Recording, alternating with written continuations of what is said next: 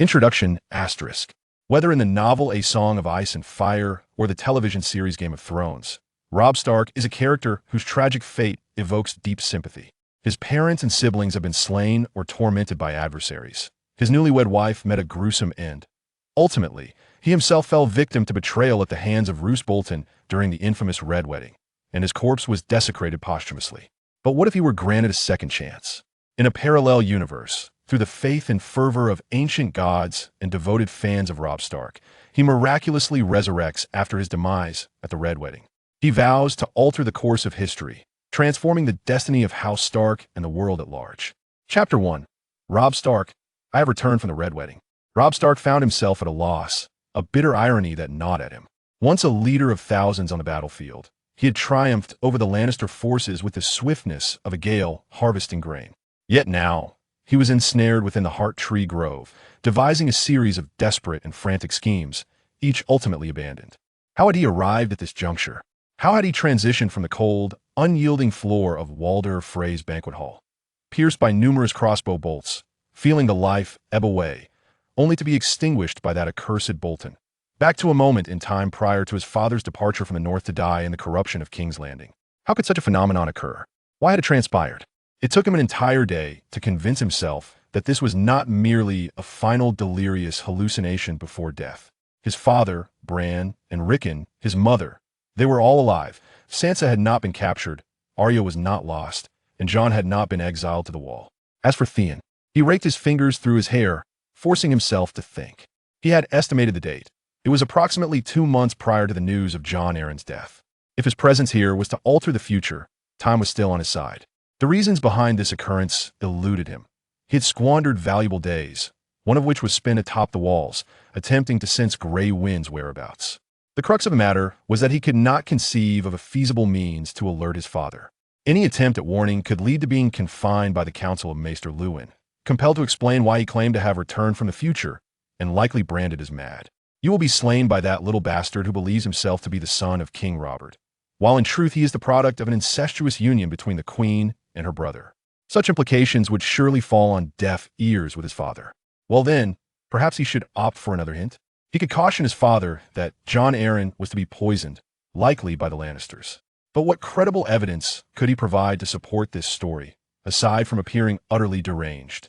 He felt utterly lost. If this were a military quandary, he could devise a solution with alacrity. However, this was not the case. It was politics, his singular weakness, which he loathed. He gazed at the Heart Tree. Why did he always find himself drawn to this place? He had attempted to pray, but to no avail. If the old gods had spoken to him, he had not perceived their words.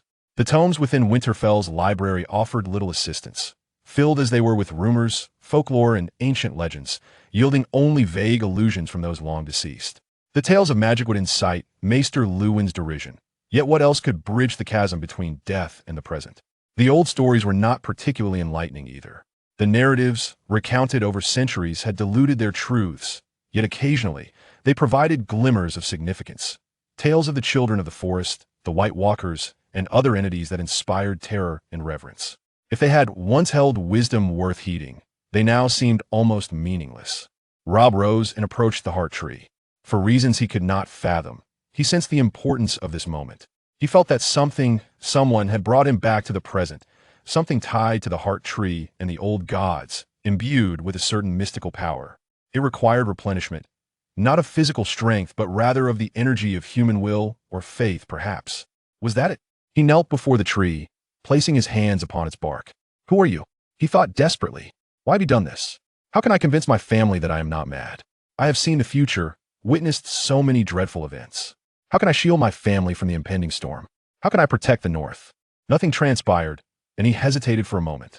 Then he paused, sending forth a deeper plea from the depths of his being. With all that you can summon, help me. I do not know what to do. Assist me. The bark beneath his hands seemed to warm, then cool, then warm again, and something profound resonated deep within him, causing a fleeting shiver. He closed his eyes, concentrating all his mental energy. I feel you. Who are you? What must I do? Please tell me. I cannot bear to see my father perish. I must protect the North. The chimes seemed to rise in pitch, enveloping him in warmth. In a moment of dizzying clarity, he felt as if he were a spark leaping from the flames. What had transpired? Something from afar seemed to call his name, a faint voice whispering at the periphery of his hearing. Who are you? Tell me how to warn my father. How should I proceed? Why had you brought me back from the brink of death? Then, a hand landed upon his shoulder. He quickly opened his eyes to behold his father's concerned visage. What must I be warned of, Robb? What do you mean by saying you are dead? His father appeared utterly astonished. He struggled to concentrate. The chimes still echoed within him, though less intensely than before, yet they persisted. He had to sustain that resonance. He had to unravel the mystery of what had occurred. At the very least, he understood that the red heart tree held significance. Father, he spoke, his tongue heavy as he endeavored to articulate coherent thoughts. He felt as if he were attempting the impossible through sheer instinct. I must converse with the old gods. Something is attempting to communicate with me. His father gazed at him, then, astonished, whispered, Your eyes. They are red. Robb blinked, the chimes within him nearly fading. No, he must find a way. He focused once more. I am a Stark of Winterfell, he thought fervently. The blood of the Northmen courses through my veins. Speak to me. His father's grip tightened on his shoulder, and Robb could sense his anxiety and alarm. Robb, I must do this. I must know. I need to understand why I've been sent back to this moment. The chimes grew louder, almost harmonizing with the tumultuous blood in his chest, reverberating through his very being. You are trembling. Robb, what has happened? His father now appeared deeply concerned. Show him. Robb did not know from whence the voice came, nor who uttered those words. Instead, he reached out with his empty hand, clasping his father's. Help me, father. Then darkness descended. Chapter 2. Eddard Stark 2. Eddard Stark, he harbored a profound aversion to ledgers. Yet his father navigated these tomes with remarkable ease. To his father, the figures danced upon the pages, effortlessly conjuring the astonishing minutiae of all trade and governance in the North. But he was not his father, and he found himself utterly incapable of such feats. The mere thought of ledgers, journals, and the relentless tide of administrative paperwork filled him with disdain. Nevertheless, he was compelled to attend to these matters, for the North could not function autonomously without proper management. Furthermore, the flow of goods within the North revealed much about the current state of affairs. An increase in trade directed towards Bear Island suggested that the Mormonts were once again gripped by fear of the Ironborn. A surge in requests for support from the Wall indicated the Night's Watch was in deepening peril. With a sigh, he recorded a note to remind Robert Baratheon that the Wall must be fortified before the wildlings paid another visit. Complaints from the Dreadfort hinted at some discontent brewing within Roose Bolton, while further grievances from House Stark signaled a resurgence of ambition. Indeed, each had their own dilemmas, for winter was inevitably approaching. A knock on his study door drew his attention, and he looked up to find Ruin standing at the threshold, fidgeting anxiously with his bracelet. What troubles you, Ruin? The elder man entered and closed the door behind him. Forgive the intrusion, my lord, but I am greatly concerned for Robb. Something seems amiss with him. Ned Stark set down his quill, straightening from his ledger with a weary sigh. I am aware, Catelyn and I discussed it last night. Yet whenever I inquire about his troubles, he merely gazes at me with that strained, astonished expression, invents an excuse, and hastily departs. I am left ignorant of his whereabouts. I believe I have some insight into his recent behavior, or at least a glimpse into his movements. I found him earlier in the Godwood, praying before the heart tree. He has always been devout, but I have never witnessed him pray with such fervor as he does now. Ned regarded him intently. Did you overhear his prayers? A bit. He was questioning why he was sent back and what he ought to do now. Sent back? Ned furrowed his brow. From where?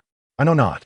Yet he must have heard my footsteps approaching, for he lifted his head to look at me, offering a smile that was more a grimace of pain before he left. Ruin paused, as if reaching a resolution. I suspect Robb has recently spent considerable time in the library. Lately, someone has been perusing books there more frequently, though I was unaware of their identity until I heard Robb murmuring a continuous verse about the old gods. Old Ann informed me that Robb has been pestering her for more ancient tales. This revelation genuinely astonished him. The old gods? Why would he seek knowledge of them? Ruin spread his hands helplessly. I do not know, my lord. As I mentioned, I'm troubled. Ned rose and moved to the hearth, warming his slightly chilled hands. It seems Robb began exhibiting peculiar behavior around 10 days ago. Something felt off the morning he entered the hall for breakfast. I noticed that as well, Ruin murmured. But what could have transpired? Ned recalled that morning vividly. He had shared breakfast with Catelyn, Jon, and Theon, along with other family members. However, Robb had been absent until just as he was about to summon a servant to find his eldest son. Robb had appeared suddenly. He looked as though he had hastily donned his clothes and rushed in, his chest heaving with exertion. Yet, his reaction upon seeing Ned was peculiar. His complexion was pale, and his body trembled. "Father," he uttered the word as if stunned. Then he swayed, taking in the table around him. He staggered forward, embracing Bran and Rickon, who squirmed and protested, before hugging Arya, whose cheeks flushed with indignation, and Sansa, who rolled her eyes, then stood and gazed at Ned once more. "Robb, are you well?" Catelyn asked, astonished. "I am well, mother," Robb replied, still speaking in that astonished tone. "Father, it is good to see you again." Ned frowned. "I've been here all night," he said carefully, looking at Robb. "I have not gone anywhere." Robb hesitated, seemingly choked by the recollection of something, before noticing Jon and Theon. He beamed at the former and glared at the latter. "Theon," he uttered the name in a low, menacing tone that left the Greyjoy boy bewildered.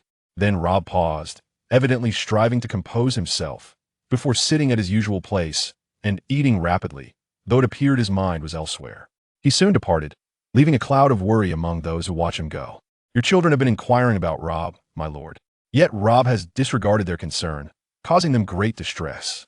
Robb is avoiding Theon as if he were afflicted by illness. Jory Castle informed me that he witnessed Robb gazing from the outer walls of Winterfell towards the woods, murmuring softly. Additionally, he hesitated, clearly reluctant to elaborate. "Continue, Ruin," Ned urged. "Tell me." Roderick Castle mentioned that Robb's fighting style has changed. Roderick observed him wielding a sword as if he were a seasoned warrior, one who has seen bloodshed and taken lives. "I harbor no doubts, my lord, and his eyes seem altered as well. They possess a wisdom and maturity beyond his years." Ned Stark regarded his old friend and advisor. "I had hoped no one would notice this. I wished for it to remain hidden. What am I to do? Every time I attempt to speak with him directly, he finds an excuse to leave." Ruin nodded thoughtfully. "I have noticed this as well. I suggest you seek him in the godswood for a direct conversation. He is seeking solace there, and perhaps you may find an opportunity to speak with him." Chapter 3. Eddard Stark 3. In the heart of the Weirwood Grove where he hoped to find Robb, Eddard Stark discovered his son seated upon the ground, fixated upon the ancient tree, murmuring softly, though Eddard could not discern his words. He halted, unwilling to allow his son to retreat further into himself. It was imperative for Robb to unburden his heart and speak. Eddard observed as Robb rose, approached the weirwood, and knelt before it, placing his hands upon its bark. His lips moved, uttering something inaudible. Drawing nearer, Eddard paused, watching as Robb closed his eyes and continued to speak, his voice rising slightly. Perhaps he was unaware that he was vocalizing his thoughts aloud, his countenance and posture betraying an unsettling intensity. Eventually, Eddard caught fragments of Robb's words as they grew louder. "Who are you? Tell me how to warn father. Tell me what to do. Why have I been returned from the moment of death? Who? What should I warn him about? From where have I returned? Death?" Eddard felt his complexion drain of color. The phrases were maddening. He approached his son, hesitating briefly before resting a hand upon Robb's shoulder. "What must I be warned of, Robb? What do you mean by your return from death?" he inquired swiftly and earnestly. Robb lifted his gaze to meet his father's, and Eddard gasped in astonishment. The boy's pupils had transformed into a peculiar shade of crimson, not from mere bloodshot eyes, but as if infused with another hue entirely. In the recesses of his mind, a flicker of memory surfaced, tales told by his grandfather in his youth, concerning the ancient gods. "Your eyes are red." Robb seemed to regain a semblance of awareness, yet soon furrowed his brow, deep in thought. What was he attempting to achieve? Eddard felt compelled to draw him back from whatever place he sought to traverse. "I must do this. I must know. I need to understand why I was sent back," Robb declared, trembling as Eddard sensed the quaking of his son's muscles, or perhaps even his very bones. "You are shaking, Robb. What has transpired?" Then, something extraordinary occurred. The visage of the weirwood appeared to awaken momentarily. In that instant, Robb grasped Eddard's hand with a voice the likes of which Eddard had never heard before. "Father, help me." A void enveloped them beneath, and they plummeted. Falling into the abyss, Eddard rendered speechless by astonishment. His flesh connected with an unknown substance. Where they fell to, or how long they descended, would remain a mystery to him, save for the knowledge that they plunged into darkness. As they fell, he perceived voices, Robb's, Catelyn's, and others, calling out, "Summon the banners." "Very well. This signifies you are not foolish." Why, Theon? We shall slay them all. King in the north. King in the north. Not the reigns of Castamere." Then, silence enveloped them. He found himself in darkness, while Robb faded from view. Yet curiously, he felt no fear. Suddenly, he found himself standing beside a tree, gazing at his son clad in the armor of war, hewing down a multitude of trees, his face awash with tears, his sword rendered useless. Ned longed to reach out to him, yet he remained rooted in place, immovable as a tree. Catelyn approached Robb, her own visage marred by tears. But as she spoke to him, Ned could discern nothing. Instead, two voices echoed in his mind, one sharp and filled with grievance, the other low and resonant, akin to stones grinding against one another. Why them? What have you done? There is a prophecy. The first voice seemed perturbed. This is necessary. Too many questions have arisen. Too much faith has been extinguished. Your plans are insufficient. You have forgotten many things. This seemed to irritate the first voice further. Forgotten what? Everything is in place. The boy is finally with me. I have my successor. Catelyn ceased her conversation with Robb, who now sat astride his horse, accompanied by the finest of the Umbers and their elite. The steeds were poised, and Ned beheld Robb raising his gauntlet fist, pointing forward. Death and violence lingered in the air. Ned could sense that these men would perish by his son's hand. Where was this? What was transpiring? Your successor is merely a part of the grand scheme. You have forgotten this. We need faith. We shall not undertake this lightly, yet it must be done now. Otherwise, our era will conclude, and we shall cease to exist. Prophecies can be rewritten. You have overlooked this. And he has awakened. The galloping cavalry vanished from Ned's sight, and he now beheld Robb on the battlefield, surveying the aftermath of the conflict. His countenance was pale, shadows clouding his eyes. The psychological toll of leading men into battle and witnessing death weighing heavily upon him. The first voice seemed taken aback. Impossible. I sensed he was awakening. He awakened slowly. He has always been astute. Even as an animal, one can possess great intelligence. Your ancestor lost a worthy candidate when he became what he is now. In any case, the decision has been made. It is necessary. Your heir will seek you in the future. Another vision unfolded, a wedding? He recognized familiar faces. Was that Brynden Tully? And there was Walder Frey, the elder who always seemed to outlive others. And Robb and Catelyn. Wait. Ned's eyes widened as a crossbow bolt struck his son, who convulsed in agony. No, this cannot be. How much longer must I wait? The first voice spoke with anger. Not long. On your time or my time? On your time. Another bolt struck Robb as he attempted to rise. Blood splattered across the banquet hall. A massacre commencing as people knifed one another beneath the laughter of the old man at the high table. No, his son is dying. He must do something to avert this. Very well. Who shall tell them? We have chosen a person. Another bolt. Ned yearned to scream his son's name, to rush to his side, to overturn the table for protection. Then he saw a figure rise and approach Robb. It was Roose Bolton, and Ned sighed, his tense heart momentarily easing. Roose was a good man. He would save Robb, if only he could move a fraction faster. Wait, was he wielding a knife? His eyes, alive with a strange, frenzied light, glimmered with an unsettling gleam, a gaze Ned had never encountered before. No, he wouldn't. I bring you greetings from Jaime Lannister. The knife plunged in. Darkness enveloped once more. When Ned opened his eyes again, he found himself kneeling beneath a heart tree of stone. Everything around him was stone, the tree, the moss, the ground. Above loomed a brooding sky. Statues dotted the landscape. Men clad in various armors, some resembling the leather garb of mountain tribes, others in crude mail, and some in ancient plate. They held blunt instruments. Their faces turned downward towards the earth. Trembling, Ned rose to his feet, taking a shaky step. Where am I? He inquired, as if addressing the wind. For only the breeze answered him. In a place where words carry meaning, of voice intoned, and he turned to see an old man emerging from the woods. He must have been the oldest man Ned had ever seen, draped in a scholar's robe, cinched at the waist with a simple leather belt. As he drew nearer, Ned swallowed hard. His eyes mirrored the hue of the heart tree. You are of House Stark, are you not? Indeed, Ned replied. I am Eddard Stark, Lord of Winterfell. The old man scrutinized him, sniffing the air. This is how my family has become. No matter. You are but a child, having forgotten all that is vital. Merely a stone wolf. Ned blinked. You are also a Stark? He regarded the elder anew. Yes, within this wrinkled visage lies the mark of Stark. One of the most ancient ancestors, the old man asserted. Here, words possess meaning, names even more so. Stark, what does that word signify? It is our name, Ned replied, perplexed. The old man scoffed disdainfully. No, you fail to see. Stark signifies the plains, the simplest of views. We always reduce matters to their essence. Child, we perceive the truth of things. Winter is always coming. That is our family's strength. You have allowed them to weaken this perspective. They? Ned asked, bewildered. Those foolish southerners. With their frivolity, envy, and folly. Your gaze should turn northward. Winter approaches. An error has occurred, yet your son has not been informed. Robb, where is he? I was beside him at the heart tree. What transpired? The old man bellowed. Listen to me, you foolish child. Winter is nigh. This is why the old gods have brought your son back. He has returned from the useless death of the south, from the folly that has slain many noble warriors of the north. Death will march upon the great wall, accompanied by even graver calamities. Ned gazed at the old man. Who is he? The builder Brandon? Bloodblade Brandon, the red hand of Garth? He swallowed hard. What could be worse than death? The old man smiled. At last. A pertinent question. The others have come, child. They have awakened once more. The north must prepare, yet for this to be accomplished, the south must find peace. Listen to the tales of suffering your son recounts. Heed the lessons of past mistakes. Be ready, you must be prepared. They did it. They brought him back. Ned felt the hair on the back of his neck stand on end. He was being watched by countless eyes. He could feel them. Who were they? The old man turned and smiled. See for yourself.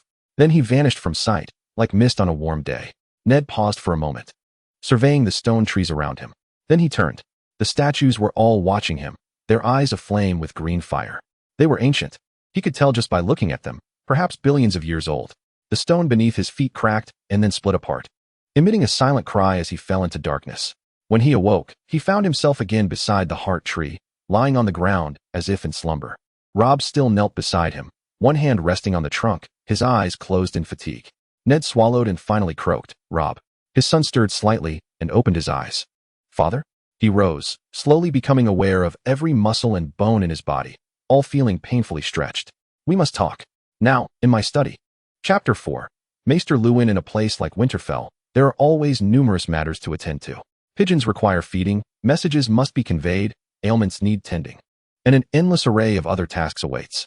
Yet, these pressing duties did not lessen Maester Luwin's concern for the young Robb. He turned a corner and halted. Eddard Stark was assisting Robb down the corridor, or more accurately, half dragging him, as Robb leaned heavily against his father's shoulder. Robb's head hung low, and Luwin could not ascertain whether he was awake. From the erratic footsteps, it seemed he was caught in a struggle between wakefulness and slumber. My lord, Luwin exclaimed, hurrying over to support Robb's other side, placing the young man's other arm across his shoulder to help the weary lad. What has happened? Found him by the heart tree, Ned gasped, while Luwin stared at him wide-eyed. The lord appeared equally exhausted. And my lord, what is wrong with your eyes? They seem reddened. Ned sighed. I feared this might occur. I hope it will fade. Robb's eyes exhibit the same condition. They arrived at Ned's study, where he opened the door with a single hand. They brought Robb inside and seated him in a chair, after which Ned himself groaned as he settled into his own seat. You should tend to Robb first, he said, though by then, Reek was already attending to Robb. Noticing the weariness etched on Ned's face, he gently pried open one of Robb's eyelids. Yes, there was a hint of red in his pupils, but as he gazed, it began to fade. As for the rest of Robb's body, one hand bore peculiar scratches, while dew clung to his knees. He appeared relatively well, albeit utterly exhausted. My lord. Then he turned his gaze to Ned. You too. The redness in your eyes is fading, just as it is in Robb's. What has transpired, my lord? The king in the north trembled as he stroked his beard, then managed a bitter smile as he rose with a groan and crossed the room to a table in the corner, filling 3 goblets with red wine. Let him drink this, he commanded, and you should partake as well. You will need it. He handed a goblet to Reek and took a sip from his own. Reek brought the goblet to Robb's lips. Robb, he called, you must drink this. Robb, open your eyes. The youth groaned like a weary child, but eventually obediently opened his mouth to drink. As he swallowed the wine, a faint cough escaped him. Yet the liquid seemed to revive him somewhat. Reek assessed him once more before taking a sip of his own drink. Why do I need this as well? He inquired. It is not every day one hears the voice of the old gods, Ned replied with a grave tone, while a shocked Reek stared at him. The old gods. Reek nodded, then turned his gaze to the Lord's son. I found him where you advised, Reek. In the heartwood, he knelt before the heart tree, beseeching it for answers. He inquired how to warn me. He asked why he was brought back from the brink of death. He faltered, his voice momentarily hoarse. I thought he had gone mad. Reek. But then I beheld his eyes. Was the red more pronounced? As rich as the sap in the trees surrounding us. Then he seized my hand.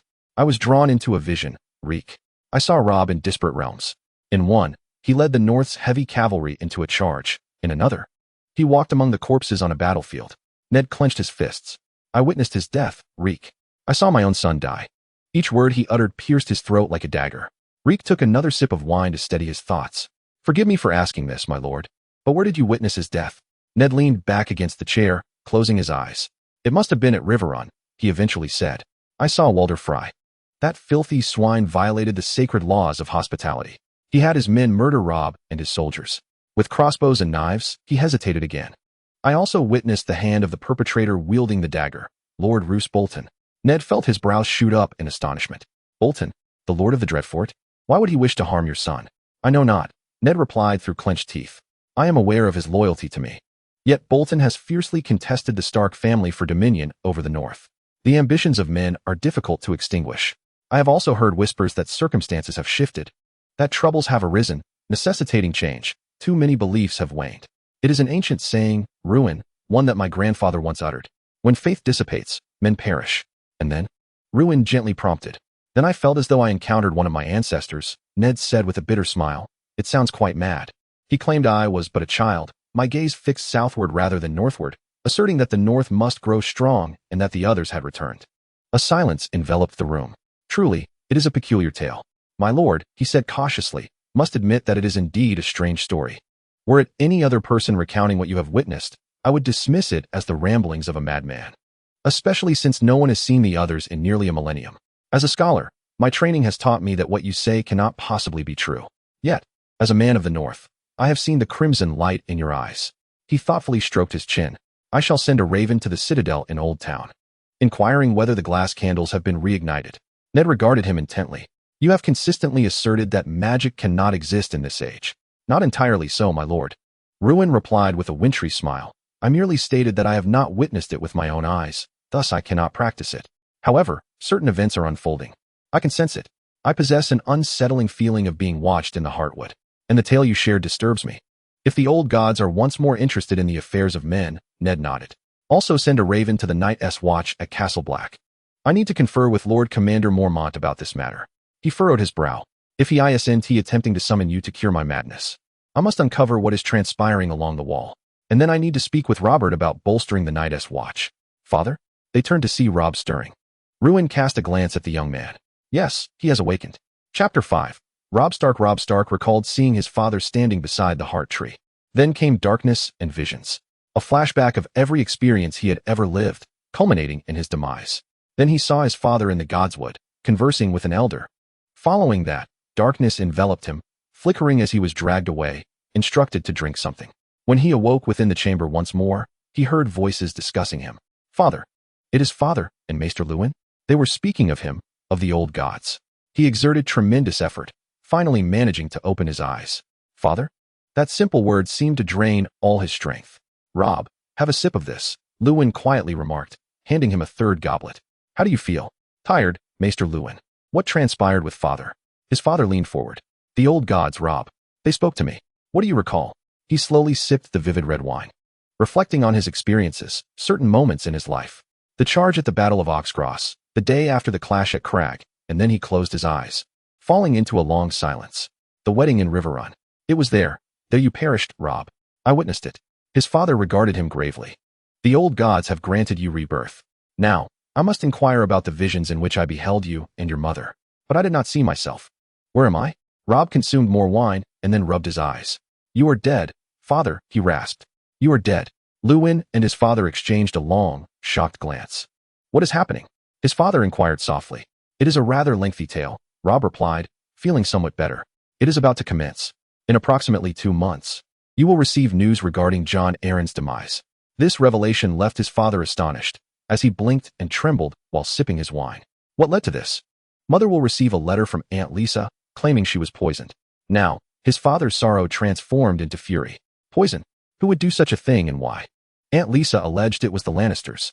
Your father, the king, appointed you as hand of the king in the north. You agreed and journeyed to King's Landing. And then you never returned. The Lannisters are conspiring. We believe Jon Arryn must have uncovered some evidence. He glanced at the closed door and leaned forward. King Robert brought his children here, including Joffrey, who is cruel and mad. And each one of them is golden-haired. Father. His father furrowed his brow. I do not quite comprehend. King Robert's bastards are all dark-haired. Stannis relayed this information. Why are his legitimate children golden-haired with green eyes? Especially since every time a Baratheon marries a Lannister, the Baratheon bloodline always prevails. His father frowned at this, but Luwin was the first to grasp the implication. He sat back, his eyebrows shooting up to his original hairline. Ah, he gasped, then added, Oh. His father looked at Luwin, connecting the dots in his mind. Oh damn. He muttered. They are all bastards? None of them are Robert's true offspring? According to Stannis, their real father is, well, the one who killed the king, Ser Jaime Lannister. This revelation seemed to shock the other two, who exchanged glances, as if communicating in a language of eyebrows, reminiscent of how Bran once described their ancient means of communication. We shall not disclose this to anyone, the father finally declared. For the time being, let it remain a secret. Such knowledge could incite murder. I understand, Robb replied. I suspect Bran has also made a significant discovery. His life has been threatened twice. The first instance occurred when he fell from an abandoned tower. He survived, yet lost the use of his legs and cannot recall the incident. It later became clear that he must have been pushed. The second attempt transpired when an individual wielding a Valyrian steel dagger sought to assassinate him in his own bed. Mother and his direwolf, Summer, thwarted the assassin. At this, the father's countenance flushed a grotesque shade of crimson. Someone, he thundered, his voice reverberating with barely restrained fury, attempted to murder my son? To attempt the life of Bran? Jaime Lannister? That oath-breaking, grinning murderer. I shall slay him on sight. Calm yourself, my lord, calm yourself, Roose interjected, raising a hand in placation. You cannot execute a man for deeds he has yet to commit. What direwolf? Robb sighed, yearning for Grey Wind's presence at that moment. A peculiar sensation washed over him, as if the direwolf were drawing near. On the day you received news of Jon Arryn's demise, we witnessed you execute a deserter of the Night's Watch. On our return journey, by the riverbank, we discovered the corpse of a direwolf mother, slain by a stag, who had just given birth to 6 pups. You wished to slay them, yet Jon pointed out that the sigil of House Stark is an ancient symbol, each pup being your kin. He offered a smile. My direwolf is Grey Wind. The name is somewhat perplexing. Indeed, the father responded, a smile gracing his lips as his demeanor softened. It seems my journey south to King's Landing revealed that the king's offspring are all bastards. I can only imagine the peril that such revelations would pose. Should I not inform Robert of these matters? He is dead, father. A hunting accident. A wild boar charged at him before he could lower his spear. He perished. Such a death is utterly uncharacteristic of Robert, the father asserted loudly, leaning back in his chair. Well, Robb lamented, he is no longer the man you once knew. He has changed. He has grown stout. The father fixed his gaze upon him. Robert stout? Robb nodded. He drinks excessively, eats too much. And upon his arrival here, it was said he had bedded half the whores in town. At least one of the maidservants, whom mother knows, bore him a bastard. The father closed his eyes, weary, rubbing them with his fingers. He paused momentarily. Why only half the whores? The imp, Tyrion Lannister, tended to the other half. However, after King Robert's death, when you attempted to pass the throne to Stannis, the Lannisters conspired against you. You were arrested on charges of treason. Even after you publicly declared the accusations of bastardy and incest to be false, that little wretch Joffrey reneged on his word and executed you at the September of Baelor. Sansa has become a hostage, no longer the betrothed of Joffrey. I gathered the family and the knights of the north to embark on a quest for your vengeance. He gazed at the ground, then closed his eyes. They proclaimed me the new king of the north, and we marched forth to rescue the Riverlands. I triumphed in every battle, yet still, I faltered. I excel in warfare, father, but I am not adept in the realm of politics. To allow our forces to cross the river at the Twins, I was compelled to consent to wed one of Walder Frey's daughters. However, after a skirmish, I encountered and united with Jane Westerling, which cost me the support of House Frey. I erred gravely by dispatching Theon to Pike, urging his father to send the Ironborn to attack the Lannisters. Instead, he betrayed me, obeying his father's command to assault the north. Theon seized Winterfell, set it ablaze, and slaughtered Bran and Rickon. An uncomfortable silence enveloped the room. I began to realize, as Roose sighed, why the old gods have sent you back.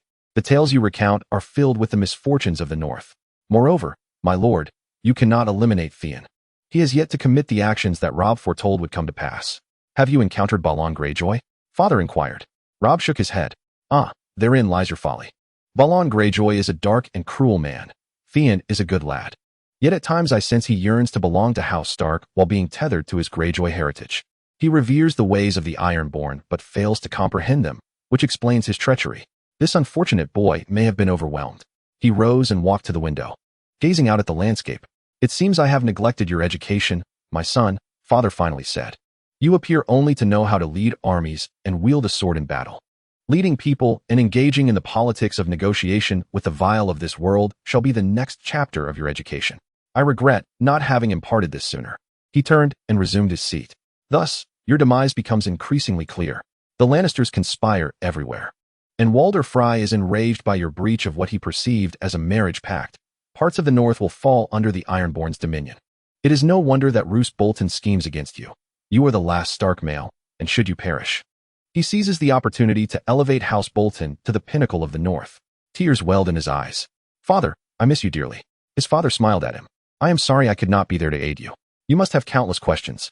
Then he leaned back in his chair and wiped his eyes. Well, I find myself weary, and you must be fatigued as well. There is much to contemplate, and in a sense, the timing of the old gods is fortuitous. In a week, the new year shall arrive, and even though summer lingers, we know winter will inevitably come. The new year approaches, and he realized he had forgotten this matter. Suddenly, a thought flashed through his mind. Father, we must send a missive to the Dreadfort. I believe I know how to secure Roose Bolton's enduring loyalty. If we act swiftly, we may still have the opportunity to save the life of his son, Domeric. Chapter 6. Theon Greyjoy. An arrow whizzed through the air and struck the target. Theon observed the elderly Ser Roderick, who slightly pursed his lips in contemplation. After a moment, the old man inhaled deeply and nodded ever so slightly. Sufficient, he murmured, the highest praise he could bestow. Continue practicing, lad. Perhaps one day you will find need of that bow. With that, he turned to converse with Maester Luwin and the blacksmith. I wish I could shoot like you, Bran remarked beside him, feeling disheartened as his recent explorations yielded little progress. Theon smiled at him, then exhaled in relief. You will improve, he conceded. It took me a considerable amount of time to reach this level. It demands much practice. Bran nodded glumly, then raised his gaze. Theon, what is wrong with Robb? He grunted, retrieving another arrow from his quiver and loosing it at the target. Do not inquire of me. I am merely his friend, or was once. You are his brother. Have you spoken with him at all in the past 10 days? He seems to be wandering aimlessly, hiding in the godswood when he believes no one is nearby. The boy hung his head in despair. He treats everyone this way. Mother, father, Jon, Sansa, Arya, even me. It is as if he is avoiding us. What ails him? Theon furrowed his brow. Unclear. That is something we ought not to dwell upon. Your mother wishes you to remain uninformed about certain matters. I do not recall him suffering any injury or incident. Then, the following morning, he appeared as if he were intoxicated. I do not know, Bran. I wish I could assist, but he simply does not speak to me. He has spoken to me, Theon replied, turning with Bran to see Lord Stark approaching quietly. He will soon confide in you. He has been contemplating something of great significance. Robb is a good lad. He takes every matter very seriously, and I seem to have overlooked a portion of his upbringing. He shall spend less time here in the practice yard and more in my study, learning how to govern the North. Bran perked up at this news and dashed off to inform Arya, who was seated sulkily beside their mother, engaged in conversation with a servant. Theon watched him depart, then turned back to Lord Stark, who was assessing the results of his archery practice. Well done, quite accurate. We must take you hunting again, lad. Then he regarded Theon with an unsettling look. You have been here for 8 years, Theon. Would you mind if I posed a question? Of course not, my lord. Theon replied. Concerning Pike and your father, what do you remember? Theon widened his eyes at the inquiry. I remember. Pike, that scent lingers in my memory. Yes, those are indeed unforgettable. The tower is tall and sturdy. As he uttered the final few words, a hint of provocation lingered in his tone. Lord Stark's gaze swept over the towers of Winterfell. To the young boy, the towers always appeared taller than they did to adult men. He spoke enigmatically. Inquiring about your father. This was a rather somber topic. Theon cast his eyes downward at the stone slabs, reminiscing about the man who cursed everyone and paid no heed to the little boy. He was always very busy, he mumbled. He is at war with you, which is why I seldom see him. Lord Stark regarded him, his unwavering gaze seemingly delving deep into his soul. He had never been the focus of such a distinguished stare from Lord Stark, and the uncertainty of what might transpire made him tremble. Then, the older man shifted slightly, smiling as he placed a hand on his shoulder. One day, you shall become the ruler of Pike. When that day arrives, you will understand the weight of making decisions that affect many lives. It is a formidable challenge. Anyone who claims otherwise is a deceiver. It is indeed difficult. Now, your father's methods of command are quite distinct from mine. The traditions of the Ironborn are not those of the North. There are reasons behind the wars your father fights. Many oppose him, and you must be aware of this. However, times are changing, and people must evolve accordingly. Facilitating such change is arduous, and I hope you will always find a welcome in Winterfell. Robb is learning how to govern the North. If I can assist you, if I can offer you support when you one day return to Pike, stepping out from your father's shadow, as Robb will eventually have to step out from mine. When you encounter various situations that require counsel, my study will always be open to you." He paused, then placed his hand on Theon's shoulder once more. "You are like a son to me. You know this, do you not?" A sense of relief washed over Theon, easing the tension within him. "Thank you, Lord Stark," he mumbled. "That means a great deal to me." "Very well. Now return to your practice, lest Ser Roderick blame me for distracting you. Where has Bran gone?" Theon turned, smiling. "He has gone to find his mother." "Well, at least he is not climbing the walls," Lord Stark frowned. "Theon, should you see him climbing again, please convey my message to him, to come down and stay below." "I will, but I doubt it will deter him. He is sometimes like a squirrel. Even squirrels may fall," the Lord of Winterfell remarked with concern, and with those words, he departed. Theon gazed solemnly at his retreating figure. He was a man worthy of admiration. Chapter 7. Dom Eric Bolton when the messenger found him. He was merely a mile away from the Dreadfort, a short man on a tall horse, remarkably skilled in tracking, a talent that bewildered Theon. "Young lord, you must return to the Dreadfort," the messenger gasped. "Lord Bolton requests your immediate presence." Dom Eric let out a sigh, feeling an overwhelming sense of solitude. He longed for a true blood brother, and upon discovering the existence of his yet-to-be-met brother, Ramsay Bolton, he resolved to defy his father's wishes and set forth to visit him at the Weeping River. However, upon receiving the messenger's summons from his father, he could only gaze longingly in the direction of the river. Though he had spent a considerable time at the Red Keep in the valley, where he had forged many friendships, he yearned for a genuine brother by blood. Yet, the call from his father compelled him to abandon his journey to the Weeping River and turn his horse back towards the Dreadfort. He refrained from inquiring about the reason for his summons, knowing full well that his father would not disclose it to the messenger, who dared not question the lord of the Dreadfort. Nonetheless, he suspected it might be a scheme of his father's, who seemed disapproving of Demeric's desire to visit his half-brother. The rationale behind his father's disapproval eluded him, but he was aware that his father harbored many secrets. As the towers of the Dreadfort emerged on the horizon, he stifled another sigh. He cherished his home and respected his father, yet the dark history of their family weighed heavily upon him, particularly that ominous banner, a skinned man, a grim reminder of their family's legacy of live burial. The Stark family had long abandoned such practices, yet he often pondered whether his father had ever considered doing the same. Dom Eric believed it essential to command respect from one's adversaries, even if it meant instilling fear. The name Dreadfort represented terror, not honor. Though he would never voice these thoughts to his father, he envisioned a day when he would assume lordship over the Dreadfort, a day when he would transform it, but that time was not now. The retinue noisily passed through the castle gates, and Dom Eric acknowledged the master-at-arms with a salute before making his way to the stables, where his horse awaited. A stable boy emerged to take the reins, and after dismounting, Dom Eric took a moment to inspect his steed's health, ensuring there were no issues with its hooves. He had learned in the valley that one's mount was as vital as one's sword, and he reminisced about Lord Redford's teachings on horsemanship. He found his father in the study, poring over a small stack of documents, dressed in his customary black vest.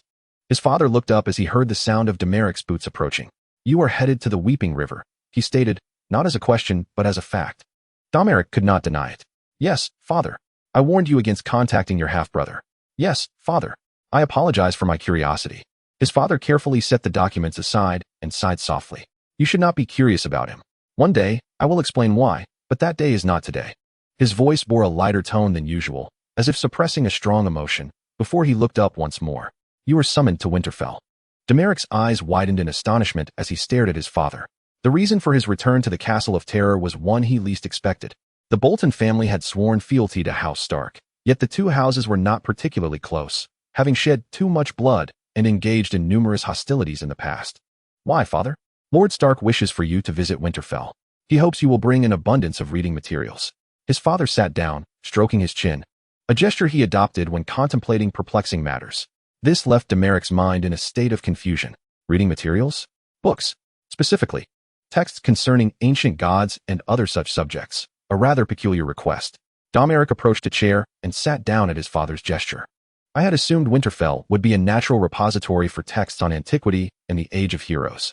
The corners of his father's mouth curled slightly upward, revealing a hint of amusement. "Indeed, but the Bolton family possesses many ancient tomes as well. Many of these texts have lost their significance over time due to their age. Yet we have diligently preserved these records and frequently copied them. The retention of knowledge is never a folly, even if it pertains to mere legends of yore." Dom Eric pondered the ancients. What could compel the Starks to delve into matters long past? He paused.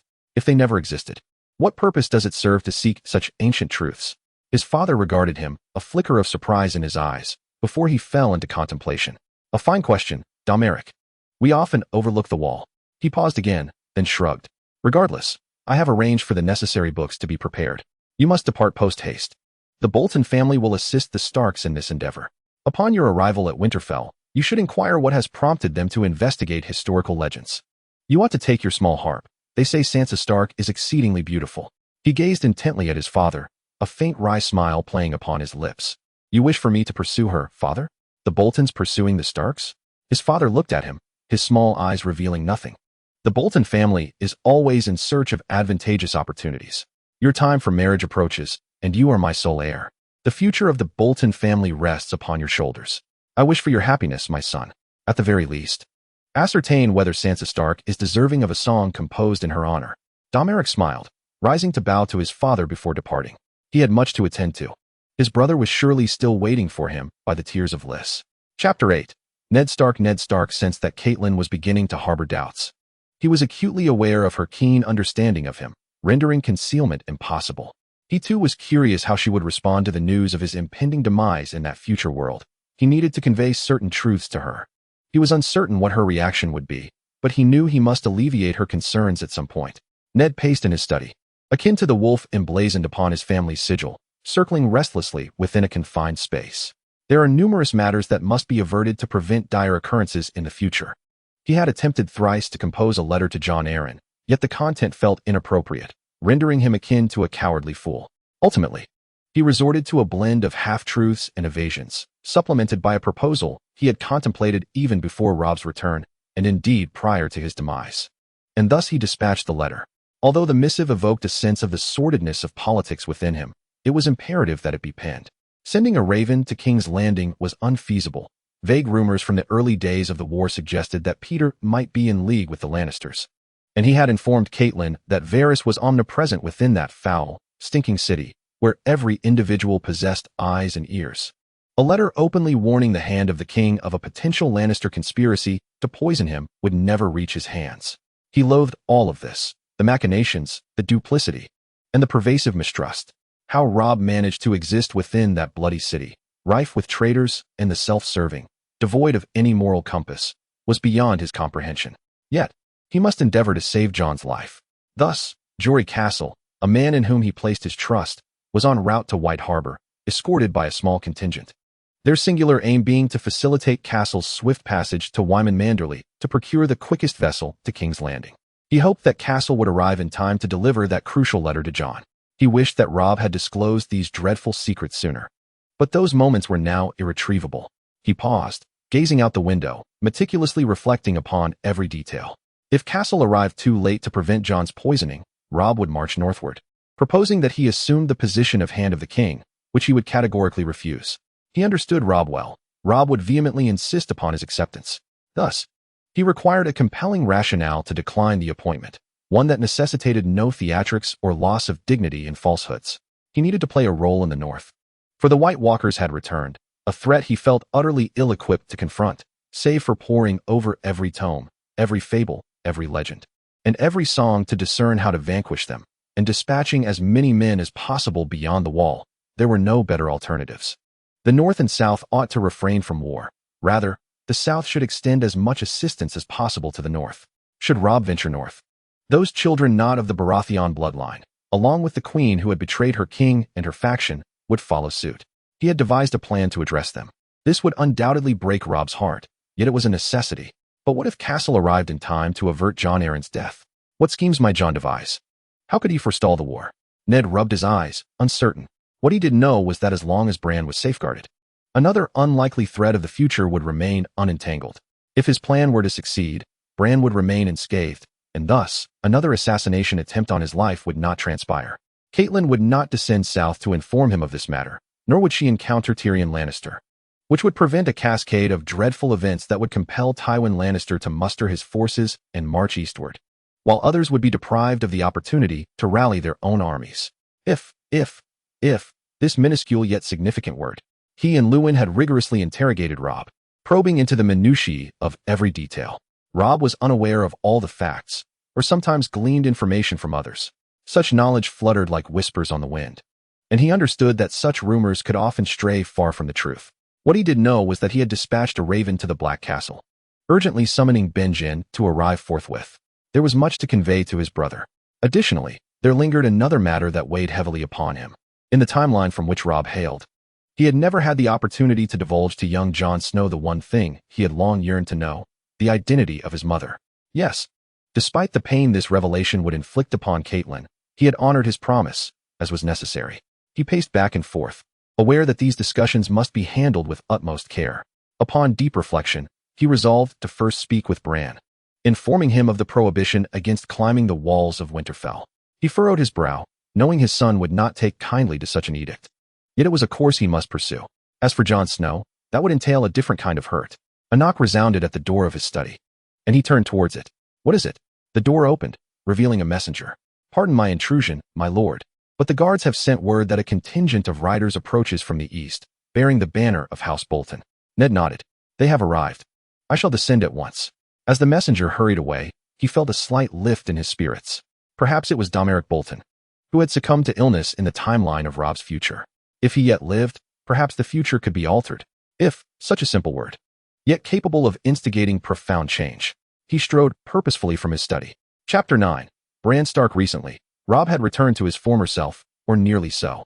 Yet for some inexplicable reason, Robb was averse to witnessing him ascend the walls, urging him either to come down or to close his eyes, as if the sight would inflict pain upon him. This was peculiar, for Robb had previously observed him climbing the walls, and it seemed improbable that anything untoward would occur. Did it not? He sighed, casting his gaze upward to the sky. In the vast expanse above, he observed an eagle soaring. Strangely, he found himself less enamored with dreams of flight lately. Nevertheless, he hoped those dreams persisted, wishing he could once more experience them. To soar like that eagle, perceiving what others could not from the heights above. The melodious sound of silk and bamboo intertwined reached his ears, the first notes resonating sweetly in the air, stirring something within him. He swiftly descended from the wall and dashed towards the street corner. There stood Domeric Bolton in the courtyard, his long black hair tied back, a harp in hand. Before him gathered a group, mostly women, including his mother and Sansa, who formed a line around him, yet Arya was conspicuously absent. As he surveyed the scene, he caught sight of a figure, eyes flashing with anger, turning away. Well, she was likely to watch Robb, Jon, and Theon practice swordplay. Truth be told, Bran was uncertain what to make of Domeric Bolton. He scrutinized the man closely. He was not only skilled at playing the harp, but also at singing. Yet, did a knight truly need to possess such a talent? Domeric had once resided in the Red Keep, where he was esteemed as one of the most remarkable knights of the Vale, a position worthy of envy. However, Bran questioned whether such pursuits of song were a worthy expenditure of a knight's time. He shrugged internally, then heard the unmistakable clatter of metal. Indeed, someone was practicing their swordsmanship. Ensuring his mother was not watching, he sidled away, hastening towards the training grounds. There, he discovered Robb, Jon, and Theon, all stripped to the waist, wielding practice swords, properly weighted yet dulled. He was captivated as he observed Robb instructing the other two, with Arya watching from one side, while Roderick Castle appeared intrigued from the other. Maintain your center of gravity and balance when you initiate an attack, Robb advised Jon as they moved apart. Your feet are crucial in battle. If your opponent causes you to lose your balance, and you are struck while off-kilter, he demonstrated by pushing Jon, sending him tumbling to the ground. You have lost. Theon sneered at Jon, who scrambled to his feet, visibly displeased. Then, Theon lunged at Robb, who parried his strikes repeatedly before delivering a forceful blow to Theon's ribs with the flat of his sword. Mind your eyes. Too much movement betrays your next action. Theon groaned, squinting as he launched another attack. Robb pivoted, and as Theon advanced, he collided with him shoulder first, mimicking the earlier maneuver he had executed on Jon, who was now back on his feet, ready for another round. Despite not having strayed far, Jon rolled to the right, only to be deflected and lose his balance, ultimately finding himself back on the ground. Damn it, he cursed. Stark, you're fighting unfairly. Robb paused, casting a glance at Roderick, who offered a wry smile. Is war fair? Roderick? That bitter smile deepened. Never fair. If it were, you've done something wrong. He was right, lads. Pay attention to your footing. Do not reveal the intent of your next attack. You require further training. A hand fell upon Bran's shoulder, startling him slightly, and he looked up. Oh, it was his father. I thought I might find you here, he said amiably. Watch and learn, my son. Your turn will come soon. Bran pondered for a moment, then nervously swallowed, observing Theon and Robb laughing and bantering about how many bruises they would acquire the following morning. The three of them respectfully nodded towards their father, who returned the gesture, yet Bran sensed an additional weight in his father's gaze directed at Robb, an unspoken message he could not decipher. Once again, that familiar language of eyebrows. I heard Domeric Bolton is singing, their father cheerfully remarked. Would you not like to listen? He is singing, father. Bran endeavored to suppress an eye roll, and playing the harp. I have yet to witness him practice combat. You ought to see him ride, their father said earnestly, prompting Bran to look up at him swiftly. He is a skilled horseman, Bran. Remarkably adept. If you wish, I could inquire whether he would be willing to impart some riding techniques to you. After a moment's contemplation, Bran nodded. Thank you, father. Their father smiled at him, then sighed. I need to speak with you, Bran. A sense of unease washed over Bran. This indicated that his father would address a matter of great seriousness.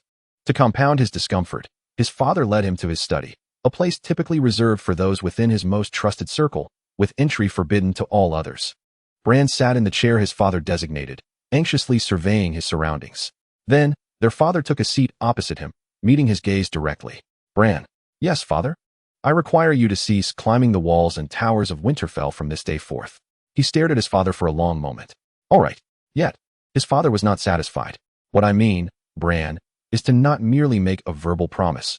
I need you to assure me you will adhere to this. Bran regarded his father with indignation, feeling somewhat despondent. Fine. It sounded rather childish, but if he wished to extricate himself from this predicament, he needed to comply. However, his father remained unsatisfied, rising to pace to the other side of the room before returning shortly, Bran swallowing hard as he held the blade of ice. Bran, his father said hoarsely, do not climb the walls and towers of Winterfell. Swear upon the sword of your ancestors. He gazed at it for a long time, tears welling in his eyes. This was a vow he must honor. Should he falter, his father would neither forget nor forgive. This is not fair, father, he exclaimed, lifting his gaze to meet his father's sympathetic yet resolute expression. Bran trembled as he extended his hand, resting it upon the hilt of ice. After a brief moment, his father's palm also covered it. I swear, I shall not climb the walls and towers of Winterfell again, he choked out. His father smiled at him. Thank you, Bran. He nodded in response, his vision blurring with tears, before he ran from the study in tears. Chapter 10. Catelyn Stark Benjen will attend the meeting in 10 days. Ned stated as he entered the room, closing the door behind him, covering a yawn with his hand. It will be good to see Benjen again at the gathering. Catelyn smiled at him while meticulously brushing her long, red hair. His visit is not easily arranged, considering he is at the wall.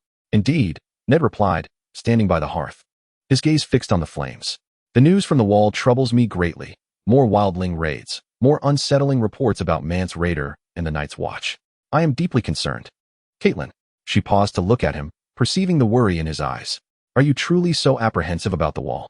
Ned nodded thoughtfully, as he removed his trousers and carefully folded them, placing them atop the chest beside the bed. Winter is approaching, and this winter will be unlike any other. I can feel it. His tone unsettled her, and she studied him for a long moment. As Ned stared into the fire, he clenched and unclenched his fists, a sign of his anxiety, which rarely bodes well. She quickly finished combing her hair and removed her clothing. Come to bed, Ned. He turned to her, smiling. Very well, I shall. As they lay beneath the covers, Catelyn recalled something. I haven't seen Bran climbing the walls all day. Has he finally agreed to behave? Ned sighed. I had him swear he would not climb again. This time, I made him vow before the ice. She was taken aback. Isn't that a bit much? No, Ned replied, furrowing his brow. He is still a child, and despite our repeated admonitions, he is tempted time and again. This time, there must be real change. He is beginning to learn to fight and how to be a man. He must bear the responsibilities of manhood, and his promises must hold weight. This time, he will keep his vow.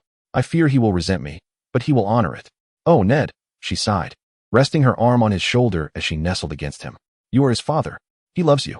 He will never hate you. He is young, and though he may harbor resentment, he will come to understand.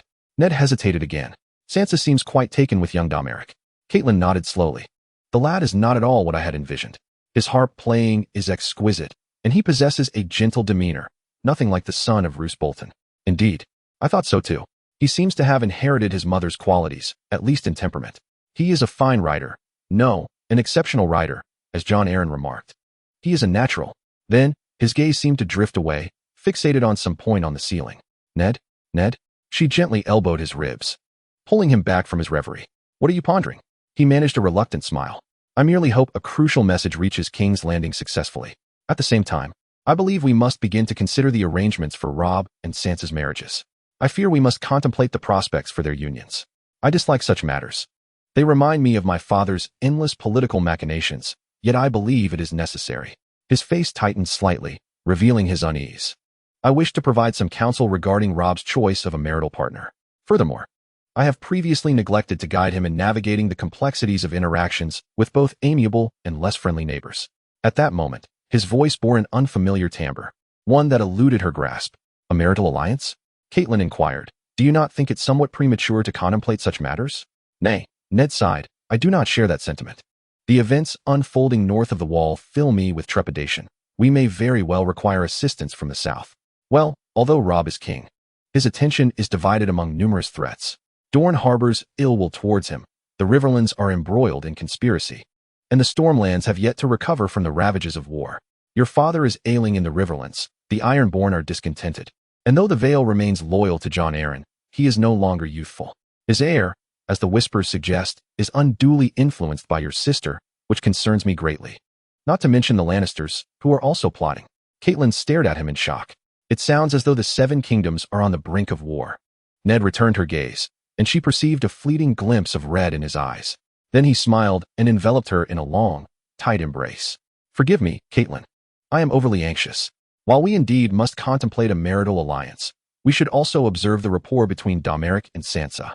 As for Robb, I have been ruminating tirelessly on his future. She leaned against him once more, sighing. Perhaps he is right. I shall consider it. I have a few candidates in mind. However, with 5 children, surely some of them could marry for love rather than political necessity? He turned to her, drawing her into his arms. Indeed, initially, our union was forged for political expediency, yet it blossomed into love. He kissed her gently, and she felt her heart swell in response. She reciprocated his passionate kiss. Well, it seems sleep shall be delayed this evening. When she awoke again, she was uncertain of the reason for her protracted slumber. Her body ached, and given the warmth between her legs, Ned had exhibited a fervent ardor. She smiled, for he had been particularly attentive of late. Perhaps this time they would be blessed with a daughter? Ned stirred slightly, murmuring in his sleep. He seemed restless. Perhaps that was what had roused her. She observed him in the dim glow of the dying embers, which now flickered as mere hot ashes. A sense of unease washed over her, as if something were amiss with Robb, and her husband too seemed affected. She still could not obtain a satisfactory explanation from him, which was most vexing. Yet this was Ned, his honor, his vows, and his secrets. He remained the guardian of them all. She sighed, closing her eyes before reopening them abruptly as Ned suddenly stiffened. Gasping for breath. No. Catelyn sat up, gazing at him. He was ensnared in a dream, or rather, a nightmare. Beads of sweat glistened upon his brow, and she could see his eyes darting beneath their lids. His fists clenched tightly, and he began to tremble. Not Robb, he murmured in his sleep, not my son. Spare him. She gazed at him in astonishment. What dream occupied his mind? Was Robb in peril? Ned paused momentarily, then released his tension, though his trembling became more pronounced. Ned, she whispered, Ned, wake up, you are dreaming. No, he groaned once more, I cannot. I assure you. I promise, he uttered, as though in torment. Promise to keep the secret. Do not speak of it. Protect him. Robb must not know. He articulated the last few words with immense effort. Catelyn furrowed her brow, then reached out to rouse him. Whatever this nightmare was, it inflicted pain upon him, for his face was taut with distress. She was immensely curious, yet reluctant to see him suffer further. However, before her hand could touch him, he abruptly awoke, sitting upright, calling out a name, Lyanna. Chapter 11. Ned Stark. This was the first time in many years that he dreamt of the Tower of Joy. Previously, he had been replaying the moment of Robb's death, a scene that had haunted his nightmares. Yet now, he was not only revisiting in his dreams the moment Lyanna died in his arms, but he also faced a pressing issue in reality. He sat upon the bed, trembling like a leaf, while his wife sat beside him, filled with concern. Catelyn heard him call out Lyanna's name, witnessing his drenched brow and terrified expression. What else did she hear? Ned, what is wrong? What dream did you have? He opened his mouth, intending to tell her it was nothing, but then he noticed her face. Her expression was one of worry, her gaze resolute. He knew her too well. It was futile to hope she would let the matter rest. She would not cease her inquiries without uncovering the specifics. Perhaps it was time to reveal the truth. Catelyn, what I am about to share with you is the truth of the matter. I could swear by anything. You might deem this madness, but both Rhaegar and Robb would attest to its veracity. Robb is aware of these matters, for they are what he himself has recounted. Moreover, due to me, Rhaegar once half-supported Robb returning from the godswood, where I discovered Robb in prayer. Half-supported? Catelyn inquired, alarmed. Catelyn, the old gods converse with us in the heart of the woods. They reveal fragments of the future. Robb has retained that future in his memory, until the moment of his demise. The old gods warned that something went awry, that the warnings were unheeded, and that the White Walkers have returned. Thus, Robb was sent back to our time, to the past. That morning he burst in, bringing an uncanny sensation to us all, was indeed the day of his return. Catelyn fixed her gaze upon him, her eyes intensely scanning his face, uncertainty swirling within her heart. Sent back? She asked. Sent back with a warning. A warning of my death. A warning that Winterfell shall be besieged. A warning of Robert's death, and the war that would ensue. Your death? She covered her mouth with her hands. Ned, this is utterly insane. I previously mentioned that you might find it utterly insane. Yet I swear that all of this is true. He then quietly elucidated everything that Robb had conveyed to him regarding that dreadful future, from the assassination of Jon Arryn to the harrowing moments of the Red Wedding at the Twins. Upon concluding his tale, Catelyn trembled pale, her hands pressed against her abdomen, evidently striving to regulate her breath and stave off panic. Walder Frey? She uttered through clenched teeth. Considering the numerous disruptions and acts of hostility he had perpetrated against the Tully family over the years, I should not have been surprised that he would conspire against our son. She wiped away the tears from her cheeks and eyes. I need to ponder this deeply, Ned. There is much to contemplate. Catelyn, that future will not come to pass. We have already begun to alter it. According to Robb, Domeric Bolton should be dead by now, claimed by a stomach ailment, yet he still lives. We have changed certain events. This revelation startled her, prompting her to gaze at him for a considerable time before offering a faint smile. That is good. You are right. Sansa is indeed quite taken with him. He absent-mindedly nodded, his mind occupied with yet another decision that awaited him. There is one more thing, Catelyn. I had a dream, a vision of my sister Lyanna. There is something you ought to know, a secret I have long kept, one I should have shared with you regarding the last time I saw Lyanna. The truth of that event. She regarded him, inhaling deeply. Very well, Ned. He settled beside her, his thoughts traversing many years back. At that time, we were 7. Holland Reed, Willem Dustin, Ethan Glover, Martin Castle, Theon Greyjoy, and Mark Kell. We faced the last few members of the Mad King's Kingsguard, Sir Arthur Dayne, Oswell Went, and the commander of the Kingsguard, Sir Gerald Hightower. We tracked them to their territory and were aware that they were obeying Rhaegar's commands, knowing they were connected to Lyanna's disappearance. We found them at the Tower of Joy, a peculiar name for a dilapidated watchtower in the northern Dornish mountains. We called upon them to surrender, declaring that their king was dead, their prince was dead, and the realm had a new sovereign. He shook his head, memories flooding back like a tidal wave, the scent of the heated earth, the dazzling sunlight causing him to squint, the dust from that damned white cloak, and the expressions in their eyes, despair, grief, and an even more ominous meaning. They knew they were to die, yet they still chose to fight. The 3 of them met a gruesome end. They were formidable, Catelyn. They were incredibly strong. Amidst the gasps of combatants, the hisses of pain, and the metallic scent of steel clashing against flesh, red droplets of blood stained the thick dust at the entrance of the courtyard. They felled 5 of us. And then Holland and I dispatched the last of them, Arthur Dayne. His sword, Dawn, bestowed upon me this scar. Ned gestured to the pale mark upon his shoulder. Had I not dodged at the last moment, I might have lost an arm, and potentially my life. However, Holland was struck in the leg, stumbling as I pierced his throat with ice. He rubbed his chin, continuing to recall those painful memories that would forever haunt those around him. Holland remained to tend to the wounded. I hoped Martin would survive, but he succumbed to excessive blood loss. I then ascended the tower. The upper floors were too fragile to support my weight, yet I found Lyanna on a bed in the 2nd story. She was on the brink of death, delirious, with fever, mistaking me for a ghost from her dreams. Initially, she believed I was her father, then thought I was Brandon. When she realized my presence was real, she wept and apologized. She was far too thin, Catelyn, burning with fever. They had left her there, those 3 foolish knights of the Kingsguard, tarnishing their cloaks and besmirching their honor. Ned inhaled deeply. They had not considered hiring a midwife, or perhaps she would not have contracted puerperal fever. His lady wife stared at him in disbelief. A midwife? Is she with child? He nodded, suddenly feeling an overwhelming fatigue. Yes. He lay in a cradle beside her, not a proper cradle, but rather a box lined with old sheets. She gestured towards him, calling me her beautiful boy. Then she seemed to revive momentarily. She grasped my arm, beseeching me to swear to protect him, to take him to Winterfell in the north, ensuring his safety. She begged me to vow to safeguard her son. He paused, his voice heavy with sorrow. I swore. I would pledge my oath in the heart of the weirwood tree at Winterfell, promising to protect him. Then she smiled faintly, collapsing onto the bed and passing away. I wept for her, praying to the old gods to safely guide her soul, before kissing her forehead and cradling her son. Since that moment, I have been his protector. A profound silence enveloped us, a deep and weighty quietude. Catelyn shattered the stillness. Jon is Lyanna's son? Yes. He is your nephew, not your son? Yes. He is my nephew. Her face flushed with anger. Then, my lord, why have you allowed me to believe for all these long years that you had a bastard? Why did you let me despise him, fearing he might one day usurp Robb's place? Why have you concealed his? She suddenly halted, awaiting the chain reaction of her thoughts. The seven gods. His father. It must be Rhaegar Targaryen. The words tore from her lips, as if they might injure her mouth. Yes, he said gently, given Robert's indifference towards the slain Targaryen children. You can understand why I wish to keep Jon's lineage a secret. Though he is Lyanna's son, he is also Rhaegar's, and that latter fact could prove perilous for him. The only others who know are Hollandreed, who witnessed the entire affair after Martin's death from the doorway. Now you know as well.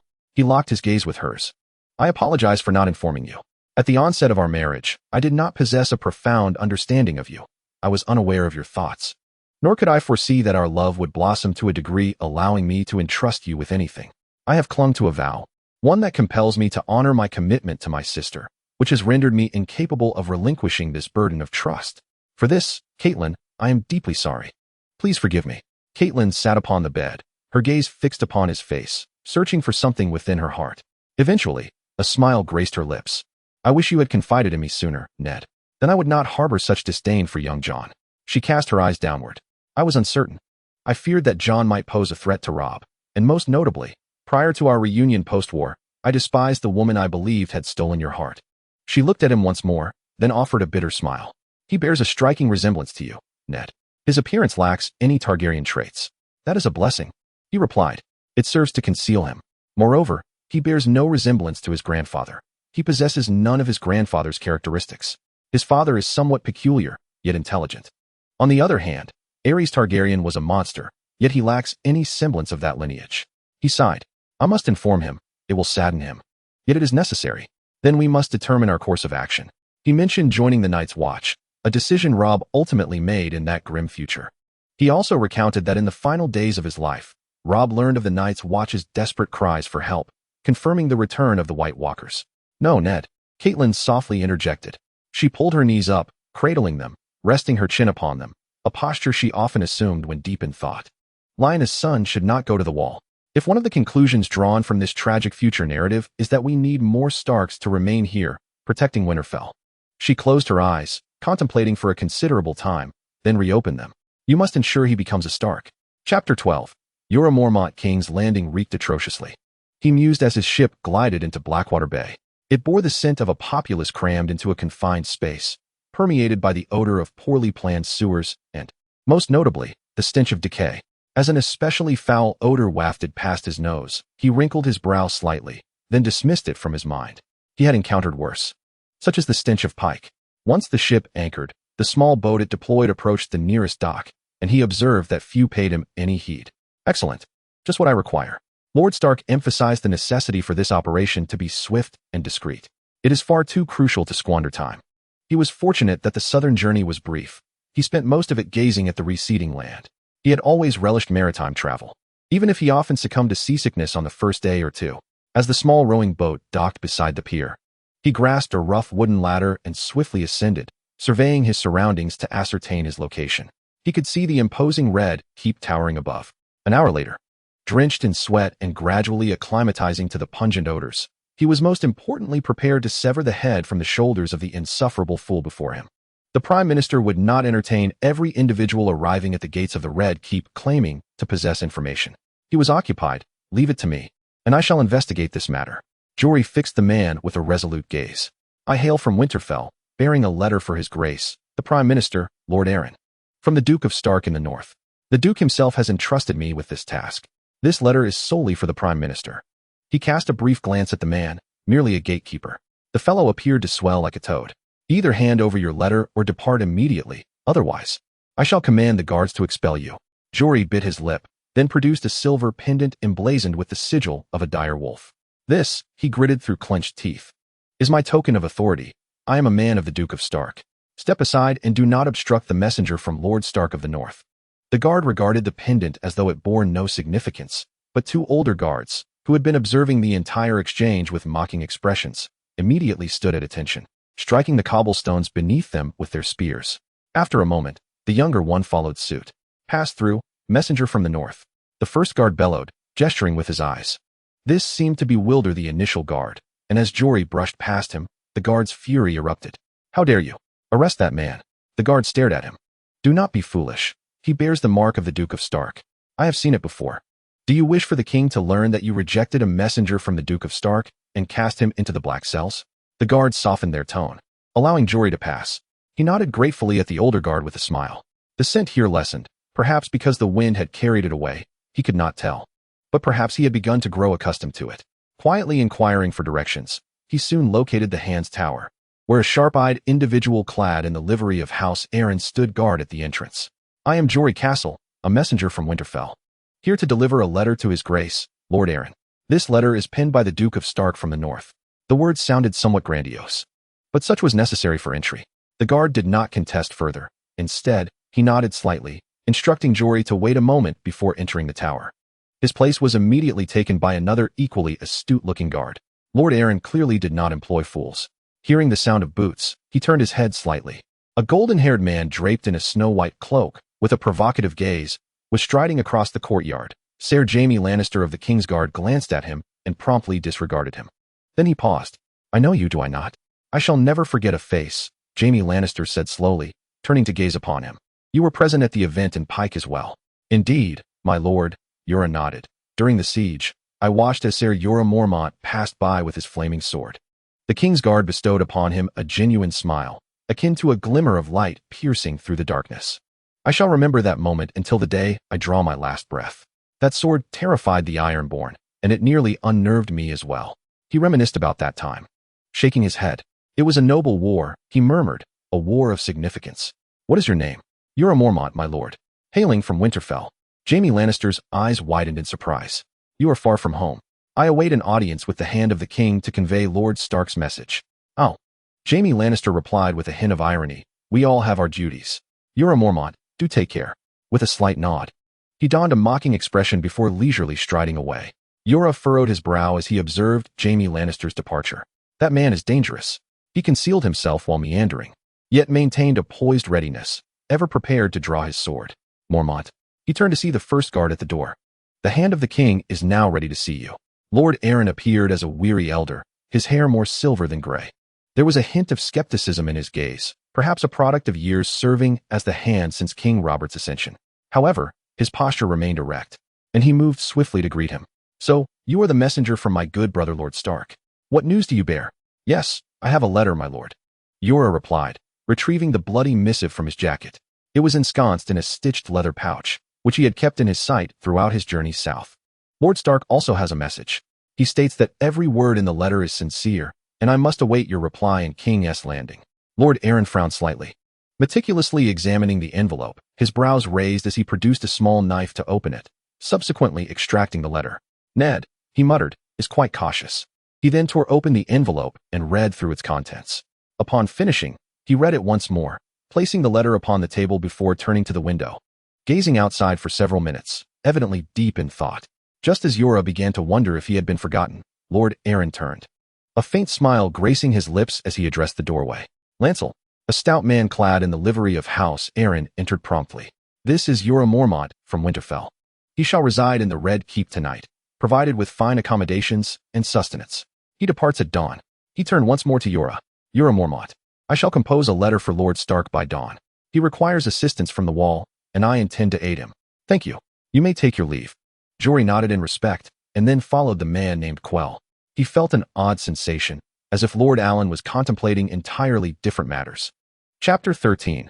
Jon Arryn. After Ned's messenger departed, Jon returned to the window, gazing vacantly at the Red Keep, the city, and the distant bay. Ned had never let him down. How did he know? Or rather, to what extent did he truly comprehend?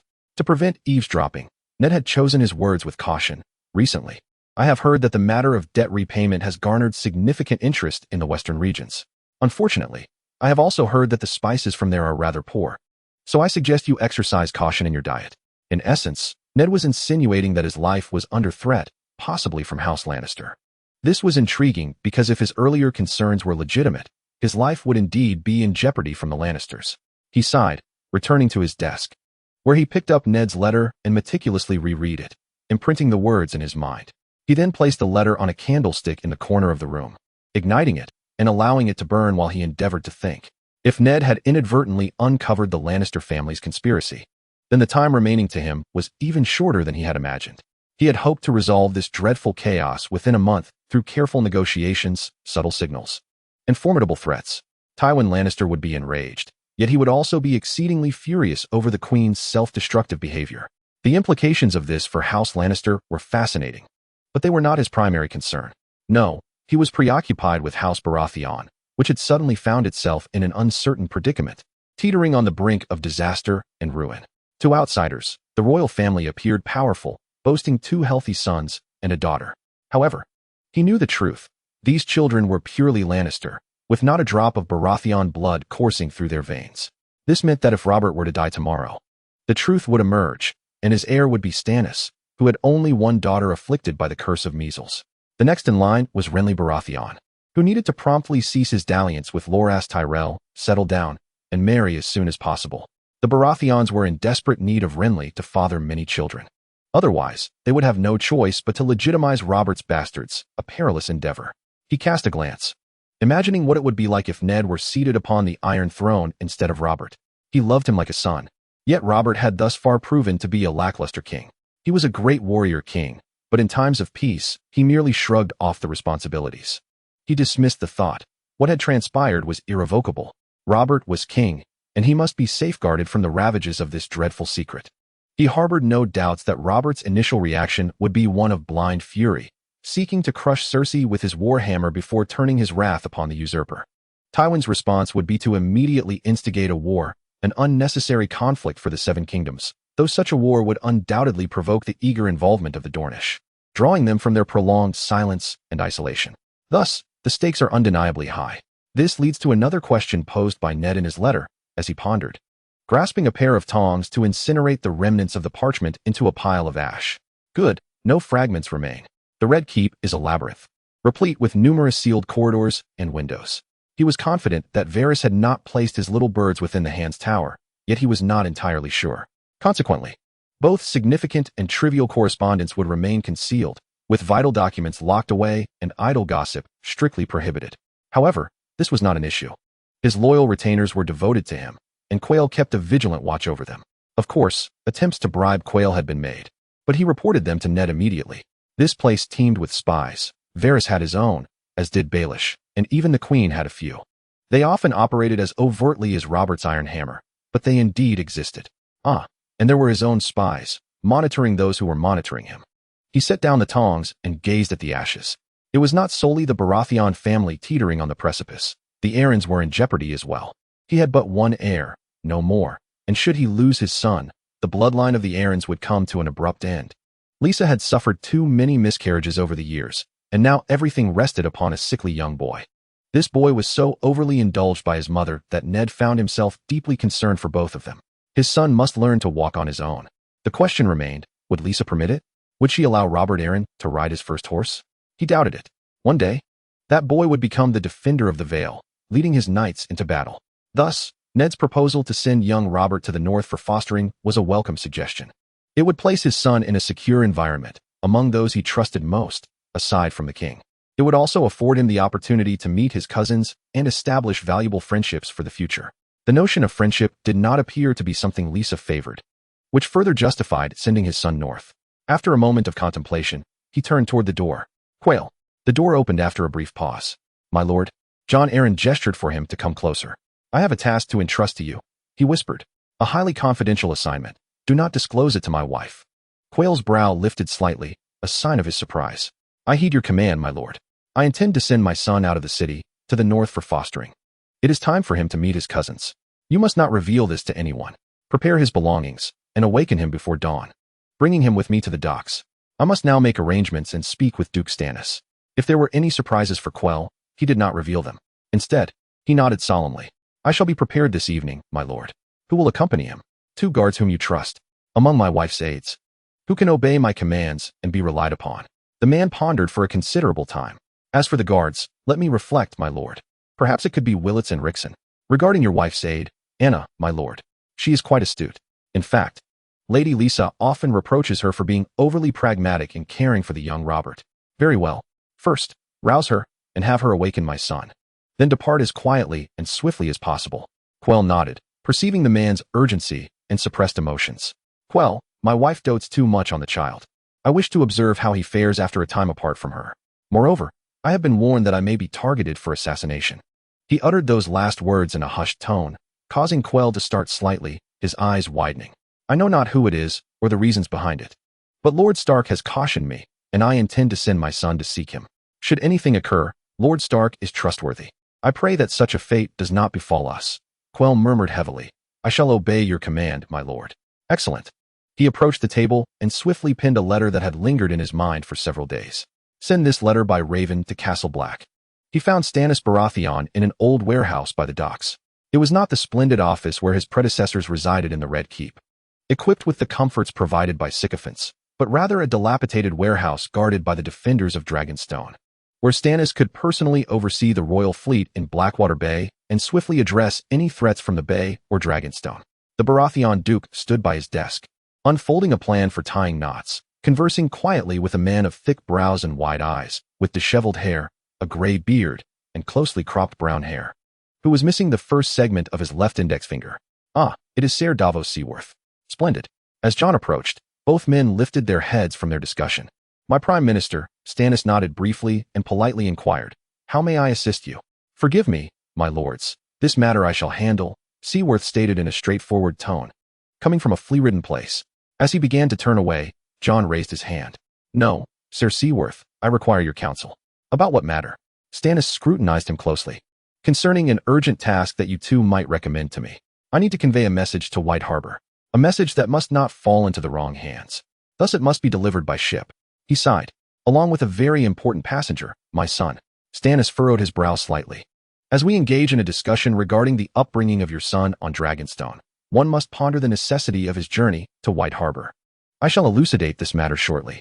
However, I require a vessel commanded by a seasoned captain, one who comprehends the nuances of discretion concerning his cargo, someone in whom I can place unwavering trust. I entrust myself into your capable hands.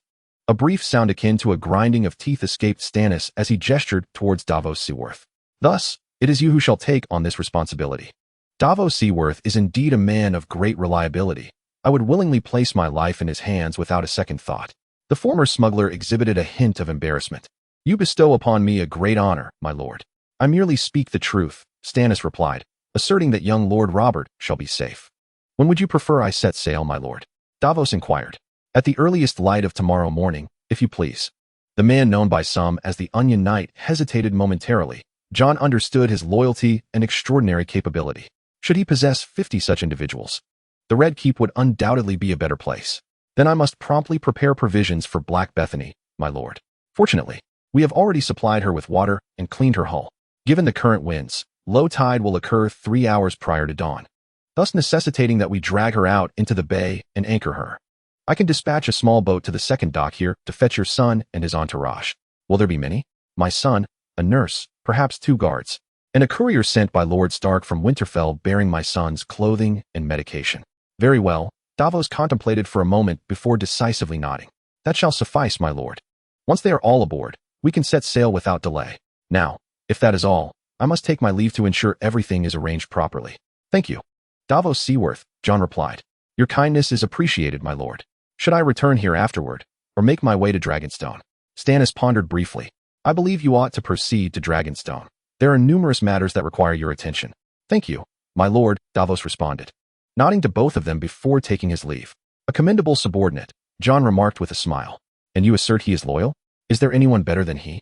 Stannis replied, his expression nearly breaking into a smile. He then gestured towards the nearest window. Perhaps we should discuss matters at that vacant dock over there. They made their way to an area in need of repairs to safely unload heavy cargo. I had assumed we had reached a consensus that your son should be fostered on Dragonstone, Stannis said, his teeth clenched. I concur, and I implore your understanding. Certain events have transpired that you should be made aware of. Firstly, today I received a letter from Ned Stark. Though his words were carefully chosen, he cautioned me that my life was in jeopardy, potentially at the hands of House Lannister. Stannis glanced at him urgently before shifting his gaze to the vast sea beyond Blackwater Bay. How could Ned Stark possibly know what we were discussing? I was uncertain. Yet it was evident that I took this matter with utmost seriousness. Whatever knowledge Ned possessed, he believed I was in peril, and that House Lannister might be implicated. He also suggested fostering my son, and the more I contemplated it, the more I inclined towards acquiescing to his proposal. I harbor no disrespect towards your sentiments. However, should circumstances take a turn for the worse, my son would undoubtedly be safer in the north than on Dragonstone, for it is more remote. We require the north. My son must also meet his cousins there. A brief silence ensued, after which Stannis clenched his jaw slightly before offering a faint nod. Perhaps you are right. As for other matters, the fleet is gathering at Dragonstone. Here, there are only enough ships to present an appearance of normalcy. I abhor this hypocrisy and deceit. Yet it is a necessity. What of the gold cloaks? They are led by a corrupt and avaricious fool. I should have replaced Janos Slint over a year ago with anyone else. Regrettably, I did not. He has been bribed by someone whose motives I have yet to discern. Thus, we must either bribe him to fulfill his original duties, replace him, or introduce someone we can utterly trust. Stannis regarded him, acknowledging the likelihood that this would not proceed smoothly. He held his chin high. I am aware. Chapter 14. Jorah Mormont. He was escorted to modest lodgings within the Red Keep, though the bed was quite comfortable, and there was a facility for bathing, a luxury. For aboard the ship, they were permitted only a bucket of seawater every other day, and upon entering Blackwater Bay, the tide had failed to wash away various detritus. Most importantly, he could relax, free from the torment of that damned letter. The food was delightful, and the wine even better. He preferred beer. Yet this evening only wine was available, for reasons unknown. Men and women flitted in and out of the chambers surrounding him, mostly prominent figures beneath the Prime Minister. Though occasionally individuals from elsewhere mingled, he found a vantage point overlooking the main courtyard, poured himself a small flagon of wine, and indulged in his favorite pastime of observing the crowd. At one point, he spotted Duke Arryn conversing with a frail young boy and a woman whose hair was as red as Lady Stark's. She must be Lady Arryn. Yet if Lady Stark was tall, witty, and kind, ruling with an iron hand, Lady Arryn appeared plump, anxious, and, in his view, excessively indulgent of her son. Then there were others. At one moment, a corpulent, completely bald man clad in exotic robes strode through the courtyard, his hands tucked into his sleeves. His face devoid of expression. Jorah instinctively felt mistrust towards him, yet could not discern the reason. An hour later, the man returned. This time in conversation with a slightly plump middle-aged gentleman, adorned with gray hair at his temples and a goatee, possessing a cunning and self-satisfied demeanor. As they walked, their banter seemed to be laced with veiled jibes, akin to two players engaged in a game governed by rules known only to themselves. He squinted as he observed them slip out of sight through a doorway. A prickling sensation crept over his senses, warning him of impending danger. Then came the shock. Just as he pondered when to rest and succumb to slumber until dawn, a commotion erupted from a doorway, and in strode a man clad in white robes of armor, followed by a tall, stout man with long black hair and streaks of gray in his beard. Jory blinked at the sight of him. Was that King Robert? He recalled having seen him at Pike, when he was perhaps a little overweight, yet not as rotund as he appeared now. The king ambled heavily across the courtyard, bearing the weight of his thoughts, before vanishing through another exit. Jory blinked once more and let out a sigh. Stark would be keen to hear this. He had tasked Jory with gathering his impressions of King's Landing in recent days. Indeed, he would likely be eager to learn all the details. Though he found it easy to drift into slumber, he awoke before dawn, as an inexplicable inner instinct urged him that it was time to rise. As he donned his jacket, a gentle knock resonated at the door, prompting him to approach and open it. There stood Quell, dressed in black attire. Are you ready to depart? He inquired. I am, Jory replied, picking up his small satchel of belongings. Lead the way. Quell wordlessly guided him through the passageway, illuminated only by the glow of a solitary lantern, before descending a short flight of stairs and traversing what seemed a far steeper corridor, followed by another ascent. Upon emerging into the open air, Jory beheld a small gathering ahead. Among them was the Duke of Arryn, gazing affectionately at a sleeping child in the arms of a woman who appeared to be of similar age to Jory. Wait a moment, that was young Lord Robert. The Duke noticed Jory's approach and came over, saying, Jory Castle, I have a task for you. This is a letter for Lord Stark. You must deliver it to him immediately. He handed Jory a letter, the pouch appearing to be identical or nearly so to the one he had brought from the south. I shall see to it, my lord, Jory replied quietly. I promise. Very well. I have another request. He gestured toward the woman and child, the latter now fast asleep. This is my son, Robert Arryn. As per Lord Stark's request, he shall be fostered at Winterfell. I wish for you to escort him thither. Anna will serve as his nurse, while these two men will act as his guardians, Wylis and Rickon, both loyal to House Arryn. Once they arrive at Winterfell, Anna will remain with my son, and the guardians will return here. This is a small pouch of dragon coins, to provide food, water, and mounts for my son and your companions along the way. The Chancellor handed him a small, but hefty pouch. Now, ride to the docks. There, a vessel awaits you. Quell shall escort you to the correct dock, where the ship lies in anticipation. Additionally, please convey my gratitude to Ned Stark. Jory gazed at the face of the Hand of the King before formally kneeling. I shall escort your son to Winterfell, my Lord Hand. I assure you of this. The elder man placed a hand upon his shoulder. Thank you. Now let us depart. They swiftly mounted their steeds, traversing the courtyard and the open gates, where the guards gazed upon them in astonishment, then followed the winding path to the dock. As the light intensified, the torch-bearing guards discarded their torches. The burning wood leaving behind golden-red sparks upon the cobblestones, which shimmered momentarily before extinguishing. Quell led them to a dock in the dawn light, where 5 guards clad in the colors of House Arryn awaited, alongside a man who nodded in acknowledgement to Quell. Ser Davos, a man of the Arryns, he replied. I bring the Hand's men to your care. Safe travels. I shall do my utmost. I have made all necessary preparations, the man stated. And Jory recalled that he must be the Onion Knight, regardless of his title. He swiftly loaded their boxes and other belongings into a vessel akin to the one that had ferried him to the dock the previous day, followed by the crew boarding.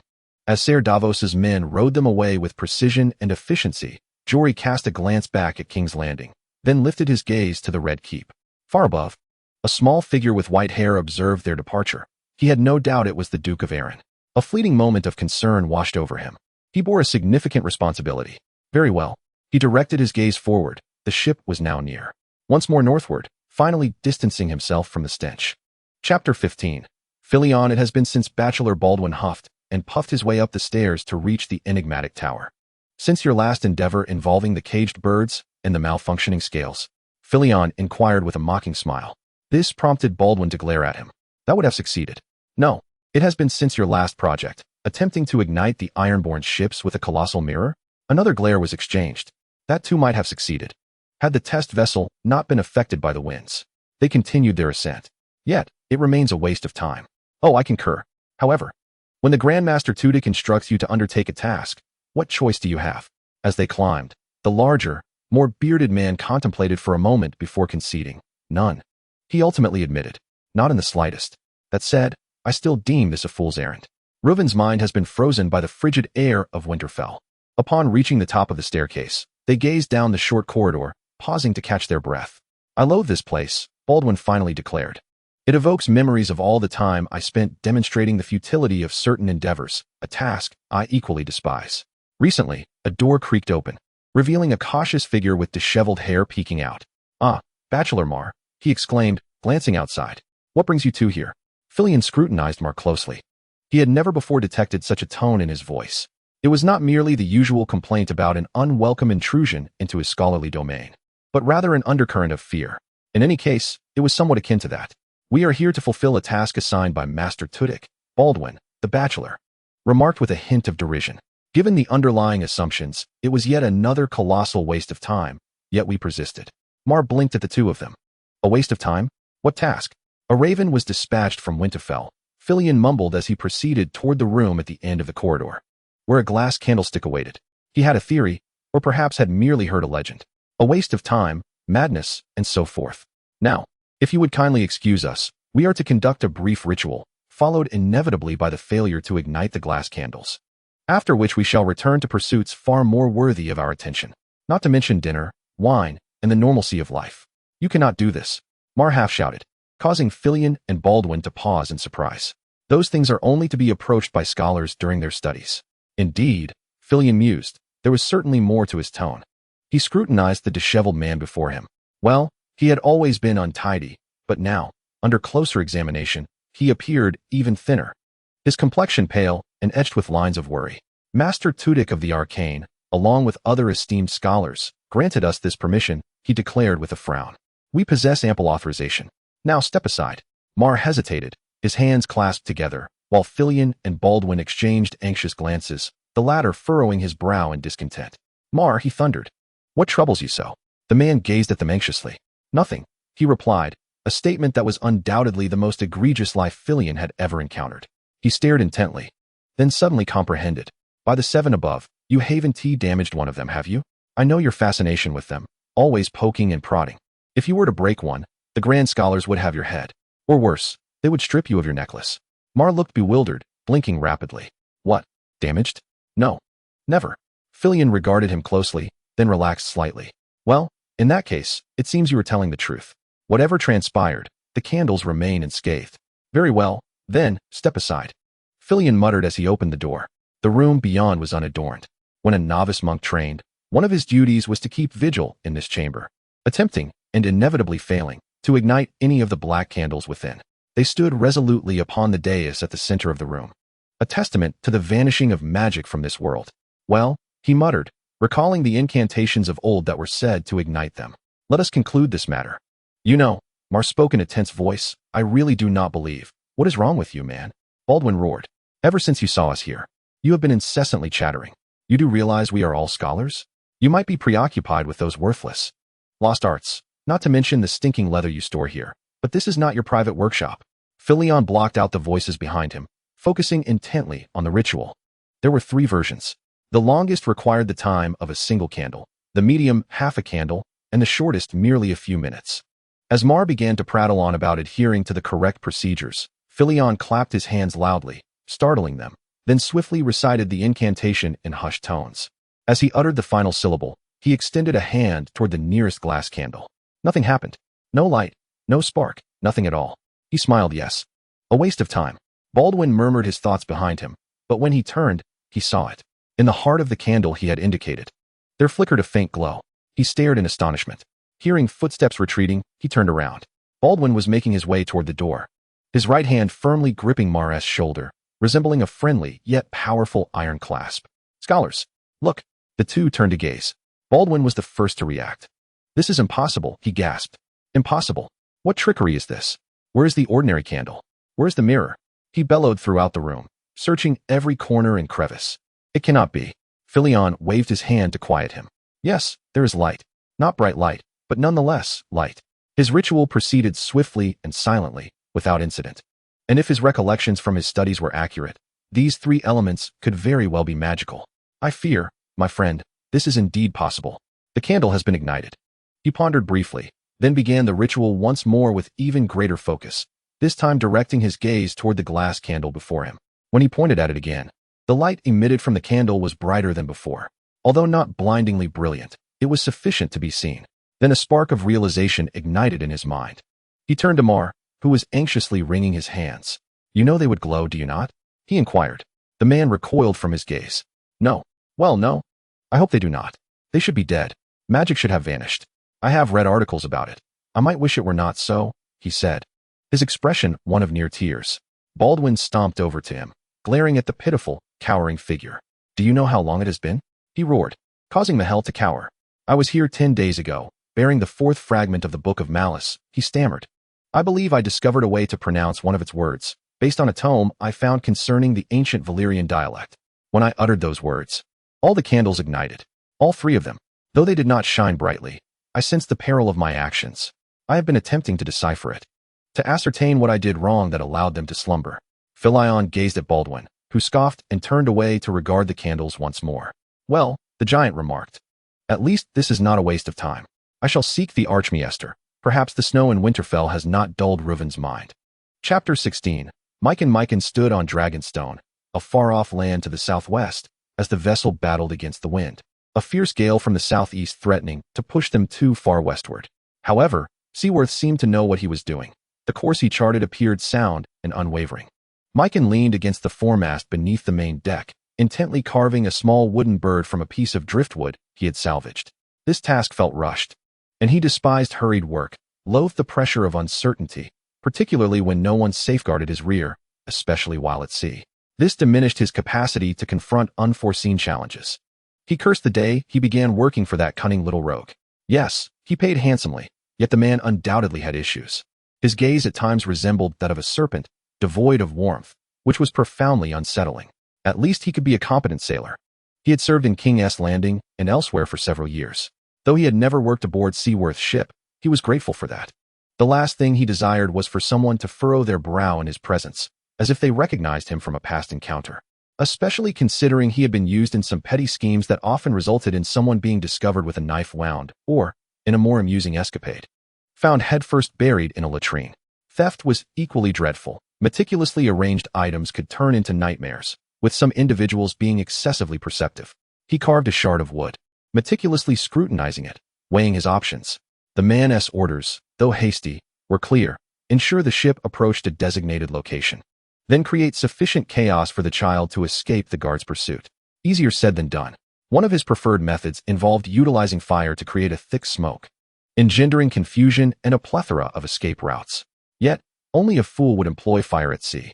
The ship would become a tinderbox, and a fire aboard could incite total chaos, leaving only two outcomes to confront: the choice to perish in flames or to drown beneath the waves.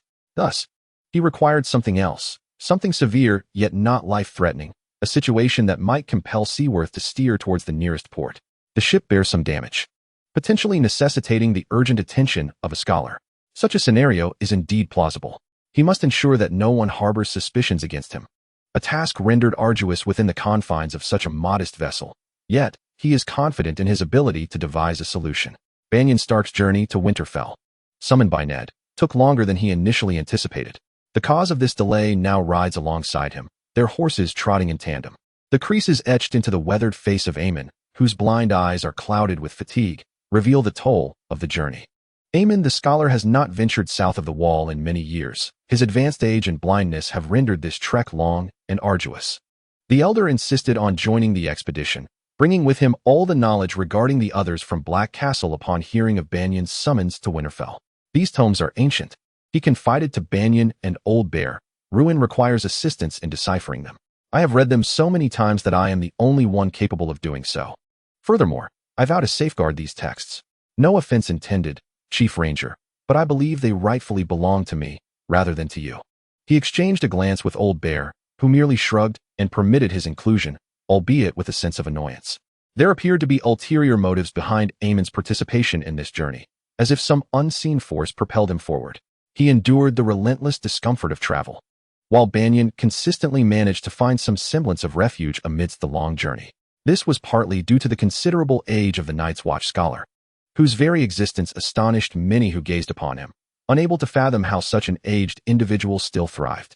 The most challenging aspect of the journey lay in the initial stages, necessitating that Aemon reacquaint himself with the art of horseback riding.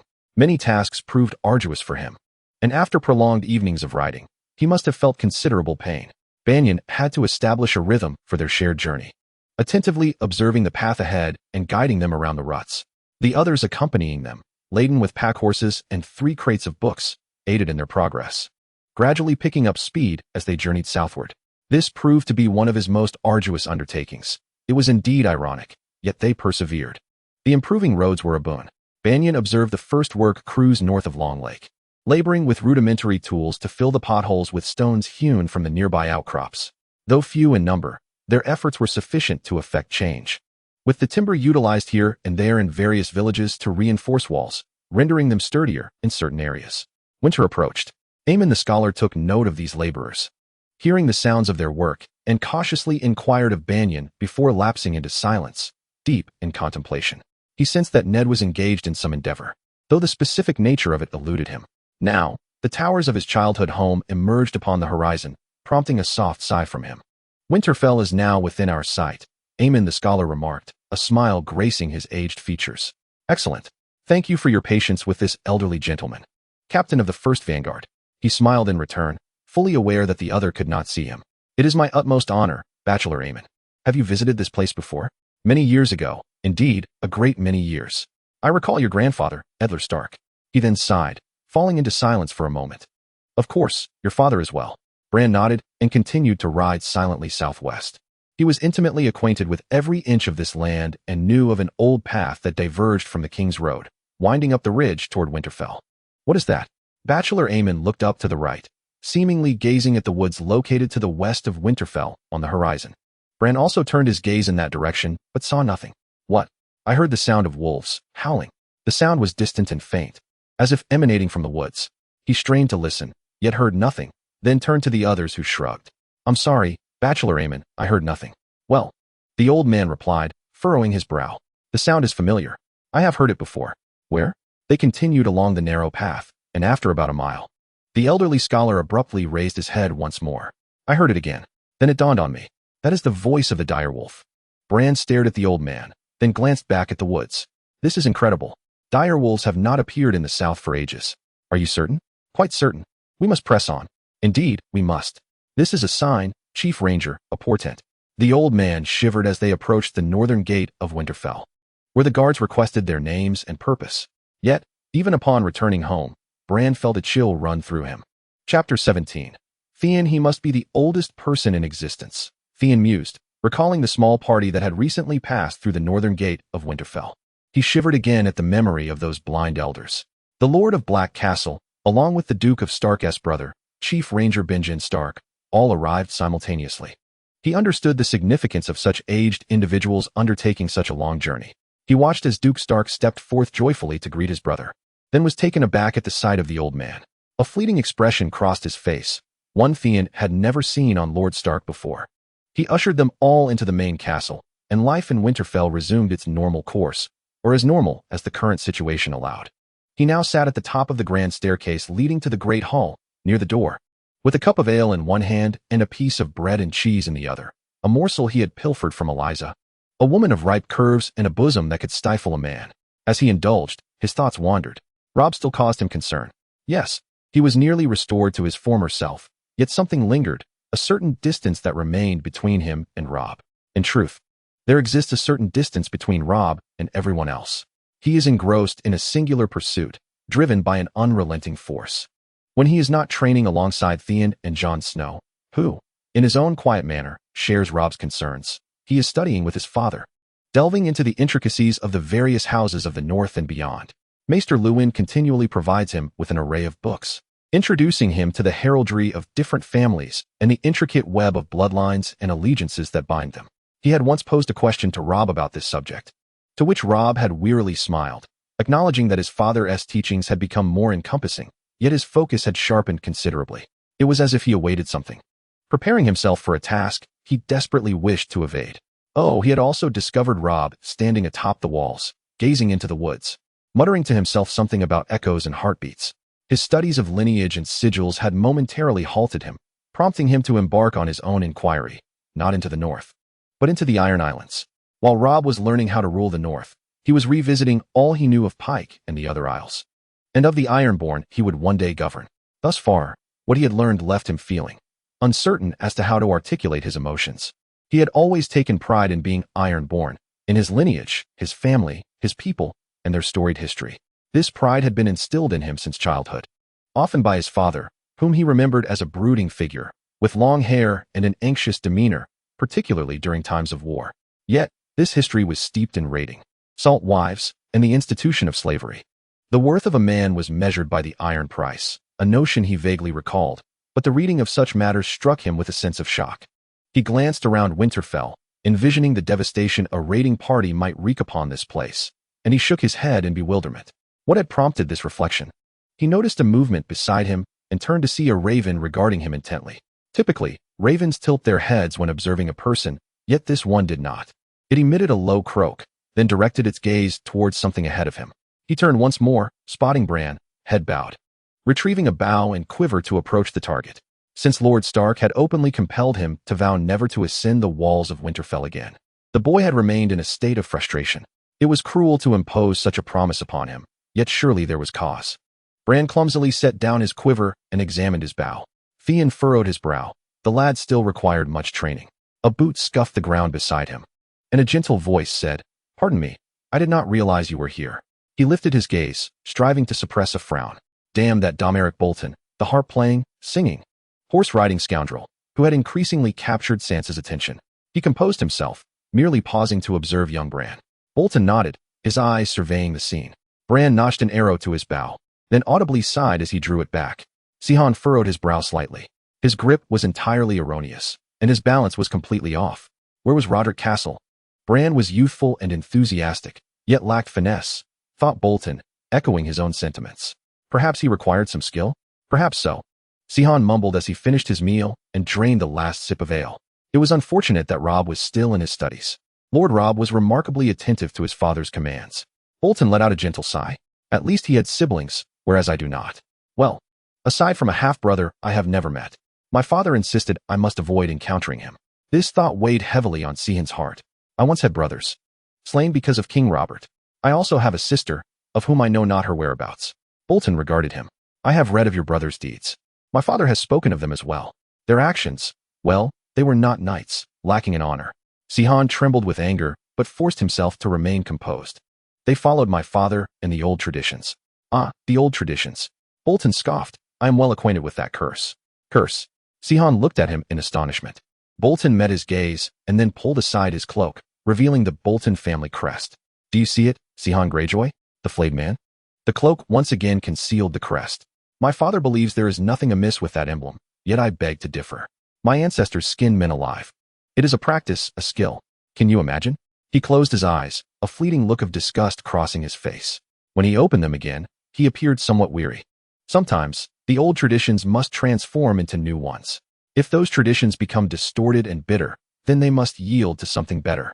Theon shifted his gaze to Bran, who had just loosed an arrow that landed before him. Bran looked puzzled, unsure of how this had transpired.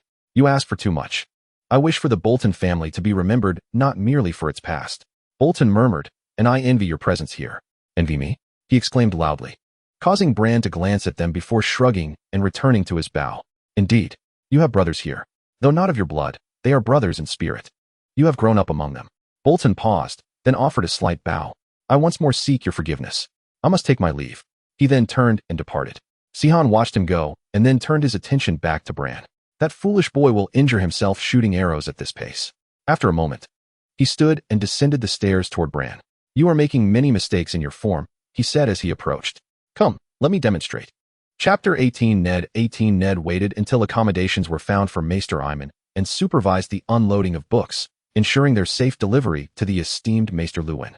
Before he finally overcame his astonishment at the old man's arrival, he had been contemplating the pursuit of tomes from the last ancient dynasty of Westeros, yet had always intended to venture personally to the Black Castle.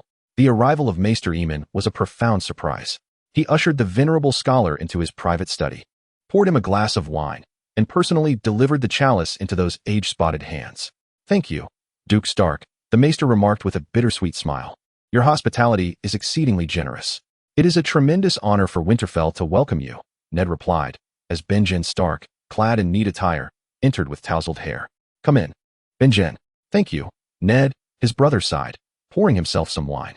Maester Luwin is utterly enthralled by the multitude of tomes we brought from the Black Castle. Much like a child reveling in his birthday festivities, he reads, marvels, and transcribes. I regret to speak plainly, but what has summoned us? Benjen inquired. Indeed, I too am curious as to why Duke Stark has suddenly taken an interest in the others, Maester Aemon interjected. As far as I am aware, they have long since vanished from this world. Ned paused, observing the two men before rubbing his beard thoughtfully, leaning forward. However, before he could articulate his thoughts, Maester Aemon interrupted. Duke Stark, Aemon sighed, your silence speaks volumes. In fact, your reticence conveys more than your words could, suggesting you are deliberating on what to divulge, which fills me with foreboding. He regarded the elder man, then sighed. Now, candor was his only recourse. We have gathered as much information as possible regarding the others, for we possess grave intelligence. Yet before I elaborate, I must inquire about the Night's Watch. What is their current condition? Aemon's lips tightened as he glanced towards Benjen Stark. Tell him, Ned urged. The Night's Watch has permitted me to respond to your summons. One of the reasons for my journey to Winterfell is that the Night's Watch finds itself in a nadir unseen in many years, perhaps the lowest point in history. We are left with but 3 castles along the wall. Our new recruits scarcely match our losses. As you know, the men we send forth are the dregs of society, criminals, and the most desperate souls of Westeros. We are in dire need of assistance. Benjen Stark finally spoke wearily. He speaks the truth, my Lord Stark. A decade ago, I had 3 aides who could read and write. Today, I am left with but one, who still requires instruction and oversight. One of the reasons for my journey south is that I cannot entrust the books I have brought to such an inconsiderate individual. We require more men. We need better men. Those who can inscribe their own names and comprehend the written word. And the wildlings are pressing us severely. As I have written to you, Jon Stark murmured. We currently have a missing patrol, and upon our return to the wall, I will conduct reconnaissance to seek clues about what has transpired. You find yourselves increasingly oppressed by the wildlings, do you not? Mance Rayder leads them, providing them with a purpose. Pray tell, what compels them to advance southward? Brandon Stark furrowed his brow. They suspect our current vulnerability. I harbor no doubt about that. Rayder was once your comrade, was he not? Yet there exists another reason. Rayder must be aware that if he presses southward too aggressively, I shall rally the Northern Lord's armies, and his wildlings would face annihilation. He must be driven by desperation, left with no superior alternatives. Thus, what propels the wildlings to invade the south? His brother sat up straight. You cannot be serious, Ned. I assure you, Brandon, I am most earnest. We have received intelligence. The others have returned. I know not whence they come, only that they have resurfaced. This accounts for the wildlings' flight before them and elucidates their despair. He glanced at Maester Aemon, who sat in his chair, hands concealed within his sleeves, his countenance a riddle, his blind eyes flickering back and forth as if he were observing or recalling something. Finally, the old black-cloaked brother spoke. What is the source of this intelligence? Ned inhaled deeply. It is the old gods. Before you summon ruin to question my sanity, I must assert that both he and my son Robb are aware that the old gods have touched us. First, it was Robb. They transported him from a future that ought not to exist. A future in which I journeyed south to become the hand of the king and subsequently perished in the Lannisters' treachery, leading to war across Westeros. The north lay in ruin, and the wall was neglected. 2 pairs of eyes stared at him, or at least Brandon Stark gazed at him in horror, while Maester Aemon regarded him with that unsettlingly intense expression. Strangely, Aemon was the first to speak. Robb was the first? Who was the second? It was I. I found Robb in the godswood, beseeching the old gods for guidance before the heart tree. When I questioned him, he placed his hand upon the tree and then grasped my arm, revealing everything to them, his visions, all that Robb beheld in that dreadful future. When he ceased speaking, he discovered his mouth parched, prompting him to pour some wine and drink. Brandon Stark remained in a state of shock, uncertain whether it was due to the revelation of Ned's death in that future, his own disappearance, the burning of Winterfell, or some amalgamation of all these calamities. Yet Aemon, the elder, displayed an unwavering expression seldom observed before. Thus, my fears are justified, he finally spoke. Lord Stark, after the deeds my mad nephew inflicted upon your father and brother, you have the least reason to hold affection for my family. Yet I beseech you to heed my counsel in this matter. You are correct. Death indeed marches toward the wall. I lack the foresight of my ancestor, Daenerys Targaryen. But I possess a faint intuition buried within her blood. Recently, I found myself ensnared in a chilling, dark dream, originating from beyond the wall in the distant north. I initially interpreted it as a foreboding of an assault by wildlings, merely a figment of my imagination. Yet, I distinctly recall the last moment I felt such profound terror, which was on the day your father and brother met their untimely demise. It was only later that I learned of your Raven's directive to convey all our intelligence regarding the White Walkers to Winterfell. Thus, I resolved to journey southward, urging you to dispatch whatever forces you could muster to aid us in our struggle at the wall. The time has come. I shall rally the troops, Ned declared resolutely. However, I must first ensure that no conflict arises in the south so that they too may send their reinforcements to the wall. Aemon nodded in approval. I noticed the sounds of road construction and lumber being felled. You have already begun to secure swift passage for future movements. And there must also be ample timber for constructing dwellings and repairing the abandoned castles along the wall. The old man's blindness had not dulled his intellect on these matters.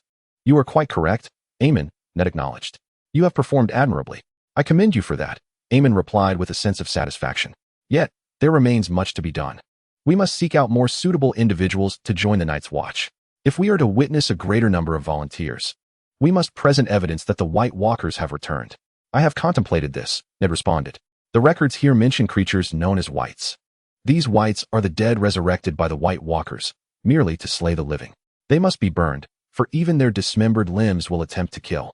He turned to his brother. Banyan, this is also the reason I have summoned you. It is a challenging and perilous task, but we require a White's hand.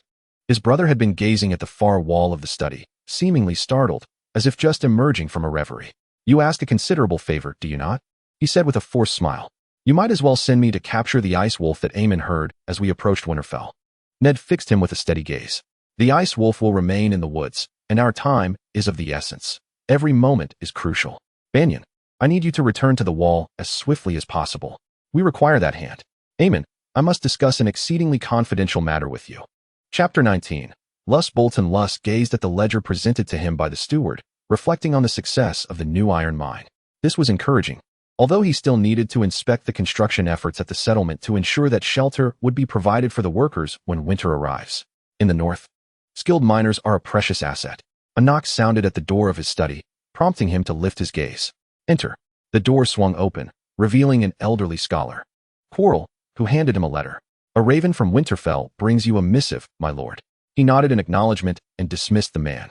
Once the door closed, he opened the letter, a faint smile gracing his lips. It was correspondence from Domeric Bolton. The letter from the child exceeded expectations, expressing his joy under the care of Duke Stark and his family, and his desire to extend his stay in Winterfell by an additional month. It would indeed be splendid if his visit had not gone smoothly, for he would not have requested such an extended duration. The union between House Stark and House Bolton would significantly reinforce the ties between these two prominent northern families. Just as he was about to set aside the letter, he noticed a hastily added postscript. I have recent news. Benjen Stark and Maester Aemon have arrived in Winterfell from the Wall. A dignified elder. He has brought with him additional tomes regarding the others. He paused for a moment, deep in thought, his mind racing. Maester Aemon from the Wall? It seemed implausible. The man was over 90 years of age. Moreover, he belonged to the Targaryen lineage, a family whose last member in Westeros had been buried in his duties at the Night's Watch, nearly forgotten by all. This was intriguing. He moved to a chair by the hearth, engaging in rapid contemplation. Why would the Maester of the Wall, a figure once associated with the adversarial family that had slain the heads of House Stark, venture to Winterfell? Was it merely to deliver books? He found that hard to believe. Then he hesitated, leaning back and blinking as he pondered. No, it couldn't be so. Yet, no other explanation presented itself. He knew Eddard Stark well, held him in high regard. Unlike his brother, Ned was not an impulsive fool, frankly. He possessed double the intellect of his father when it came to serious deliberation. Based on his consistent impressions of Ned Stark, he was an exceptional commander, renowned for his tactical acumen on the battlefield, patiently awaiting the right moment to strike. He was not one to act without substantiation. So, why the need for such extensive information regarding the others? Some might speculate that it was to amass and preserve as many books and insights as possible before winter's arrival. However, the presence of the oldest and most knowledgeable man traveling directly from the Wall to Winterfell altered the narrative. Why was Aemon there? What compelled such an elderly, blind man to journey to Winterfell? To discuss legends? No, there must be some deeper motivation driving him there. Then, perhaps, a chill gripped him. Those legends. The tales of the others spoke of horrifying entities, walking corpses capable of extinguishing life with a mere touch, wielding swords that could shatter steel as if it were glass. Oh, he was familiar with those tales. They were the stories of old women, interwoven with admonitions never to harm a heart tree, never to let a black cat cross one's path, and never to curse a raven. Why? Who could say? These were mere stories and legends, constructs of rumor designed to explain the inexplicable. It was foolish of him to be troubled by the journey of a legend and an old man, who might simply be arriving in Winterfell to deliver some antiquated books and documents. He glared at the letter, chiding himself for worrying over such trivial matters. Yet, the thought lingered in his mind. Would Ned Stark typically be vexed by such folly? Why did he call upon every castle in the north to provide tales of things long departed? He was reminded of his conversation with Domeric Bolton, that day when the summons regarding the White Walkers arrived. What purpose does the Wall serve? Why do the Night's Watch uphold their vows for such an extended duration? Is it merely to defend against the wildlings? Or is there something more, an elemental truth rooted in ancient legends? His gaze briefly flickered to the tapestry at the side. No, that was simply a diversion. Of course it was. He rose and returned to his ledger. Yet the numbers seemed to dance before his eyes. He had been miscalculating. As he muttered softly, crossing out a figure and inscribing the correct one beside it. He glanced at the tapestry once more and then set down his pen with a sigh. Well, if today was a day for legends and folly, perhaps he should partake. Luwin stood, locking the study door, and approached the tapestry. Behind it lay an ancient door, worn and tattered by the ravages of time. He retrieved a key from his waistcoat pocket, hesitating momentarily before inserting and turning it. The lock was antiquated and stiff. He noted to apply some oil. Yet the key turned, and the door creaked open. He paused, then reached to the side, retrieving an unlit torch from the wall, carefully igniting it from the small fire in the hearth before stepping through the threshold. The passage was short, transforming from smooth stone to rough-hewn rock within mere yards, demanding cautious navigation. He recalled the sensation of traversing this corridor for the first time with his father, that disquieting feeling as if he were journeying backward through time. At the end stood another, even older door, requiring yet another key. He reminded himself to apply some oil once more before entering the chamber. It was enveloped in darkness, illuminated solely by the flickering light of the torch. He gazed at the niches in the walls, once again pondering the significance of those artifacts, why his ancestors had brought them here and revered them so. So much lost, so much forgotten. There lay the hilt and lower portion of an ancient sword, a bare skull adorned with green copper wire upon its snout, a human skull missing its jaw, a knife resembling some dark glass, and an archaic wooden statue, worn smooth by countless hands and years, rendering its origins unidentifiable. A rough crystal shaped like a hand, accompanied by a small box crafted from a wood known as fish beam, fastened together with wooden pegs. He cautiously opened the box, extracting the small stones within, each no larger than his fingernail, kneeling on the rugged stone floor to ponder in concentrated thought. Indeed, the north was present. The white stones marked the north. The black signified the south, the red denoted the east, and the green represented the west. He then arranged the remaining stones in a circle. Subsequently, he uttered those words passed down from his father, from his ancestors, and destined for him to convey to Domeric Bolton one day. As he uttered the final word, he cast his gaze upon the stone, and nothing transpired. He exhaled slowly, acknowledging the absurdity of it all. His time had been squandered, and he found himself suddenly immobilized, fixated on the white stone that flickered momentarily before brightening, not with an overwhelming brilliance, but enough to reveal hues beyond mere white. With trembling hands, he reached out and gently brushed away a layer of dust, causing the light to intensify slightly. If the stone gleamed, then the peril from the others lay in that direction. Thus, he whispered his father's words, "Remain vigilant." He stood frozen in place, suddenly gripped by an overwhelming sensation, the unsettling awareness that he was being watched from some unseen corner. He knelt in the small dark room at the heart of the Terror Fortress, feeling not just fear, but sheer terror. Closing his eyes, he prayed to the old gods and swiftly returned the stone to its box, placing it back in its original position. In that moment, he noticed a faint red glow flickering within the eye sockets of a human skull. Hastily, he exited, first locking the initial door, then securing the second, ensuring the tapestry was in place before pouring himself a cup of wine, which he drank quickly. As he regarded his other hand, he observed his fingers trembling. The Stark family's inquiries into the others had been justified. They had returned. After a brief interval, he managed to steady his trembling fingers and approached his desk, penning a succinct letter to Domeric Bolton. "Stay as long as you wish. Uncover why the Duke of Stark seeks information about the others.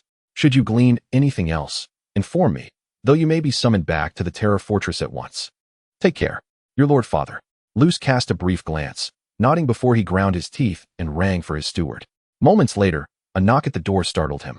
As the visitor had arrived with surprising swiftness, he proceeded to open the door, revealing Quentin. "My lord," the elder gasped, "I bear news from the Warwick family. They have received the gravest tidings from the Tears River." A chill crept up his spine, and he sensed something was profoundly amiss. Ramsay Bolton intended to murder them. He would escape, recovering from the 2 arrows lodged in him and the agony of his seemingly shattered ankle, and then he would return, slowly slaughtering them all with the smallest of knives, skinning them alive.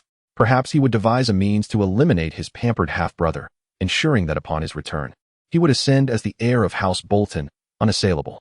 Yet, he would return, he would kill them all, wiping the blood from his eyes. He crawled madly through the thicket, attempting to disregard the pain in his ankle. Thorns scratched at his hands, while grass seeds filled his hair. Blood seemed to permeate everything, his eyes, mouth, and boots. He furrowed his brow and then chuckled to himself. Yes, blood, that was of utmost significance. He could discern what lay ahead, cautiously parting the underbrush. It was an old path. Now, he comprehended his whereabouts. Somewhere on the other side was the slope leading to that hill and the spring. He was in dire need of water. Grasping a tree trunk, he hoisted himself upright and swiftly leapt across the narrow path, tumbling into the thicket on the other side, listening intently. No shouts, no cries. Perhaps he had cleverly lured them elsewhere. Then he resumed his unsteady crawl, endeavoring not to cry out with each painful jolt to his ankle. They should not be here. This was his forest. His. In a fit of rage, he repeatedly bellowed the word, lost in his fury. Those self-righteous fools, clad in their uniforms and accompanied by servants, arrogantly believed that he was committing a crime by hunting in his own woods. He was about to pursue his quarry, the little minx who had amused him so. He had come to relish these hunts. It was his finest idea, and the old man as counsel proved invaluable. Whenever Ramsbottom was in a rage, he always offered sound advice, and of late, he had often been incensed. He had heard whispers of his brother wishing to see him, and when that day arrived, he would slay him and take his place. Then they appeared, the two young Warwick brothers and their sister, accompanied by their retinue. They cast a glance at the exposed wench, then at Ramsbottom and the old man, and that was the end of it. The old man was struck by an arrow, piercing one of his eyes, rendering him useless. Ramsbottom was left to fend for himself. He shot an arrow into the shoulder of one Warwick hunter before fleeing. For soon arrows began to rain down, accompanied by pain and screams as he dashed through the woods, until he tumbled from a small rock outcropping, twisting his ankle. He would kill his brother. Yes, he would slay that scoundrel. He felt dizzy, a wave of nausea washing over him, prompting him to halt his crawl and shake his head. He needed water, needed that spring. He required sustenance, rest, and to tend to his injury before continuing onward. Or perhaps southward, to kill Domric Bodden. The slope suddenly steepened, and he slid down, entangled in leaves and branches, his hands scrambling to slow his descent. His injured ankle collided with something, eliciting a cry of pain, yet he gritted his teeth and endured. When he finally came to a halt, he lifted his gaze and surveyed his surroundings. He found himself in a small valley. There was the spring, the very source he sought. He burst into joyous laughter before pausing to scan the area.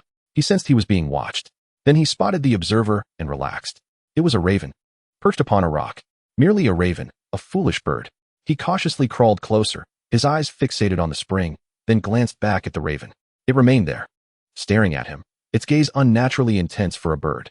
Then he heard the faint crunch of withered leaves underfoot. He gazed into the past, then drew forth his knife, flipping it to his back, propelling himself forward with his free hand and good foot until his back pressed against the rock. Who was there? A raven stared at him, causing a sense of unease to wash over him.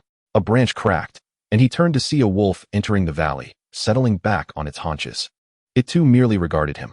Ramsbottom licked his lips. This was not a promising sign, yet he still possessed his knife, and here he felt secure. Nothing could defeat him. Then the raven cawed thrice. The wolf rose from its hind legs, seemingly swelling into a gigantic dire wolf, or so he perceived it to be.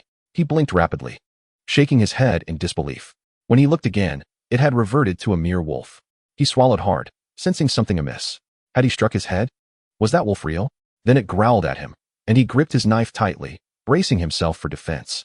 But as he did so, a weight landed on his shoulder. He looked up to find the raven perched there, its beak plunging into his eye with a swiftness unmatched by any raven before. Pain engulfed his world as he screamed in agony, flailing at the filthy creature before collapsing to the ground, hands clutching his eyes, the knife falling to his leg. Amidst his cries, he heard the low growl and the thud of claws, and then a more dreadful pain seized his neck. In the fleeting moment before pain and blood filled his lungs, he seemed to hear an ancient, rasping voice declare, "One life is brought back, one life ends." Then, all faded away. Chapter 20. Aemon Targaryen. Aemon sat in his study, listening to the crackling of the fire to his left. He was well aware of the capabilities of the maesters in Winterfell. Although much work remained, Lewin had begun to organize the books that had been gathered. Though it was already late into the night, he had yet to retire, as thoughts swirled in his mind. His great-grandson was in the castle, a revelation that left him utterly astounded. He had believed all his direct kin were exiled across the narrow sea in Essos, yet here he was, discovering the existence of a great-grandson of whom he had been entirely unaware. He recalled the boy's father, and a growl escaped his lips. The young fool. Ares had gone mad, but Rhaegar's obsession with prophecy had led him to a different kind of madness, resulting in what historians would come to call Robert's Rebellion. He was not merely a fool, now his son was in Winterfell. Lord Eddard Stark was an esteemed man, known to many of the Night's Watch who praised him. He was a man of honor, an exceptional warrior, and a cunning general, qualities he deeply admired. Yet there was more to it. This man had deliberately allowed everyone to believe Jon Snow was his bastard, a lie crafted to protect Jon. Because he knew that what Duke Stark had spoken was the truth, if King Robert were to discover the existence of this boy, he would swiftly order his demise. For he was the son of the rapist Rhaegar Targaryen, a scion of the dragon. This boy must be safeguarded, for he ultimately deserves to learn of his true heritage, being both a Stark and a Targaryen. From what he had gathered through quiet observation, Jon Snow was a reserved and sagacious young man. one who contemplated before uttering a word. It is no wonder that many believed him to be the son of Eddard Stark. He might possess the visage of House Stark. Or that was what he had been led to believe, a resemblance that reminded him of his brother Aegon Targaryen, whose memory lingered despite his passing many years prior. He smiled briefly, then the smile faded. Indeed, this boy must be taught the truths of his genuine father and the reality of his lineage in a manner befitting, so that he would not be overwhelmed by the madness associated with his bloodline. This required a degree of strategy. Fortunately, Lord Stark's house could reassure him, reminding him that not all Targaryen blood was tainted by insanity. He sighed, rubbing his weary palms over his face. This was yet another matter to resolve, an additional burden upon his shoulders. Yet, it was a responsibility he could not evade. This boy was his kin. Ned Stark was correct. He must be protected, as he belonged to both the Targaryen and Stark families, especially with the White Walkers approaching. Winter was indeed coming. If the Stark predictions held true, what other truths might they have uncovered? Mikken had been weighing his options. He had to navigate the ship to the nearest port on the Fingers Peninsula, and with each mile the vessel sailed northward, his time diminished. He had conceived and discarded a multitude of plans. A state of urgency was upon him. Yes, what kind of urgency? Assassinate the Northerners, making the incident appear as an accident? Or perhaps injure him with a club? No, he was far too cautious, too vigilant. Eliminate the handmaiden? Not feasible, as she was too close to the boy. He wanted to ensure the little imp wouldn't scream upon seeing him. Poisoning the handmaiden? The same dilemma persisted. Therefore, he opted for the most straightforward solution, to convince Seaworth that they must reach a port without delay. That night, the first thing he did was stealthily descend below deck, replacing a relatively new pump chain with an old, worn one. Even a relatively new ship would find its crew laboring diligently in the vast ocean, allowing a trickle of water to enter, compelling the crew to operate the pump once or twice daily, a necessary first step. The second phase of the plan was now his to execute, infiltrating the bow of the ship, meticulously arranging for the starboard anchor chain's winch to fail, causing the ship to lose its anchor. With only a broken pump and one anchor remaining, coupled with Seaworth's prowess as a sailor, they would have to hastily seek out a port. As he quietly approached the winch and inspected it, he felt a profound sense of satisfaction. It was a cloudy night, and in the midst of the watch, the chances of him being discovered were minimal. He opened a small hatch on one side, and should the winch fail, the anchor chain would rush out from the ship's side, and he would slip inside. It would be quite noisy. He drew his knife, hesitating for a moment as he gazed at the bloodied blade. What should he do now? Just then, he sensed a slender, sharp knife pressed against his neck. He froze. I have sailed for many years, a voice from behind him, originating from a den of filth, spoke in a deep tone that pierced the soul. Damn, it was Seaworth. I have sailed with many, some scoundrels, some good men. I quickly learned to discern the rogues through their eyes. The moment I laid eyes on you, I knew I was looking at a villain. Mikken was poised to free himself from the knife and retaliate with his own when he noticed other shadows approaching him, causing him to halt. Put down the knife, or I shall slit your throat. The steel glimmered in the moonlight as the moon broke through the clouds. He sighed and slowly discarded the knife. Well then, Seaworth said as the others arrived, pulling his hands behind him. Let us discuss what you were attempting to do and on whose behalf. If you wish to avoid a swim in the sea, I suggest you reveal everything. Chapter 21. Jory. When a knock sounded at the door, he immediately awoke, his hand reaching for the knife beneath the thin pillow on his bed. He had been on edge all day without knowing why. As his eyes adjusted to the light, he perceived no immediate danger. Come in, he croaked.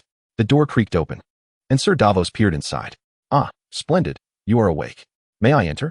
Of course, Sir Davos. He sat up, blinking at him.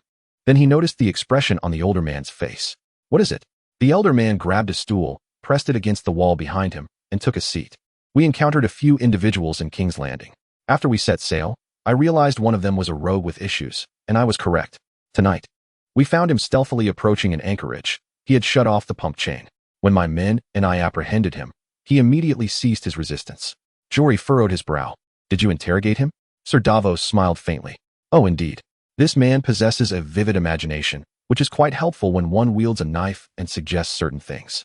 He extended his shortened hand, twisting his fingers, then grew serious. His plan was to have the ship stop at the Finger Islands to seek assistance. He intended to set fire, stab you, and then escape with the young lord. Jory stared in shock at the other man. Who is this villain? His name is Mikken.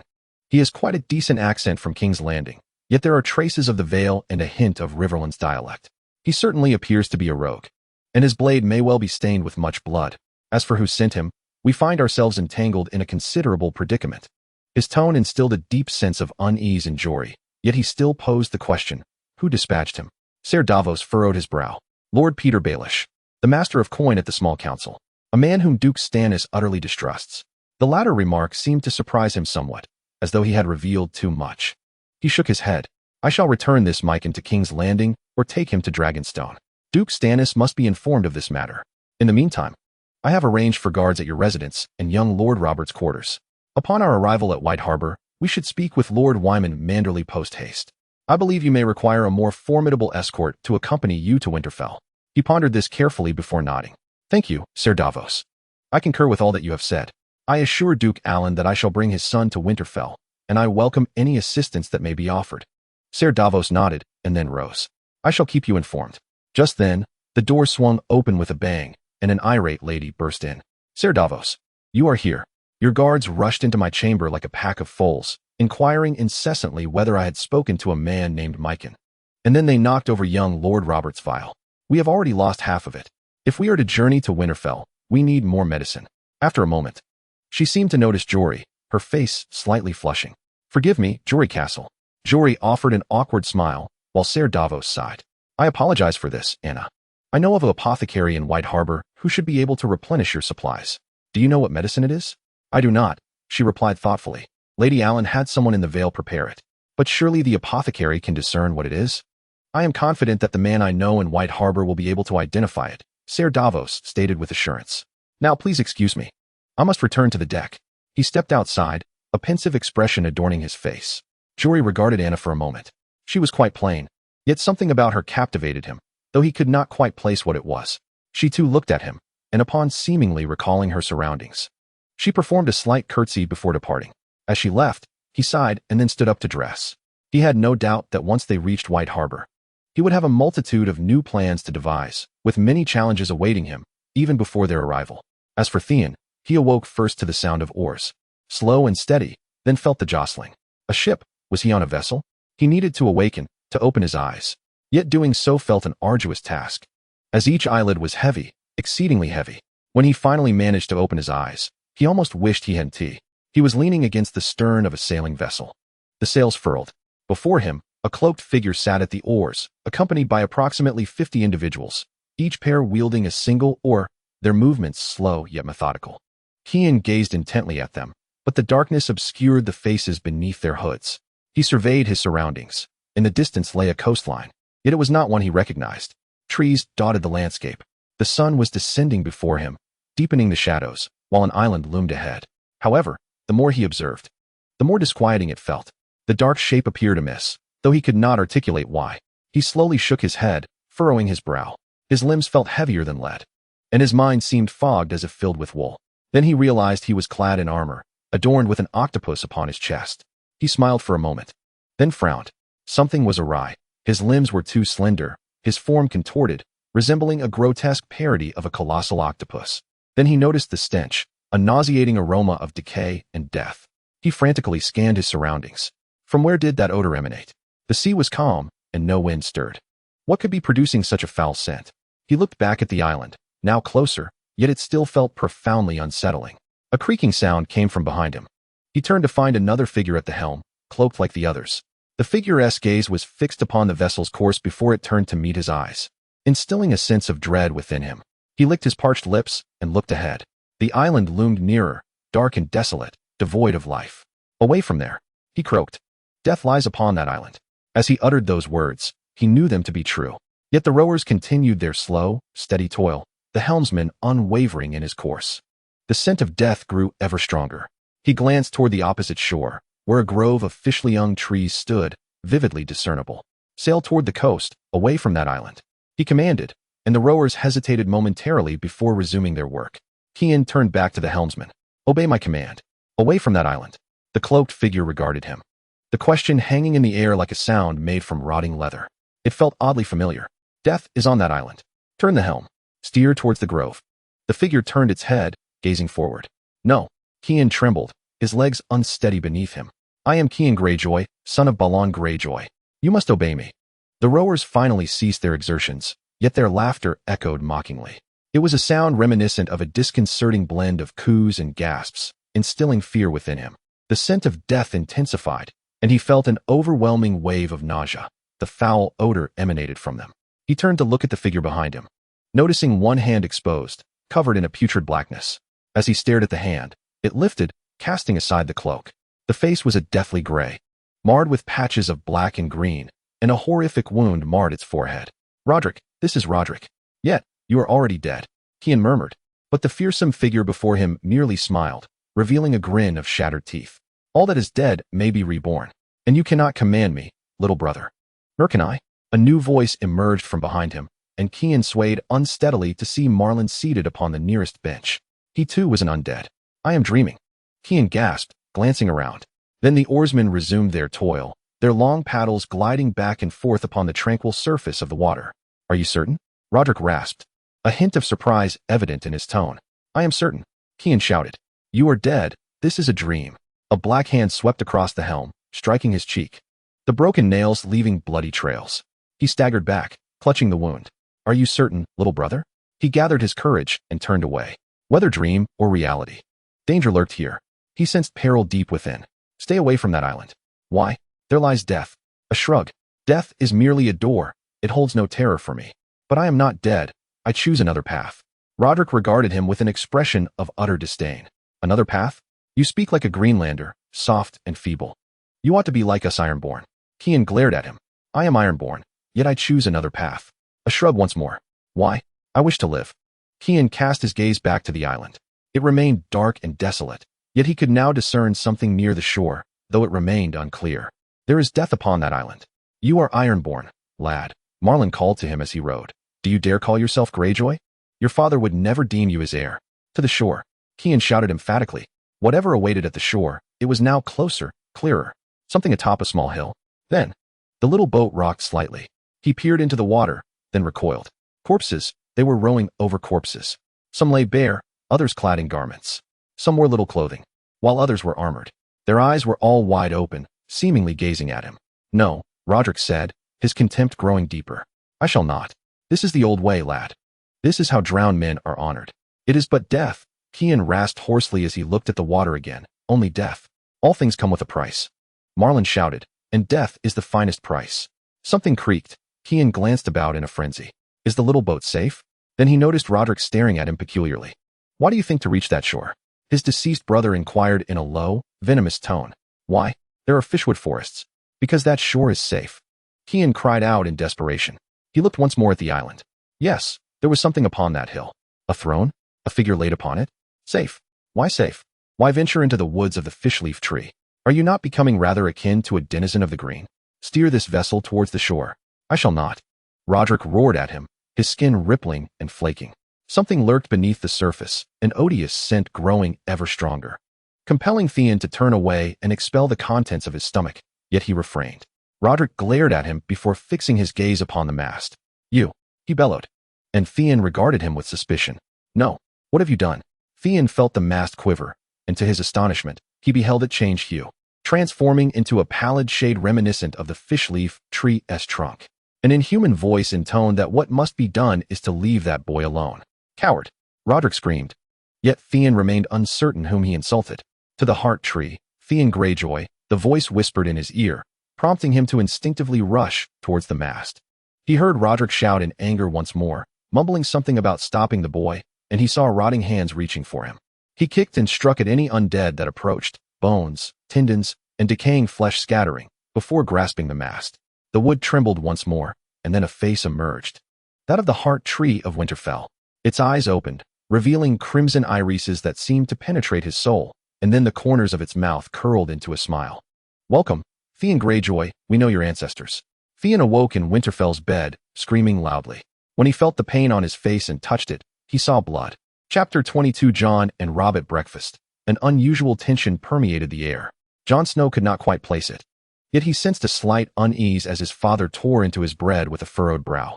Jon observed him closely, eventually shrugging inwardly and turning his attention to his own bread and honey, contemplating whether to indulge in another piece of black pudding.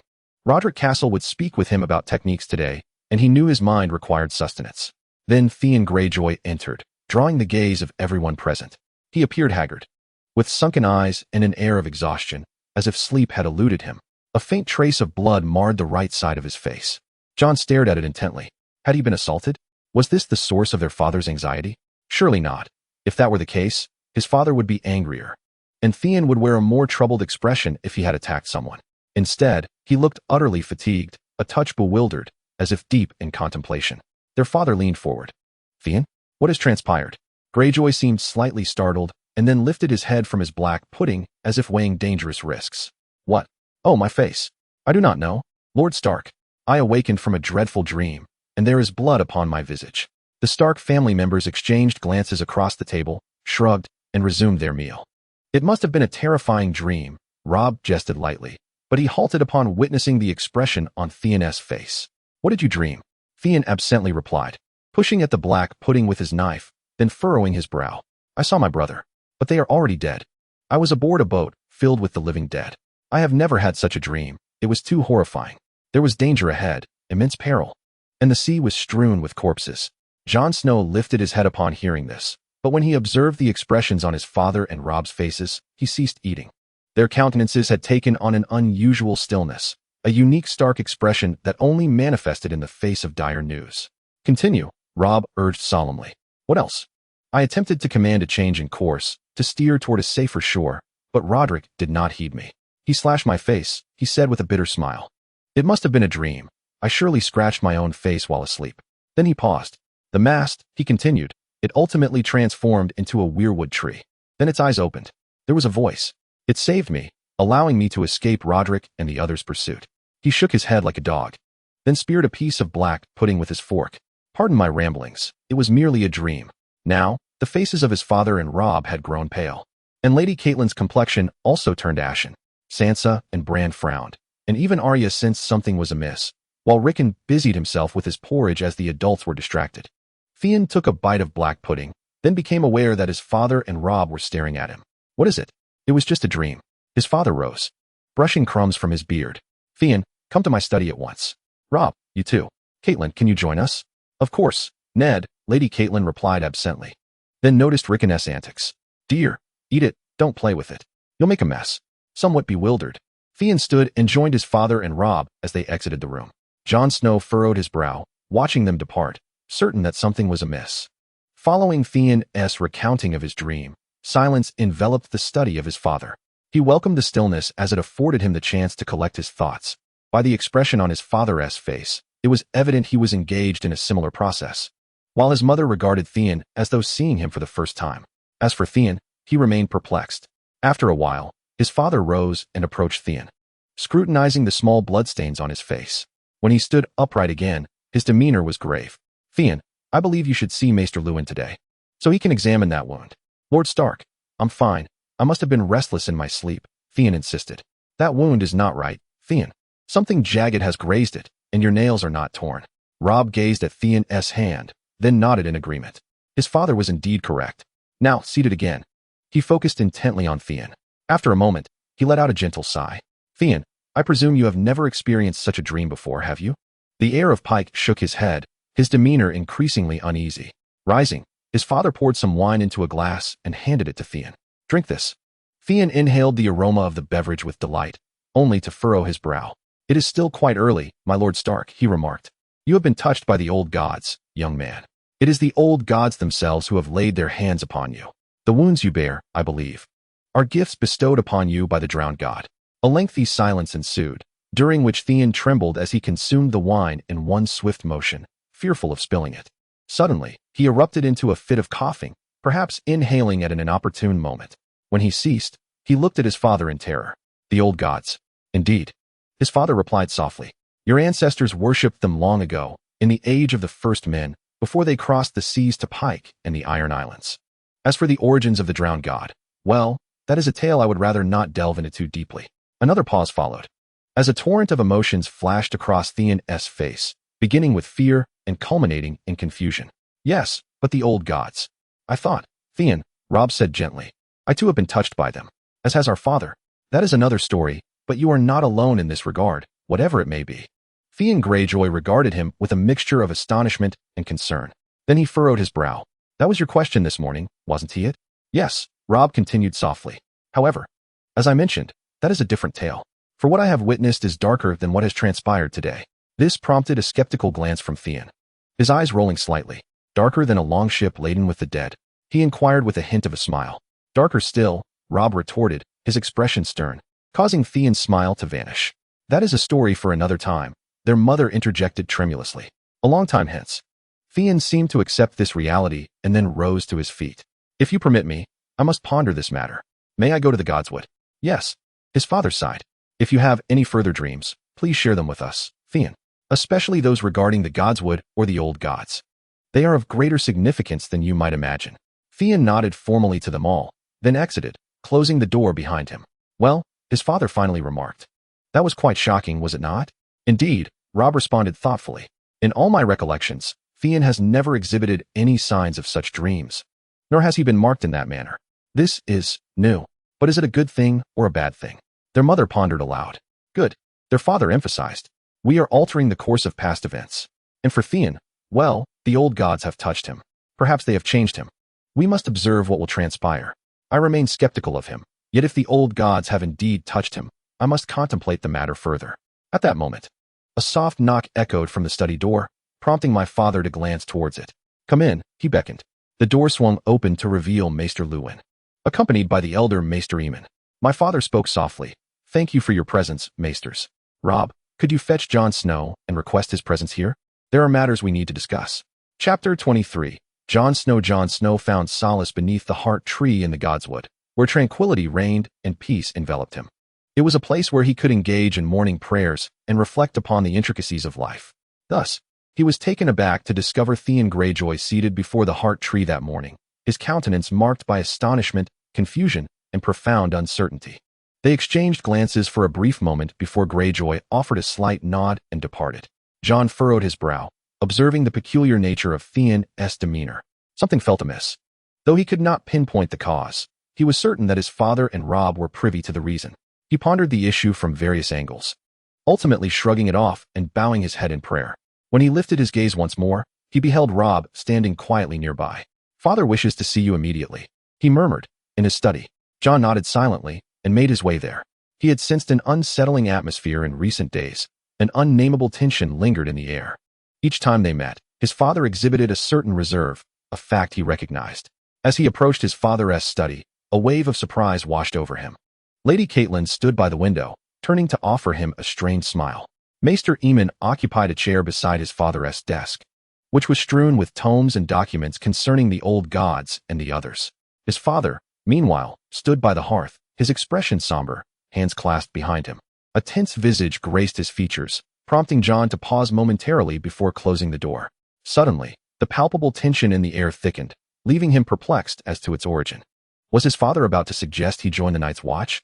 That seemed entirely out of character for him. Moreover, if there were to be any suggestion, it should be Jon hinting to his father, not the reverse. Please, take a seat. Jon, his father spoke softly. I need to discuss something with you. Jon nodded silently and settled into a chair, though he found himself waiting as his father furrowed his brow, surveying the floor, the wall behind him, the door, Lady Catelyn, the floor once more, and finally resting his gaze upon Jon. Father, Jon ventured quietly, have I done something wrong? A hint of tension flickered at the corner of his father's mouth, while Maester Aemon offered a slight smile, and Lady Catelyn sighed and shook her head. No, Jon. His father finally sighed. This is not about any wrongdoing on your part. It concerns who you are. Jon gazed at his father, bewildered. Who am I? Forgive me, father. What do you mean? His father regarded him with a grave expression. Jon, I am deeply sorry. This is a matter I have procrastinated on for far too long. Yet, I am filled with trepidation, burdened by a secret and a vow, one that I made shortly after your birth. Your mother compelled me to make that promise. His mother? Jon Snow's mind was a blank. His father spoke of his mother? He had been preoccupied with thoughts of her, constantly worried about her well-being. Haunted by the fear that she might have passed away, anxiety coiled within him, causing a prolonged sense of nausea. His father sighed, then gazed directly into his eyes. You must understand one thing, Jon. I have always sought to keep you safe, which is why I have never spoken of your mother. For your safety, her identity must remain concealed. Jon, you are of the Stark lineage. No one should ever doubt this. However, I regret the bitter blow I must deliver. For it surely is a painful revelation. As I said, it is imperative that I protect you. I am not your father. Jon Snow stared in astonishment at his father. feeling the ground beneath him tremble, plunging him into an icy ocean he had never known. I do not. He paused, attempting to clear his suddenly parched throat. I do not understand, he finally rasped. Please, father, I do not comprehend. If I am not your son, how can I be of the Stark family? His father sighed again, then pulled his chair closer, grasping Jon Snow's hand. Because you are indeed of the Stark bloodline. You are my nephew, Jon Snow. I would take immense pride in calling you my son, yet the truth remains that you are my nephew. Jon gazed at his father in confusion for a lengthy moment, his mind racing. Your nephew? But why must you keep me safe and secret? Suddenly gripped by fear, he turned his gaze towards Lady Catelyn. I cannot possibly be Brandon's son, can I? But his father shook his head. No, he said mournfully. You are not Brandon's son. He inhaled deeply. You are the son of my sister, Lyanna. A vision flashed in his mind, that of Aunt Lyanna's statue in the crypt. He had always been drawn to that effigy. That face, the face of the woman who was abducted by Prince Rhaegar, igniting Robert's rebellion and leading to the downfall of House Targaryen. Are you saying my mother has been in the crypt all along? He asked hoarsely, filled with shock, witnessing the same astonishment reflected in Lady Catelyn's eyes, which then brimmed with tears. His father leaned forward. Yes, I grieve for you, Jon. However, her final request, her dying wish, was for me to protect you. This required me to pretend that you were my son. I had no other means to fulfill your mother's last wish. He released Jon's hand, letting it fall onto the arm of the chair. She suffered a difficult labor and thus was left near death, in a place called the Tower of Joy, on the borders of Storm's End and Dorne. She was guarded by 3 Kingsguard, while we were 7 against 3, and only I and Howland Reed survived. I found you and your mother in a room of the tower. Those fools did not procure a midwife for your mother. If they had found her, she might still be alive now. Silence enveloped the room as Jon Snow finally clarified his thoughts. Wait, my Aunt Lyanna was once my mother. Then who was my father? Eddard Stark glanced around the room before returning his gaze to Jon, and he finally articulated the final connection. My father is Rhaegar Targaryen? He exclaimed in horror. The son of the Mad King? Yes, his father replied solemnly, he is. And he is not his father. You must understand this. His reasons are his own. We shall never know why he did what he did, but he is not mad. But you are saying I am part of House Targaryen, Jon murmured in shock. My grandfather is the Mad King. Listen to me, Jon Snow, Maester Aemon said, leaning slightly forward and emphasizing with a pointed finger. It is said that whenever a Targaryen is born, the gods toss a coin to decide whether they are sane. This is a lie. But there is some truth to it that makes it sound believable. Yes, Aerys was mad. He was driven insane by his burdens, his past, his own throne. But not all Targaryens are, or were mad. He settled back in his chair. And at my age, I am well aware of this. Jon Snow stared at the old man. Yes, he knew he was the Maester of the Night's Watch, named Aemon, but the way he spoke sent shivers down Jon's spine. Who are you? A bittersweet smile appeared on the old man's lips. My father was the first Mikar, named Mikar I. My brother Aegon Targaryen ascended the throne after him. And when I refused the crown, it ultimately passed to his grandson Aerys, the one they called the Mad King. Jon Snow swallowed hard. You are Aemon Targaryen, he said in astonishment. You refused the Iron Throne to join the Night's Watch. I did what I believed to be right, just as your uncle did to protect you. There are many who would kill you for your bloodline, Jon Snow. Never forget this, never forget. Though you are half Stark, you are also half Targaryen. And thus my great-great-nephew. I remember my father and brother as just rulers. The old man smiled tiredly. I have listened closely to your words these days, Jon Snow. I have heard much about you. You remind me of my brother Aegon, a quiet boy, wanting to help others. Do not fear your heritage, Jon Snow. Do not blame Lord Stark for not revealing your true lineage. The smile deepened. As I said, he saved your life. Had he not done so, I would not be here, welcoming the blood of my own family. Jon Snow sat there, his thoughts swirling like seeds swept away by a river. My father, Uncle, I have much to consider, and he paused. I suppose I must continue to call you father, mustn't I? This will ensure greater safety, sighed the Duke of Winterfell, straightening his chin. My wife has also offered me some advice regarding you. I shall write to the king, requesting he grant you membership in House Stark. This was what Lyanna desired. It will protect you, while simultaneously binding you more closely to Winterfell, as if it were a necessity. The revelation was more shocking than the knowledge of his lineage as the grandson of the Mad King. To be part of House Stark, rather than merely a Snow, was even more significant, especially considering his awareness of Lady Catelyn's long-standing disdain for him. He opened his mouth, then closed it again, a look of utter bewilderment crossing his face, causing Lady Catelyn to stifle a laugh. You are pardoned, Jon. But you remind me of the expression on my brother's face the first time my sister struck him with a fish. Her demeanor shifted to seriousness. Jon, as a legitimate bastard, you would rank in the line of succession after Robb, or any other sons we may have. You must understand this. I only wish to be a Stark, he replied, his voice thick with emotion. That should suffice. Do not utter that term again. Tears blurred his vision, which he angrily wiped away. Forgive me, perhaps it is allergies. Perhaps, his father coughed lightly, then hastily laughed. Now, I can share many tales about your mother, and even some about your father. Chapter 24. Jorah Mormont the Black Beth took a day and a half to reach White Harbor, a journey that felt interminable. To borrow a term once used by Old Ruin, the winds were fierce, yet Ser Davos could only urge the ship to sail so swiftly. Jorah spent his time observing the crew's diligent work while anxiously contemplating his mission. Fortunately, he had Ser Davos by his side. The older man was silent and composed, possessing the habit of speaking only sensible words, occasionally interspersed with humor, as though he could sense Jorah's mounting tension. Among the crew, it seemed that the only villain was the henchman of Lord Beric Dondarrion, Mikken, yet that did not imply the crew was entirely virtuous. Oh, some would slit your throat for the right price, Ser Davos had informed him the day before. But they are loyal to me. You see, they know me and have sailed with me. By the Lord, they trust me. And most are good lads. Believe me, they will ensure our safe passage to White Harbor. They successfully arrived at White Harbor.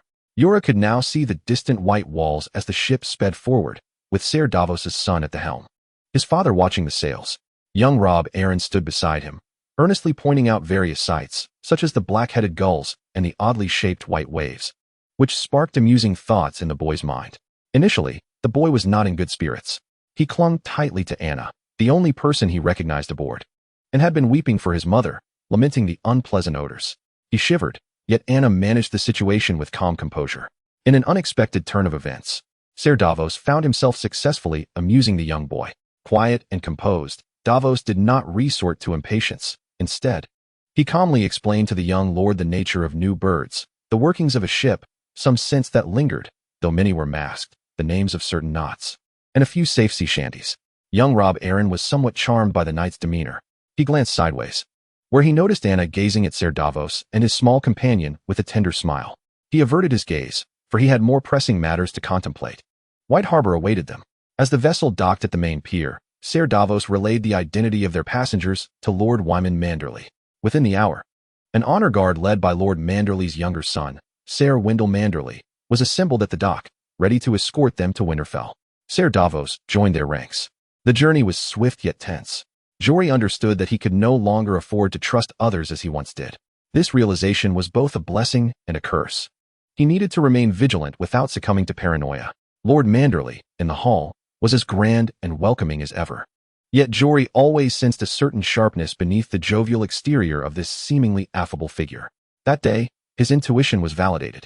Lord Manderly welcomed the young lord with the perfect blend of respect and joy, quickly putting the weary boy at ease.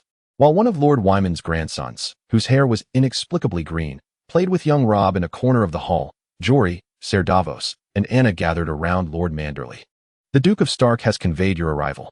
I shall send a raven to Winterfell and King's Landing to inform them of your safe passage, he whispered. However, I have heard troubling news regarding one of your shipmates, Ser Davos. You mentioned you know who he works for? Ser Davos cleared his throat. Peter Baelish, my lord. He quietly informed the Lord of White Harbor. Lord Manderly raised an eyebrow at this revelation. Interesting, he murmured, and quite concerning. He seemed to ponder for a moment before nodding. My son, Ser Wendell, will lead you along with two of my most trusted guards to ensure your safe journey to Winterfell. I do not believe that Littlefinger's agents will be numerous in the north, but I shall not take any chances, especially with the sole heir of House Arryn residing in my castle. Thank you, my lord, Jorah replied, feeling a measure of his anxiety dissipate. You are most gracious. Indeed, Ser Davos added in a hushed tone. I must return to King's Landing to report to Duke Stannis. Please convey my regards to him, Lord Manderly responded. Still deep in thought, tell him I shall do all in my power to escort the heir of House Arryn safely to Winterfell. How do you intend to deal with Littlefinger's agents? My sons, Dale and Alad, are keeping watch over him, Jorah replied. I place my trust in my crew. Yet every port harbors its shadows, merchants, and, well, spies, Ser Davos. Spies and rogues, I must candidly admit, are present in every harbor. Furthermore, we are not far from the Fingers. If Peter Baelish has not stationed any of his agents within this city, I would be quite astonished. We cannot afford such a risk.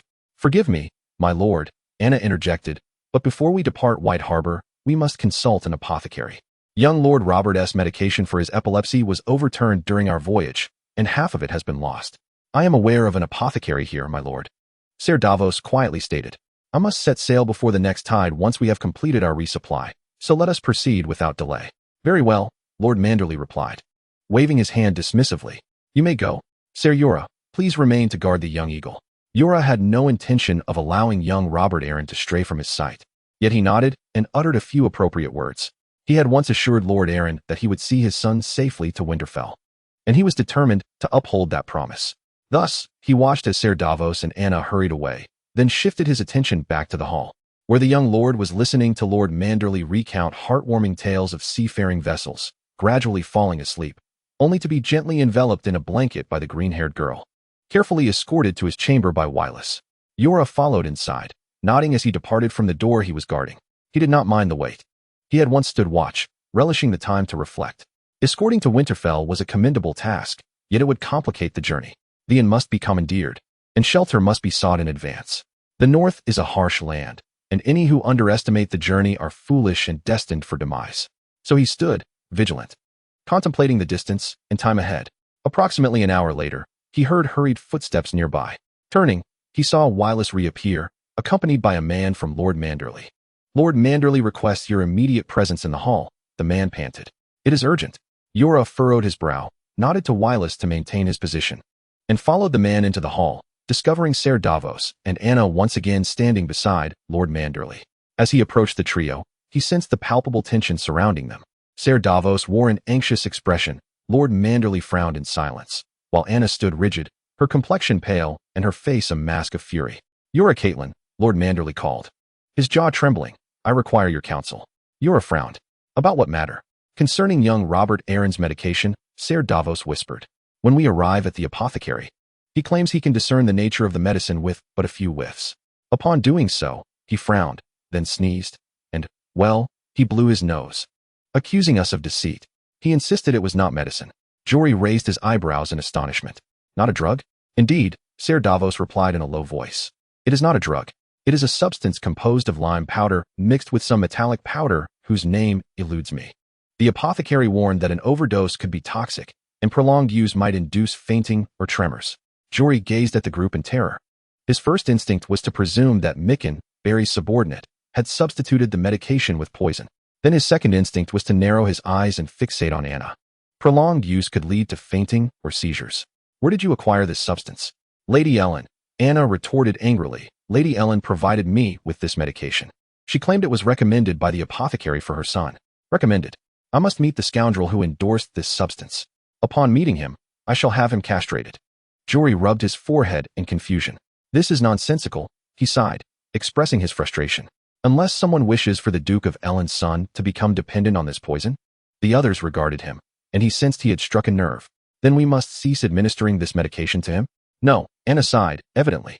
It is best to gradually reduce the dosage. By the time we reach Winterfell, he should be able to forego it entirely. I shall return to King's Landing at once. Ser Davos gritted his teeth. The Duke of Ellen must be informed of this matter. I will increase your escort to 50 men, Lord Mandler stated succinctly. Ensure that child is delivered safely to Winterfell, Jory Castle. It is imperative that he arrives there unharmed. Chapter 25. Ned and Theon. Ned's study was now in disarray. A multitude of books and parchment fragments littered the space, alongside countless notes and hastily scrawled bookmarks. So much clutter, tales and fantasies interspersed with scattered facts, at least. What he assumed were facts. Both Ruin and Eamon shared this sentiment. However, Ned furrowed his brow as he scrutinized the map of the north hanging on the wall. Some of the oldest place names recorded appeared slightly altered, while others were entirely unfamiliar to him. He glanced at the table once more before returning his gaze to the map. One of the oldest records was a fragment, a copy of an inscribed manuscript, mentioning a great siege. The others once besieged a cliff in the western north, and these clues drove him to madness. It mentioned that the Stark family led the defense, the ferocity of the battle indicating that they had to emerge victorious, culminating in the others being utterly defeated, a significant victory for them. But where could this place be? It was merely described as the Shimmering Cliff City. Yet, the north bore no such name, nor anything even remotely akin. The closest location he could conceive was a place called Stark Stone Island, but that was merely a slightly rugged hill, a day's ride to the west. It did not seem like a site where a battle, let alone a siege, could occur. Why would the others besiege a hill? Ruin was still investigating the matter. He sighed, then heard footsteps approaching the door, lifting his gaze. Catelyn entered with a smile, though it was not one of genuine joy. "Are you well, Catelyn?"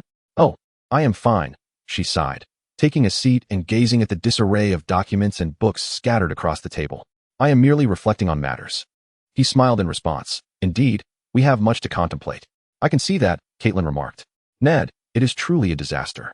How can one find anything when everything appears thus?" "I can manage," he replied. "I remember the appearance of the books or the hue of the parchment." He too sighed. "Catelyn, so much has been lost.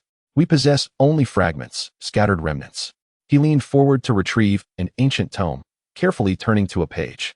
According to this, the first Stark of Winterfell was known as the Legislator and possessed something called the Fist of Winter, yet I have never encountered any mention of it elsewhere.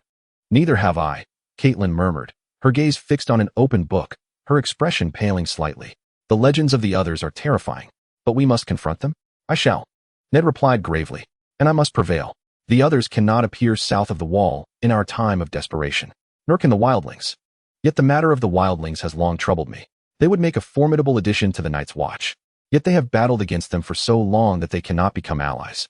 Moreover, what would they demand of me? Lands or new territories for settlement? The lords of the north would raise dreadful howls, causing the crows to fall from the sky." Ned wearily shook his head. "We have far too much to accomplish in so little time. Time is indeed fleeting. Even if Robb had returned a year ago, it would not have sufficed. I could have dispatched more men to the wall. The old bear has written that even the scant additional personnel and materials I have sent are sufficient to consider reopening Shield Island. Yet they require more assistance. We need resources from the south. We need the gold of the Lannisters and the wheat from the Riverlands, as well as the cavalry of the Vale and the infantry from Storm's End and Dorne. Men, horses, steel, food, various supplies, and ships." Catelyn regarded him thoughtfully, slowly nodding, then offering a faint smile. "It sounds as though you require King Robert and his warhammer." "I know," Ned replied, then suddenly laughed. "I can imagine what he would say regarding all this research.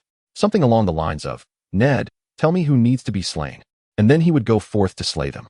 He recalled Robert's uncontrollable fury upon seeing Rhaegar at the Trident. "But how can we kill another? Does the book not provide an answer? As I mentioned, only fragments and legends remain. When was the last time they appeared? When was the last time someone managed to slay one?" He shrugged, a bitter sense of despair washing over him. Catelyn looked at him with concern, then furrowed her brow as she surveyed the books and documents on the table. "Ned, do any of these records originate from the clans of the mountains?" "There are some. The northernmost tribes have yet to arrive." She nodded, still furrowing her brow. "What of the other families descended from the ancestors? I mean, those from the south?" He gazed at her in astonishment. "I had never contemplated the south. Bronze John might have records in Stone of Eld, as it is one of the oldest bastions of the ancestors. I shall instruct Ruin to dispatch a raven at once." However, as he turned towards the door, he was halted by the sudden arrival of Maester Ruin. "My lord, I beg your pardon for the interruption. A troop of cavalry approaches the city gates. They bear the banner of Last Hearth. It is the banner of Lord Amber, who leads them personally." Ned furrowed his brow. "Jon Amber? Here?" After Robb and Jon Snow departed, Theon returned beside the heart tree. It captivated him, yet instilled a sense of dread. The thought that the old gods were watching him, somehow touching him, left him perplexed. He shook his head in confusion. He was Ironborn, a Greyjoy of Pike. He worshipped the drowned god, though doing so in Winterfell was arduous. Yet, why would the old gods touch him? "Welcome, Theon Greyjoy. We recognize your ancestors." These words were now deeply etched in his heart. He had always known of his ancestors' lineage to the first men, but he had never truly pondered the deities they revered. The notion that they worshipped the old gods was unsettling. Yet that dream, he carefully examined the marks on his face. They truly terrified him. He did not believe he could have scratched himself while asleep. Maester Ruin scrutinized the lines with a puzzled expression, then extracted something from them. He claimed it was fragments of nails. Theon looked at his own hands. His nails were short but intact. No, something else had left that mark. A dark essence. Something beyond his comprehension. He fixated on the heart tree. The visage on the mast in his dream resembled the face of this tree, and hesitantly, he reached out to touch it. As his fingers brushed the bark, he was uncertain of what might transpire, yet nothing occurred. It was merely a tree, devoid of gods.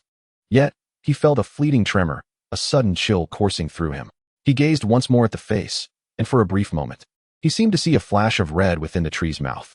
Theon stepped back, trembling in fear. A gust swept through the heart grove, raising the hair on the back of his neck as he recoiled. The wind carried a sound, a voice indistinct to his ears. He departed the heart grove still shuddering.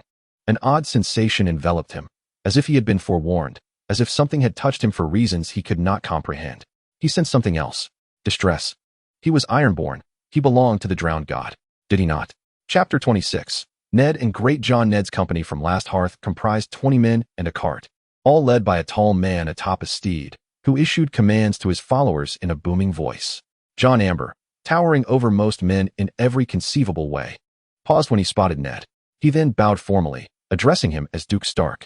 Lord Arryn, Ned replied, somewhat perplexed. This level of formality seemed excessive for Jon. However, the giant soon broke into laughter. Is that formality sufficient? Ned nodded, and Jon Arryn, laughing heartily, enveloped him in a warm embrace. Ned, it is splendid to see you again. He chuckled, patting the giant's back before releasing him. It is a pleasure to see you, Jon. But what brings you to Winterfell? With a thunderous sigh, Jon gestured toward the cart. The records you requested regarding the White Walkers. I brought everything I could find from Last Hearth. His usual cheerful demeanor faded. Ned, we need to talk. It is of utmost importance. Ned regarded the towering figure. Yes, it is indeed significant. When the Amber family is serious, certain matters become exceedingly grave. Very well, let us proceed to my study. I shall have Lewin attend to the records you brought. Maester Aemon will also be present. Aemon, the maester? Jon Arryn replied, his thick brows arching in surprise. From the wall? Indeed. He has brought records from the Black Castle. Jon Arryn absorbed the information, then furrowed his brow, cautiously retrieving a saddlebag from behind his horse as if it contained something precious. Then we certainly need to converse, Ned. Do you have any beer? There was indeed beer available for Jon Arryn, and once he had consumed his first mug, he sat in Ned's study, gazing at the table in mild confusion while cradling a second cup. The saddlebag rested beside him. This is a considerable amount of research, Ned. I apologize for adding to your workload. Do not apologize. There is an urgent matter at hand. Jon Arryn sighed, lowering his gaze to the floor of the study, remaining silent for a protracted moment. When he finally lifted his head, his voice was unusually soft by his standards. Ned, why do you inquire about the White Walkers? That is an excellent question, Ned replied, sinking into his chair. Jon, this question involves a lengthy tale. You believe they have returned, do you not? Ned regarded his old friend with astonishment, as Jon fixed his calm gaze upon him. I am no fool, Ned, Jon Arryn whispered, a fleeting smile crossing his face. The wildlings' assaults are worse than I have ever known. The Night's Watch is weaker than ever. The gift is nearly abandoned, and my men face wildling incursions almost monthly. The prisoners speak of death marching upon the wall. News from Eastwatch indicates that even Skagos Island has been attacked. If they are suffering wildling assaults, then they must either be mad or desperate. Something dreadful is driving them southward. Ned gazed intently at Great Jon for an extended moment. No, he was not a fool. Yet this man was somewhat different, possessing a glint in his eyes that astonished him, a hint of darkness and turmoil. Yes, he finally uttered. They have returned. And the tale I know is a grim one. Jon, the Great Jon, raised a hand. You are a Stark of Winterfell, he bellowed, among all in the north. You are the sole individual who knows whether they have indeed returned. There was something unsettling in his voice, a conviction as unyielding as iron. He was accustomed to being trusted, but Jon seemed to believe that the Stark family had prior knowledge of the White Walkers' resurgence. Just as Ned was about to inquire, the immense man straightened in his chair, almost ceremoniously. I must formally address this matter, otherwise my ancestors will haunt me from the grave, kicking my backside all the way to the wall. By the way, Duke Stark, I, the last Lord of Last Hearth, hereby inform you that the Hearthstone has changed its hue, thus my watch over it has concluded. He fixed his gaze upon Ned, who looked back at him in confusion. What? Great Jon appeared perturbed. Did I say something wrong, Ned? What did I say incorrectly? About the Hearthstone. Jon, I have no inkling of what you speak. What is a Hearthstone? Ned had witnessed many expressions on Jon's face. Joy, surprise, anger, confusion, but he had never seen his old friend so utterly astonished. What? The Lord of Last Hearth asked in a small, fearful voice. You don't know what a Hearthstone is? No, Ned gritted his teeth. I do not. For the love of the gods, Jon, what is it? I do not understand. You are a Stark of Winterfell. Your father should have informed you. On the day of your coming of age, a dreadful sensation washed over Ned. Great Jon, he gently pointed out, I came of age in the Vale.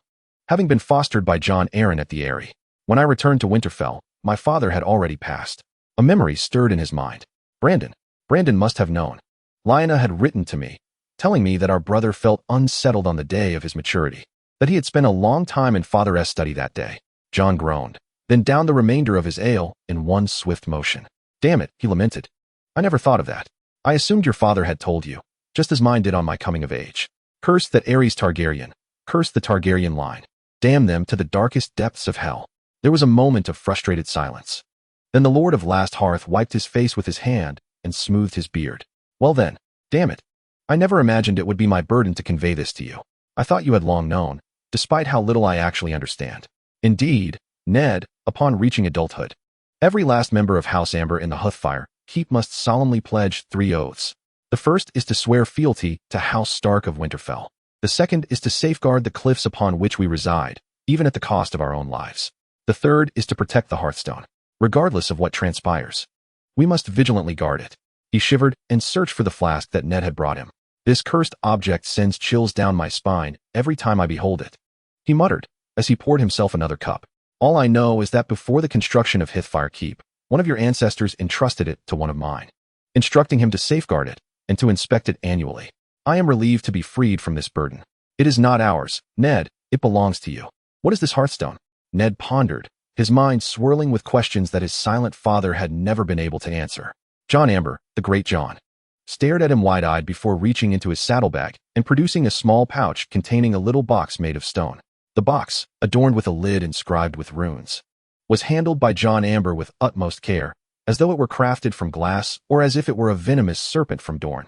Each year, I open this box to peer inside, Jon Amber murmured. It is perpetually as black as coal, darker than the night itself, as if it harbors a void. Then your raven arrives, inquiring about any news of the others or recent wildling raids, and I am reminded of that Hearthstone. I do not comprehend its significance, Ned. It has lost its purpose. I am unaware of its function or even the materials from which it is made. All I know, passed down from my ancestors, is that should it change color, we must deliver it to House Stark in Winterfell, just as I am doing now. Ned nodded slowly. Is that all you know? That is all I bloody know, Ned. My ancestors may have possessed greater knowledge, yet over the years, time and death may have stripped us of much understanding. He extended the box. Please, take it, Ned. Every member of my family despises this cursed object. We always kept it in the deepest recesses of Hearthfire Keep. In the old tunnels. It rightfully belongs to House Stark, not to us. I cannot fathom why your ancestors compelled my forebears to guard it. Perhaps it was due to our loyalty. Before the wall, the last bastion of loyalty, that is the name your ancestors bestowed upon us, and we have embraced it. Ned sighed and reluctantly accepted the box. It felt cold to the touch, sending a shiver down his spine. Carefully, he opened the box and gazed within. He could see a small round stone, the size of the last segment of his thumb. It appeared ancient and worn, imbued with a timeless quality. The surface may have been etched with runes. It was a murky green, not black at all. What should I do? Jon Amber, deeply unsettled, shifted his body restlessly. Upon witnessing its change in hue, I reached out to touch it. We ought to engage in such rituals annually. The last time, it left me with a splitting headache. My father recounted that after his touch, he beheld only dark spots. Yet after its transformation, Ned, I perceived something beyond the wall. He swallowed hard. The dead, Ned. Advancing toward the wall. I nearly lost control upon witnessing such a sight. Ned regarded him sharply. You beheld visions of the wall. Indeed, another murmured, taking another sip of ale. He then looked at Ned with curiosity. You seem unfazed, Ned. I experienced it myself, from the old gods. Jon Amber stared at him, awestruck. The old gods. Truly, Ned? Yes, I understand how you might feel on the brink of losing control. He gazed at the box, inhaled deeply, and lifted it. It felt surprisingly warm in his hands. He weighed it in his palm, finding no discernible difference. Is there anything? Jon Amber inquired. A hint of nervousness cloaked behind his beer mug. Nothing, Ned replied. Then he blinked. Somehow, it feels a tad different. He shook his head slightly. Calamity. Ned glanced around. What is that sound? What sound? Calamity. That sound, like someone drumming in the basement. Ned, I hear no sound, nor do I see anything. Calamity. Calamity. His palm trembled, and Ned stared at the hearthstone, which appeared to pulsate like a heartbeat. The color grew lighter. Can you not see it? See what, Ned? Your eyes, Ned. Jon Amber gazed at him in astonishment. They are green. Your pupils are red. Calamity. Calamity. Calamity. Suddenly, Ned's throat felt drier than the sands of Dorne. The hearthstone throbbed more intensely. He could feel the blood roaring through his veins, a fog descending upon his vision. He opened his mouth again, but suddenly froze. The shadow of his father seemed to stand beside Jon Amber, fixated on him.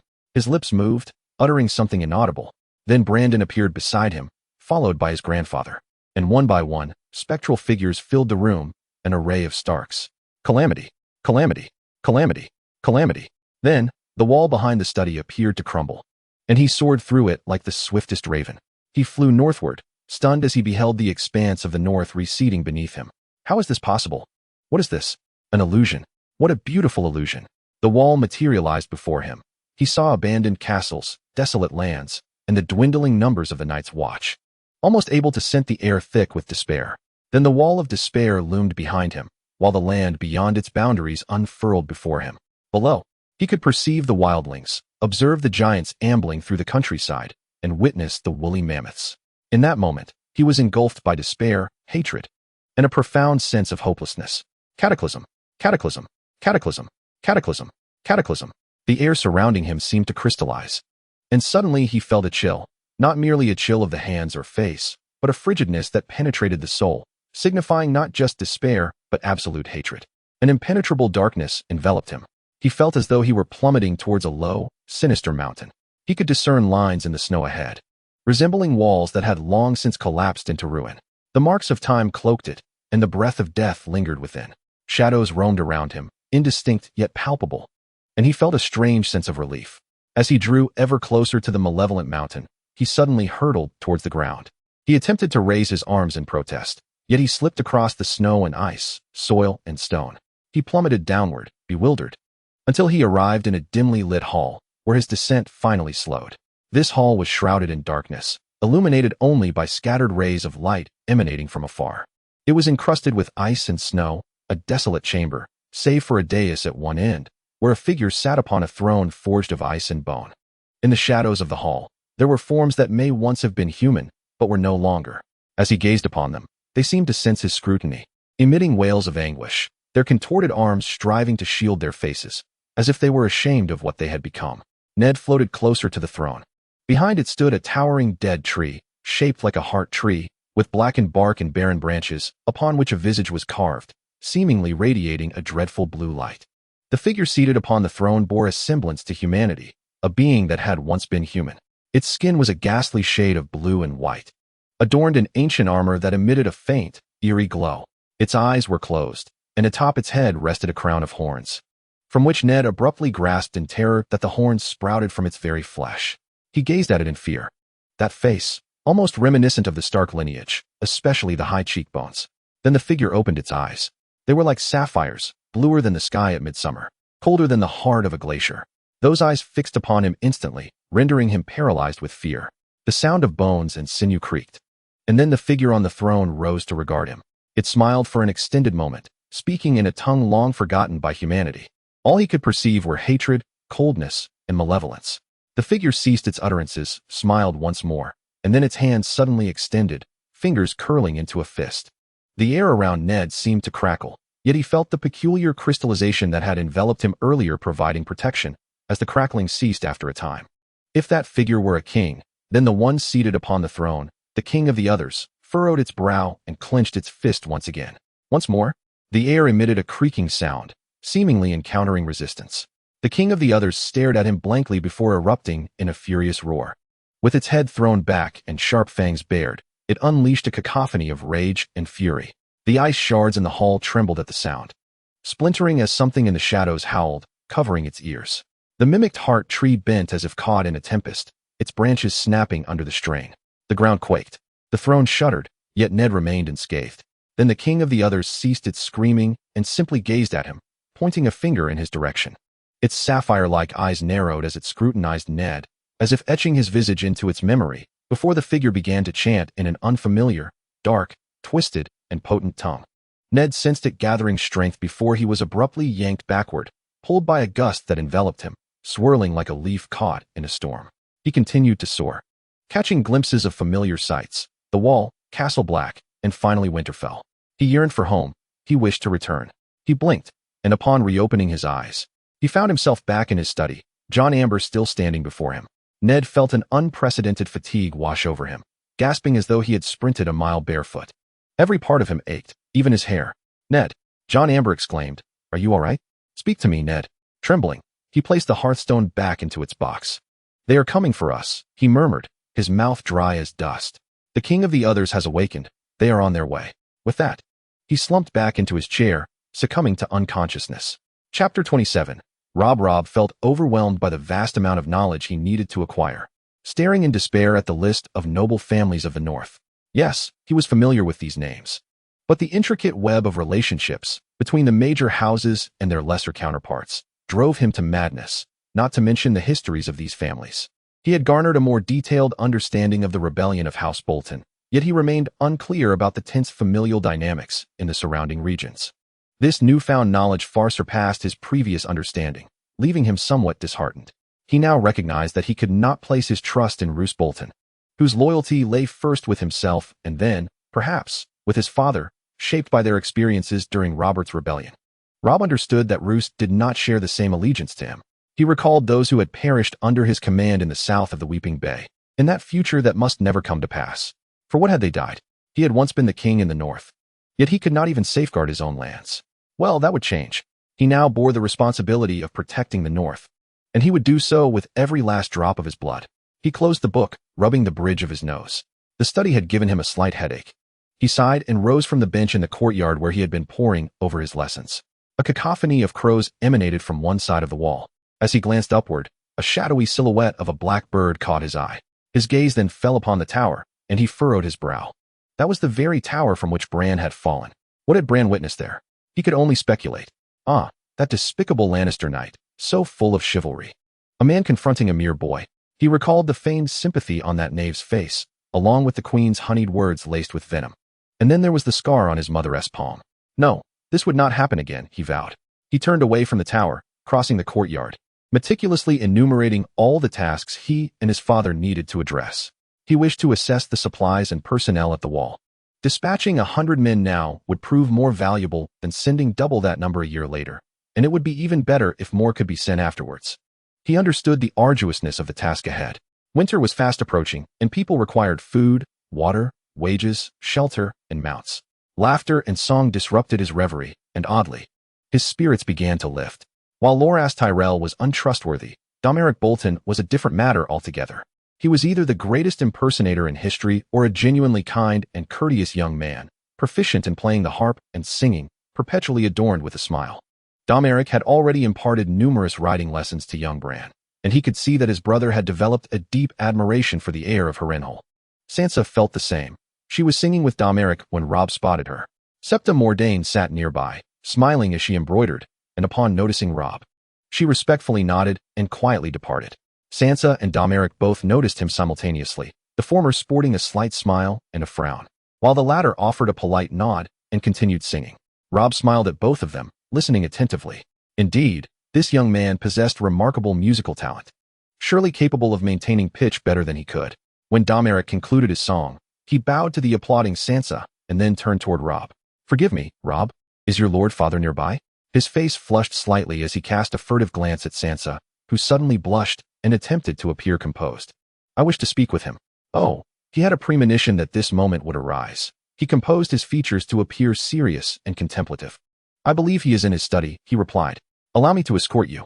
"Thank you." Domeric turned to Sansa, bowing once more. "My lady." "Thank you, Domeric," she responded, then plucked a rose from the nearest bush, artfully masking the pain from the thorns. "Will you pin this for me?" "I shall," he replied with a smile, taking the rose from her hand and threading it through a buttonhole. "Let on, Robb." They traversed the courtyard, Robb guiding the way with a smile. Oh, Sansa was utterly captivated by this man. From all he had heard and witnessed, Domeric Bolton was far superior to his father, and infinitely better than that little scoundrel Joffrey.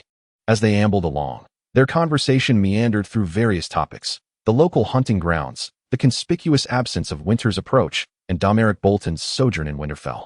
"I heard that a party from Last Hearth arrived this morning," Domeric informed him, prompting Robb to furrow his brow, having missed this news. "I know not," he replied as they passed through an archway and ascended the spiral staircase. "Did you see them?" "Of course, I heard them," Domeric remarked. The man leading them spoke with great volume. "I believe it was Ned." The voice echoed from the corridor. "Are you well? Speak to me, Ned." This voice emanated from the study, belonging to Jon Arryn, and it filled Robb's heart with trepidation. The man had once been his fiercest banner knight, and now seemed troubled for his father. He dashed down the corridor, with Domeric in tow, and burst into the study. Father sat in his chair, as if gripped by a dreadful paralysis, gasping as though he had just run a marathon. He clutched something in his hand, which he now placed into a box, while Jon Arryn regarded him with evident fear. Then, he met his father's gaze. There appeared to be green flames dancing between them, with a core of red, and upon hearing Daeneric's sharp intake of breath, he realized that the heir of House Bolton had witnessed the same terrifying sight. "They are coming for us." His father's voice rang out like the clang of iron. "The Night King has awakened, and they are on their way." Then he closed his eyes and slumped back into the chair. After a moment of dread, Robb lunged toward him. "Father," he cried, noticing Jon Arryn's gaze fixed upon him. "Jon, what has happened?" Jon Arryn stared at him, deeply perplexed. "Who are you?" "Robb Stark." "What is the matter?" "Good heavens, you look like one of the Tullus." "Ah yes, I delivered the Hearthstone to your father, my lord. It was obtained by my ancestors from yours millennia ago, entrusted to our family to guard and protect. This year, it changed color, so I brought it to your father. What he beheld, I do not know, but you heard his words." Jon Arryn's countenance bore the gravitas of a man who had seen the gravest of horrors. "The others have returned." "Oh, heavens," Daemeric murmured, crouching beside the father, gazing intently at him. "The others?" Robb shook his head. "What is the Hearthstone?" "It is something we have guarded for many years," Jon Arryn replied in a low voice. "We are closest to the wall at Hardhome. I suspect that is why it was entrusted to us. I know not what other reason there might be." He gazed intently at the father. "Perhaps we should offer him some meat?" Suddenly, the father awoke. His eyes regained their normal hue, yet his face bore an expression of profound concentration. He scanned the room with intensity before fixing his gaze upon Robb. "Robb, father? Search my study, scour Winterfell, and uncover anything my father may have left behind. Every corner must be investigated. Examine the old chambers, sift through ancient records." Then he fainted again. Robb fixated on his father before darting to the doorway, peering outside. He could see Reek hastening down the corridor. "Come, Reek. Hurry." He turned back to look at Daemeric and Greyjohn. "We must search." Chapter 28. Tyrion Lannister. That morning, father sat at the small table in the breakfast hall. Casterly Rock, an immense fortress with numerous chambers, could not offer anything more delightful than breakfast in the morning sunlight, at least. Tyrion ascended to the chair at the table, cautiously observing his father. He occupied one end of the table, fixated on a piece of parchment before him, his gaze unfriendly, burning enough to almost ignite the paper. Shifting his focus to the other end of the table, Uncle Kevin was preoccupied with tearing apart a small bread roll, striving not to disturb his brother. Upon catching Tyrion's eye, he slightly shook his head. It was not wise to inquire about father's troubles. Thus, Tyrion bowed to everyone from his seat, selected some bread and honey, and quietly ate while reminiscing about the previous night's feast, pondering if any peculiar cheeses remained. He was quite certain there were none. Yet the alcohol had rendered his recollections of the meal a bit hazy. As he dabbed his mouth with the napkin, contemplating the possibility of indulging in another honey cake, father finally stood up in a fit of rage, seizing the paper and striding to the window. "Are you well, Tywin?" Uncle Kevin softly inquired. "Not well," father grumbled, returning to the table and thrusting the paper before his brother. "I detest matters I cannot comprehend. The more I reflect, the more absurd it seems." His uncle took the crumpled note, smoothed it out, read it, then furrowed his brow at father, ultimately passing the note down the table to Tyrion. "Curious," he said cautiously. Tyrion reached for the note, read it once, then again, and finally spoke on the third reading. "Eddard Stark is requesting information from the Lords of the North regarding legends of the others, tales, or any other information." "It appears so," father grumbled, returning to the window, glaring at the scenery beyond. "What do you think?" Tyrion's first thought was that perhaps Eddard Stark had suddenly developed an interest in the legends of the North, yet he quickly entertained a second, third, and fourth thought, hesitant to voice them. Such a simplistic answer was insufficient to provoke father's behavior. He would not respond favorably to such an explanation. Instead, he leaned back in his chair, pondering deeply. Yes, father was correct. It was indeed peculiar. A lord of Westeros, especially one as esteemed as Eddard Stark, would not dispatch a raven to his vassal lords over mere whispers of a legend. What could it signify? After prolonged contemplation, he was compelled to concede that if this indeed signified something, he was at a loss to ascertain the precise reason. This vexed him. "It makes no sense," he finally uttered. This provoked a roar of anger from his father. "I know," mumbled Uncle Kevin. "The Stark family merely seeks to glean information about the legendary others." It struck him as bizarre, yet he pondered, had he overlooked something? "Uncle, from what I have gathered regarding Eddard Stark, I do not believe he would readily dispatch a raven. Yet this seems so trivial that I cannot fathom it. I once underestimated the Northerners," his father muttered. his arms clasped behind his back as he continued to gaze intently at a distant mountain. After the Starks led the first northern army south through the next centuries ago, and triumphed at the Battle of the Bells and the Battle of the Trident, I vowed never again to underestimate that man. He is far too concerned with his own honor. He cannot be dismissed lightly even if he cannot endure a month in King's Landing. And this news, this information, what does it signify? I simply do not comprehend its meaning. He turned to face the two of them, asserting, I have witnessed many engage in the game of power. I have seen madmen like Aerys Targaryen lose it. I have observed those who triumphed through brutality, talent, and fortune, such as Robert Baratheon. I have also seen fools like Meryn Trant repeatedly botch it. And I have witnessed dreamers as foolish as the Targaryens who appeared to abandon it. However, Eddard Stark's actions do not align with any strategy one can conceive. It is utterly incomprehensible. It is nonsensical. He gritted his teeth as he uttered the last four words, as if the very utterance caused him profound anguish, before turning once more to gaze out the window. Tyrion contemplated numerous potential answers, yet deemed them inappropriate given his father's current mood, thus redirecting his focus, only to be interrupted by a yawn. Yes, he truly needed to inquire about the cheese from the previous night. He paused momentarily. Could it be a coded message sent to his army? But what could it possibly be? Why, at present, the North had no reason to conspire, did it? Robert was a friend of House Stark. They had grown up together. His father cast him a fleeting glance, perhaps with a hint of approval. So you perceive the dilemma. This may pertain to the wildlings, Uncle Kevin mused. I have heard their raids have intensified each year. Indeed, but what of the others? Tyrion shook his head. It is akin to inquiring about gremlins and boggots. Why the others? I do not know, his father retorted in frustration. What is even more perplexing is that news has arrived indicating that the Maester from the Wall is attending to this matter in Winterfell. Do you know his name, Tyrion? He quickly contemplated and then hesitated. Wait, is the Maester from the Wall not Aemon Targaryen? The one who refused the Iron Throne? Is he still alive? Uncle Kevin, astonished, exclaimed amidst sipping a light ale. Oh, he is very much alive. The father spoke through clenched teeth, revealing that in his most paranoid moments, he always gazed toward the wall. Tyrion absorbed this revelation, his lips curling in contemplation. Then we must seek the answers, father. Perhaps I should journey to Winterfell? The father turned to face him. Do you have a plausible excuse? I have long wished to visit the north, to behold the wall.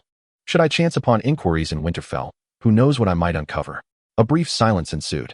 Uncle Kevin regarded Tyrion with concern, while their father stared pensively out the window. This could be perilous, the father finally declared. Yet perhaps a dwarf such as yourself might uncover some truths. Rather than squander your time here drinking and whoring, bringing shame upon this family. Do not think I did not notice your yawn. Indeed, I concur. Tyrion, travel northward. To Winterfell, pose your inquiries, and do not return until you possess answers. With that, the father departed. As the sound of his footsteps faded, Uncle Kevin turned to him. Are you certain this is wise, Tyrion? It seems rather audacious. It is the least I can do. Why, Uncle? I shall inquire about legendary tales whilst I read. And the notion of visiting a place like Winterfell nearly elicited a chuckle from father. Is such an event commonplace? Uncle Kevin furrowed his brow. Tyrion, this is my opportunity to witness the North, to see the wall. I might even relieve myself upon it, becoming the tallest Lannister in history. This provoked a laugh from Uncle Kevin. Then I shall assist you in meticulously planning this journey, Tyrion. I hope to see you return soon. Though, have you not left your father with too many arrows to assail you for your excesses? He stared at his uncle. I am baffled by father's remarks. I did not frequent any of my usual haunts last night. My recent yawn was not born of indulgence. What was the cheese from last night? Chapter 29. Domeric Bolton. Domeric swore he would remember the voice of Lord Stark until the day he drew his last breath, whenever that may be. Surely, the old god spoke through the Lord of Winterfell. He heard those words, trembling like leaves in the wind. The others had returned. The king of the others had awakened. Now, a day later, he, Robb, and the others continued their search of Winterfell's main keep, seeking any information that might pertain to the deadly enemies north of the wall. Following an order to search, Lord Stark collapsed once more, swiftly attended to by his fervent eldest son, the kind Maester Luwin, and the composed Lady Stark. Maester Luwin's conclusion was exhaustion, and Domeric and Robb helped Lord Stark to his chamber to rest. When Lord Amber heard the name Domeric Bolton, he often regarded him with a peculiar expression. Domeric inwardly cursed his father's reputation and the family's name. He vowed repeatedly that one day, people would hear the name Bolton, but not tremble in fear and dread. Now, he, Robb, Jon Snow, and the Greyjoy boy, who seemed perpetually lost in thought, gathered in the study of Lord Stark. where Lord Amber paced like a bear with thorns in its paws. As they assembled, Lord Amber raised an eyebrow at them. Well, I discovered an old storeroom at the base of the broken tower, containing 6 barrels filled with 1,000 old nails, Jon Snow murmured. But beyond that, there was nothing. We found nothing at Winterfell, Robb sighed, gesturing towards Theon. Aside from dust and dead spiders. I searched the cellar, Domeric said heavily. I found nothing. At the mention of the cellar, Jon Snow slightly nodded, then furrowed his brow. We need to contemplate what we are searching for, he mused thoughtfully. Lord Amber, who had been stroking his beard and frowning, lifted his head at this. What do you mean? Ned, I mean Lord Stark has tasked us with seeking anything that his father may have left behind regarding the others, any relics from our ancestors. Indeed, Jon Snow replied. But from what I have heard, our grandfather would not have left any precious records or items in places that might damage them. The broken tower leaks. And so does Winterfell, while the cellar is underground. True, the latter two are ancient, but surely past Stark lords, not to mention the former kings in the north. Would have found a safer, drier place for them? A silence fell over the room as the others pondered his words. By the gods, you make sense, lad. Lord Amber murmured. Then we must search the Great Hall. Has there been any news of father? Robb inquired anxiously. He has been asleep for a day. Lord Amber chuckled, stroking his beard. Your father awoke about an hour ago, looking hungrier than a direwolf pup, and just as strong. He will be joining us shortly. I am joining you now, a voice called from the doorway, and they all turned to see Lord Stark enter. He appeared weary, yet a faint smile graced his face. Great Jon, thank you for watching over Winterfell while I slumbered. He sighed and glanced at the small stone box on the table, a mysterious expression crossing his features. How goes your search? Terribly, Lord Amber replied. Ned, your father must have some heirlooms, some reminders or hints regarding the others. You mentioned that Brandon felt uneasy on the day he came of age. Might he have been told something? I do not know, Lord Stark sighed, frowning as he surveyed the room. Wait, could it be this simple? What? Robb asked. This is my father's study, and before me, it was his study. Lord Stark said heavily. I changed the carpet and added that bookcase in the corner, but I have not altered anything else. Have you searched here? The others exchanged glances, then revealed somewhat sheepish smiles. It seems not, said Domeric with a smile. Your Grace Stark, may I? Agreed, Domeric, Duke Stark replied, rising with a groan. However, you shall have to conduct the search without my assistance, for I feel every part of me still weary. Thus they commenced their search. They knocked upon the walls, shifted the bookcases, and rolled up the carpets to stack in the corners, until at last they confronted the tapestries hanging on the 2 walls. One tapestry depicted a heartwood forest, where the forest's children timidly peeked from behind trunks and branches, but beyond that, nothing was revealed. The other tapestry was of a different nature. It illustrated the builder Brandon upon the wall of despair. Behind the image lay a door, a locked door. Duke Stark gazed upon the locked portal in astonishment. Why was I never aware of this door's existence? Why should you have known, Ned? Why would you seek it? Lord Amber replied gravely. Your father never had the chance to inform you of this matter. It was meant to belong to Brandon. A solemn silence enveloped them, and Duke Stark approached the door. Well, I am here now, he said, studying the lock. Father left a set of keys, most of which appear as ancient as Winterfell itself. Robb, could you open the second drawer on the left by the door? They should be there. He furrowed his brow. I hope one of these keys will unlock it. If father took the key to this door southward, then, well, wildfire would surely melt it. A deeper, weightier silence descended until Robb returned with the keys. Some indeed appeared as old as Winterfell, though a few seemed more modern. Duke Stark pondered them thoughtfully before attempting to unlock the door. The first key did not turn, nor did the second, but the third key succeeded, emitting a creak from the lock. As the door swung open, Robb Stark muttering that it needed a bit of oil. Beyond the door lay a dark void, a pathway known only to the Starks of Winterfell. Yet Duke Stark turned to address them all. We need torches. No, lanterns, he rasped. We require light.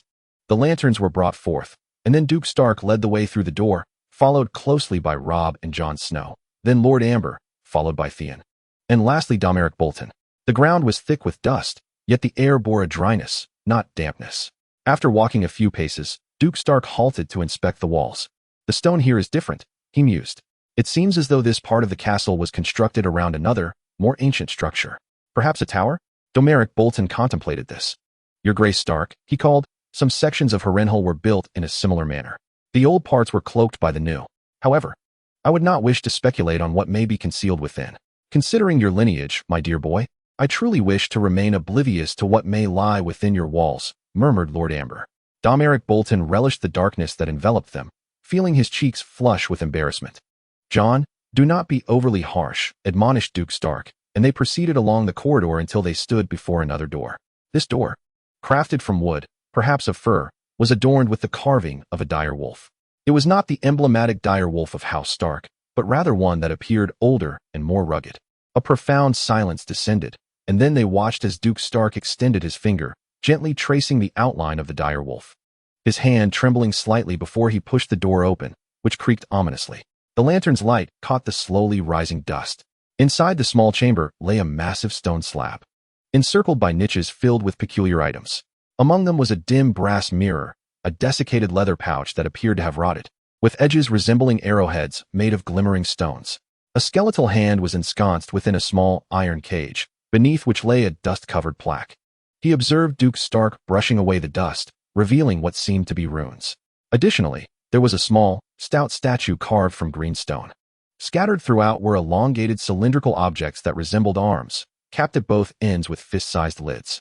These cylinders were heaped in various places, alongside fragments of a very ancient, weathered tome that appeared to have once been partially burned, resting on a stone slab adjacent to an equally ancient, weathered wooden box. By the gods, this is exceedingly ancient, Jon Arryn thought in awe. Nay, all of this is ancient. As he surveyed the surroundings and beheld more items nestled in the different niches, the hair on the back of his neck stood on end. A sudden sensation washed over him.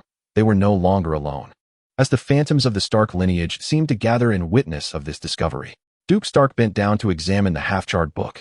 "Even some records are better than none," he murmured.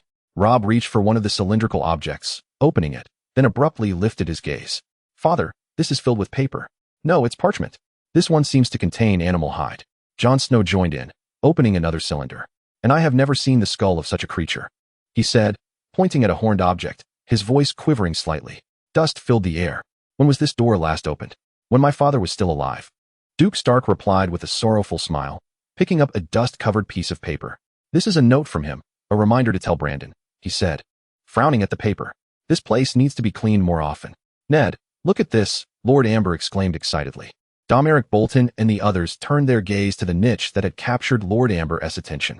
There lay a small bowl, etched in the center with a rune, the base featuring a small indentation. This rune bore resemblance to the one upon the hearthstone, as if it belonged there. Duke Stark nodded. "Jon, could you retrieve that small stone box from my study? But for the love of the old gods, please refrain from touching its contents." Jon Snow acquiesced with a nod and swiftly exited the chamber. As he departed, Duke Stark turned his gaze toward the box, fixating on the clasp. "No lock," he mused, before opening the box. Its hinges emitted a piercing screech that made them both wince, followed by a startled hiss from the Lord of Winterfell. As they both looked on, he reached inside, laboriously extracting a colossal hammer, if such a term could indeed be applied to the object in his grasp. It was crafted from some dim, uncorroded metal, devoid of any rust. Old leather encased its handle, while its head was designed for the sole purpose of crushing and slaying foes. Embedded within it were stones, resembling arrowheads nestled in a quiver. This was no weapon of chivalry. It was an instrument of slaughter.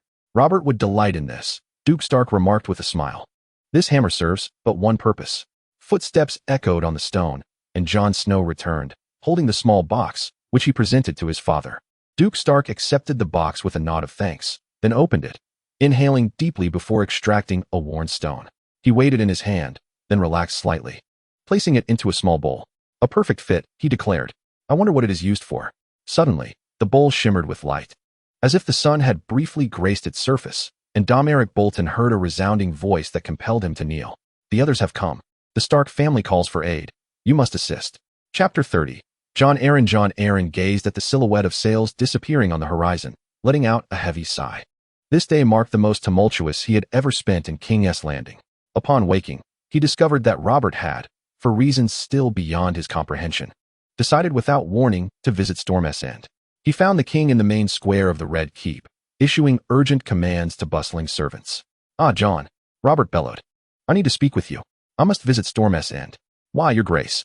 Is there trouble in the Stormlands?" This prompted Robert to circle the square, evidently pondering his response. Finally, the king admitted, almost guiltily, "I cannot articulate it, Jon. I feel compelled to go there and to other places as well. I shall return swiftly. I simply must go to Storm's End." Robert then gazed to the north for a moment, a heavy expression upon his face. "Jon, keep everything here unchanged. I apologize for departing so abruptly," he said, stroking his beard thoughtfully. I need to trim this beard, he muttered, then met Jon's eyes once more. I cannot explain, Jon. I need to be there rather than here. I know it makes no sense, but… Robert raised his hands, clenching and unclenching them repeatedly, unable to convey his thoughts in words. Jon, something is brewing. War is imminent. I cannot discern with whom we shall engage, nor where or when. Yet I can feel it in my very blood. Since the Ironborn uprising, I have felt more alive than ever. Ah, Renly, come forth swiftly. We must depart before the next tide. Thus, accompanied by only a small retinue, including Renly and Ser Balon Swan, Robert left King's Landing. In a moment of relative quietude, the former exchanged a word with Jon. I am uncertain whether you are aware of the reason behind my kingly brother's sudden decision to undertake this visit in such haste. Do you know, Jon? I have no idea, Renly. It seems the king resolved upon this journey today. Renly pondered, stroking his beard thoughtfully. Strange, and even more peculiar. I discovered him practicing with his warhammer alongside the master-at-arms this morning. He toiled until exhausted, yet appeared quite pleased. They both gazed towards a corner of the square where Robert was trimming his beard. All of this filled Jon with profound unease. Could Robert be aware of something significant? Yet if he knew, why not remain to confront it? Why venture to Storm's End? Why not directly face the queen? No, he must be unaware of the entire truth. Otherwise, Cersei would be imprisoned or slain, for Robert had already clashed with that traitor, the Kingslayer. So why travel to Storm's End? He had once contemplated revealing everything to the king, but they required more time to mobilize their forces to King's Landing without alerting their adversaries. Varys would undoubtedly learn of it. Where does his true allegiance lie? And what of Baelish? The more Jon understood him, the less he trusted him. His web of financial dealings is extensive and appears opaque in certain respects. However, one benefit of Robert's departure was that his conversation with Renly yielded some insights. He suggested bringing back a more formidable guard from Storm's End, specifically the youngest Baratheon, those whom you can trust, and the lords. Renly regarded him for a long moment before slowly nodding in understanding. Now, Jon stood upon the docks, watching the ship vanish over the western horizon. He remained astonished that Robert chose to travel by sea rather than on horseback, yet ships do not tire nor require rest at night. He wished to cover as much distance as possible each hour, which also troubled him. Footsteps approached from the side, and he saw Stannis advancing. My lord Baratheon. My hand. Stannis gazed towards the western horizon. The king's journey confounds me. I share your confusion, yet he must have his own reasons. We must await his return and devise how to convey this grave matter. Stannis frowned slightly, lowering his voice. He shall not receive this news well. We must be prepared for it, and we must be ruthless at the moment of announcement. The Lannisters in this city will not easily forgive this transgression. We must exercise caution. Jon, weary, nodded slightly. Heavens, how I loathe this city, he muttered. A place rife with deceit and intrigue. The Minister of War chuckled softly. I have always despised this locale, my Duke and Prime Minister. It is a realm where men lie as easily as they breathe. Yet, there are a few upon whom one can rely. He handed Jon a small scroll. Your son is safe in White Harbor.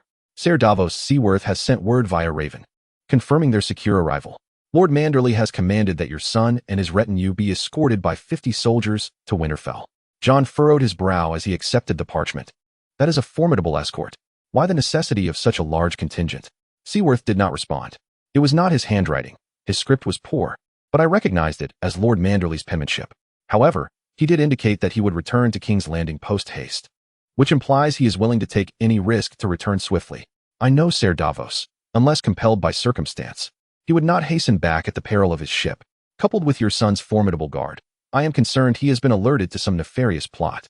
For a moment, icy water coursed through Jon's veins, but he soon dispelled the sensation. We shall await the news that Ser Davos brings, he finally said. He will notify me upon his arrival. We have much to prepare. Upon Robert's return, we must confront this grave issue. Can you arrange for his bastard to be moved from the smithy to the docks?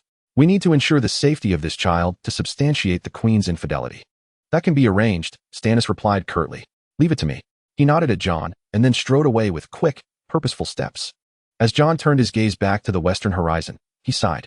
He wished his son were here, so he could embrace that little boy. A sudden, overwhelming feeling washed over him.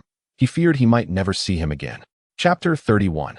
Jory Castle. They ventured further from White Harbor, and with each passing mile, his heart felt lighter. On the road, dangers became more discernible, and clarity emerged. Each day brought them closer to Winterfell and home. Moreover, with each day that elapsed, the small lord seemed to transform before his eyes.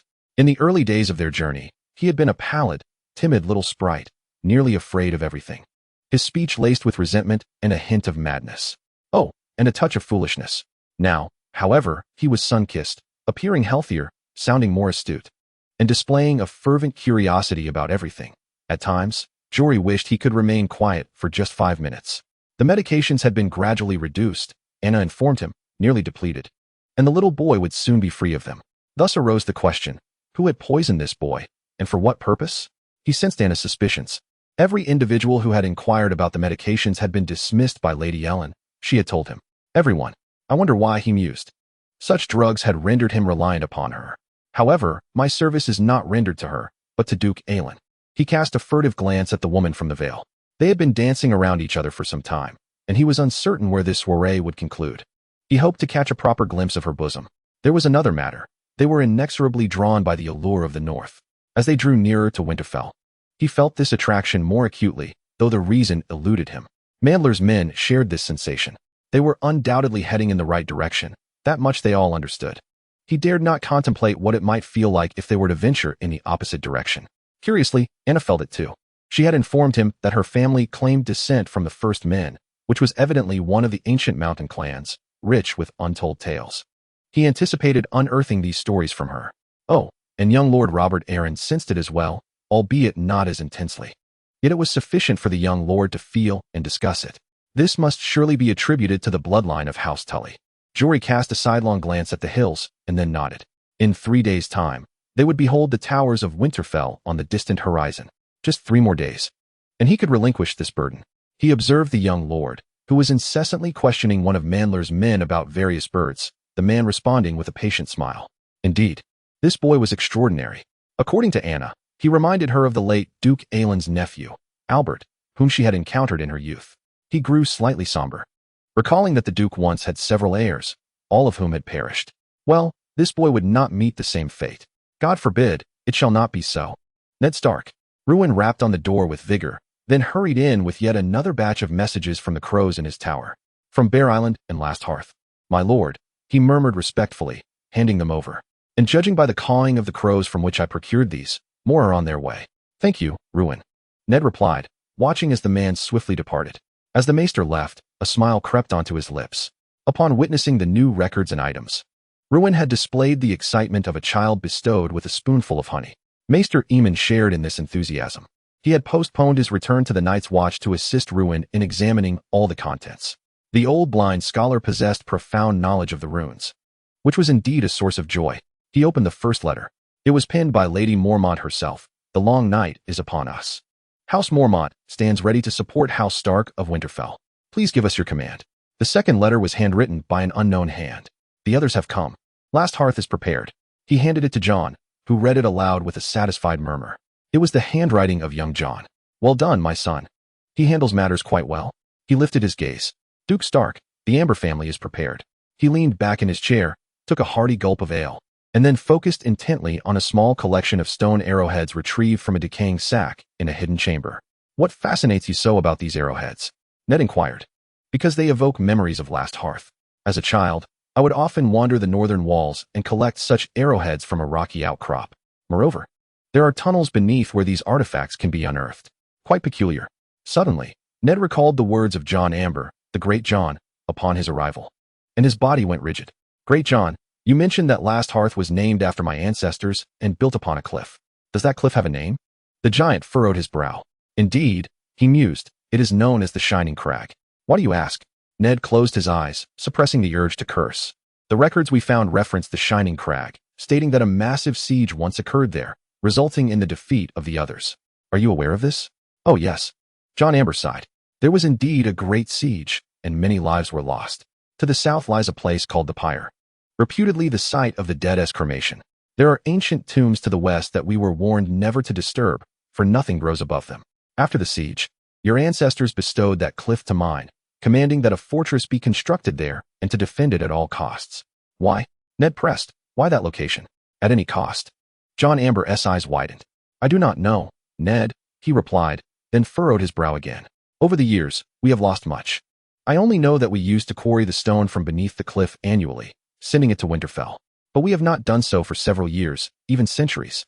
He nodded after speaking. then frowned at the small pile of arrowheads. Our ancestors must have deemed these significant. I wonder why? I do not know. The stone may be fragile. Jon Arryn shrugged again. By the way, how are your children? Robb and Jon have been severely affected by that cursed hearthstone. They have all heard of it. Catelyn is frightened. Arya remains enchanted by magic. Bran seeks to learn more. Sansa is still contemplating it all, while Rickon seems to take it all for granted. Ned shook his head. The youth adapt better than the old. A knock echoed again at the door, and he turned to see old Mickon standing there, holding his hat in hand. Forgive me, my lords. Might I see the mace-like hammer you have discovered? Ah, Mickon. Yes. Here it is. Ned produced the massive wolf-headed mace they had unearthed and took it to the smithy. He had to admit, he relished the feel of the weapon in his hands. It is lighter than it appears and exhibits remarkable balance. It seems to have been crafted with great skill. Following thoughtful design, he placed it on the table near the door. What are your thoughts? Micah bent down, scrutinizing it intently, then blinked and examined it more closely. Interesting, he murmured, gently caressing it with his fingers. Quite fascinating. May I inquire as to where you discovered this, my lord? In a concealed chamber. It belonged to my ancestors. Yet, this is unlike any steel I have encountered. Micah stroked his beard with one hand.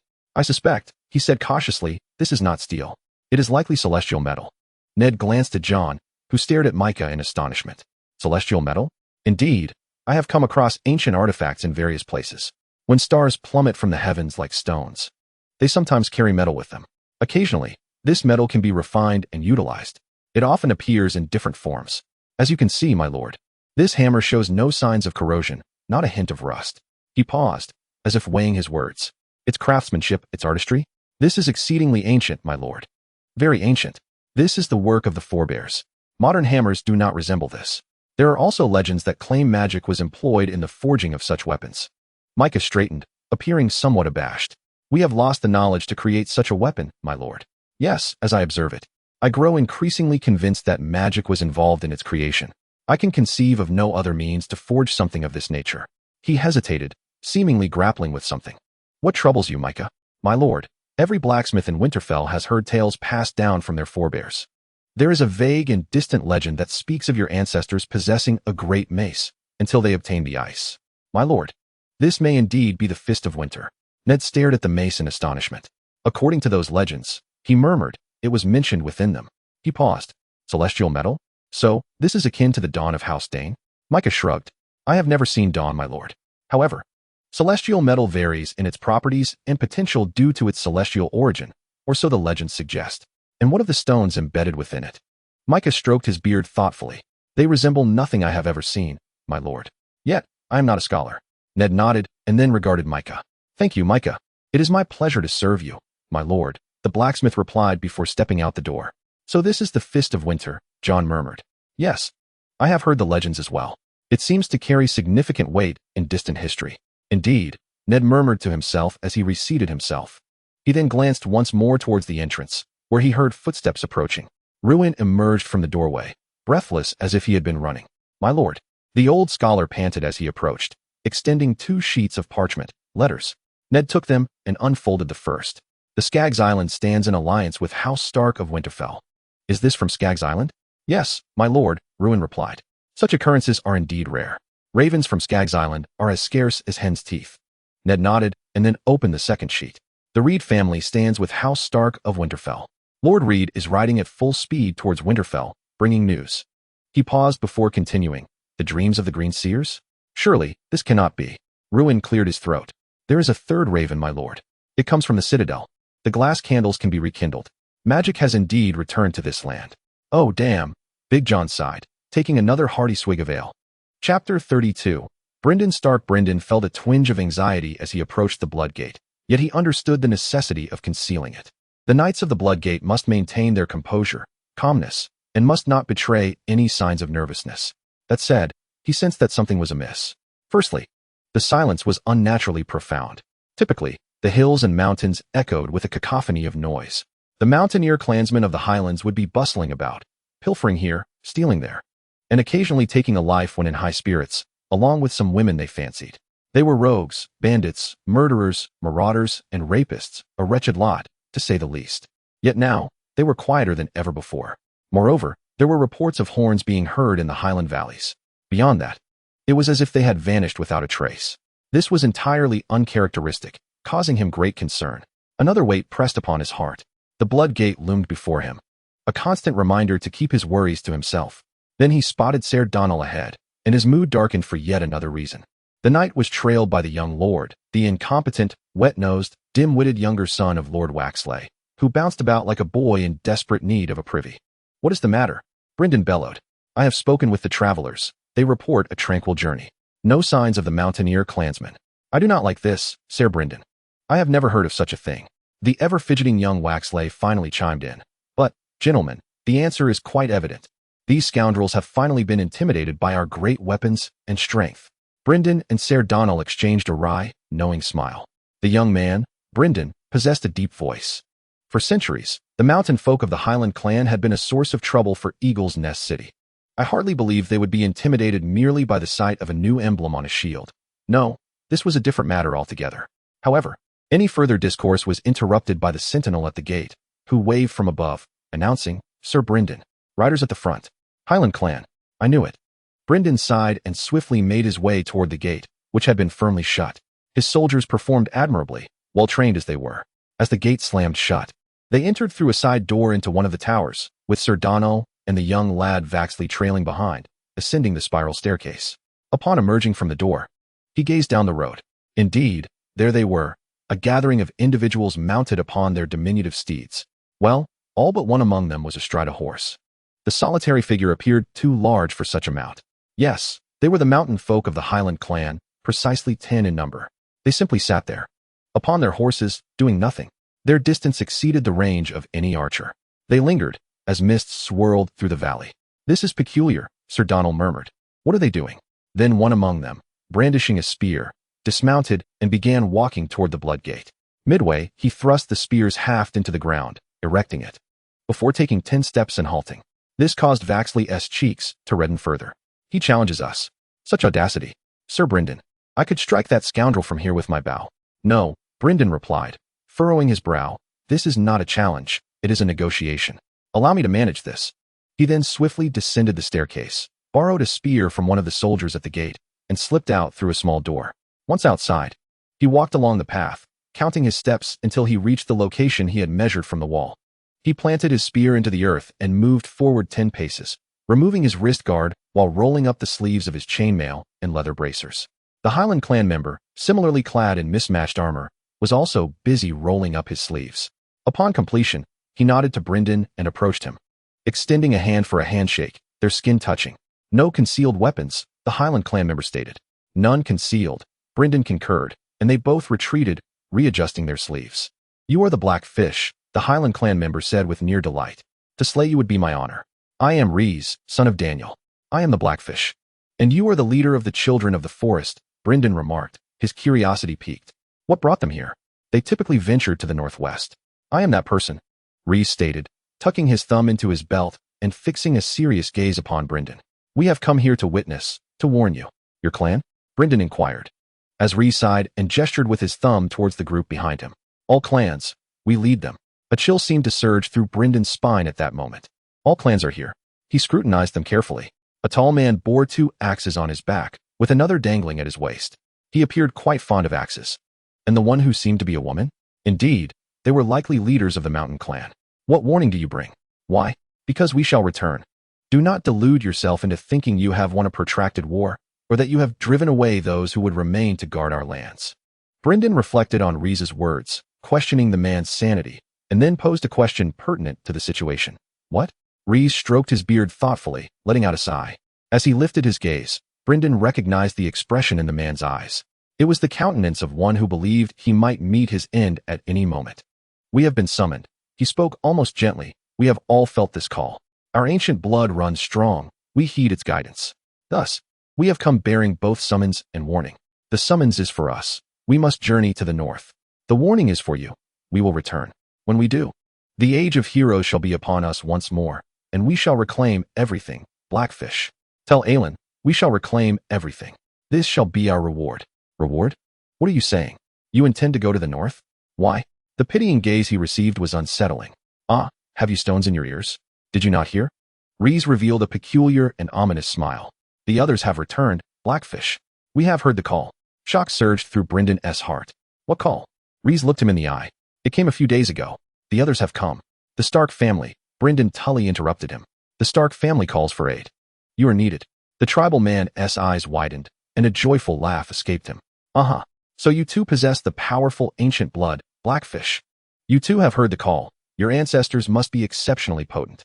Perhaps we shall fight together upon the wall in dire straits. The smile faded. Many of us shall perish, but it shall be a noble death, one that will give rise to many new legends sung in our honor. It is worth it. You know, we remember. We remember. He spoke with a strange intensity. It is both a curse and a blessing. This is madness. Yet he recalled the voice he had heard, the way it stirred feelings within him. He swallowed heavily. But the others have been gone for thousands of years. The tribesman shrugged. As the seasons shifted and the celestial bodies danced through the sky, winter was approaching, heralding the return of long nights and the dreams that accompanied them. In the firmament, the base of the crescent moon was visible, a sight that had not graced his memory before, as if it were a portent. They have come. The black fish. We must depart. Yet tell Alan that we shall return. He then turned and strode away, pulling the spear from the ground as he left. Brynden took a step towards him. Wait, are you heading to the north? How will you get there? Rhys waved a hand behind his shoulder as he walked. A secret path, Black Fish. It is a path known only to us. Then, as the mist rolled in, he vanished. Chapter 33. Jorah Mormont. He found solace in Meereen, though he deemed it too warm for his liking. Every corner of Essos felt stifling. Hailing from the north, from Bear Island, he lay in bed, staring at the ceiling while reminiscing about home. After a prolonged moment, he painfully closed his eyes. The trees, the steep hills, the quaint villages along the coastline, and the mist that enveloped the island. He pushed these memories away, lest he be overwhelmed by sorrow once more, and quietly slipped from the bed, leaving the girl asleep on the other side. What was her name again? Ah, yes, Lyra. A sweet girl, with a warm smile and fondness for him. She often attended to his needs. He smiled at her slumbering form for a moment before stealthily donning his robe and stepping through the window. Ah, Meereen. The inhabitants, both men and women, never truly slumbered. Throughout Essos, there were always those crafting, planning, or devising something, followed by boisterous discussions. He often wondered if the academies of Old Town thrived with the same fervor. Perhaps there, inspiration would incite even greater clamor. He carefully retrieved a chair from the side, placing it down gently to avoid disturbing Lyra, before sitting and running his fingers through his hair. Varys' letter was unmistakably clear. He was to travel to Pentos to observe the Beggar King there. Pentos, a place he detested, at least in Meereen. There were ideas and a hint of mad optimism. But Pentos? It reeked of cynicism and relentless ambition, where trade reigned supreme, and anything could be bartered. Yet why was the Beggar King there? For what purpose? Rumor had it that Viserys Targaryen and his sister were residing with a sorcerer named Illyrio Mopatis. He had inquired about the man, who was said to be exceedingly wealthy and powerful, yet evidently intolerant of fools. Why, then, would he welcome the Beggar King? Viserys Targaryen was destitute, proud, desperate, and increasingly unstable, his emotions volatile. Given the identity of his father, such instability was hardly surprising. No, Varys was right. Something significant was afoot. Thus, he would have to depart from Meereen, journeying northward to that city rife with deep pockets and avaricious gazes. His gaze shifted toward the northwest. Today, the allure of home beckons with an unprecedented intensity. Ever since that fateful night when he awoke with a scream, startling Lila, the pull has grown stronger with each passing day. It was a vivid dream, a calling from his homeland. Yet, he found himself barred from its embrace. He gently stroked his chin, deciding that today he would shave. He preferred a clean visage, for an abundance of facial hair only invited discomfort from the heat. Reminiscing about his father and the old man's thick beard, a faint smile flickered across his face, though it quickly faded with thoughts of home. Jorah? He turned towards the bed, a reassuring smile gracing his lips. Lila, still groggy from slumber, gazed at him, her disheveled hair revealing a breast. I do not wish to disturb you, he murmured softly. It was morning, daylight had arrived. She returned his smile and pulled down the sheets, exposing her other breast. Back to bed, she instructed. He smiled in response, acquiescing to her command. Pentos awaited him. Perhaps she would accompany him? Yet, the north continued to call. Asha Greyjoy stood on the crumbling wall at the docks of Pike Island, where a lifeless body dangled from a gallows. As the black wind sailed past, Asha fixed her gaze upon the corpse. Whoever he was, he had not met a noble end. His arms were bound behind him, and it appeared that a stake had been driven through his eye sockets. Upon their departure, the dead man remained, and her crew did not take kindly to such a grim welcome. Many turned away, retching in disgust. As they secured the ship to the dock, Haakon nudged her. "Look over there." She cast a glance and blinked in recognition. She knew that vessel, that flag. The Song of the Sea, she gasped. And as the ship was properly moored, she leaped onto the dock. "Feed the soldiers. I must see my uncle," she called back, nodding to Harlan, who returned her gesture. She had to admit that a sense of unease washed over her as she crossed the stone pier towards her uncle Roderick Harlaw's ship. Perhaps he would offer her some sage counsel. Yet, he was not present. Instead, his sailing master, Dale, stood by the boarding plank, one hand resting on his sword. A deep furrow of worry etched upon his brow. Upon seeing her, his expression brightened just enough to reveal a smile, accompanied by a jest about her hair. However, as he gazed towards the castle, his demeanor shifted to one of tension. "Your uncle has gone to see your father," he stated gravely, "and Lord Harlaw is quite troubled." Asha Greyjoy nodded, then noticed the anxious atmosphere among the crew. The Song of the Sea appeared poised to set sail at a moment's notice. "Dale, what troubles you?" But he had never been one for eloquence, and all she received were a few coughs and murmurs, followed by a request to check on Lord Harlaw, who had been absent for too long. Thus, Asha Greyjoy eventually nodded and departed Pike Island. As she entered the tower that housed her father's private study, the wind had picked up considerably, prompting her to pause and inhale deeply. The air carried the scent of impending rain, and it had once again begun to shift southeastward. She feared a storm was imminent. With a shrug, she opened the door and stepped into the corridor. Then, she heard a sound. The guards stationed outside the study appeared visibly anxious, and upon recognizing the voices within, she understood the reason. Uncle Roderick, her father, and Uncle Island were all present, along with the High Septon himself. A shiver ran through her. Since his near drowning, he had transformed into an entirely different person, colder than the sea, more fervent than any devout follower of the drowned god, sometimes even more so. The guards acknowledged her with a nod, but as she reached for the door, it swung open before her. Uncle Roderick stormed out, nearly colliding with her, only altering his course at the last moment. He appeared angrier than she had ever seen him, and beneath that fury lay a current of concern. His eyes widened in recognition when he realized whom he had nearly knocked over, and he strode down the corridor, muttering under his breath, "I go with the current. See me later." She watched him depart, brow furrowed, then turned her gaze back to the study, just in time to see the High Septon emerge. He regarded her with a slight frown before departing down another corridor, and she observed his retreating figure. His shoulders were set straight, and a flicker of fervor glinted in his eyes, appearing almost as ecstatic zeal, which unsettled her. Her father was gazing out of the window in his study, only turning back when she closed the door behind her. He bore a heavy expression, anger etched across his face. "Asha," he finally said, "you've returned rather early." "I had to come back," she replied. "I sensed." Her father raised a hand to silence her, his anger intensifying. "Do not speak. That was merely the ravings of the Greenlanders." Asha Greyjoy stared at her father in astonishment. "Father, we were at sea. Half of my crew heard it, and the other half sensed it, or at least felt something." "Enough," her father shouted, causing her to take a step back. He rubbed his forehead, then waved his hand in a half-hearted gesture of apology. "I summoned your Uncle Roderick this morning. That reader is rambling. I fear his mind has become muddled. In any case, Island is here. He has explained everything. It is just the Greenlanders' nonsense. The followers of the drowned god deny this call to the north. We need not concern ourselves with it." Asha opened her mouth to fiercely protest, but she noted the fire in her father's eyes. Now was not the time, especially after the recent episode involving Uncle Roderick's sanity and Uncle Island's madness. No, she had a clearer understanding of what was transpiring here. So she nodded hurriedly and crossed through the castle, stepping outside and absently noting that the storm was intensifying, though it might shift westward. She made her way to the port, where she found her rational uncle pacing by his ship at the dock. "Asha," he greeted her. "Let me guess, your father is claiming some sort of nonsense has occurred?" "Yes, but I heard it, uncle. I heard it as clearly as I hear you speaking. The others are coming. House Stark of Winterfell needs us." She shook her head in confusion. "How can my father deny it? My crew feels it too. I am aware." "My dear friend," he remarked, "that this is yet another sign that greatly troubles him, particularly potent on Harlaw Island. However, your father, Uncle Roderick, cautiously surveyed his surroundings before lowering his voice.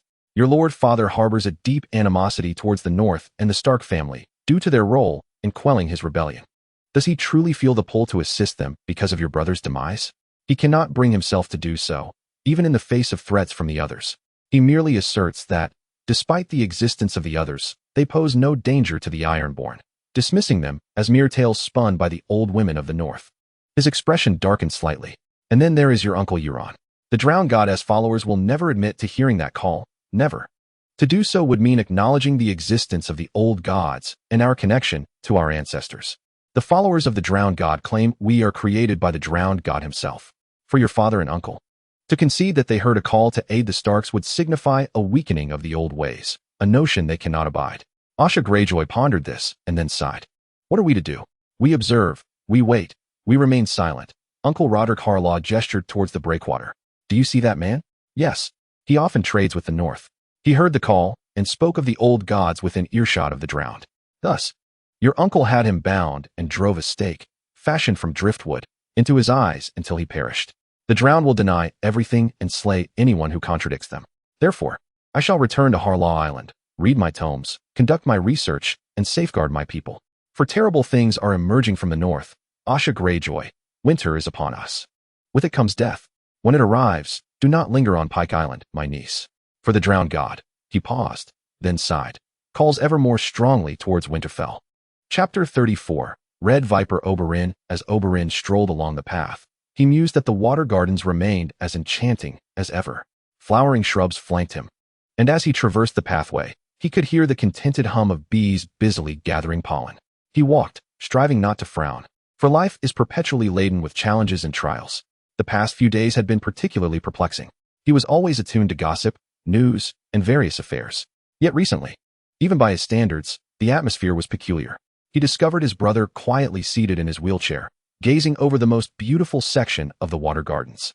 My prince. Oberyn formally addressed him, offering a nod of acknowledgement. How fare you today, brother? Demon smiled faintly. I endure, he replied softly, the best state he could concede. And you? Oberyn? He settled onto a nearby bench, his hands clasped tightly, contemplating the tumult in his mind. Brother, Demon interrupted his reveries. You are troubled. I can see it. What weighs on you? Oberyn slightly furrowed his brow. I cannot articulate it clearly, brother. It is merely peculiar. There are several ravens bearing strange tidings. The academy in the old town has been rather active. Robert Baratheon has vanished from King's Landing. He sighed faintly. Evidently, the Knights of the Rose have been behaving oddly in Bravos. A mercenary company? Daelon inquired, frowning. Is there something amiss? He leaned back on the bench, his brow slightly furrowed. They have apparently turned down a significant contract, refusing to confront the mad bandits harassing the merchants of Bravos. Furthermore, it seems they have been negotiating with shipping companies regarding plans to sail westward. I have yet to learn of their specific destination. However, I harbor some concerns. Daelon regarded him thoughtfully. Will the unusual activities among the mercenaries jeopardize our enterprises? He contemplated for a long while. It might. We may require mercenaries at some point. I prefer their behavior to be predictable. When they become unpredictable, well, I shall seek to learn more. Daelon nodded slowly, gazing out at the distant sea. And what of the news regarding the missing Baratheon? Quite strange indeed. He went to Storm's End, yet there is currently no information as to why he ventured there. He nodded again. They both fell silent, staring into the distance. Then Oberyn heard the sound of heavy boots and saw Alio Hoda striding towards them. His face etched with concern.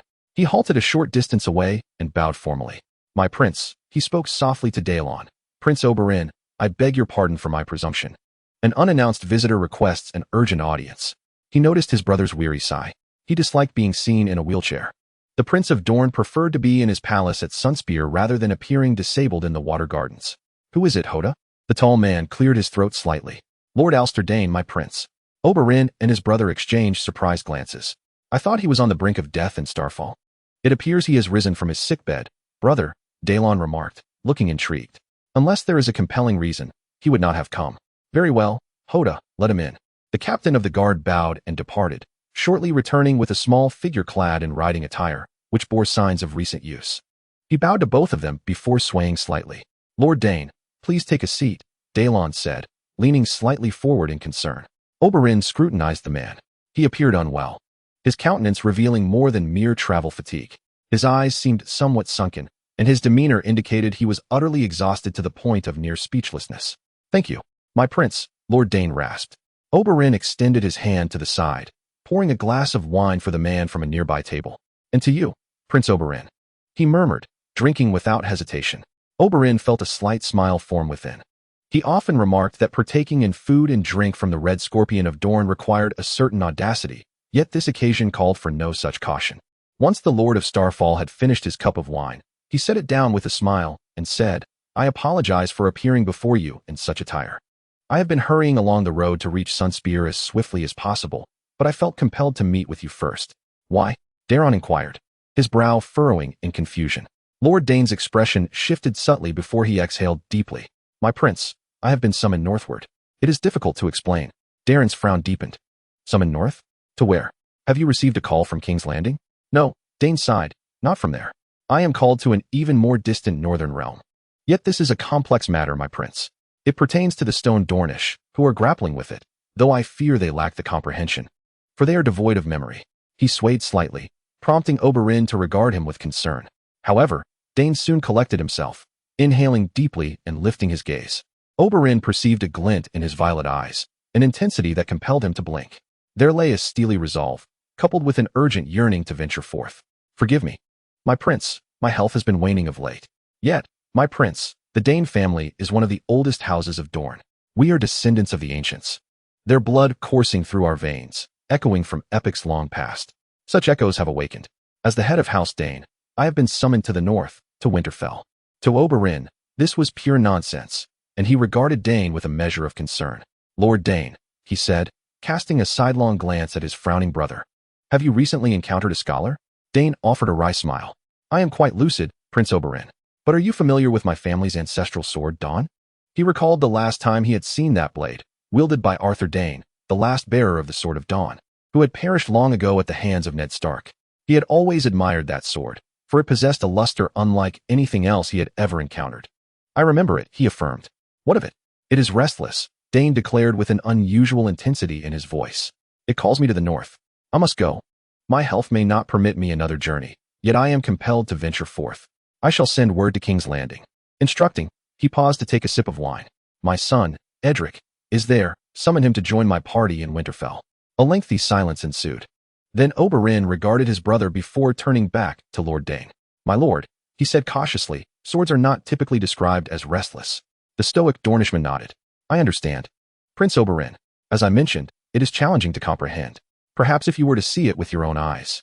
I have left it with your captain of guards. Could he bring it forth?" This left Oberyn somewhat perplexed. "I believe that Dawn would remain in Starfall City until another Dawnblade was chosen. This is far too urgent. It cannot await that moment." Dane's words were laden with melancholy. "Accompanying me to the north." It beckoned me to the north. Oberyn glanced at his brother, poised to command him to expel this dying madman. Yet he halted upon seeing the expression on Dowlong's face. "What troubles you, brother?"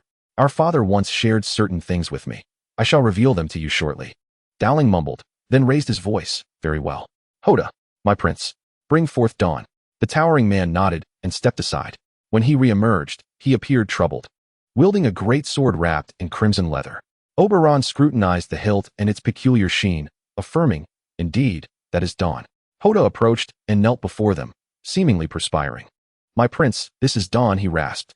"Prince Oberyn," Lord Dane murmured, "please, touch the hilt." Oberyn nearly rolled his eyes yet remained curious as to why Hoda looked as if he had seen a ghost. He scrutinized the hilt, noting no suspicious features, and languidly laid his hand upon it. Suddenly, he stood upright, stifling an expletive. "By the seven gods, it trembles." "Indeed." Prince Oberyn, Hoda's voice suggested he wished to discard the cursed object and never touch it again. "It trembles." Dowling stroked his chin, extending a finger to the hilt. When he lifted his finger again, his complexion had turned pale. "Indeed." He turned to Dane. "Do you know what beckons you to the north?" Dane met his gaze. "I do," he replied gravely. "Except for returning to the crypts beneath Starfall City, I fear I shall never return. Even now, should I tell you what lies there, you would scarcely believe me. But there are dark forces in the north. The south must be safeguarded. Hence, I depart, to my kin in the north." The Lord of Starfall City slowly rose, surveying the flowing gardens. In the sunlight, the beautiful locale drew a smile from him, which quickly faded. "Farewell, my prince." Gently, he took the sword from Hoda's hands, who exhaled in relief, and then Dane wearily walked away. "Brother," Dowling spoke slowly, "could you send a raven to the academy? Inquire if the glass candles can be ignited? I shall dispatch a raven at once." Oberyn then hurried away. Chapter 35. King Robert, 35. A storm is on the horizon. There is always a damned storm approaching. This is why his ancestors named this cursed place Windrest Keep. He stood by the massive castle walls and moat, gazing toward the horizon, then furrowed his brow at the great tower. He was utterly unaware of why he had come here to the land of his forebears. He was only aware that he awakened in the dead of night, suddenly overtaken by a compelling urge to journey to his ancestral home. During the voyage across the southern seas, this call intensified, only to be followed by another, urging him in the opposite direction. He turned to gaze at the ocean, his brow furrowing once more. What was the matter with him? Why was he hesitating like an old woman? What brought him here? He was uncertain. The first day had already been quite dreadful. He and Balan had intruded upon the astonished knight, Kotanai Polos, the appointed regent of his brother, and he had to concede that the knight was performing admirably. Robb lingered long enough to wash, have breakfast, and then, in a fit of anger, began to roam the castle, closely followed by his brother and Baelish, both somewhat perplexed. He knew he was searching for something. The dilemma lay in the fact that he had no inkling of what it was, where it resided, or how to uncover it. He only knew it was somewhere within these walls. The second day grew worse, as he continued his furious inspections of the castle, many making efforts to avoid him, including young Edric, who was noted peering around the walls in an attempt to catch a glimpse of his father.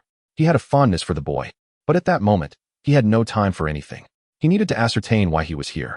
Now on the third day, he remained oblivious to the reason for his arrival. He scratched his beard once again, frowning. Damn this beard. He needed to shave it all off. Then he cast a disdainful glance at his midsection. He had gained weight. When had that happened? How had he become so? Was it due to that cursed city and that damn chair? He lifted his chin. Very well then. A shave, followed by a boxing match. With whom? He needed to shed this damn fat. Thus, he turned and stomped down the nearest stairs along the wall, making his way to the lawn on the western side of the great tower. He paused, frowning again. A small sapling had emerged from the lawn, its tender leaves timidly reaching for the sky. Robb approached it and bent down to examine it closely. By the gods, it was a sapling of the sacred tree. He surveyed his surroundings. How had this sapling come to grow here? Then he pondered. His ancestor, Doran, had once constructed this place, possibly with the assistance of the architect Bran. Hence, there had once been a grove of sacred trees. This was centuries ago. Where had this thing sprung from? Your Grace? Baelish inquired from behind him, gesturing toward the delicate little thing. A sapling of the sacred tree, he murmured. I do not recall having seen one before. The commander of the Kingsguard regarded it thoughtfully. Perhaps it grew from a seed dropped by a bird? The seeds of the sacred tree are quite small. Perhaps, Robb mused. The sight of the sapling stirred memories of the North and Lyanna. At times, he could scarcely recall what she looked like. He vowed to visit her grave soon. There stands a statue of her, a reminder of her visage. She would not allow him to grow complacent. She was not his she-wolf.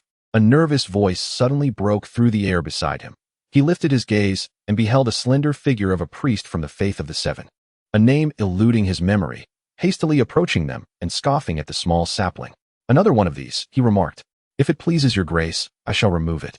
As he bent to grasp it, Robert placed his large hand upon the priest's arm. Wait, did you say it is yet another? There are many such things already. The priest blinked in surprise. Yes, your grace. Several have sprouted, approximately 10 days ago. Robert glanced down at the sapling. That was around the time he had departed from King's Landing. Strange, he growled, fixing his gaze upon the priest. Let it be. It is merely a sapling. This response seemed to greatly displease the priest, who immediately began to voice his objections. But, your grace, this is a symbol of heresy. The Seven would abhor its presence.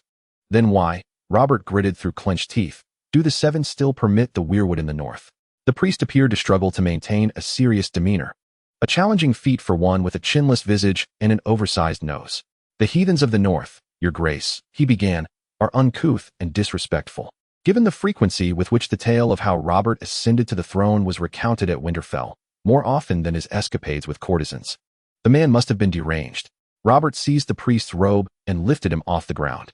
My beloved Lyanna hails from the north, you wretched cur, he bellowed, shaking him as one might a rat. My friend Ned is the warden of the north, the finest man I know. Rude. I'll make your face far ruder. You scoundrel. The priest emitted a sound that seemed to blend apology, desperation, and a plea to the Seven. Robert glared at him, delivered one final shake, and then set him down on the grass, away from the sapling. The man curled up before him. Then, noticing their audience, trembled as he stood. Robert towered over him, narrowing his eyes. If anything happens to that weirwood sapling, he growled, I shall know precisely whom to blame. It will be you. I will personally rip your nose from your face and reattach it. Now be gone. Clearly relieved to be alive, the priest managed a wan smile before scurrying away like a frightened child. Robert watched him depart, then stomped heavily back to the hall, where he proceeded to shave. Once his face was impeccably smooth, He waved a hand at Renly. Come, fetch some practice swords. I fear you may become soft from lingering too long in the reach. Robert, his youngest brother, chuckled. I am a master of horsemanship.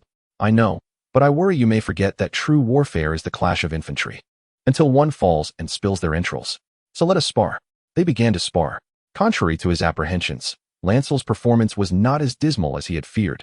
Yet it also fell short of his expectations. Robert bested him twice, ultimately shattering his practice sword.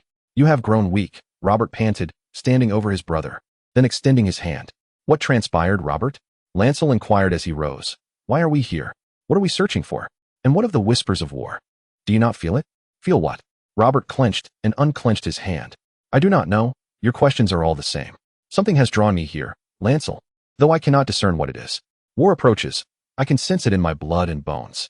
I just do not know who we shall fight. Do you truly not feel it? Lancel furrowed his brow and then made a face. For the past 10 days, I have felt uneasy, as though I need to look back. Then he paused and nodded slightly. We have an audience. He turned to see young Edric, gazing at them in astonishment, mouth agape. Clutching a small warhammer, he smiled and beckoned his illegitimate son over. Come, let me see that boy. Edric approached, appearing quite nervous. I apologize, Your Grace, but I saw you practicing and You are quite curious, lad. Do not fret, it is in your nature. He extended his hand, gently taking the small hammer. A fine first weapon. Is Ser Cottonee training you with it? The boy nodded eagerly. Ser Cottonee has been teaching me, Your Grace. I am your father, lad. You may call me that, rather than these formal titles, Robert said softly, returning the hammer. Come now, let us see how you wield it. The boy indeed knew how to handle it, demonstrating commendable qualities of a warrior, with swift reactions and a keen mind. He learned quickly, heeding Robert's instructions and cautions without becoming puffed up by any praise. When Edric collapsed from exhaustion, they concluded the practice, and Robert nodded to Ser Cottonee as Edric was escorted away by a smiling guard. With a yawn, Robert offered him a nod. You performed admirably, he said with a smile. He is a good boy, the red-bearded man remarked, smiling. He is clever, knowing when to ask questions and when to listen. He resembles me. Robert grinned, then paused as his stomach grumbled. Dinner had arrived, along with beer. That evening, he consumed a moderate amount of food and drink, as he suddenly felt very weary, nearly dozing off in his chair. It was a satisfying fatigue, one born of exertion, and he collapsed onto his bed, falling asleep in an instant. That night, a storm brewed, reminiscent of the tempest he had experienced in his youth. However, he was first tormented by dreams, and this time, he recalled them vividly. For the first time in many years, he dreamt of Lyanna, and she appeared just as he remembered her. She seemed to be trying to convey something to him, shouting against a gust of wind that seemed intent on stealing her words away. She looked frightened, as if pleading with him, yet he could not draw near enough to discern her message. There were ancient trees, initially distant behind them, but suddenly they surged forward, enveloping them with their robust trunks. Then he lost her, as if she had been snatched away, and he ran through the ghostly woods, screaming in despair. Snow began to fall upon the ground, and his breath emerged in smoky puffs. He then entered a clearing, where he beheld a creature adorned with white fur and luminous blue eyes, its gaze sparkling like the stars, staring at him with a hint of surprise. Abruptly, he awoke with a start, groggily scanning his surroundings. A thunderclap resonated overhead, causing the room to shudder slightly. Indeed, the storm had arrived. He lay in bed, his chest heaving with anxious breaths. What did the dream signify? What was she attempting to communicate? What was that creature? More thunder followed, accompanied by an inexplicable and unsettling sensation that gripped his heart. Suddenly, he was filled with concern for the little sapling. Outside, thunder rolled, lightning crackled, and torrential rain fell. Would it survive? Hastily, he donned his clothes, dashed out of his room, and fled into the night. The rain poured heavily, lightning flickered across the sky, followed by booming thunder. He hurried across the sodden grass, only to spot another figure, a cloaked individual, hood drawn, also making their way toward the sapling. He scrutinized the figure, quickening his pace. There was a dreadful intent in the way they moved. Indeed, the person ahead was fixated on the ground, then abruptly halted, tilting their head to observe something, before raising a foot. But before that person could step on the sapling, Robert lunged forward, seizing the individual and pulling them aside. The figure gasped, and Robert, filled with fury, recognized that voice. As expected, the hood slipped away, revealing the face of a cleric, who, upon recognizing Robert, seemed to tremble with fear, as if paralyzed by terror. Robert's fist drew back, and then struck the cleric's nose with a wet thud, splattering blood across the other's face. Blood sprayed around them as the cleric screamed in pain, and Robert swung his bloodied fist once more, crashing it against the cleric's head, rendering him unconscious. "Stay the hell away from Lyanna's tree," Robert shouted, as thunder roared around them, a statement he later admitted to be utterly absurd. Then he straightened up, meticulously searching the ground. The last thing he desired was to tread upon that sapling. No, it still stood upright. Perhaps a bit bloodied, likely from the cleric's nose, but it remained unscathed. Untouched by the tempest. He nodded slightly, then knelt beside it, gently caressing the small leaves. The surroundings were enveloped in darkness. No, it was pitch black. The sound of dripping water echoed somewhere, falling slowly. Where was he? Underground, indeed. And he felt the weight of someone's gaze upon him. Who was the figure lurking in the shadows? He shivered. It was here. The thing he sought lay within reach. "Your Grace, are you well?" He startled and looked up. The rain had ceased, and the cleric was stirring. Balistan Selmy stood beside him, a look of concern etched on his face. "Selmy, what has transpired?" "Your Grace, I should be asking you the same question. You remain motionless. What occurred?"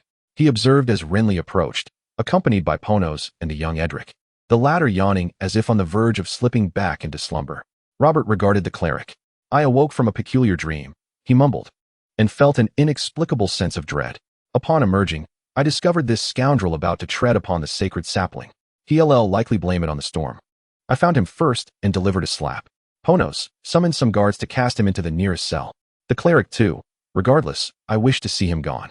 I have never been fond of him," Renly muttered. "That man always believes that pointing out others' faults is a pious act." They all watched as the suddenly awakened, pitifully screaming man was dragged away by the guards. "When I touched the sacred sapling, something transpired," Robert said slowly.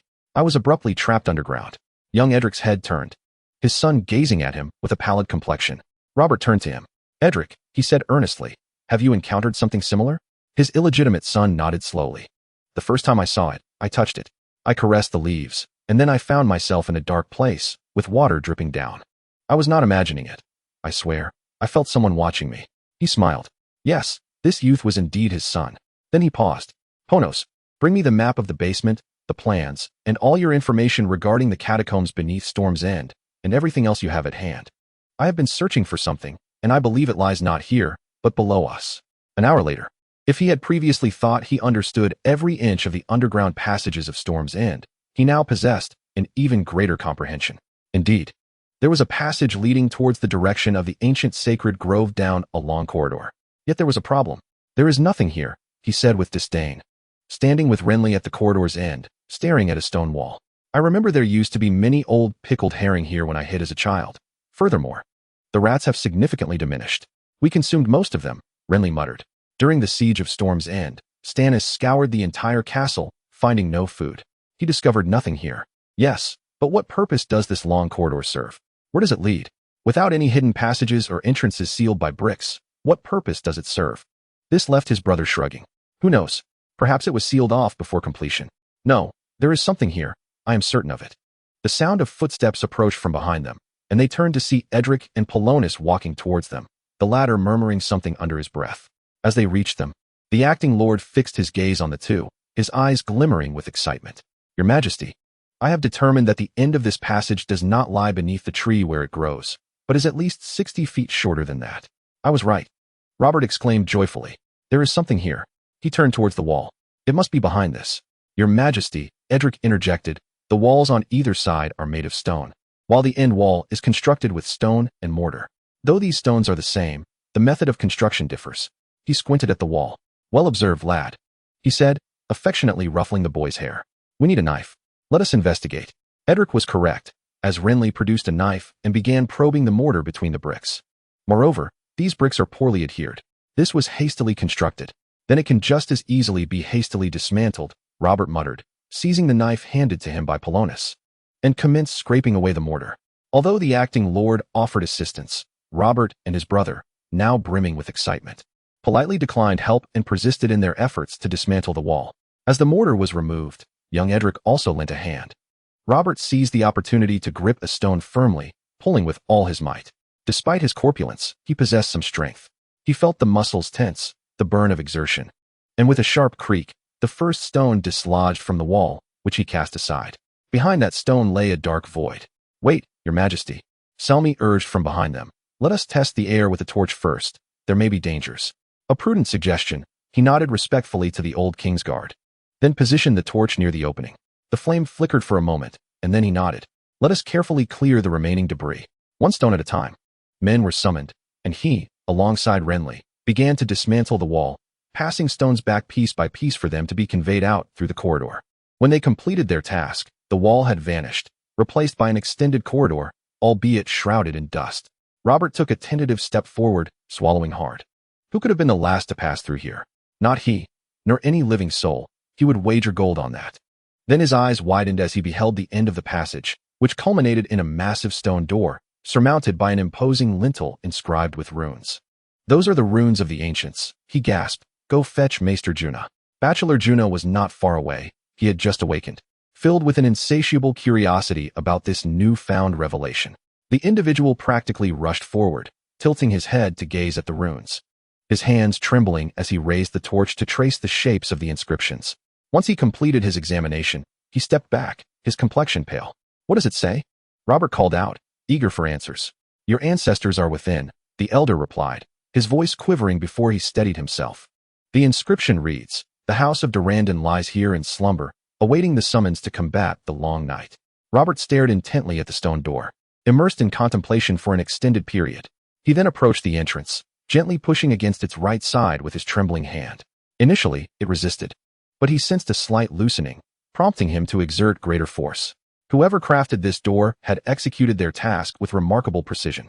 As it began to rotate slowly on its left side, once ajar, he retreated into the corridor, waving the torch towards the entrance. The flames remained unchanged, prompting him to shrug before cautiously proceeding inside. The chamber was immense, supported by a grand pillar hewn from solid rock that upheld the stony ceiling. He furrowed his brow as he scrutinized the walls, which were also composed of pure stone. What manner of place is this? How long has it existed? He murmured to himself. Robert, exclaimed Balon, astonished, look. Then he beheld the tombs. They were ubiquitous, etched into the sides of the walls, each bearing the names of those interred within. Some rested in stone coffins, aligned parallel to the walls, while others were even ensconced in grooves carved into the floor. I have always wondered where the Durrandon family was laid to rest, he gasped, surveying the surroundings. But then a frown crossed his face. Why would they conceal themselves? Edric, step back, shouted Poland, yet Robert observed that the boy continued to advance. In the glow of the torch he held, Robert discerned the expressionless face of Edric. The boy walked along the row of tombstones, eventually halting before a dark and mysterious niche at the far end. Upon reaching the alcove, he turned to face Robert. Father, he spoke in a peculiar tone, as though others were speaking through him. Here it is, the place you seek. The old gods are powerful here. The dead have not forgotten them. Then he quietly collapsed. Poland and Balon rushed forward simultaneously, but as Robert was closer, he reached the boy first. Edric was unharmed, yet appeared to be in a deep slumber. Gently, Robert entrusted him to the acting lord. Take my son to bed, he instructed softly. He has had quite a day. Turning his attention back to the niche, silence enveloped the surroundings as Poland's footsteps faded away, leaving only the distant sound of dripping water. A slight shiver coursed through him. Yes, this is the place. He approached slowly, with Balon at his side. As they drew nearer, the illumination of the torch revealed the alcove more clearly. There stood a statue of a man clad in ancient armor, wielding a massive sword of archaic design. On the wall beside the statue were inscribed more runes. Juna. The scholar stumbled forward awkwardly, rendered speechless by the surrounding wonders, before halting to gaze at the inscription. Ah, your majesty, it declared, the long night shall descend once more. The house of Durrandon must resist it eternally. We are wrath, we are the storm, for the others shall return. This is the family motto, Robert murmured. We are wrath.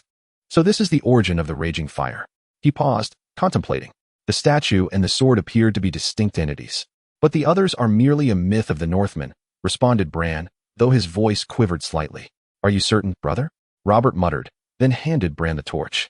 Here, hold this. Why, that sword, it is that very sword. He stepped forward and reverently placed his hand upon the hilt, meeting the statue's grasp. As he drew it forth, it stirred. He gripped the hilt with both hands. A tremor coursed through him, and the statue's eyes seemed to open, revealing orbs of red flame. As a voice roared within his mind, King of the Storm. He trembled like a leaf, yet maintained his hold on the sword's hilt. He sensed Bran stagger back. Selmy gasped and rushed forward. Wait, he croaked. I am Robert, a scion of House Durrandon. I am the king. The eyes fixed upon him. Then go to the north. King of the storm, go to the north. The eyes closed, and the sword fell into his grasp, only for him to find himself toppling backward, caught by Juna and Barristan Selmy. Damn, Robert muttered before losing consciousness. Chapter 36. Alarala found her husband at the anvil at the northernmost tip of the island. He gazed out at the northern sea, his expression one of hesitation and uncertainty. She caressed her rounded belly, understanding the reason for his lingering presence. Just as she comprehended the call drawing him northward, something beyond her grasp was unfolding, leaving her feeling somewhat helpless and on the verge of tears. Why could things not remain as they once were? Why must the world be as it is now? Yet she steadied herself, inhaling deeply. You are here, she said. I knew you would come. He turned, as if he had anticipated her presence all along, and revealed that captivating smile that sent her heart aflutter. Today, he wore his white eye patch, concealing much of the scar across his brow and cheek. I was watching the waves, he quipped. Then his smile faded, and his gaze returned to the north. I feel an inexplicable pull, but I truly do not know why. I have a suspicion, she whispered. Mother sent a message. The mirror has grown clearer. You know what that signifies. And danger is spreading towards the north. Her husband stared at her in shock, then contemplatively lowered his eyes to the ground. That is precisely what I fear, he rasped. I was drawn towards it, oh my. I was drawn towards it. She approached him, placing her hands on either side of his face, and kissed him fervently. I know. Just promise me you will return. He kissed her back passionately, then rested one hand on her abdomen. Forever, he solemnly declared. Forever. Then he smiled slightly. Moreover, our hall is only half constructed. She rolled her eyes at this. You and your hall. You will never feel it is large enough, will you? He gently caressed her cheek. That is our home. He simply stated. With you, and our children, and our future children. So yes, I may be summoned to the north, but I will always return to you. I love you. I love you too, she replied, kissing him once more. As she reluctantly pulled away from his lips, she sighed. Elian needs to speak with you. About what? He too felt the call of the north, which paled his countenance. No. Yes, she gently affirmed. He came to see me this morning. While I was speaking with him, he was packing his belongings, insisting that he must accompany you. He furrowed his brow, then glared at the northern sea. My blood surges through his veins. I hope it does not. Our son loves you dearly, she sighed. And he mentioned that he might meet some of the family there. He has always been curious. Oh, he chuckled. I must admit, if my brother were to meet my son, I would love to see the look on his face. If that black-hearted scoundrel is still alive. Well, they walked along the coast for a long time, reluctant to part, until they finally turned back towards the hall. This hall remained unfinished, as he perpetually altered the plans. Their children awaited them there. 3-year-old Darien was becoming as stubborn as his twin sisters, the tall, pale Tasha. And Elian himself was also present. He stood there quietly, his hands calmly resting behind him, his deep golden hair still as tousled as ever. The moment Elian saw his father, he stood straighter, and upon seeing her, he nodded slightly, something piercing his composure, a sense of comfort. Her husband looked at them all, placing his hand on Elian's shoulder, nodding to him, then kneeling before the others. You know I am called the Northerner, do you not? They nodded in varying degrees of understanding. Darien nodded simply because the others did. The girls looked at him sorrowfully. And Elian, well, he stood tall. I will return. I assure you, I and your brother will come back to mother, to you, and to our home. You have my promise. I shall always keep my promises. Then the weeping children rushed to him, and he embraced them tightly for a long, long time. The events that followed unfolded swiftly. Her husband preferred swift actions and a light approach.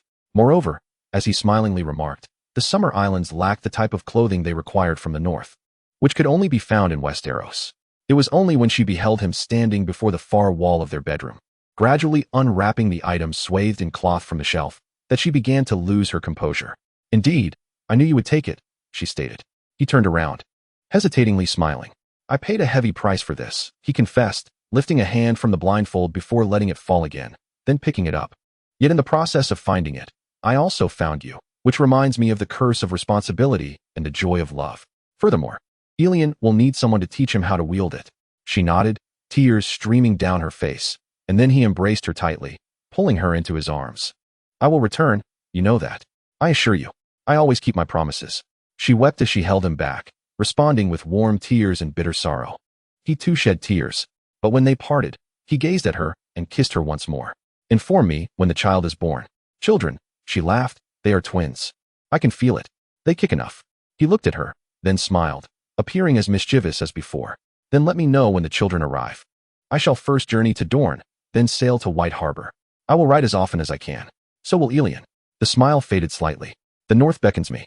My wife. My bloodline calls to me. The Stark family needs me in Winterfell. If he is still alive, I wonder what my brother thinks of such a summons. Perhaps the greatest disgrace I could fathom. They set sail with the next tide. And she stood there waving until her husband and son became but a speck on the horizon. Tasha stood beside her, silent, her eyes red. They will return. Won't they, mother? She placed her hand on her belly. Never doubt it, she asserted firmly. Your father made a promise. He always keeps his promises. Just as he settles his debts. Chapter 37. Robb, as he traversed the corridor, his mind was preoccupied with myriad thoughts. He had made numerous mistakes during his first rebirth. Given another chance, he would choose differently. However, this time, not much would change. The circumstances were markedly different, particularly concerning Theon. He appeared no longer to boast. Becoming more cautious, more contemplative, even seen reading several books, which was quite unlike the Theon he had known before. Their father had spoken to him. He was aware of that, but he did not know the specifics. What he did know was that Theon had changed. Firstly, it seemed he had spent some time in the godswood, not in prayer or meeting anyone, merely sitting there, gazing vacantly at the heart tree. Then there was Jon Snow. He would not venture to the wall, nor would he throw away his life in battle attempting to futilely defend it from the threat of the White Walkers. No, this time would be different. He beckoned his brother to approach him, reminiscent of Winterfell. Regardless of what their mother had to say, she had shown a degree of leniency in her discussions about Jon Snow over the past weeks. He furrowed his brow. Why? Had their father said something to her? He ascended a short flight of stairs and rapped on the door. Upon hearing the command to enter, he opened it. Inside sat Maester Luwin and Aemon, gathered around a table strewn with books, documents, and papers, most notably the parchments and scrolls from the secret chamber. Do you require my presence, Maester? We indeed wish to see you, young Robb Stark, Aemon replied with a semblance of cheer. Primarily, we need your youthful eyes. My own vision has waned, and Luwin struggles in this regard as well. Indeed, my sight is not what it once was, Luwin sighed, lowering a parchment. Many of the inscriptions had grown indistinct. And your Lord Father has commanded me to begin producing as many copies as possible. We cannot risk losing any further information. Yes, Aemon gravely remarked. Too much has already been lost. However, we still find ourselves in the midst of many uncertainties. Some of these parchments appear to be copies of records long lost from the Night's Watch, which troubles me greatly. Where could they have vanished to? A brief silence ensued. Luwin lamented. I fear they are irretrievably lost. When the castles along the wall were abandoned, who knows what was lost? Who can say what remains within the walls of Long Night Castle? Rooms such as those in Winterfell hold ancient knowledge and matters now beyond comprehension. Robb nodded. Then let us commence our examination of these materials, Maester. What would you have me peruse first? Thus began a journey through time. As they sifted through ancient parchments that appeared as venerable as Winterfell itself, Robb felt a chill as he read the words of those long deceased and interred.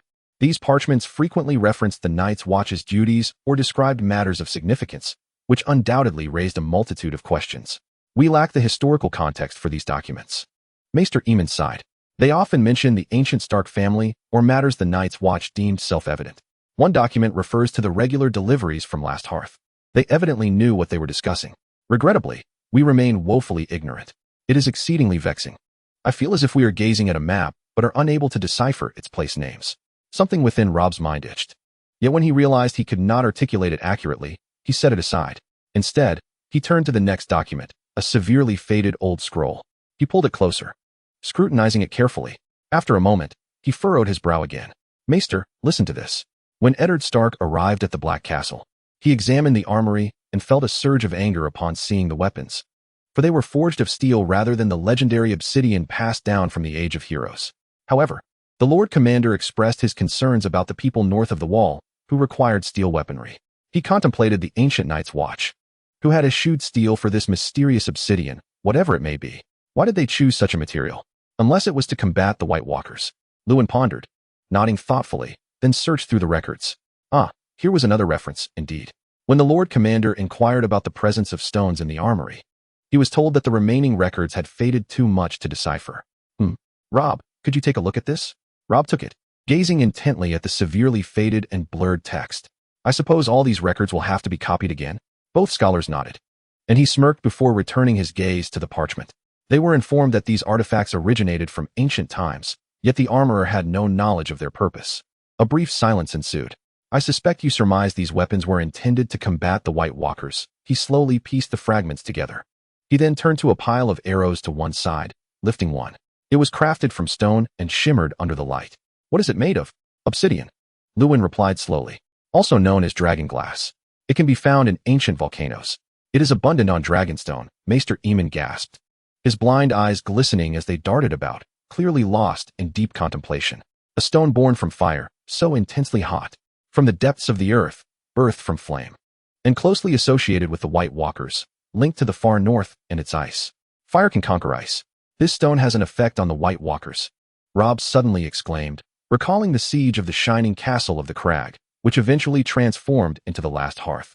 As far as I know, there are no volcanoes in the north, but if that place were once an ancient volcano, akin to a more primordial version of Dragonstone, we have weapons. Maester Lewin declared gravely. We possess something to wield against the White Walkers. And, my friends, we must transport it to the Black Castle immediately. We require more obsidian. And we need to train the Night's Watch in its use. But they may resist. Robb and Lewin both fixed their gaze on the elder. Why? Robb finally inquired. Because they are accustomed to wielding their swords, their steel blades. I cannot imagine that the Master-at-Arms at the Black Castle, Ser Alliser Thorne, would take kindly to being informed that he must train the soldiers to employ stone weaponry against the White Walkers. He is not a man given to humor. Moreover, there lies another issue. We possess these arrows, but they represent but a mere fraction of what we require. Can you guarantee that each arrow will find its mark? If they prove effective against the White Walkers, will they also suffice against the undead? The records make no mention of this. For the undead, we require steel swords. But for the White Walkers, we need obsidian. Is it possible for us to forge obsidian daggers or swords? As far as I understand, this stone is exceedingly sharp, yet also quite brittle. He smiled and remarked, we have made a commendable start, yet a long journey lies ahead. Young Robb, you possess a remarkable strategic mind for warfare upon your shoulders. You can perceive the challenges, cannot you? Robb pondered this matter carefully. I can, he concurred. Masters, I must convey this matter to my father, as well as to Lord Amber. He would know what stones can be mined from Last Hearth. If necessary, my father could send a raven to Stannis Baratheon, requesting obsidian from Dragonstone. He rose swiftly, departing with urgent strides through the corridor. In doing so, he found himself glancing once more towards the direction of the Heartwood, the allure becoming increasingly potent. The direwolf, destined to bear gray wind, drew nearer. He could sense it. Then, he broke into a run, feeling that their time was rapidly dwindling. Chapter 38. Jon Arryn found himself still seething with anger towards Lysa's coldness. However, he remained indifferent. He instinctively recognized that sending his son away from King's Landing was the only viable choice. His wife, Lysa, could not accept this. Erupting into tears and hysteria, shouting that without her sweet little Robert, he would perish, for only she could care for her child, only she loved him. The hatred etched upon her face astonished him, prompting him to order her confined to her chamber until she regained her composure. This took a considerable amount of time. Although recently she had shown slight improvement, as Peter had come to speak with her, Jon received word that young Robert had arrived in White Harbor, which brought him some relief, though he acknowledged that he could only truly relax once Ned sent news that the child had safely reached Winterfell. Why would Lord Manderley send such a large escort for them? He pondered quietly by the window for several minutes, releasing a soft sigh. He had no answers, and soon he would need to attend a meeting with the king. Upon entering the chamber, he found Stannis Baratheon already present, though he was not surprised. Stannis always arrived early for such gatherings, as if guided by an internal hourglass. Robert had indeed remarked upon this, though his phrasing had been more vivid at the time. My Duke and Prime Minister, the Master of Ships rose and offered a slight bow. My Lord Baratheon, Jon replied, also inclining his head. Although there were no others present in the room, Jon was acutely aware that discussing certain matters here would be inappropriate. He harbored suspicions about this place, with its many dark corners, numerous eaves, and potential listening ears. Yet it was here that the kingdom's weighty affairs were deliberated. Who overheard what? And to whom did they report? Ah, the harrowing game they all partake in, the game of power. Upon hearing footsteps, he turned towards the corridor on his right. The unsteady tread suggested it was Bachelor Pycelle. If his conjecture proved correct, the bachelor bore something in his hands. A message? My Duke, Prime Minister, the old bachelor panted, his jaw quivering slightly. A letter from His Majesty the King. And it is rather an unusual letter. Jon furrowed his brow as he accepted the parchment that was handed to him. Indeed, this was unmistakably Robert's handwriting. The scrawl was nearly illegible, suggesting that he was either profoundly inebriated or exceedingly agitated when he composed it. The missive spoke of a few days' stay at Windy Hill, the recovery of the lost artifacts of Durlin, and the discovery of the fabled tomb of Durlin as well. Yes, rather unusual is a fitting description, he mused. He passed the letter to Stannis, who scrutinized it, his brow furrowing deeper with each passing moment, his displeasure mounting. The lost artifacts of Durlin? Stannis inquired, expressing an incredulity that Jon felt was almost unfathomable. What nonsense is this? The tomb of Durlin has been found as well. Preposterous. I know that castle inside and out. I grew up there, I was besieged there. I am unaware of any lost sepulchres in that place. Yet his majesty asserts as much. We can only await his return. At that moment, footsteps echoed as Varys approached, appearing rather perplexed. Upon seeing the others, he seemed to compose himself and offered a slight bow. My lords, Bachelor Pycelle, how do you fare? Jon knew Stannis harbored a deep disdain for the spider. Thus he merely nodded curtly before returning to his seat. All is well enough. It will be better still when the king returns from Windy Hill. Varys nodded and took a seat alongside the others, his fingers gesturing lightly. Have you received word from his majesty? His journey to his ancestral home requires more careful consideration. Here, Stannis said, handing him a piece of paper. See if you can discern its meaning. The Master of Whisperers glanced at the note, seemingly rereading it, before raising his head, a frown etched upon his brow. Artifacts of Durlin? The tomb of Durlin? I am unaware of such things existing there. There is nothing of the sort, Stannis replied, his tone subdued as he regarded Varys. We must await his return to discern what he has uncovered, but I have never heard of such entities. They lapsed into silence for a moment, with Varys seemingly absorbing the information. This aligns with the other peculiar tidings my little birds have delivered today, he murmured. They are indeed quite strange. Just then, a voice interrupted from the side. I see this small council has already commenced, as Peter Baelish entered, taking a seat at the table and setting aside his ledger. And what news from the king? Varys handed him the note, and the Master of Coin furrowed his brow as he examined it before raising his head. Artifacts? Tombs? At Windy Hill? I believe that upon the return of your majesty and Lord Renly, we shall be informed of further developments, Jon asserted, seizing control of the meeting. Now, Varys, you mentioned you possess peculiar information? The spymaster nodded. Apparently, a significant conclave had transpired 50 miles east of the Red Fork, involving the Bracken and Blackwood families. Oh, Lord Beric chuckled. Are they once again endeavoring to broker a peace agreement? How many lives have been claimed this time? A dozen? 20? Those two families shall harbor enmity until the end of days. However, Varys cleared his throat gently upon hearing this. In fact, my Lord Beric, no lives were lost this time. They seem to have engaged in a serious discussion regarding the cessation of hostilities between the two families. Then they, vowed to, protect their lands from, he paused. From what? As all eyes turned to the spymaster, Jon quietly prompted, from the threat of the White Walkers, Varys finally articulated, surveying the faces around the table. My little birds are quite clear on this term, as I have raised questions. Strangely, the first to speak was Ser Pate. Preposterous. The White Walkers are merely a myth of the Northmen. Ah, Spymaster Varys, I fear your little birds have led you astray. Beric slowly shook his head. White Walkers? Such a notion is utterly mad. Under ordinary circumstances, I would concur with your assessment, Varys replied with a hint of arrogance.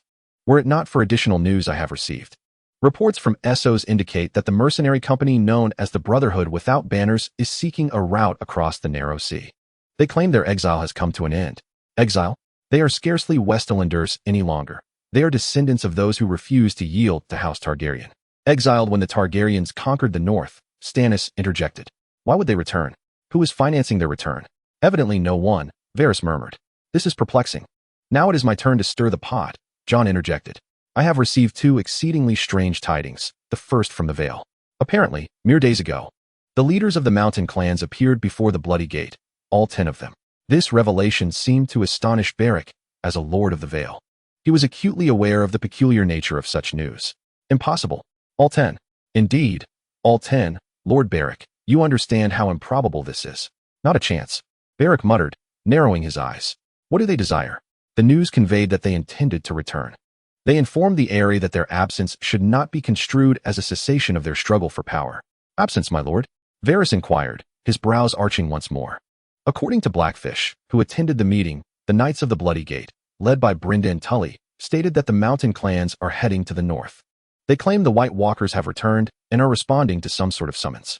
He scrutinized their expressions. If this message did not originate from Blackfish, I would consider them mad. However, he is indeed reliable. A silence ensued, which was eventually shattered by Pycelle. Absurd. Yet the voice sounded feeble. The master of the Royal University, Archmaester Pycelle, Jon finally spoke. Is this true? Has the citadel of Old Town announced the revival of the glass candles? The unfortunate man uttered not a word. His trembling flesh swayed, providing them all with an answer. I have dispatched a raven to the citadel, he finally declared, requesting confirmation of this news, for it is utterly preposterous. Magic has vanished from this world. Jon surveyed the table, and then noticed Varys's complexion turning pale, quivering, his gaze fixed on something invisible to others. Master of Whispers, are you well? The others too turned their attention to Varys, and upon realizing he was being scrutinized, he offered them a faint smile. Forgive me, my lords, he trembled. This brings to mind unpleasant memories. Discussing magic evokes distressing recollections. Perhaps, Pycelle gasped, you require a bloodletting. My master of Whisperers. Indeed, looking at you, I can discern an imbalance in your humors. The master of Whisperers cast a malevolent glance at the Archmaester. My humors, Archmaester, are precisely where they ought to be, requiring no adjustment through bloodletting. Pycelle leaned back in his chair, grumbling in dissatisfaction. You know nothing of modern medicine, he muttered. Besides, I possess a new bloodletting device with 6 blades. If I may return to the purpose of this meeting, Jon interjected. The news regarding the glass candles has reached all the principal houses of Westeros, even some free cities. I find it difficult to believe this is a mistake. If it were, it would have been rectified long ago. Pycelle appeared somewhat weary in his chair, while Varys closed his eyes, reflecting quietly for a moment before reopening them. Seemingly revitalized. What would you have us do, my Duke of the Realm? The Master of Whisperers inquired with a remarkably steady voice. Strange occurrences are afoot. We must ascertain the specifics. The king will soon return from Dragonstone, and then we can discern what he has uncovered there. In the meantime, we must ensure the kingdom's smooth operation. Thus, they returned to the pressing matters of the realm. Baelish reported on his dismal accounts. Pycelle continued to lament the city's health, followed by Stannis, who quietly growled updates on the state of the royal fleet. Observing them all, Jon felt a twinge of doubt. Stannis was the only one he could trust. Pycelle appeared to have connections with the queen. Thank the heavens she was absent, though Pycelle would soon relay their discussions to her. As for Baelish, he was a source of concern. Yes, he was exceptionally adept at discovering revenue in the most unlikely places, yet he seemed, well, overly optimistic about matters. Moreover, he stood for no one but himself. Despite this, the astute individual appeared somewhat anxious today. Subtle signs manifested as he lightly tapped his fingers on the table, occasionally glancing out the window. What could be amiss? Jon shrugged internally, uncertain of the matter at hand. After the meeting concluded, they dispersed, and a man clad in Baratheon attire emerged from a side door, bowing to Stannis as he presented him with a note. Stannis silently accepted it, nodding in acknowledgement before surveying the surroundings. Only Jon, Stannis, and the messenger were present. Ser Davos Seaworth has returned, Stannis murmured, requesting an urgent and highly confidential meeting with the two of us. Chapter 39. Renly Baratheon. He sat upon a low wall, surveying Storm's End. Robert was once again training Edric on the lawn, instructing him on how to maintain balance while wielding a warhammer, how to move his feet, and how to discern flaws in his opponent's demeanor. The boy listened intently, his brow slightly furrowed in concentration. Nowadays, Robert had shaved his beard, resembling a miniature version of himself as he imparted his wisdom. Renly suppressed a twinge of pain. This boy was undeniably influenced by his father.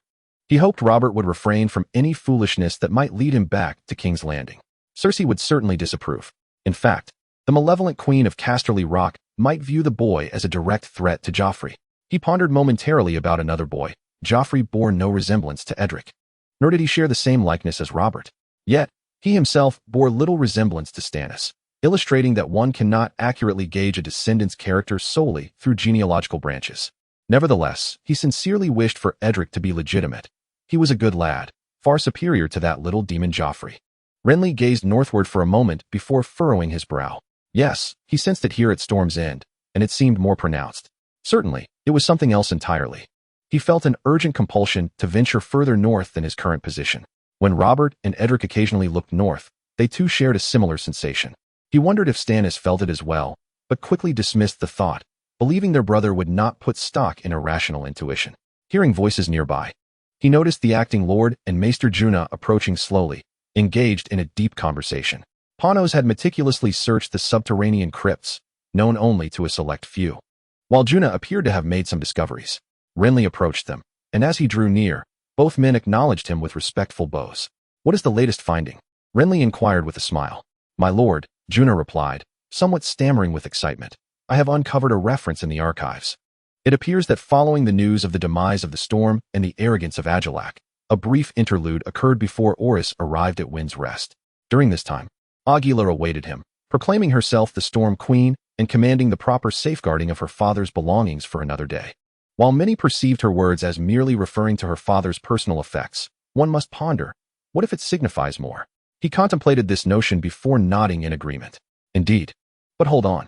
Was it not true that her own guards had revolted against her, binding her in chains and delivering her to Oris? Yes, Ponos whispered. Yet what if it was all an elaborate ruse? To conceal artifacts, tombs, and other treasures, they fabricated a semblance of chaos and rebellion against Aguila? Renly furrowed his brow in contemplation, and the thought began to coalesce. He inquired further, were there any other discoveries? The other two exchanged glances before the scholar slowly nodded. I have translated the runes surrounding the statue, he murmured. The sword is named Stormbreaker, the legendary weapon of the mournful deity Duran. A shiver ran down his spine, and he glanced toward the sword, which lay on the table, cloaked in a mantle and guarded by Ser Balistan Selmy. The sword captivated him, which was hardly surprising, as it ensnared the fascination of all who beheld it, at least those whom Robert permitted to approach it. His brother, like many others, was equally enthralled by their ancestral blade. Oddly enough, Ser Balistan Selmy seemed particularly enchanted by the tomb of House Duran, although he too felt discomfort around the statue. He did not fault the Lord Commander of the Kingsguard, even though the statue itself unsettled him. Those stone eyes burned with a crimson hue, and those dreadful whispers urged Robert to the north. Thank you, he softly uttered, dismissing the two individuals before approaching the table, where the aged Kingsguard seemed to have one eye fixated on the sword and the other on Robert. Ser Balistan, he addressed. My lord, the elder nodded respectfully. It appears His Majesty delights in partaking of his training sessions with his son. Renly glanced at the pair, observing Robert crouching to match Edric's height, adjusting his stance. The two bore nearly identical radiant smiles. The art of the Warhammer, Ser Balistan. There is nothing better for my brother. Though I suspect he will soon request to learn how to wield such a weapon. He has already begun, Selmy remarked with a hint of bitterness. I heard this early this morning. I witnessed you conversing with Ser Cothane and Master Junna. Any new tidings from the underground crypt? That sword bears a name, Stormbreaker. Upon hearing this, Selmy blinked rapidly. By the gods, he gasped. Are we truly living in an era where legends are once again woven into reality? My ancestors fought for the Storm King, and it is said that the Stormbreaker is a formidable weapon. However, it has remained unseen for several centuries. You beheld that statue. The Knight of Balistan, whispered Renly. You have seen it. Ser Emrys bowed his head for a prolonged moment. I have seen it, he murmured. Suddenly, doubts about the seven gods crept into my mind. Something is calling to me, my lord. I cannot articulate it. The blood of my forebears courses through my veins. I yearn for a grove of sacred trees. It is peculiar that such thoughts now occupy my mind. Renly, Knight of Balistan. At that moment, Robert approached them, while Edric continued to practice his swordplay. What do you think of him? The Kingsguard glanced at the young man.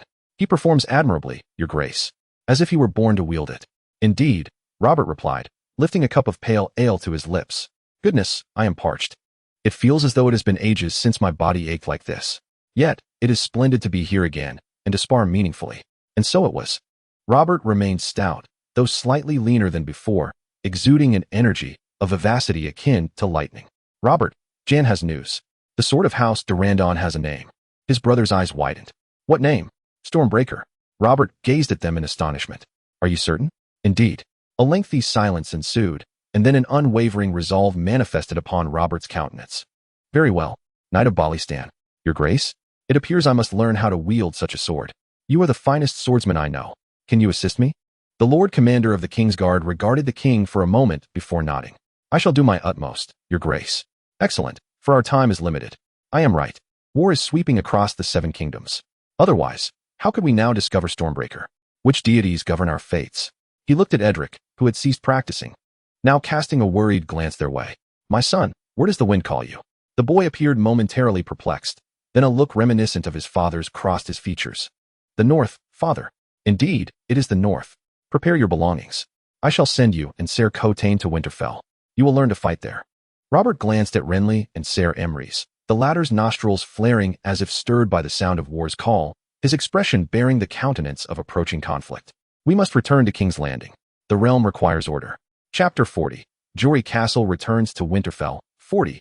Jory Castle, upon seeing the shattered tower, exhaled in relief, unaware that he had been holding his breath all along.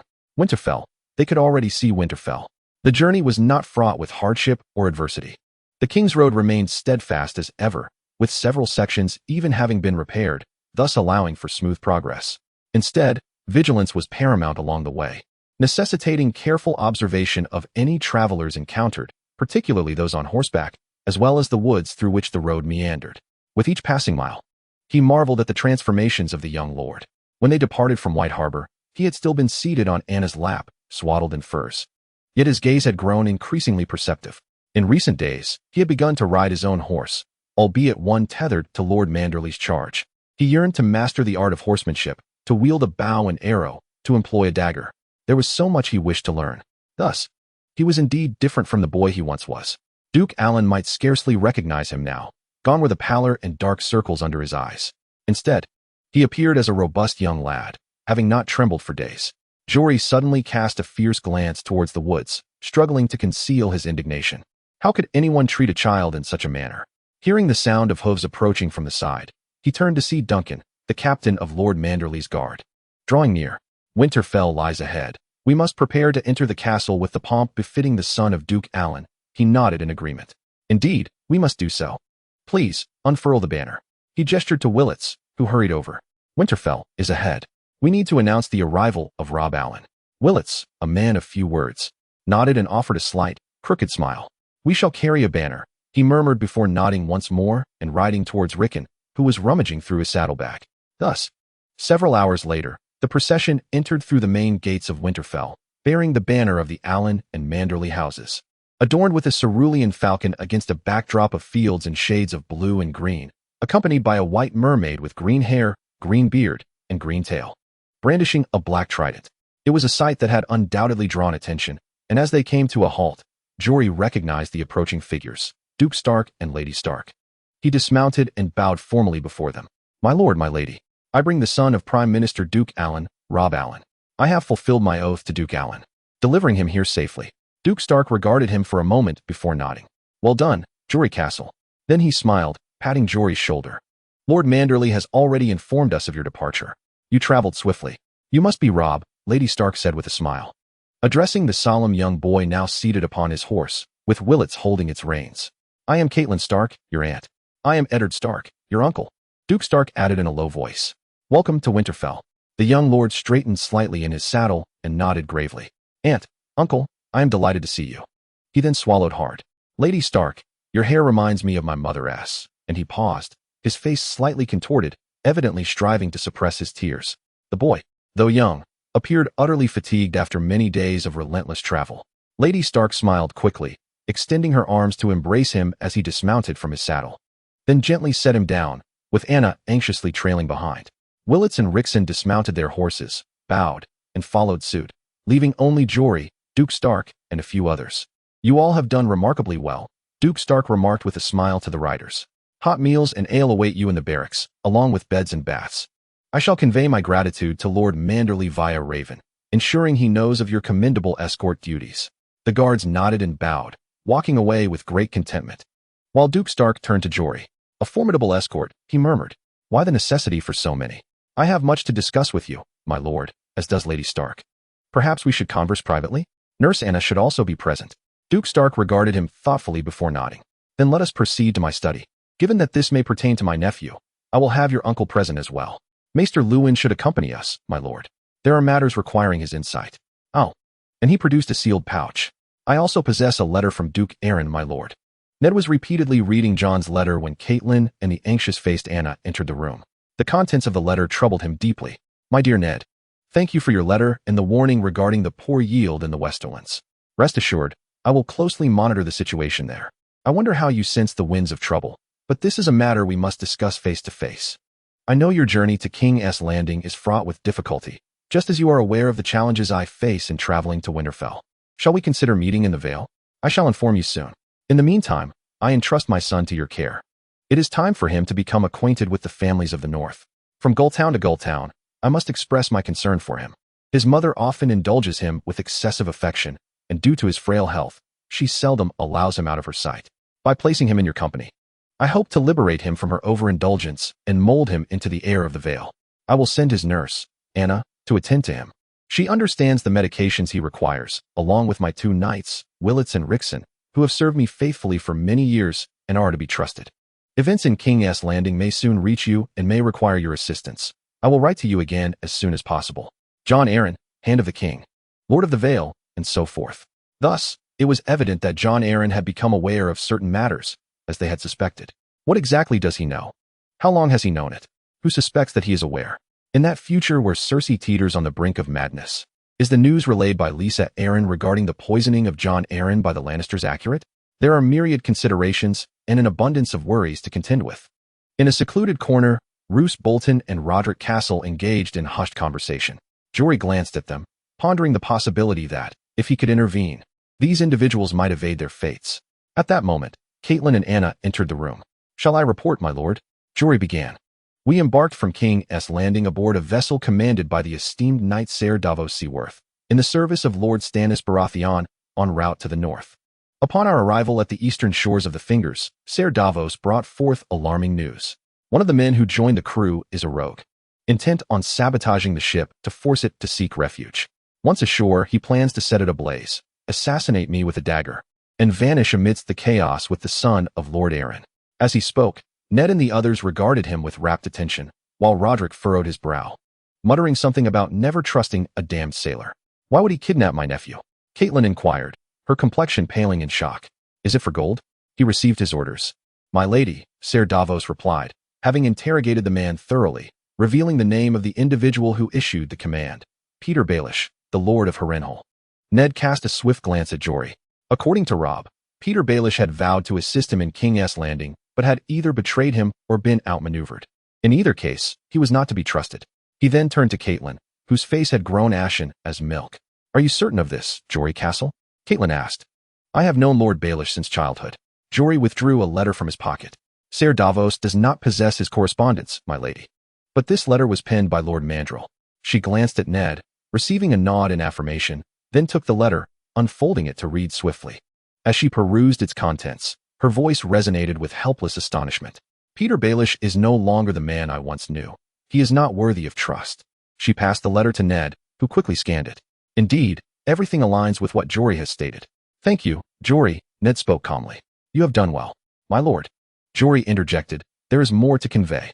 Upon discovering this conspiracy, Ser Davos ordered an increase in the guards for Lord Arryn's son. One of the guards accidentally spilled the boy's sedative, yet Ser Davos assured us he knew an apothecary in White Harbor who could identify the substance and procure more. However, when Ser Davos and Anna sought out the apothecary, it is best that Anna recount this tale herself. Anna was a woman of the Vale, her countenance slightly hard, and of a similar age to Jory, Ned surmised.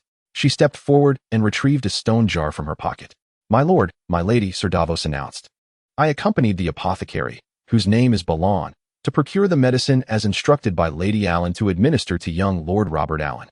However, when Balon examined the contents, he furrowed his brow, inhaled deeply, and then sneezed violently, pushing the potion aside.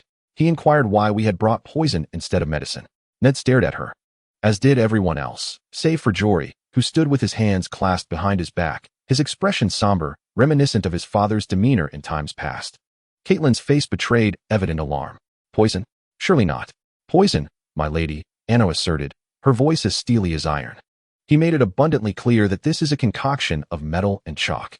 "My lord, my lady," Lord Manderley interjected, "this man has been questioned, and I was instructed to deliver this letter to you, which states it originates from some source in Essos." Jory handed over a second letter bearing Manderley's seal. Ned accepted it and opened it, while Catelyn suddenly moved beside him, and together they quickly perused its contents. Upon finishing, both wore expressions of shock. "Who," she uttered, her voice tinged with fear, "would do such a thing? Why would anyone do this?" In that moment, a dreadful suspicion loomed in Ned's mind. Yet he observed the pale-faced Lewin scrutinizing the jar's contents. "This is called shade root, my lord. I have encountered it once before. It is rare and gradually weakens a person over time, inducing convulsions." "Indeed," Anna replied, her tone brimming with indignation. "We were instructed not to abruptly cease administering medication to the young lord, but rather to taper his dosage gradually to wean him off it." "Quite correct," Lewin affirmed, sealing the jar and wiping his hands clean. Those poisoned by this toxic powder should be gradually exposed to diminishing quantities until they are no longer affected. We have indeed been doing that, Anna murmured. The Duke of Allen's son has changed remarkably. He has gone several days without an episode, and with each passing day, he transforms, my lord. He is no longer the boy who left King's Landing. He has come alive. Yes, I can attest to that. Jory smiled as he continued. When I first encountered him in the King's Port, I beg your pardon, my lady. I meant no offense, but the boy seemed a simpleton. However, since White Harbor, he exhibits daily changes, posing numerous questions about the world around him. My lord, Roderick Castle stood. I must inform the guards to remain vigilant regarding every visitor from the south, for there have already been attempts to kidnap this child, alongside efforts to poison him. Who knows what other threats may loom over him in Winterfell? Agreed, Ned replied after a moment's contemplation. Alert the guards. Lewin, when the boy awakens, could you examine him? I believe we shall all feel more reassured once we ascertain that my nephew is no longer poisoned. Jory, thank you once more. And you as well, Anna. I have no doubt that once Duke Aelin learns of all this, he too will express his gratitude. He should be informed soon, my lord, Jory sighed. Sir Davos has set sail south with all the information we have just relayed to you. Ned nodded. Very well. Thank you all. He then turned to the others, bidding them farewell as they departed his study, leaving only Catelyn behind. Once the door closed, he turned to his wife. Catelyn. She stood, trembling. He is but a child. Why would anyone poison him? He furrowed his brow. Robb mentioned that you, your future self, said Lisa was emotionally unstable, perhaps even a touch mad. He had spoken the word, harsh, yet uttered. She indulges this child, yet requires him to be dependent upon her. Catelyn struggled to absorb this information, remaining silent for a moment. Ned, my sister, he continued, recalling Robb's words. She sat in the Eyrie during the war, refusing to assist you or our son. You told him Lisa's mind was somewhat unhinged. For one such as she, there may be reason behind these actions. The substances would render him utterly reliant on her. I do not like it, but it is the only conclusion I can draw. Where did she acquire such poison? From whom? And for what purpose? Catelyn gazed at him in despair, then dejectedly closed her eyes. I do not know, she whispered. But until we gather more information, we cannot allow her near him. He nodded, then embraced her. I know, he murmured. He is but a child. Yet that child is Jon Arryn's son, and at any cost, I shall protect him. Chapter 41. Tyrion Lannister, 41. Tyrion Lannister had to concede that these records were utterly captivating. Lying on his bunk aboard the ship, he endeavored to ignore the swaying of the sea. He had never imagined uttering such words, yet the records were indeed enthralling. He had brought some of his own books aboard, even finishing one, a fascinating discourse on the potential causes of the Valyrian disaster.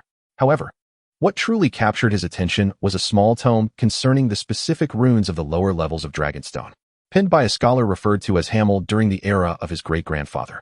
The runes themselves could be found in an old storeroom, located just north of Dragonstone. A room he vividly recalled.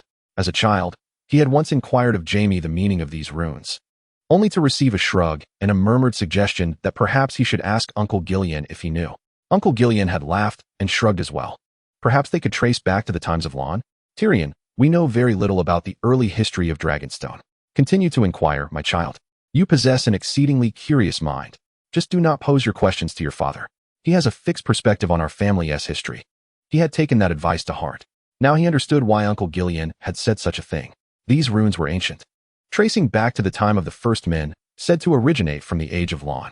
Though these runes are somewhat obscure, they at least insinuate that the clever Lon is purely of the first men, rather than a part of the Undals. This piqued Tyrion's interest. What had transpired within the Casterly family? What was the true reason behind the Lannisters' acquisition of Stone Island? Not mere legends or tales, but the veritable truth? Other records contained further accounts and peculiar allusions. A messenger was dispatched to the wall in the north. For what purpose? A certain ritual? It sounded reminiscent of an ancient, long-abandoned ceremony. Then there was mention that if the Stone of Fire was discovered, word must be relayed to House Stark without delay. The Stone of Fire? Could it possibly refer to obsidian? Perhaps it did. Quite intriguing. Yet why must this message be conveyed to House Stark? For what reason? He had to concede that his Uncle Gillian's silence regarding such matters to his father was indeed accurate. On one hand, this suggested that the Stark family of Winterfell wielded considerable influence. But why? The thought of his Uncle Gillian caused him to pause in contemplation for a considerable time. Where was he? Could he truly have perished, lost forever in the pursuit of the Lightbringer? He was reluctant to envision that warm smile and keen intellect potentially vanished. Without that man, the world would dim considerably. especially his own world.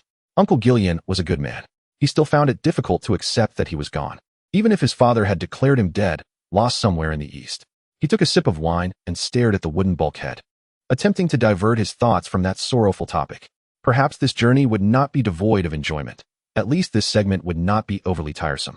Sailing from Lannisport to Seaguard, and then riding northward. He did not anticipate passing through the Twins. As it was said that Lord Walder Frye was an old and disagreeable man, eager to extract every advantage from his guests. Well, he would pass through as swiftly as possible, protected by his family name. At the very least, his father had granted him that. No Frye would dare attempt to extort anything from a Lannister. Suddenly, he sat upright. There were loud shouts on deck. He quickly donned his boots and hurriedly descended from his bed to the doorway, nearly colliding with a young crewman named Jon. "Pardon me, my lord. The captain sends his greetings and requests your presence on deck."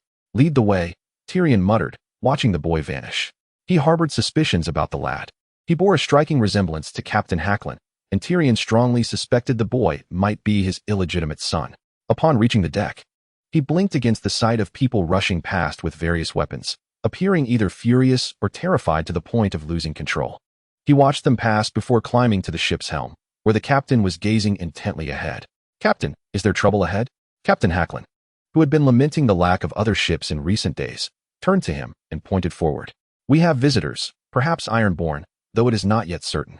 Tyrion cautiously leaned over the ship's railing, peering into the distance, where indeed a vessel seemed to be approaching them. "I had thought that the Ironborn would refrain from further provocation after the king had used his war hammer to crush as many of their skulls as possible." "Oh, they have grown subdued," Captain Harklin muttered, observing the ship through his Mirren telescope. "Yet, having lived in these waters for so long, I never placed my trust in those scoundrels. They are always capable of unexpected actions.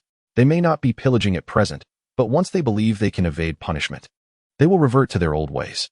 Wait a moment, I recognize that ship. It belongs to Old White Harbor, the Sea Cow." Tyrion blinked, gazing at the man. "I was unaware such a creature existed." "Oh, it doesn't he?"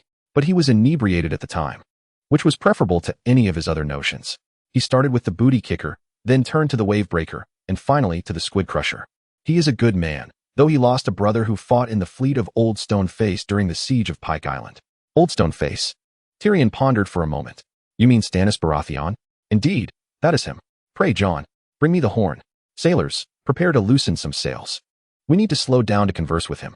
I do not like that we have scarcely seen any Ironborn ships over the past 3 days." The ship seemed to come alive as sailors rushed about, engaged in the nautical tasks of pulling ropes and releasing what appeared to be the same line. Tyrion felt fatigued just watching. If the gods forbid, should he truly have to partake in seafaring matters, it would surely be from the comfort of a grand chair on the deck, accompanied by a scantily clad enchantress holding a bottle of wine. That would be perfection. Just as he was distracted by this enticing thought, he heard a hail from another ship, which was also slowing down. A man dressed in similar attire to the captain stood at the bow, holding a horn. "By the gods," he shouted, "are you still sailing that wretched vessel? Has her keel not yet fallen off?" "Your decrepit contraption is hardly superior to ours," Harklin replied through his horn. "From where do you hail? And to where are you bound?" "Through 10 damn towers, to Seaguard, to Lannisport. Avoid the Iron Islands, my friend." Harklin frowned and began to walk toward the stern of the ship to match pace with the other man. "Why, they are lamenting their faith again. The baptizer has gone mad. He has slain those who mention the old gods." Some crew members murmured upon hearing this news, while Tyrion regarded the other captain with narrowed eyes. "The old gods again. Yes, surely something is amiss." The issue is, he did not believe what seemed to be unfolding. It felt rather improbable, especially considering his recent dreams. Those icy blue eyes had fixed upon him, followed by a roar that seemed to tear the heavens asunder, shaking the earth beneath his feet. "What are they discussing?" Harklin exclaimed. Another individual appeared to ponder his response. Some sensed the call from the north, while others heard it. "The others have arrived. The Stark family beckons for aid. The Starks require your assistance, my friend, of the ancient bloodline. May your sails catch the favorable winds." Then, that vessel sailed past, heading in the opposite direction. Harklin gazed at it, and seemingly on a whim, he shouted, "May your sails catch the favorable winds." He appeared astonished, as did several others. Then, as Tyrion watched, he regained his composure. "Sailors, unfurl more canvas. Adjust her course a point or two closer to the wind. All hands, prepare to rig another sail."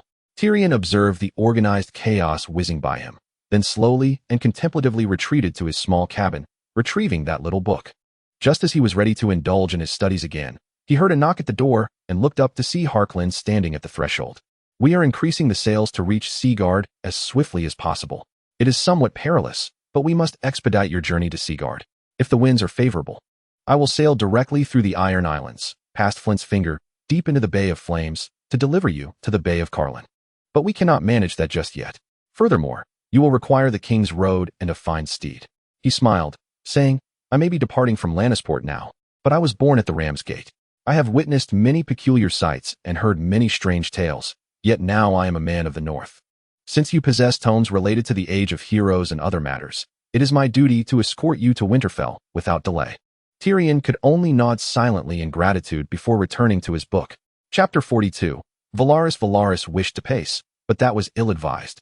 His legs would not permit such movement. Regardless, he remained bewildered by the events that had transpired.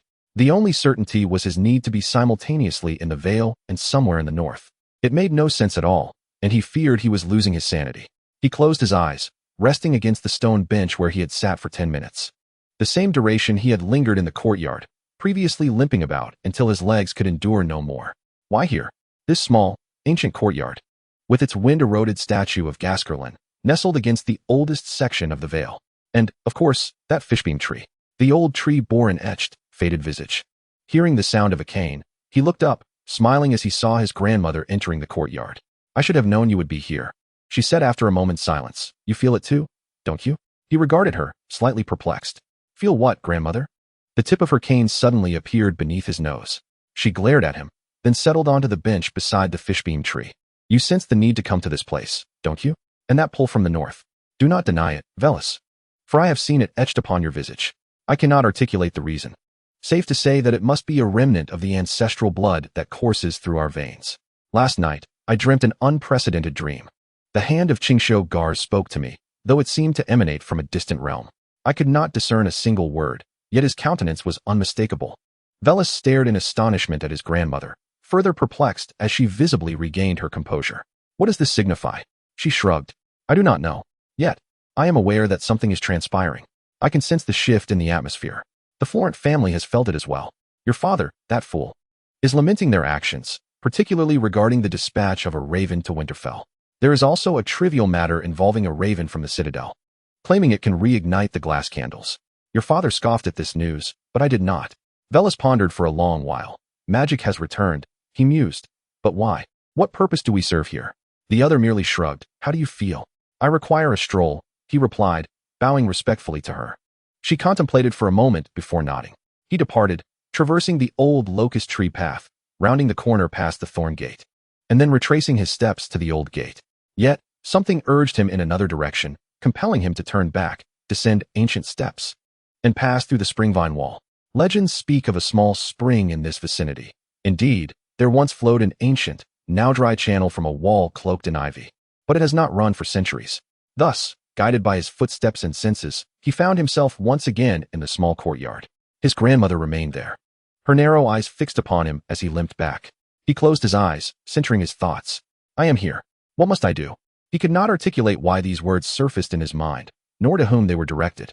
Something creaked beside him, and he opened his eyes to behold the heart tree. Long ago, this place was a grove of sacred trees.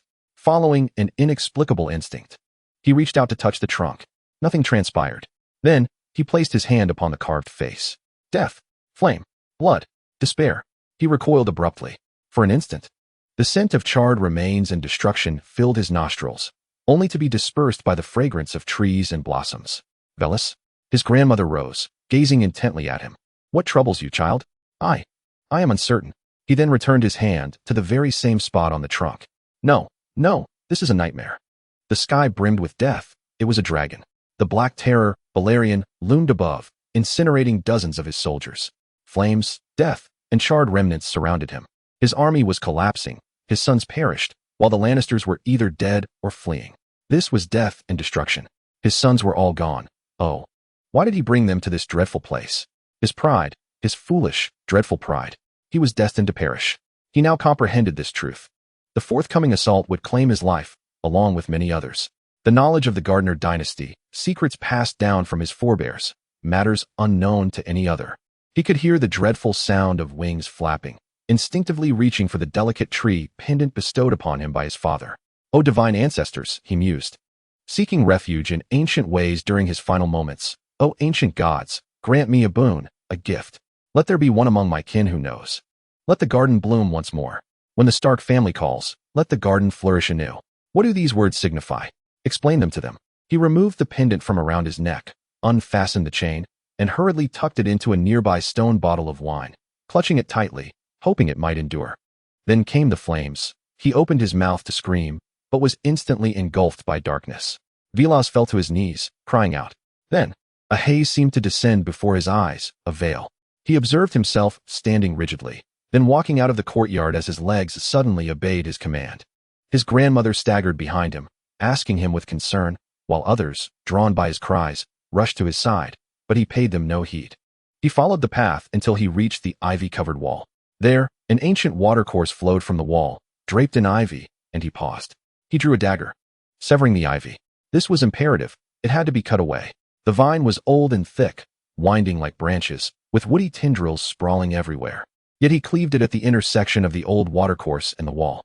Others nearby assisted him, their bewildered voices filling the air, but he ignored them. Then he beheld a doorway sealed with bricks, ancient and weathered, etched with the roots of ivy. It must be dismantled. He did not recognize his own voice. "Bring me a hammer." The veil before his eyes deepened for a moment, and he swayed slightly, until a member of the Gardner family handed him a rough, two-handed hammer. He raised it and swung. The bricks shattered. He swung again, and once more. The bricks crumbled and fell, revealing the darkness beyond. Suddenly, more hammers appeared, and others joined in to help pry open the doorway. He swung once, twice, thrice, until the passageway became clear. "Vilas?" It was his grandmother's voice. "You have brought us to this place. You must enter." Still driven by this peculiar impulse, his mind shrouded by the veil, he stepped inside. It was a chamber, approximately 30 feet deep and wide, with a basin at the bottom of the opposite wall. Beside it stood a statue, the light filtering through the entrance barely illuminating it. He recognized it, the green-handed gal's, a hand extended outward. At his feet lay a pile of withered flowers and a small wooden trinket bound with chains. As he gazed upon it, memories of the battlefield flooded back to him. He bent down, picked up the trinket, and placed it in the statue's hand. He could now hear his father's voice, while his grandmother, standing behind him, was angrily roaring something at her son. The veil was swiftly dissipating, and he began to tremble from exhaustion. What was this? What was affecting him? Then, the hand of the statue seemed to grip the ornament tightly, and its stone eyes opened, emitting a fiery red glow. A scream erupted from behind him, and then 3 events transpired. He heard a thunderous voice proclaiming, "Let the garden bloom once more. Send aid to House Stark of Winterfell." He sensed a sudden surge of sound, as water gushed forth from behind the walls.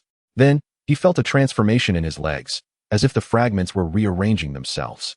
There was no time to endure the pain with a scream before he succumbed to unconsciousness. Chapter 43. Jon Arryn Stannis Baratheon possessed an exquisite Meereenese telescope, through which he was currently observing the vessels in Blackwater Bay. After a moment, he murmured in astonishment and then closed the telescope. "Ah, he has returned," he whispered, his voice barely audible. He was also concerned about being recognized in King's Landing, thus employing the trickery of smugglers to alter the appearance of his ship. He had slightly modified the main mast and used sails of different colors. Now, it resembled an old vessel hailing from Braavos. How he frets about being recognized. Jon Arryn muttered, scanning the surroundings with care. That is the trouble with the Red Keep. One can never ascertain who is watching whom. There could be half a dozen eyes upon them at this very moment. "Lead the way," Stannis nodded briefly, then guided him along a narrow path that led to a set of stairs, where several individuals clad in Baratheon livery appeared to have endured considerable hardships at sea. One of them bore a striking resemblance to Ser Davos, albeit significantly younger, leading him to surmise that one among them was the son of the Onion Knight. "Where to?" Stannis inquired quietly. "On the old road," the boy replied, then led them down another winding staircase. "Davos Seaworth," Stannis murmured to Jon Arryn as they descended. "As my squire." They continued downward, passing through stairways and passages that Jon Arryn had never encountered. Who discovered this passage? He gasped after a while, realizing his legs were beginning to protest. "My father, my hand, Ser Davos Seaworth," the boy answered softly. "But I beseech you to maintain silence, if you please. This place harbors other passages and tunnels, not all of which we are aware. Moreover, we know that the spider has his own routes in these areas." It is best to remain silent as we pass, to avoid drawing attention. This was sage advice. He nodded in agreement and focused on the path ahead. They continued their descent, illuminated now by cleverly designed lanterns that cast only the faintest glimmers of light, prompting a scoff from Stannis. Unless I am mistaken, these are the lanterns of smugglers. He descended once more, until it felt as though his feet might detach from his legs, finally reaching a flat stretch of land. Suddenly, a glimmer of light appeared ahead, accompanied by the scent of seawater and the sound of crashing waves. He advanced forward, blinking, and a small dock materialized in his line of sight, cleverly concealed behind the rocks at the entrance. My lords, my father will arrive shortly. My men and I shall guard these tunnels. Please refrain from speaking too loudly. We are unaware of who else may have visited recently. Young Seaworth picked up a small piece of wood, likely taken from a crate, indicating that someone had indeed been here within the past month. We will stand watch. As those individuals retreated into the tunnel, Jon Arryn gazed at Stannis. You have formidable allies among the Seaworth clan. Indeed, Stannis replied, his eyes fixed on the entrance. I wish I had more such individuals. Jon Arryn sighed softly and settled onto a stone. This was a clandestine place, intended for covert dealings. He pondered how Seaworth had discovered it, and then wondered who had constructed it, and who might still be using it. Varys? Quite possible. The spider possessed knowledge of many things, hidden matters, secret locations. Then he heard the sound of oars. No, wait, it was a single oar. A shadow appeared on the rocks, followed by a small boat that wobbled into view. A cloaked figure adeptly rowed it into the cave. As the figure entered, Jon Arryn instinctively grasped his dagger, just in case. However, he relaxed when the person lowered their hood. It was Seaworth. The former smuggler navigated to the dock, swiftly tied up the small vessel, and then leapt ashore. My lord.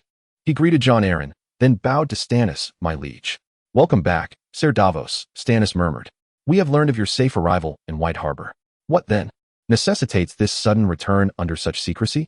Because something transpired during the voyage to White Harbor, my liege, Ser Davos replied in a similarly hushed tone. My lord. Someone attempted to abduct your son, but they failed. Shock surged through Jon Arryn. What? Who? A man named Mikken, who had just joined us in King's Landing before our departure. My lord, we left under such confidentiality that I believed no one could learn of your son's exit. Yet, someone discovered it. Information was leaked.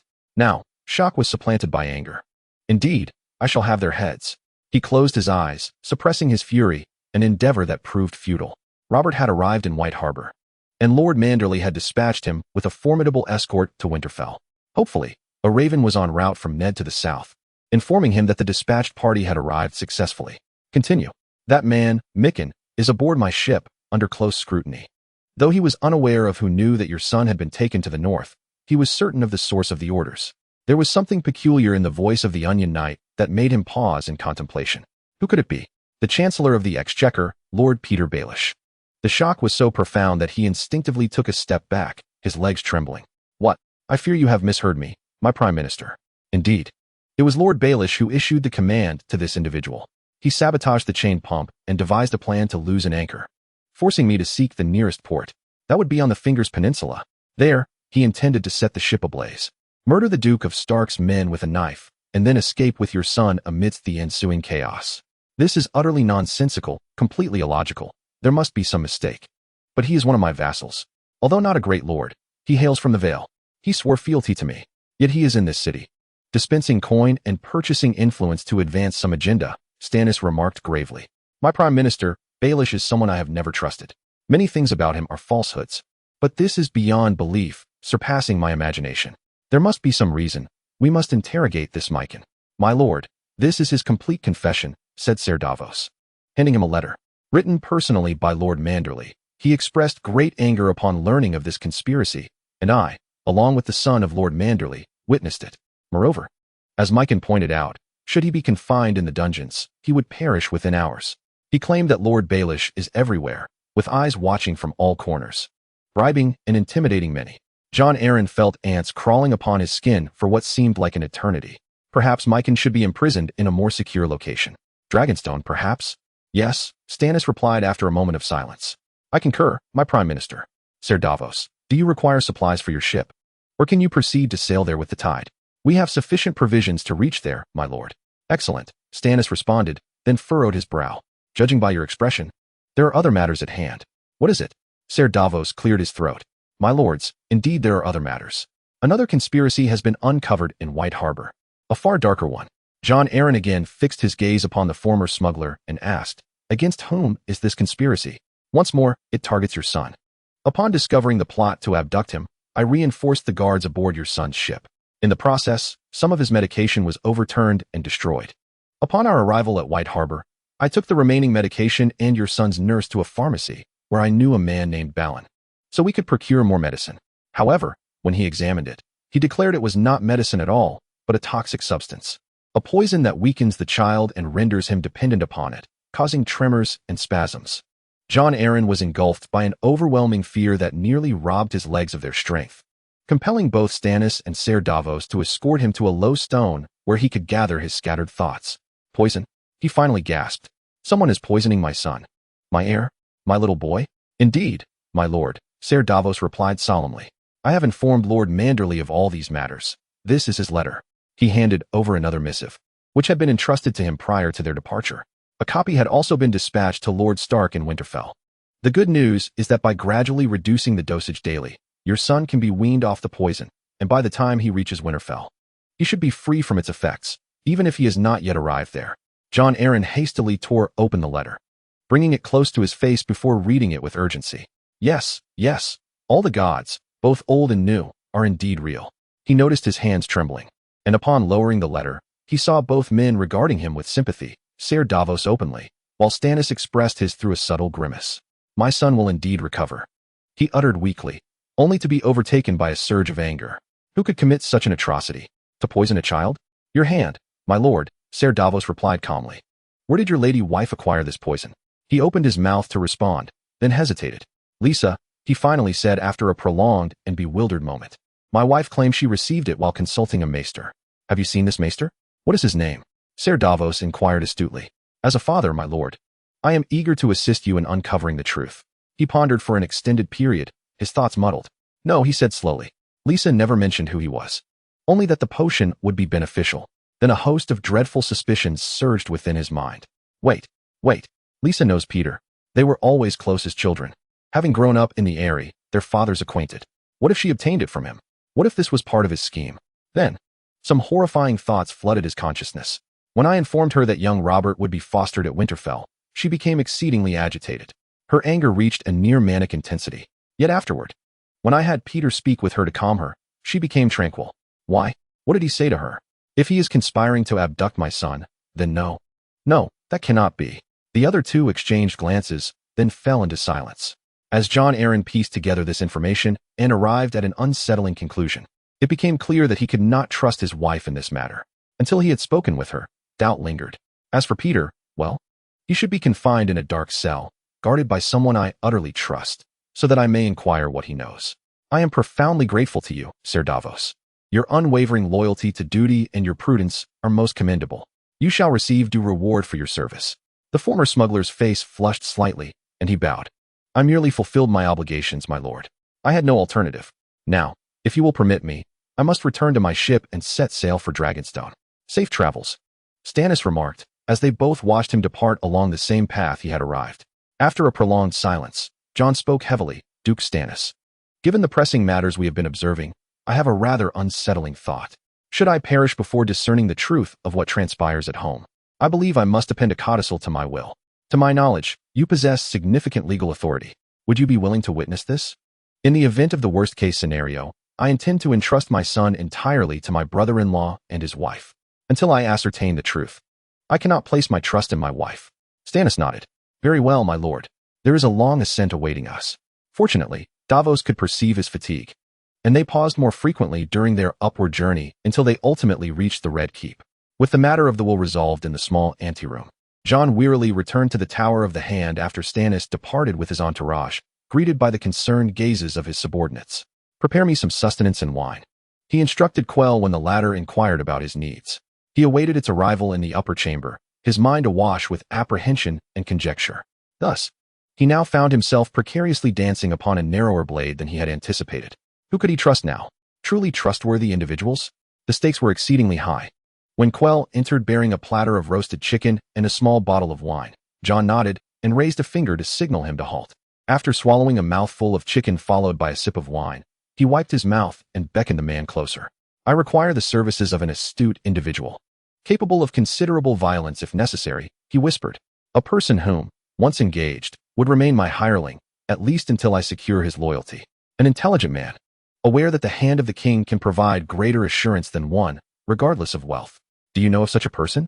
Quell's eyebrows shot up in astonishment upon hearing this, pausing for a moment before furrowing his brow. I believe I may know of someone, he finally replied. He is a mercenary, having undertaken various tasks for many, but I must admit, he can be trusted once sufficiently incentivized. I do not favor him, but he indeed possesses his talents. Is he in King's Landing? Not far off. I believe he has just completed a task involving the elimination of southern bandits. Excellent. Bring him to me. What is his name? Bronn, my lord. Chapter 44. Ned Stark, I bid you farewell, Lord Stark. Upon my return to the Black Castle, I shall confer with the commander, particularly regarding the dispatch of a contingent to the Night's Watch. Most crucially, I shall keep you informed of any developments concerning your brother's journey in the north, as well as other pertinent matters. Maester Aemon bowed stiffly. Thank you, Maester Aemon. I wish you a safe journey back to the Black Castle. Should any further news arise, I shall promptly relay it to you. Winterfell stands with the Black Castle. No, the North stands with the Black Castle. The elder nodded. I am confident that I shall become a member of the Night's Watch, witnessing the fruition of your new canal project. It is indeed an intriguing notion. Yes, it is a fascinating idea. Even more remarkable is that it was inadvertently suggested by Theon Greyjoy. Assembling the vessels will pose a considerable challenge, yet once accomplished, they may begin to transport greater supplies to the north without overburdening the King's Road, which is currently undergoing repairs to the wall. Admittedly, this is not a perfect solution, as the canal does not extend directly to the wall, but it implies an increased capacity for provisioning. There remains a minor issue of how to transport these supplies further north, but, well, he possesses some excellent soldiers diligently addressing that concern. He redirected his attention to Maester Aemon, who appeared to be deep in thought. Once I have conferred with the commander, I shall also send word to you from the Black Castle, the elder murmured, then smiled faintly. Who would have thought that at my age I would witness such an adventure? Ned chuckled lightly, then turned somewhat serious. Give me your hand, Maester Aemon. The elder extended his hand, mottled with age spots, and Ned grasped it firmly. May the old gods bless you with a swift and safe return to the wall. You understand our daunting task better than anyone. Thank you, Duke Stark. May both the old gods and the new gods watch over you. Matters concerning Winterfell are of utmost importance. He then glanced ahead. Let us depart, he called. And the procession of men and horses moved through the gates of Winterfell, heading northward. The old maester rode awkwardly, yet his countenance bore a resolute expression. As the last of them exited and the gates closed, Ned turned to Jon Snow, who wore a pensive look upon his face. Jon, father. The young man he had long protected smiled. Before you could inquire, I have already taken my leave of Maester Aemon. He promised to write to us and requested that I do the same. Indeed, he is a good man. Jon Snow nodded, seeming poised to speak, only to reconsider. I still cannot believe he is of House Targaryen. He does not align with the impressions I have gathered of them. Everything I have heard about them is quite disparate. Ned regarded him earnestly. Do not judge an entire house based solely on the actions of a few. For a family cannot be defined by just a handful of its members. He pointed out that Illyris was not always the person he ultimately became. A sound of dragging shoes approached from one side, drawing their attention to Domeric Bolton nearby. The son of the Lord of the Dreadfort had been unusually silent lately, evidently pondering the lessons he had absorbed. It now seemed that the long-awaited conversation was finally about to take place. Lord Stark, may I speak with you privately? The young Bolton appeared exceedingly youthful, awkward, and flushed. Ned regarded Jon for a moment, who bore a simultaneous expression of a smile and a glare directed at Bolton. Of course, Domeric, come with me. Jon, you should return to your training. Jon Snow muttered as he departed, while Ned led Domeric Bolton toward the Weirwood Grove. I suspect I already know the answer, but what is it you wish to discuss? Domeric paused, as if struggling to breathe, then swallowed hard and opened his mouth. Lord Stark, I wish to express my gratitude for your hospitality these past weeks. In Winterfell, you have made me feel exceptionally welcomed. Ned thought to himself, I am merely trying to keep you alive and shield you from that mad half-brother of yours, who is now finally deceased, yet he did not voice this sentiment. Instead, he nodded. Your presence here is invaluable, he replied, and that is entirely true. Things have taken a rather intriguing turn. Indeed, Domeric murmured. Those others, well, I stand here on behalf of my father and the Bolton family, in solidarity with Winterfell. He cleared his throat slightly. I have enjoyed my time here, and I am honored to have met your family. I am particularly grateful to Lady Stark. Your son Robb is a good friend. However, there is another member of your household who commands my respect, and if you would permit, I would like to speak with you about her." They had now arrived beside the heart tree, and Ned regarded the young man before him. "Are you referring to my daughter Sansa?" Dom Arryn appeared even paler, then resolute, as if such a notion were conceivable. "Yes, my Lord Stark. If I could be acknowledged as a suitor for your daughter Sansa's hand, I would be deeply honored." Ned scrutinized him with slightly narrowed eyes, attempting to replicate the gaze his own father had once employed to assess others, a look that had frightened a minor noble into a state of embarrassment. Observing Dameric's slight quivering followed by a renewed firmness, it seemed he had at least grasped the rudiments of facing such scrutiny. "Do you believe yourself worthy of my daughter?" Domeric opened his mouth, a blush creeping across his face, but then he steadied himself. "I would fight to deserve her," he simply replied. "I strive daily to prove myself worthy of her." This was an answer he had heard from the man fostered at the Red Keep, distinctly different from anything Roose Bolton had ever uttered, prompting Ned to nod slightly. "Well said," Ned murmured. "Well said. Yet I must inquire, is this your personal sentiment, or that of your father's?" The young man nervously swallowed. "My father had urged me to voice my request, Lord Stark, yet this appeal originates from my own heart. I am acutely aware that the Stark and Bolton families have not always been allies in the North, but in light of the looming threat posed by the Wall and the necessity for us to unite against the White Walkers, I believe it prudent to forge a closer bond between our houses." Ned clasped his hands behind his back, gazing intently at the heart tree. "Domeric, I shall confer with my wife and daughter regarding this matter. It is not a decision to be made hastily." "Thank you, Duke Stark. I wholeheartedly concur with your sentiment. I do not wish for this choice to be made in haste." The young man's merits were further affirmed. "Very well. I appreciate your candor, Domeric. I will give it serious consideration." Domeric Bolton nodded, turned to leave, then abruptly looked back. "One last thing, if I may, my Lord Stark." Ned inclined his head slightly. The heir of the Dreadfort regarded him, eyes alight with resolve. "I am not my father, Lord Stark. I am certainly not the man my half-brother has been portrayed to be." Ned smiled. "I know, Domeric.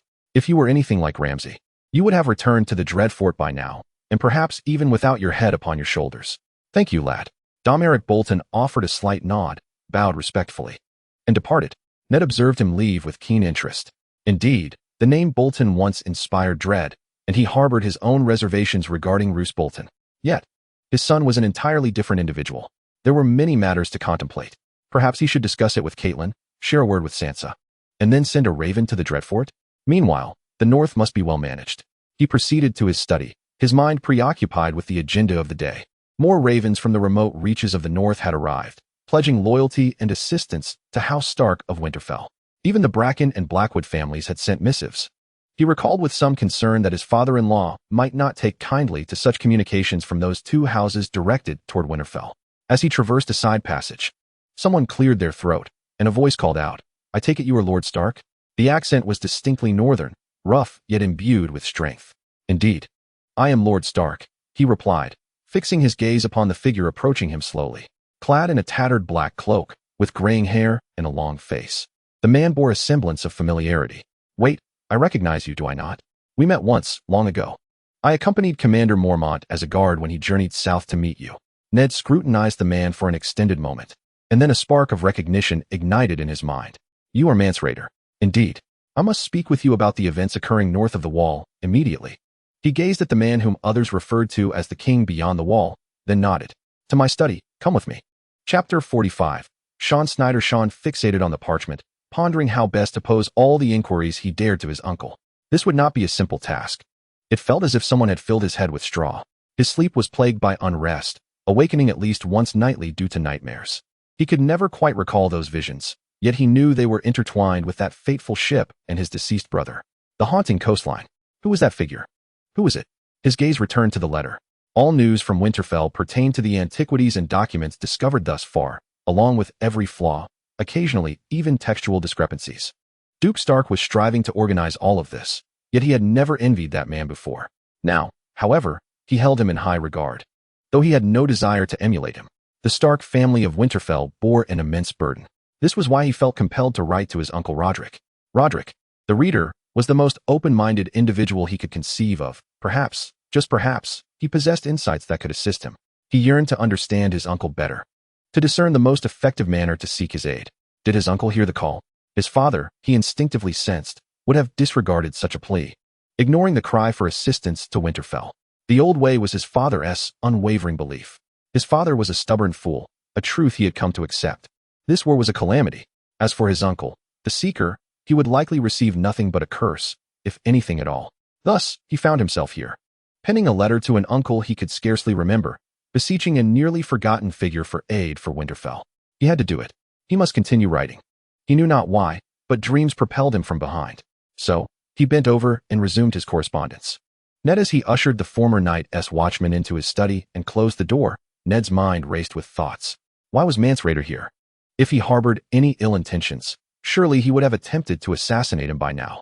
Instead, he stood beside the vast table, staring at the plethora of reading materials. A furrow of contemplation etched upon his brow. Your research on the others? Ned nodded. Quite impressive. Ned gestured toward a chair nearby, then paused to approach a side table.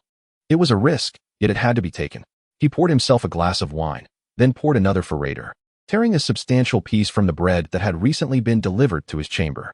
As he rummaged behind the table, he discovered a small jar containing some salt, which he brought to Rayder alongside the wine and bread before returning to his own seat, lifting the cup.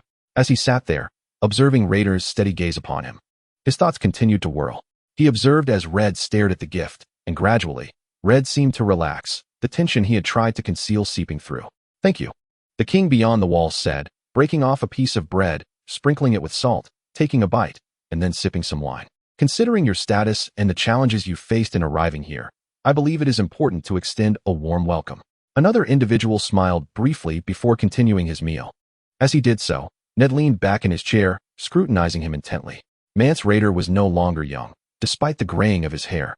His eyes still sparkled with vitality, surrounded by numerous laugh lines.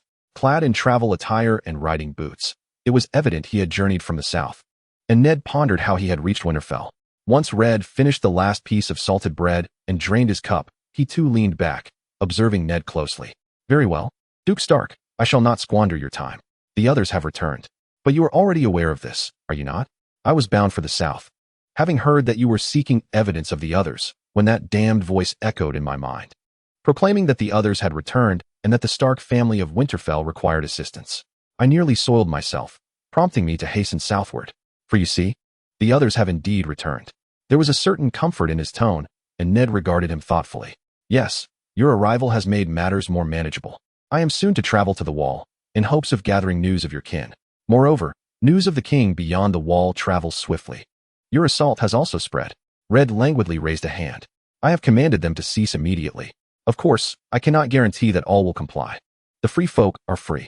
You think of the title of king and of your friend, Robert Baratheon. I merely hold influence. They follow me because I possess a plan. And we are in desperation. When did the others return? Another individual shook his head. That is a most difficult question to answer. Some of their kind have never departed. Given the dispersion of the free folk, I will share what I know. I see you have a map of the north over there. We ought to examine it. Ned sipped from his wine and then rose. As they approached the map affixed to the wooden board with pins, he sensed Red's eyes surveying everything in the room. Once they stood before the map, Red smiled at the region north of the Wall.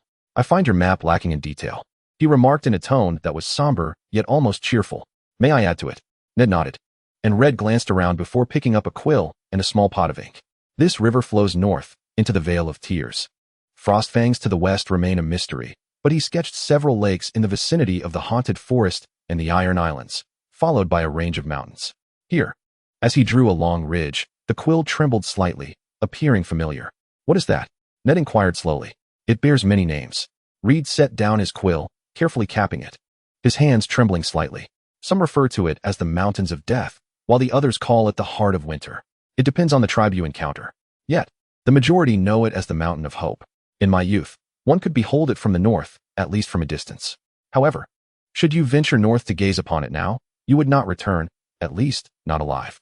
His eyes seemed to drift elsewhere, and Ned recognized the expression of a man wrestling with unwelcome memories.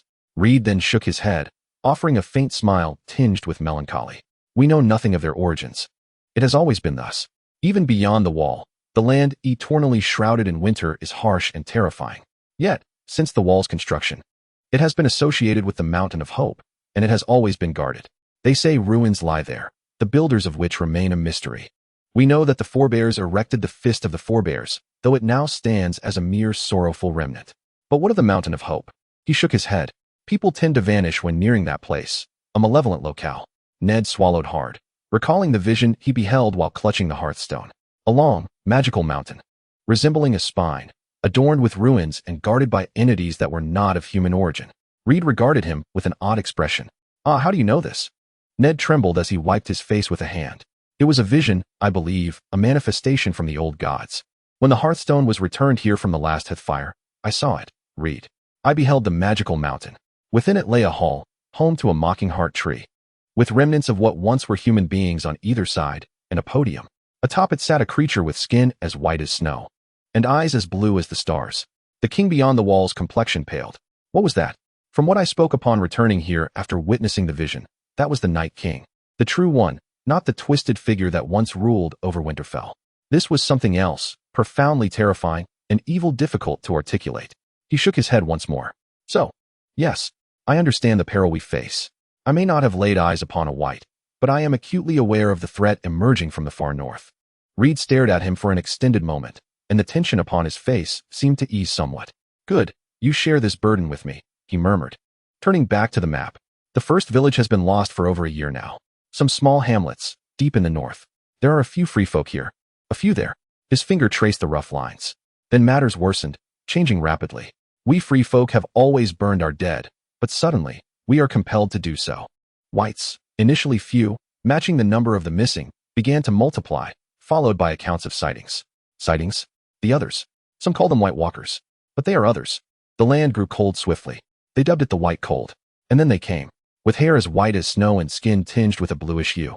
They wield swords capable of slicing through steel. Nothing can bring about their demise. Fire may drive them away. Red's fingers glided across the map. They had been journeying southward. We are powerless to halt their advance, to approach them, or to eliminate them. Ned slowly nodded before returning to the table for another pour of wine. You mentioned that the wildlings, whom you refer to as free folk, follow you because you possess a plan. What is this plan? Red paused momentarily, stroking his chin as he approached. When I heard that voice proclaiming the return of the others and the need for assistance, my plan perished, he spoke slowly. That is why I hastened southward. Lord Stark, are you familiar with the early history of the Wall? Only that it was constructed to repel the others. Ned replied with a furrowed brow. At the end of the Age of Heroes. Ah, Red said with a sardonic smile. You Southerners forget so swiftly. He paused, licking his lips, then turned his gaze to Ned. The free folk remember what the Night's Watch has forgotten. The wall was erected at the singular location that could endure both summer and make optimal use of the land, the shortest and most defensible stretch. It isolated many free folk. But that was inconsequential. I believe there must be a plan. The free folk served as scouts for those stationed at the wall. The Night's Watch patrols the wall, maintaining its fortifications and serving as a defensive force. When the others return, the Stark family of Winterfell will summon their armies, leading true might to defend the wall. Yet, when the others vanished, everything transformed. The Night's Watch changed. They became singularly focused on maintaining the castle. Commanders perished, others took their place, and with the passage of time, memories began to fade. The Night's Watch started to view the free folk as threats.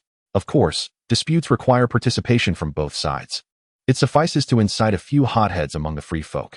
Then the troubles began. With the absence of the others for too long, familiarity grew between the Night's Watch and the free folk. Ned looked at the man with a hint of irony. Do your people truly possess such long memories? He shrugged. In some places, tales are recounted and altered, yet once you compare a dozen stories, a common thread emerges. Moreover, there are inscriptions and runes beyond the wall. The people of the Vale still speak the old tongue, the language of the first men. Mastering this tongue allows one to decipher the runes. Near the fist of the first men lies a cave, my Lord Stark. It is unfortunate that you are unaware of it. For on one wall is an inscription that reads, The Pact, witnessed by the Starks of Winterfell. A brief silence ensued. The Pact? Related to the wall. Parts of it have been lost. Ned sighed. I am entirely in the dark. Yet we are still examining the documents found in Winterfell. He noted the raised eyebrow of Red and added an explanation. There is a chamber nearby that I only discovered recently, though my father and brothers may have known of it. This chamber contains documents pertaining to the bygone era concerning the others. In a chamber filled with various objects, there exists one that I have previously employed, unbeknownst to me. It calls out to those who seemingly bear the blood of ancestors. Additionally, there is another room that contains something I shall mention later. Reed's brow remained raised. Do you truly know nothing? He coughed out, struggling to breathe. How could the Stark family of Winterfell be unaware? Then he slumped back into his half-raised chair. You were fostered in the Vale. Aerys murdered your father and brother when you were still young. No wonder he is known as the king beyond the wall. Ned nodded gravely and then approached a large chest. This is also within, he said, lifting the large nail-studded head from the chest. The Fist of Winter. Upon seeing the weapon, Reed immediately stood, his face turning pale again, his eyes shining as if on the verge of tears. You know, he spoke slowly. There is a saying among the free folk, who claim to be the last of the ancients. They say their only chance to leave the Vale is when the Stark family once again wields the Fist of Winter. They speak as if they do not believe it will ever happen. You inquire about my plans, Duke Stark. I must lead the free folk south of the wall. I fear that only we understand the peril posed by the others. By the time the Night's Watch is convinced to heed this threat, too many free folk will have perished, or worse. I can, to some extent, compel a southward advance, settling on granted lands and new territories, and then persuade the stubborn fools at Castle Black that I can aid in defending the wall against the coming doom. He glanced at Ned, then at the hammer. When the horn sounded, I knew I had to speak with you immediately. You understand they are approaching, and you can assist us. Do you know how to slay them? Ned pointed to the obsidian arrows on a nearby table. Obsidian, or as some call it, dragonglass. Tears that had yet to fall began to stream down Reed's face. He closed his eyes, remained silent for a moment, then opened them again. The free folk are known as such because we have not yielded, nor shall we. Yet I know when to seek aid and when action must be taken. He knelt slowly, reluctantly, yet resolutely. Duke Stark, of the Stark family of Winterfell, please aid me in saving my people from the calamity wrought by the night. Rise, Ned urged. I will not have proud men plead with me to do what is right. Stand, assist me, and tell me how I may help you. Reed rose, and then bowed slowly in respect. Thank you, Duke Stark. I shall not forget your kindness, he whispered. Then he placed his hand upon the head of the hammer. I swear upon this. Then they both heard the thunder rumble above. Chapter 46. Daelor Varys Daelor stood there, his brother's eyes fixated on the letter in his hand, as if the missive were a personal affront to him. Daelor sighed softly, bringing his wheelchair to a halt. Ordinarily, he would seek someone to push him, preferably Oberyn by his side, but only close family were permitted such intimacy. He truly despised this weakness, this excruciating pain in his feet. After a while, Oberyn finally appeared, taking notice of him. Forgive me, my brother, he said in a distracted tone. I was contemplating the message I received from the Academy. The news is true, the glass candles can be rekindled. Magic has returned to this land. Dallon nodded slowly. What are your thoughts on this? Oberyn seated himself upon a nearby stone bench, a tense expression adorning his face. Dallon relished observing his brother in contemplation. When he diverted his attention from drinking, fighting, lovemaking, and brooding over revenge, Oberyn exhibited remarkable cognitive prowess. It seemed he was utilizing it now. This could change everything. Oberyn said gravely, there are evident matters, less apparent ones, and those that instill fear within me. This was enough to cause Dallon to gaze at his brother with concern. What troubles you so? Oberyn furrowed his brow and paused momentarily. Firstly, brother, allow me to pose a question. When Lord Dane and Dawn were here, you expressed unease. Recalling what father had once told you. What was that? That, Dallon said wearily, leaning back in his chair. When I came of age, he murmured. Mother spoke of what it meant to belong to House Martell. The need for leadership, the importance of individuals to heed, and the women to be regarded with greater care, as well as the pact we forged with King's Landing and the secret accord with Dorne. Oberyn scrutinized him. And within Dorne? The agreements with the Stone Dornishmen. Some are ancient, Oberyn. Very ancient. One can be traced back to the era of Aerys. It is also a form of prophecy. At the mention of the word prophecy, a flicker of uncertainty and concern crossed Oberyn's eyes. Prophecy, indeed. You are aware that half of it is utterly useless, easily contorted like a maidservant into various shapes, while the other half is mere gibberish. He regarded his brother coldly. This is different. Very clear. The Dane family pledged fealty to our ancestors early on, with one condition. Should the call arise, they would never cease to follow Dawn to the north. This is of great significance to them. When Aerys had a dream confirming this, well, that sealed their fate, especially when she proclaimed that preventing the Dane family from following Dawn to the north would result in the ruin of Sunspear, the downfall of Dorne, and the collapse of all peoples on the continent of Westeros. His brother raised his eyebrows, regarding him. So he mused. This is why you permitted Lord Dane to venture north, despite his evident mortality? Dallon wearily nodded. A prophecy, yet a clear one, my brother. I wish I never had to confront it, but it has come to pass. Now, we have heard of the return of magic. Surely, there must be a connection? What conclusions do you draw? With the resurgence of magic, Oberyn said heavily, we must reassess the prophecy. With utmost caution, we must examine it once more. I cannot fathom the impact this will have on the Academy, yet I suspect that every scholar who has ever delved into the arcane arts will reassess their understanding. Certain entities, allegedly conjured by magic, may be affected. What of the Wall of Despair? What of Windspark Keep? What consequences await Sunblade City? I remain uncertain. More troubling to me, however, are the dragons. They have diminished with each generation, and the loss of the Targaryen dragons signifies a waning of magic from this realm. Now that it has returned, what if some fool decides to hatch a dragon egg in the manner of another Summerhall? How will people manage their dragon eggs? Or what they presume to be dragon eggs? I foresee a multitude of troubles on the horizon. Doran gazed at his brother, remaining silent for an extended period. What troubles you the most? Oberyn lifted his gaze, contorting slightly. Of late, I have heard many peculiar tales. Robert Baratheon has made an inexplicable visit to Windspark Keep, drawn by some matter of intrigue. Rumors suggest he has unearthed something significant. What is it? I do not yet know. Elster Dane arrived here with a restless sword, bringing a dying man to the north. The Blackwood and Bracken families have vowed to end centuries of animosity. It is said that Valerion wanders the Great Hall as if possessed by some entity. The clans of the Vale have vanished, purportedly journeying to the north. Furthermore, the Stark family is inquiring about the others. The Starks are pragmatists, yet they seek knowledge of legends. My brother, this fills me with dread. What if these tales of magical epics hold truth? Then, Doran shivered, as though his bones had turned to ice in an instant. Varys sat in the quiet chamber, fixated on the map of Westeros that dominated one wall. He did not truly require this map, for he knew each location as though etched in his mind. Yet it aided him in focusing. Only the gods know how desperately he needed that focus at this moment. Speaking of concentration, he raised his right hand, a faint smile gracing his lips. The tremors had ceased. This was a good sign. The memories of what that madman had subjected him to, those memories were fraught with pain. Blood, the writhing and screaming that accompanied rejection, caused a finger to twitch, but he compelled it to remain still. Yes, it was much improved now. He redirected his gaze to the map. Events were shifting, transforming, beyond his grasp. He found this unsettling. He preferred people, reliable individuals. Reliable people could be anticipated, could be controlled. And now, Robert Baratheon, in his own way, was exceedingly predictable. One could count on him to be obstinate, greedy, to choose violent actions, and to be an overall poor king. Yet his recent, unheralded decision to venture to Windspire Keep was unpredictable, a riddle. Why had he gone? The only tidings his little birds could glean from that place was a brief account that the king had assaulted a particularly foolish bishop and then vanished into the subterranean passages.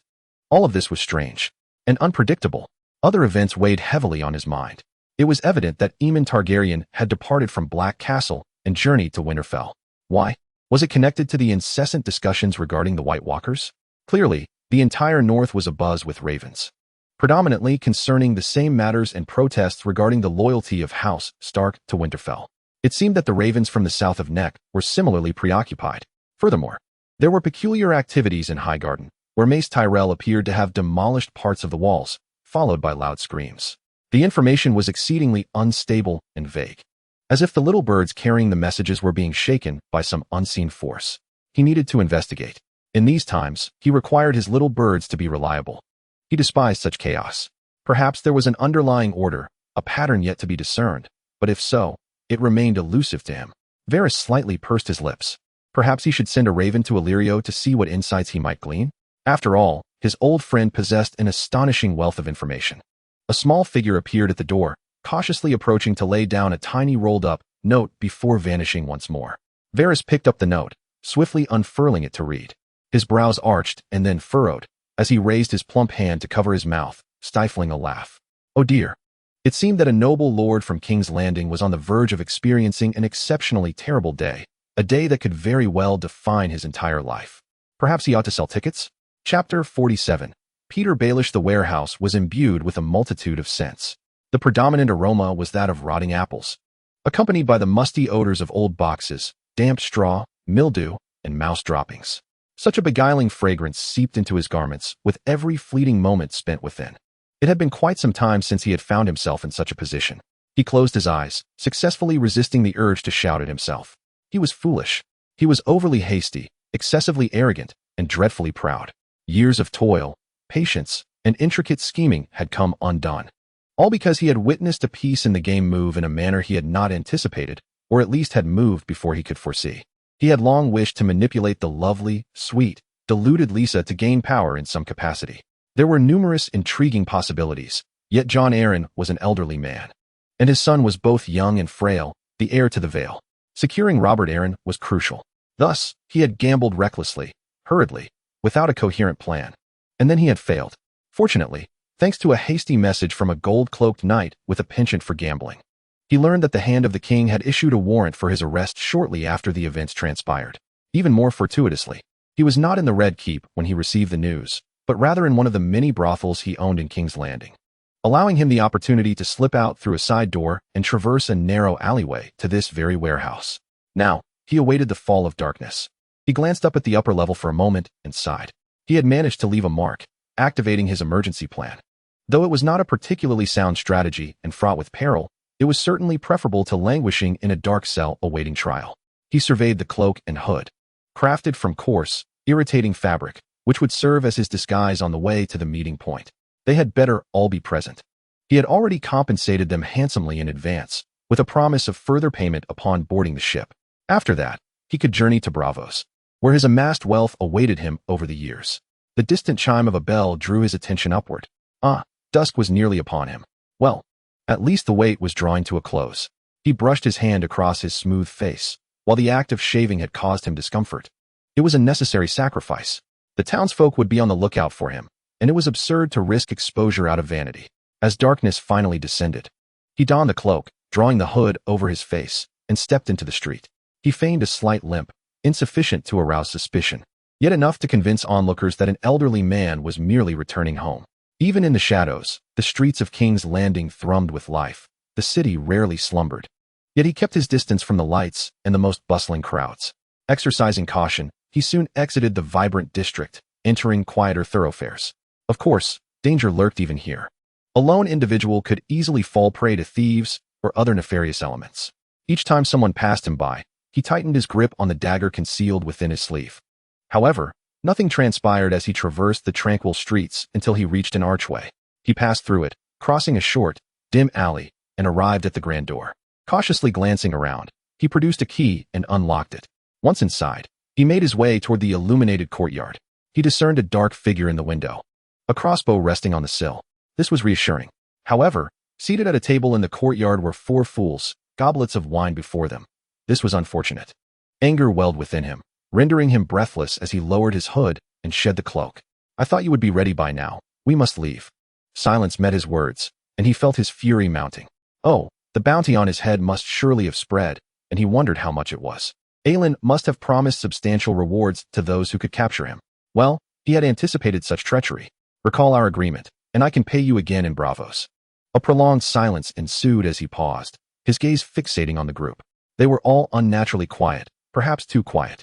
He approached them slowly, only to recoil upon detecting the scent of blood and witnessing the grim evidence. At least one of the deceased had voided himself post-mortem. They were all dead. Someone stepped forward behind him, the sound of boots scraping against stone causing him to turn abruptly. A wiry man clad in black leather armor, sporting a short beard, stood there, wiping his sword with a cloth. He regarded Littlefinger with a smile for a moment before pointing with the hand holding the cloth towards the corpses on the table. "I don't know where you found them, but they were dreadful. How much did you pay them?" Pyter narrowed his eyes at the newcomer before him. "Did you eliminate them all?" He hoped the figure at the window would dispatch this scoundrel with a crossbow. Yet, why had they not acted before? Oh, indeed, that individual, wearing the same cheerful smile, remarked, "If you're curious about the crossbowman over there, he is already dead. I was the one who dispatched him first. He was rather astute. He nearly sounded the alarm upon discovering me. However, it proved futile. By the way, you must be Pyter Barrick. I noticed you're not wearing a cap, and the gray streaks in your hair are quite unfortunate." The dagger remained concealed within his sleeve, needing only a closer proximity. Yet, perhaps there were alternative methods. "You figure me out." "Quite impressive," the man shrugged. In truth, it was rather simple. "I am acquainted with many here, including several thieves. They often know the safe havens for pilfering and the locations to avoid. This place is one of those where warnings abound. Of course, this is thieves' cant, which someone of your stature likely cannot decipher. Thus, I sought to uncover who commanded this realm, only to find it was you." Pyter's tongue flicked over his parched lips. "You possess quite the talent. Pray, what is your name? I am always in need of skilled hands." "Bronn," he replied. Pyter bowed slightly. "A pleasure to make your acquaintance, friend Bronn." I cannot discern any family colors upon you, so you cannot hail from the Prime Minister's tower. Oh, I do not, Bronn responded, again flashing that cheerful smile. I am merely a mercenary, dispatched by Duke Island, who seems somewhat vexed with you. Oh, I see, a mercenary. He could work with that. Regardless of what Jon Island pays you, I shall double it. That cheerful smile re-emerged, yet his eyes conveyed something else. Oh, he anticipated you would say that. It is quite fortunate, he reminded me. Duke Island is a generous man. This is not the outcome he desires. Then I shall triple your fee. As I mentioned, I am always in need of capable hands. Bronn pouted slightly before wiping his sword. I assume you have a plan. Allow me to guess. To the docks, onto a ship bound for Essos, and then access your emergency funds that you have been hoarding? Pater smiled faintly. You guessed correctly. A commendable plan, Bronn declared, stowing the cloth in a small pouch, then gazing at him intently. But there are a few questions. Questions? Firstly, the Prime Minister indicated you would attempt to bribe me or offer a more enticing deal. There is nothing wrong with that. I am a mercenary. Yet he also pointed out certain facts. Firstly, there are eyes watching every entrance and dock, making your departure far more challenging than you might believe. I have only one person, and I cannot protect you while traversing a line of defenses. Furthermore, the funds you are offering can only be accessed in Essos. You cannot retrieve them here, for everything you possess has been looted. Now, Duke Aelin is having a diminutive man peruse your ledgers, including your clandestine accounts. A wave of shock washes over him. No, it cannot be. These documents are well concealed. Bronn regards him with a sardonic smile. I know many astute individuals who invariably hide their valuables in places they believe are elusive, yet in truth, they are not. There exists a plethora of information within every asset, every bribe, every transaction. You are doomed, Count Beric. Duke Aelin can afford my fee, and then pay me multiple times over come morning. As for you, you are a regrettable investment. This all unfolds too swiftly for him, rendering him uneasy. Do you realize how much I could pay you in Essos? Bronn furrows his brow, and in that moment, Peter feels a surge of exhilaration. Yet, the mercenary shakes his head. No, I do not know, but I suspect you are equally uninformed. The raven of Count Winston is in flight. There is a wealth of information contained within those tomes. Moreover, that lord, what is his name? Ah, Lord Varys, has appeared, claiming he possesses your account details in Essos. Duke Aelin is exceedingly pleased with him. Fear envelopes him. No, no. Today is a day of calamity. He must depart. He needs to extricate himself from this mocking figure and leave this place. His hand swiftly glides into his sleeve to grasp the hilt of his dagger. But just as he reaches for it, he notices Blonde sidestepping. When the dagger is revealed, he perceives movement to his right and looks up to see a fist descending towards his temple. Everything fades to black. Chapter 48. Tywin swiftly yet meticulously examines the volumes. There is a vast array of information to assimilate, along with numerous directives to issue. He relishes this period. With only himself and the tomes, a mountain of letters poised for dispatch accumulating beside him. Those who owe him payment, those in debt to him. Individuals requiring reminders to settle their obligations, and others needing to be informed of the peril that arises from incurring his ire. Should they remain oblivious to the dangers of provoking him, perhaps they require a subservient reminder of the consequences of crossing him. Furthermore, this endeavor aids in alleviating the disquieting sensation that has been plaguing him, the one that compels him to depart the north. That feeling urges him to journey elsewhere. To Casterly Rock. It is irrational, illogical, maddening. He must disregard it. Failing to do so would only drive him to madness. He continues his labors, scrutinizing the ledgers, accounts, and other crucial details imperative for the proper stewardship of the Westerlands. At last, he concludes his task. He secures the books, gathers the letters destined for dispatch, places them in a box for the maester, and steps outside, yearning for a modest repast. However, he discovers his brother awaiting him outside. Kevin appears perturbed. Tywin, not now. Now is not the time for discourse. Is it? I require sustenance. Therefore, if you must speak, then do so while we walk. His brother frowns and follows him. We must discuss the events that are unfolding. What events? What has transpired? Cersei furrowed her brow as she gazed at him. Why do you persist in disregarding what is unfolding? Tywin, the crows from Old Town have made it abundantly clear. The glass candles can be reignited. Magic has returned. Tywin, magic. He felt the muscles in his cheeks twitch as he sternly commanded his face to obey his will. This is yet to be proven. Not yet, Tywin. My brother. Why do you continue to deny this? Because it has not been proven. He bellowed in frustration, then inhaled deeply as he traversed a lengthy corridor. The glass candles can be reignited. Then that voice. Tywin, do not deny that you have not heard. The White Walkers have returned. The The Stark family requires our assistance. He paused for a moment and waved his hand dismissively. A jester's trick, or some contrivance by a faceless man from Essos, designed to incite panic and compel us to act unpredictably. Cersei widened her eyes at him. Tywin, why can you not see clearly on this matter? Tywin clenched his jaw, hesitating for a moment before continuing toward the dining hall. Because I remember Aerys and his madness. He often spoke of dragons. During my final days as Hand, I sometimes wondered if the tragedy of Summerhall would unfold once more before my very eyes. Discussions of dragons, of magic. He waved his hand again. Magic, according to legend, is unstable, unpredictable, though some may claim otherwise. And it leads to madness. The tragedy of Summerhall might repeat itself. How many lives were lost? As magic waned, so too did the dragons of King's Landing. Perhaps their decline was warranted. It forced House Targaryen to rely on steel, blood, and sound counsel. When such counsel proves inadequate, when steel shatters, when blood runs dry, well, that is the end of the Targaryen dynasty. If magic has indeed returned, then the rules of the game of power have shifted. Brother, elevated to an entirely different plane, a far more unpredictable realm. The return of dragons will undoubtedly shake the foundations. They arrived at the room he had arranged for lunch, poured himself some wine, and took a bite of fresh bread. Cersei sat to the side, staring at him as if trying to discern his thoughts. Are you concerned about dragons? Her brother finally inquired. No. I am troubled by those who believe they can awaken dragons or claim dragon eggs. Once the word spreads that magic has evidently returned, every fool in the Seven Kingdoms will concoct strange and perilous schemes. Have you heard the tale of how Varys became a eunuch? You should not be hearing it on a full stomach, lest you regurgitate every morsel. I have a very reliable source on this matter. No, if magic has returned, we shall face a multitude of madness. Cersei nodded slowly. Dragons can be managed, she murmured. And what of the Stark family's obsession with the North? A peculiar expression of mockery crossed Tywin's face, mingled with a frown, leaving him unsettled. I do not know. I wish to declare it madness. For the White Walkers are but a myth, yet I find myself unable to articulate the reason. Perhaps Tyrion will uncover certain truths in Winterfell, provided he can keep himself away from the allure of wine, tomes, and brothels. His brother furrowed his brow. You underestimate him. He is your son, albeit a dwarf. Yet he possesses a keen intellect. His cognitive prowess is remarkable, Tywin. Tywin halted his actions, casting a furious glare at Kevin. He cavorts with whores, drinks excessively, and above all, he is a dwarf. He is also your heir. Well, that is, once you formally declare it. Tywin shook his head.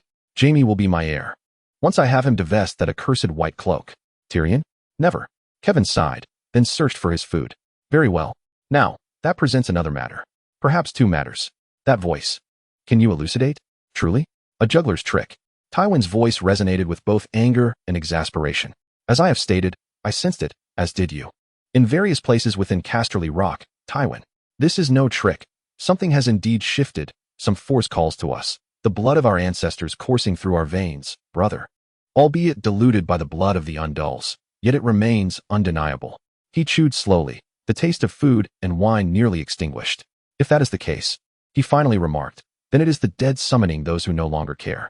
The White Walkers are merely a myth, thus Ned Stark requires no assistance from us. And we shall not aid him. This caused his brother to gaze at him once more, a flicker of something in his eyes.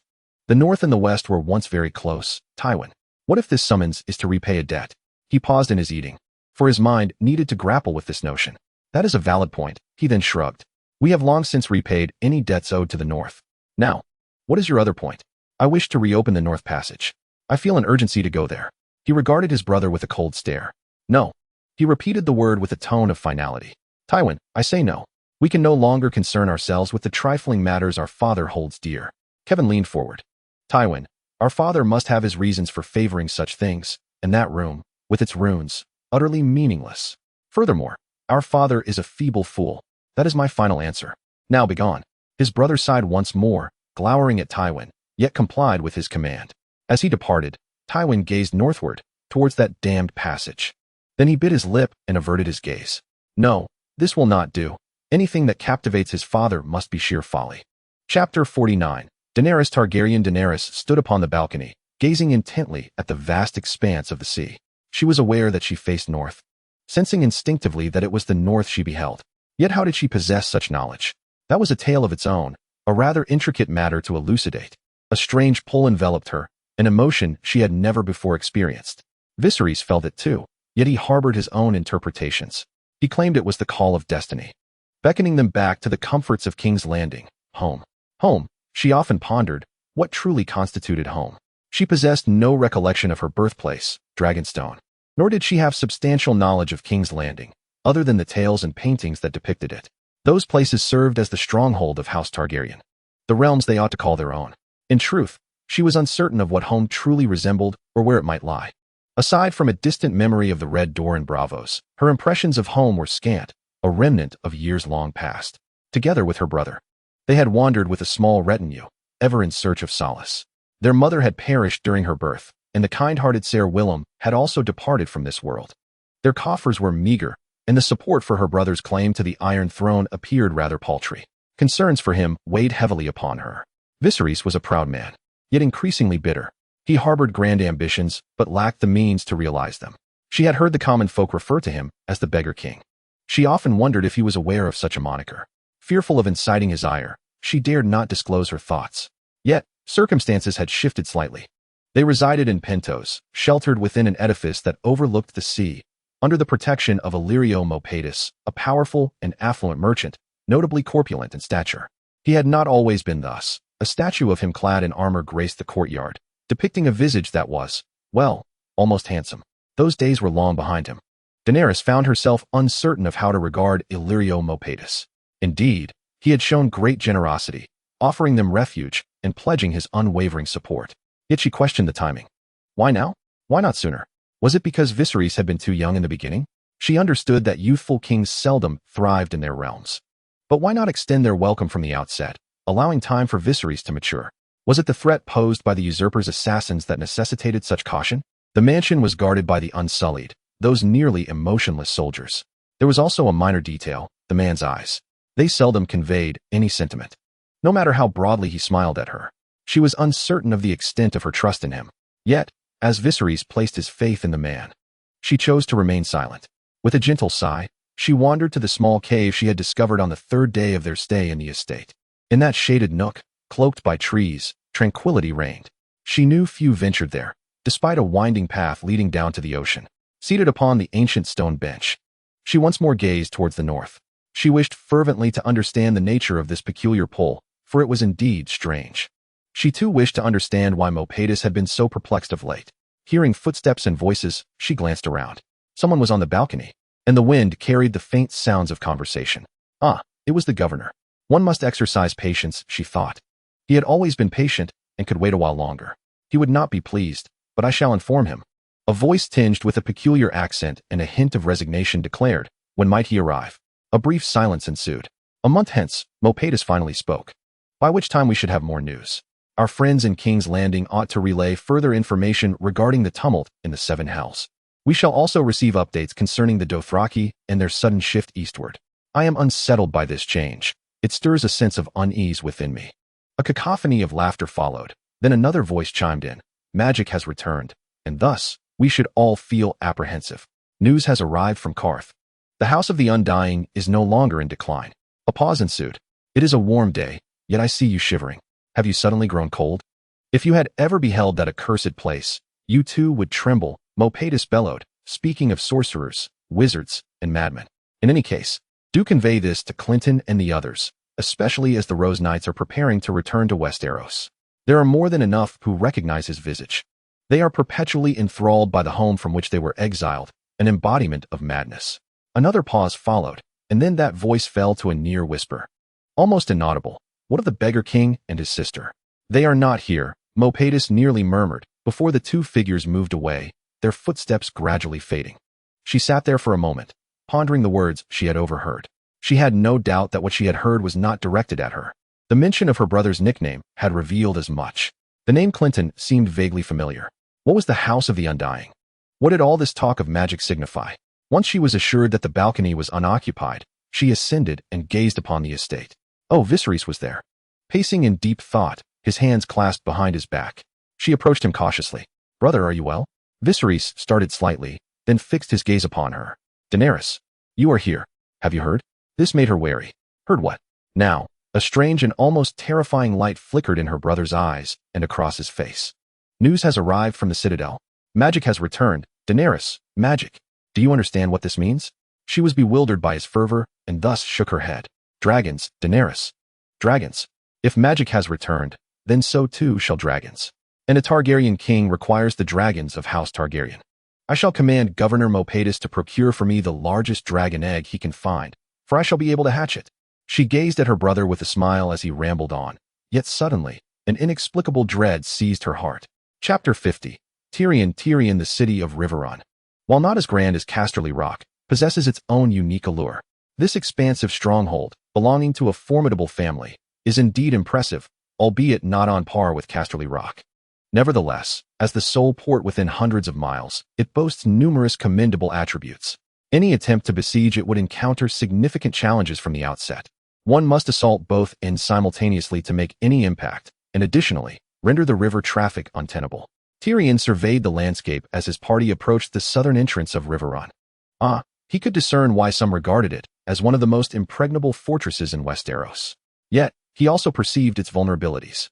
By severing the bridges that connect to Riverrun, one could easily capture half of it. In certain strategic locations, siege engines would prove effective. Furthermore, a forest to the north of the city was home to numerous colossal trees. With a few axes, felling the trunks and sending them downstream would be child's play. He furrowed his brow. Where had this notion emerged from? Recently, thoughts of a distinctly military nature had been surfacing in his mind more frequently. Perhaps it was due to the extensive reading he had done concerning the North. The connection between Casterly Rock and Winterfell had once been far stronger than it is now. Alas, his father was perpetually preoccupied with restoring the Lannister family's honor, leaving little time to cultivate relations with other lords. His remarks regarding Lord Mervyn Tully could at best be described as disparaging, and at worst, deeply hurtful. They encountered a small cavalry unit awaiting at the gates, and he raised his hand in greeting to their leader, a young man with brown hair who bore the unmistakable air of House Frye. "Welcome to Riverrun. You are Tyrion Lannister?" "It seems the news of my arrival has spread," Tyrion replied. "Indeed, I am Tyrion Lannister. My party is in haste to reach Winterfell, and thus I must traverse your family's exquisite bridge. With your permission, Ser Tytos Frye, at your service. Passage is no problem, especially for the son of the Lannister Duke. However, my grandfather, Lord Walder Frye, has expressed a desire to meet with you for a discussion." Tyrion exchanged a glance with Aemon, the man chosen by Captain Harkland to escort him to Winterfell. Aemon was exceptionally capable, adept at adapting and organizing matters swiftly. He raised an eyebrow, yet Tyrion shook his head. "Let the party be well fed and watered. The day is only half over, and we have a long journey ahead. I shall converse with Lord Walder Frye."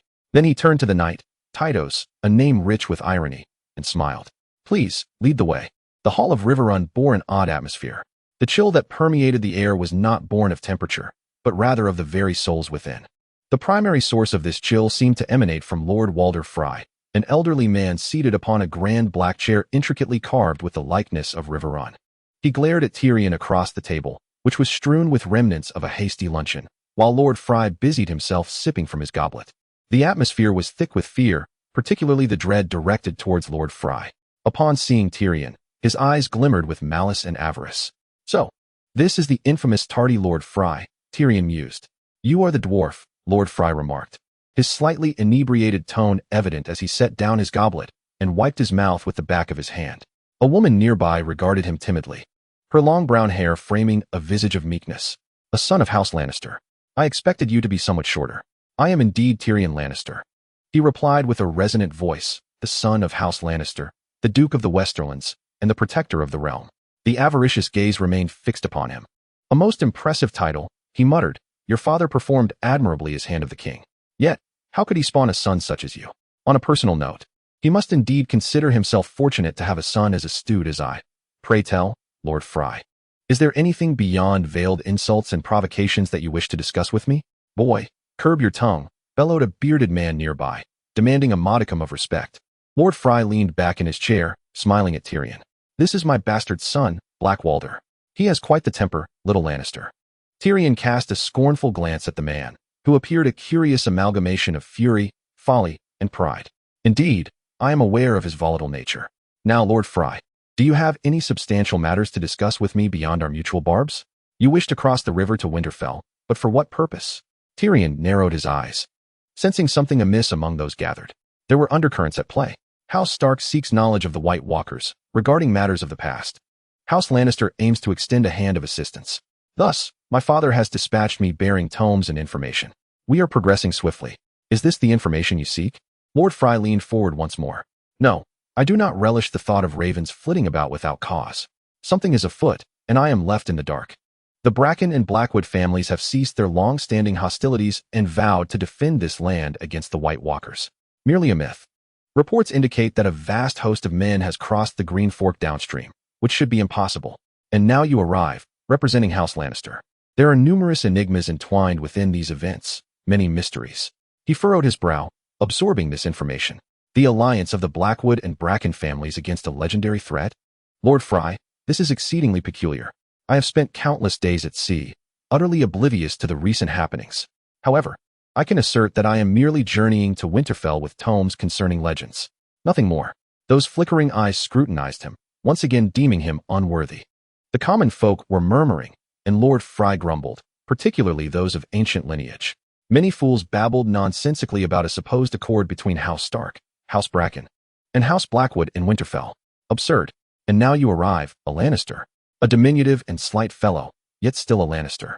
Scholars proclaim that glass candles can be rekindled, that magic has returned. Superstitious drivel. The implications of this notion filled his mind with excitement. Magic? How intriguing. What else had he missed during his travels? What other events had transpired? The complaints from the chair distracted him, and then he realized that Lord Walder Fry was watching him. I sense plots and alarms, little Lannister. The air is thick with schemes and warnings. I do not relish this feeling. Yet, Tyrion remarked, crossing his hands behind his back and casting a glare at the odious old man. All I seek is a passage to Winterfell. I am fulfilling a task assigned by my father, Duke Tywin Lannister. He contemplated the notion that his father could be quite cunning at times, but ultimately chose not to articulate such sentiments.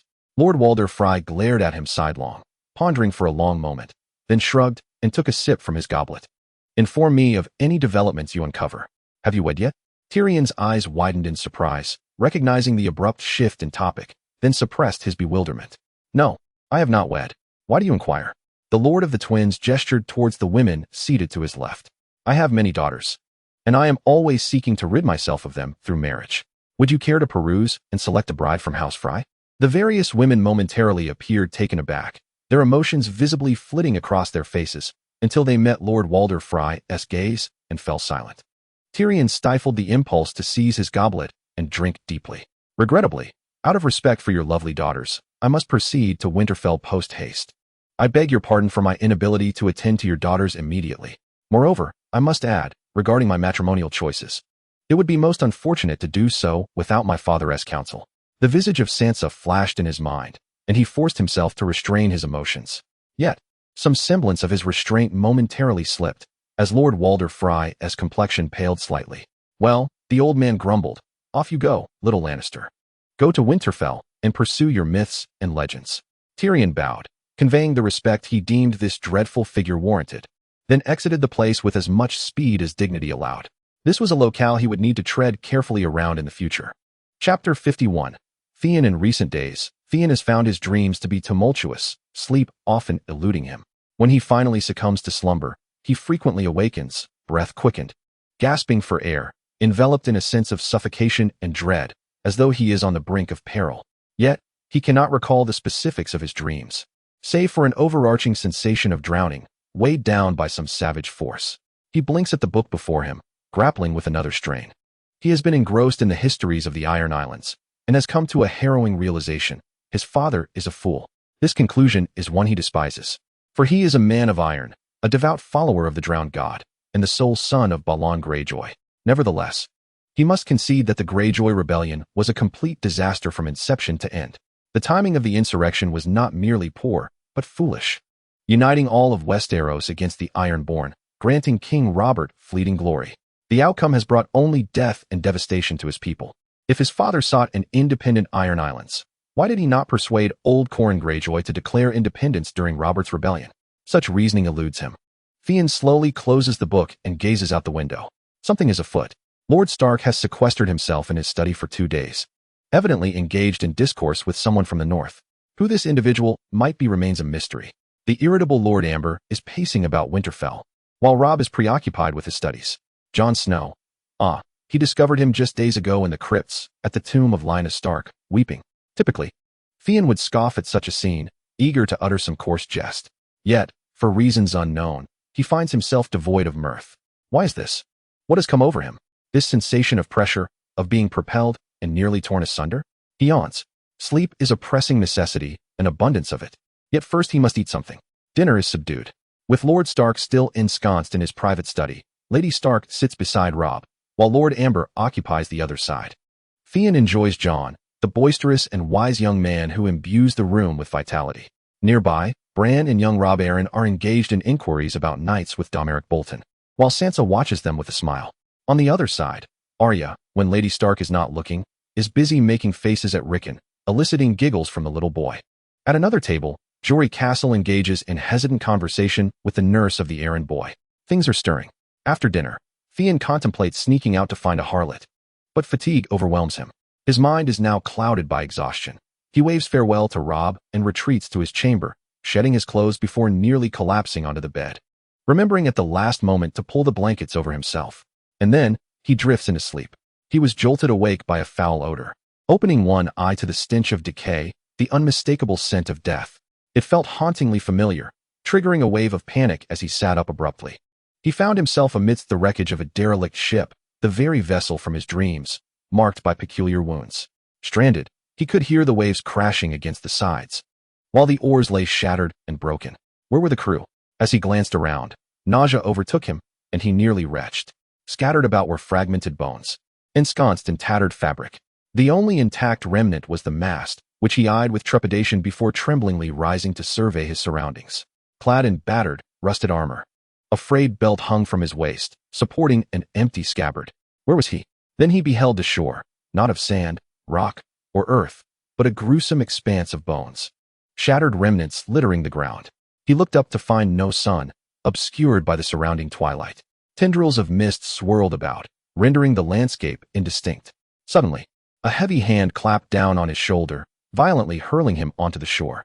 He crashed into the mounds of splintered bones, a disgusted scream escaping his lips as he struggled to his feet, scanning the vicinity. Upon spotting another figure, he recoiled in horror. It was Rodrik. If his brother had appeared wretched before, he now looked even more macabre. His black robe had turned a ghastly gray, tattered and torn, his skin dark and peeling, revealing patches of white bone. One arm had been severed, leaving only an elbow, and his neck bore an unsettling angle, as if something were amiss. Where are you, little brother? Rodrik's voice came as a weary rasp, as though he were on the brink of collapse. It has been exceedingly difficult to find you, brother. As you can see, the terror in Theon's eyes deepened. What have you become? Who are you? Rodrik's response was laced with a mocking tone. Why, I am your brother, and the servant of the drowned god, a thing that never dies. Theon shouted in anger. Why have you brought me here? His fury mingled with fear as he paused to catch his breath. This shore felt eerily familiar. I told you I did not wish to come here. I chose another coast. A flicker of disdain crossed Rodrik's decayed visage. Your choice? What does that mean? You are a Greyjoy. You must return. It is your destiny. There awaits a fate for you. The drowned god must receive what he is owed. Hence I have brought you here, despite the steep cost. Theon frantically scanned the area. Meryn, where is Meryn? Bones and ashes. That is the cost, Rodrik stated, gesturing toward a spot behind Theon. Come, we have someone to meet. Theon turned in terror, feeling his complexion drain of color. The mist parted just enough to reveal a distant throne, perched upon a heap of white rocks. Wait, that was not stone. Those were skulls. A hunched figure upon the throne slowly turned its gaze towards him. Terror pierced his heart as he turned to look at Rodrik.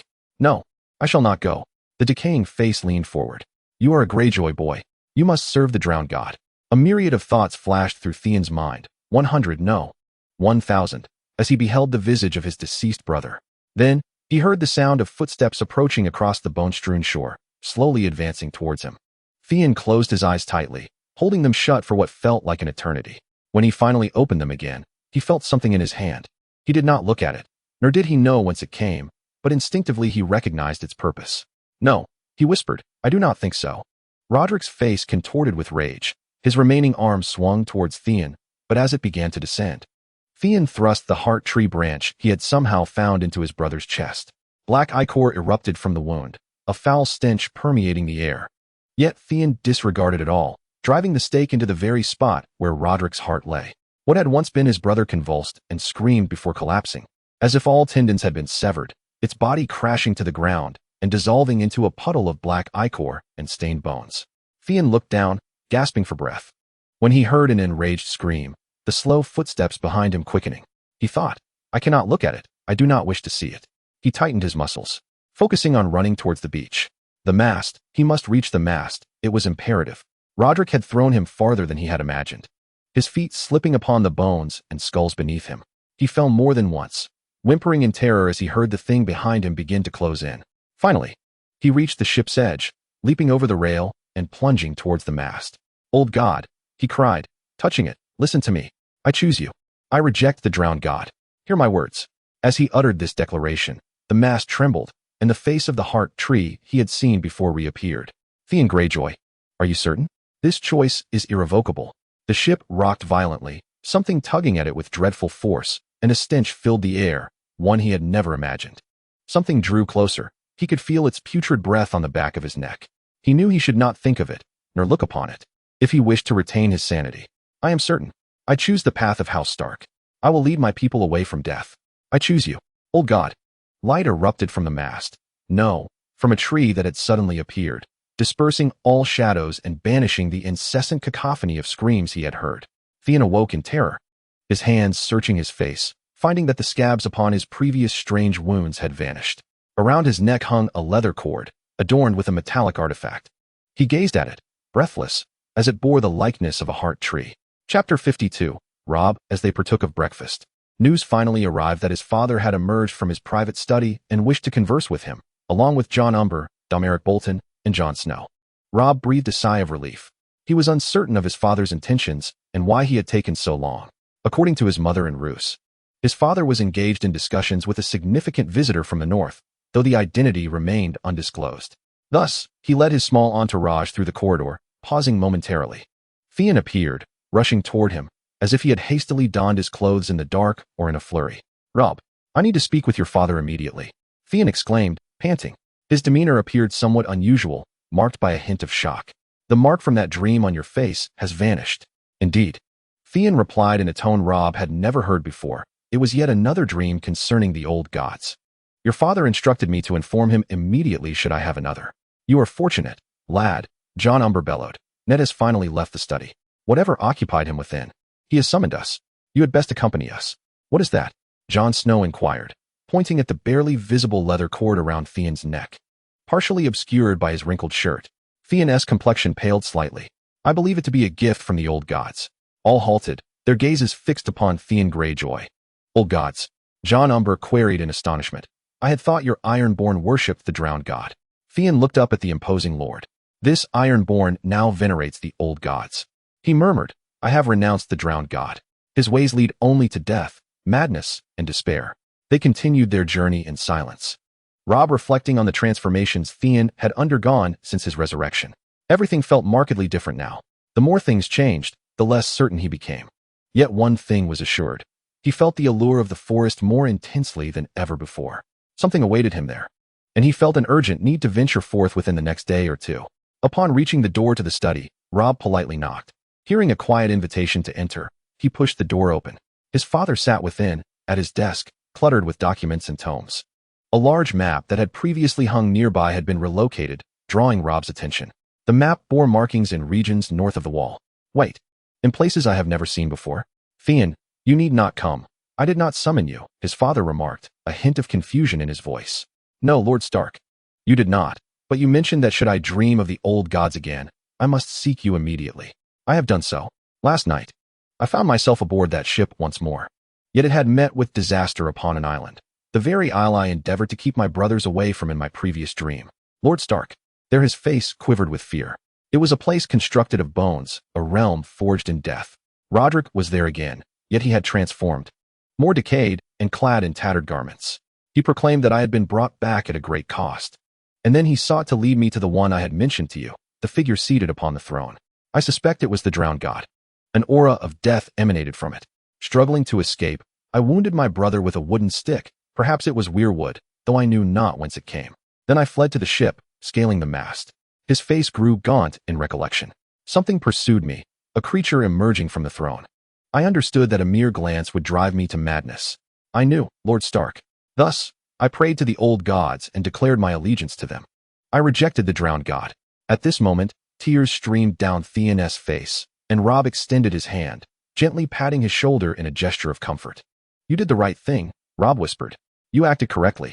Then, Theon reached for a leather cord around his neck, from which hung a silver disc engraved with a heart tree. I awoke with this, my lord. Father rose, gazing at it with astonishment. And then the lines of his face eased slightly. You have received the favor of the old gods, Theon. Indeed, you have been blessed. It is imperative that you remain here. Listen, you must accompany Robb to the heart tree. Robb, you must tell him from whence you have returned. Father? Robb exclaimed in shock. Theon is not as he once was. You must tell him. Father nodded, returning to his desk. Now I must introduce a person. One who comes from farther north than we. Footsteps echoed in the corridor, and a man with graying hair, clad in black, entered. He surveyed them all with care before formally nodding, closing the door, and taking a seat beside a chair, heaving a sigh. Father regarded them all with astonishment.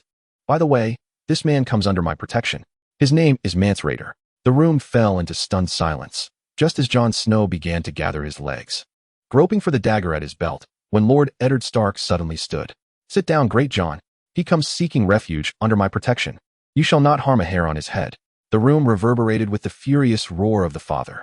Robb, who had once encountered the bravest of men, found himself retreating in the presence of Lord Jon Arryn, the ruler of Winterfell, upon hearing the Duke Stark's wrathful voice. After a moment, Lord Jon attempted to reclaim his voice. But the rights of the guests, Lord Jon. You cannot harm him. The father glared at them all before sinking into a chair, exhaling deeply as he rubbed his weary face with his hands. And he requires our assistance. His people are in need of our help. Look at the map. All of you. Go now. Robb furrowed his brow and stood up, followed by the others as they approached the map. As he drew nearer, his eyes widened. There were new markings on the northern region of the wall, indicating settlements. Numerous markings, along with the name of an entire area. Sewn, a place he had never heard of. As well as Hope's Hill. Father, what are these places? Wildling settlements. The father scrutinized them all carefully. There are far more than we had imagined. How many of these creatures are there? Jon Arryn inquired, perplexed. I have never heard of these places. Well, except for Hardhome. According to the Night's Watch, it is a dark place. No one knows what transpires there. The father glanced at Red, who was sipping wine with a sardonic expression as he regarded them. Noticing the sudden attention, he set his cup down on a nearby table with a sigh. I could muster a grand army of free folk. When I say grand, I mean at least 100,000. Everyone, save for the father, stared at him as though he had lost his mind, prompting Lord Jon to chuckle. 100,000? In the north beyond the wall? Nonsense. There cannot possibly be that many residing there. Ned, he is deceiving you. Yet, all he received was a shake of the head. Jon, how well do we truly understand the lands north of the wall? How well do we really know? The wildlings have been there long before the wall was constructed. They possess a rich history, perhaps even remarkable survival skills in that region. So no, I do not believe he is lying. Pay heed to what he claims he can summon, rather than the total population north of the wall. Duke Stark speaks wisely, Red sighed. I cannot ascertain the total number there. Perhaps it is double what I could rally? Jon Arryn's laughter seemed to metamorphose into fear. Gods, he murmured, so many. May I ask, Duke Stark, Domeric Bolton suddenly interjected, why is Hope's Hill the northernmost point? Is there a reason? This seemed to earn a pleased smile from the father. A good question, Domeric. However, the smile soon vanished from his face. That is believed to be the fortress of the others. It was there that I beheld the Night King when Lord Amber returned the mysterious stone. Everyone gazed in terror at that point on the map. So that is the origin of those bastards, Jon gasped. Too far north, so distant from the north. Robb turned around and fixed his gaze upon Red, who smiled at him with a cheerful countenance. You once claimed you could muster an army for what purpose? Is this your son, Duke Stark? Red mockingly acknowledged his father's nod. A clever lad indeed. I intended to assemble a force to assault the Black Castle, traversing the tunnels there to guide my people across the wall, settle in the gifted lands, and then strike the heads of the Black Crows, making them aware that the free folk would aid in the defense of the wall against the White Walkers. He took another sip of his drink. For the White Walkers were approaching, and death was imminent. Robb turned, witnessing the blood drain from Jon's face, a crimson tide surging forth, prompting him to grasp Jon's arm. The rights of guests, Jon. Calm yourself. His father sighed, affirming the truth of his words. We must bring the wildlings south of the wall. It is of utmost importance. They all regarded him intently. Oh, old gods, his father mused, staring at the ceiling for a moment. Consider this. The White Walkers are on the horizon. The wildlings are aware. They have seen them. We have seen them. Red gravely interjected, as they strike southward each day, slaying more free folk and animating their corpses. We are fleeing, yet we have no choice but to head south of the wall. Jon, think carefully. Every wildling that falls to the White Walkers will rise as a white, every single one. If Red's estimation of the wildlings' numbers holds true. His father's voice trailed off, and Robb felt an overwhelming dread wash over him, as if all the blood in his face were draining away. Oh, old gods, he gasped. If the White Walkers can unleash thousands of whites against the wall, perhaps even hundreds of thousands. A dreadful silence enveloped the room, each person contemplating the grim possibility. Jon's complexion was as pale as parchment as he sank heavily into the nearest chair. His father rose, pushing back his chair, the sound of it scraping against the floor sharp and jarring. This is why I have been conversing with Red. We have been deliberating on what must be done. Winter is coming, a harsh and terrifying winter. I can feel it deep within my bones. Perhaps this is the reason the White Walkers are approaching. A long winter, an interminable night, a protracted and dreadful darkness. As we contend with that long night, we shall require every ounce of strength, every sword, and every shield. The gifted lands are now nearly deserted for many reasons. I desire to see them cultivated, to see them inhabited, to sustain the wall. The new gifted lands are similar. Winterfell holds some degree of control over both areas. I had contemplated settling new lords and common folk there after winter. But that was before I understood the nature of the impending threat. Now, enough is enough. I shall inform the Lord Commander of the Night's Watch that the Stark family of Winterfell has decreed that the free folk are permitted to venture southward, to settle in the abandoned lands and newly granted territories. A refusal to this command shall not be entertained. They fell silent, absorbing the weight of this revelation, and then, with a hint of concern, Great Jon leaned forward. Many of the northern lords, including Ned, would not take kindly to this. The free folk would fare better south of the wall than in the lands beyond it, where the White Walkers reign. War is imminent. They all recognize that the White Walkers have returned. They have all pledged their fealty, tracing their lineage back to the ancients, responding to the call from the hearthstone. I shall compose a letter to convey my decision. We are on the brink of war, a conflict ignited by our ancestors, one we scarcely realized was ongoing. My father would understand. Domeric Bolton suddenly interjected, still gazing at the map that now displayed all the new settlements. Father is pragmatic. Oh, I am aware of that. Robb recalled the sensation of a blade piercing flesh, along with the whispers of Roose Bolton. Jaime Lannister sends his regards. But that was in the past. We dwell in the present now. Red stared at Domeric Bolton in perplexity, which elicited a chuckle from Great Jon. Ah, his father is indeed a most pragmatic man. This is Domeric Bolton of the Dreadfort, you know, Roose Bolton's son. Father glanced at Red, who was regarding Domeric with an expression of astonishment. Oh, he is acquainted with the Bolton family. He has heard of their lineage. I do not assert that this will be an easy endeavor, Father spoke softly. I do not claim there will not be numerous challenges in certain areas. What I mean to convey is that the free folk, as free men, must swear an oath to cease their raiding immediately and settle in the granted lands until the long winter that approaches has passed. No attacks, Red. No trouble.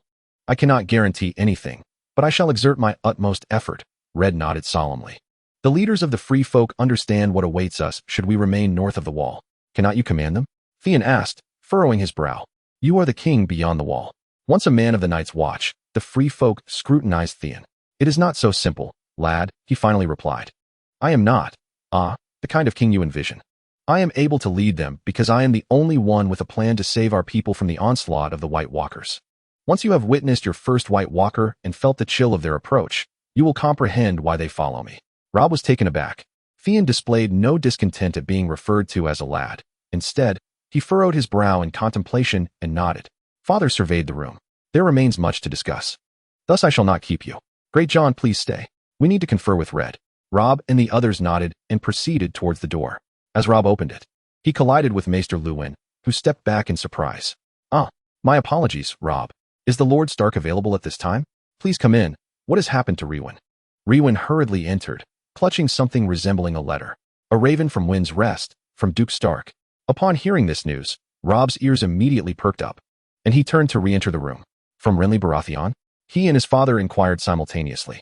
Rewin's eyes flickered slightly, momentarily glinting with humor before becoming serious again. No, my lord. This is from his grace King Robert. Robb furrowed his brows at his father. What is he doing at Wind's Rest? His father swiftly grasped the letter and began to read. When he lifted his gaze, a look of bewilderment crossed his face. He read it again, to Ned. I write in haste, for I must catch the tide back to King's Landing. I have uncovered some long-hidden truths. The Stormbreaker has been discovered once more. Ned, war is imminent. I require your counsel. I shall write again from King's Landing. I am sending my bastard Edric Storm to be fostered with you. Take good care of this boy. He is young, yet I take pride in him. Yours truly, my friend, Robert. He raised his eyebrows. Clearly, matters were shifting from their previous course. He then pondered how his mother would react to the arrival of King Robert's bastard. Oh, that would indeed be a spectacle worth observing. Chapter 53. Jon Arryn. Jon Arryn. Dear heavens, today he felt as though his youth had returned.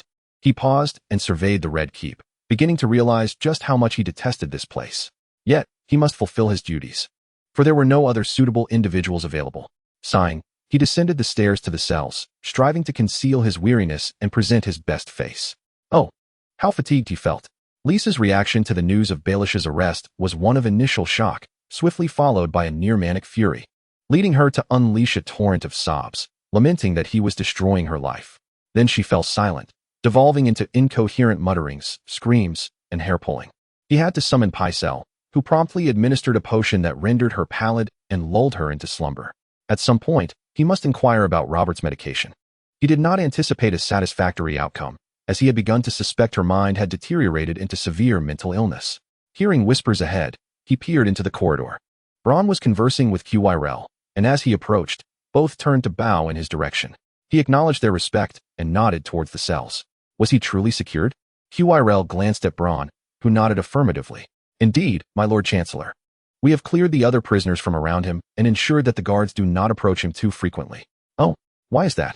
Earl Baelish has persistently attempted to bribe them with a substantial sum of gold that, in truth, does not exist, Brum remarked dryly. We must remind everyone of this.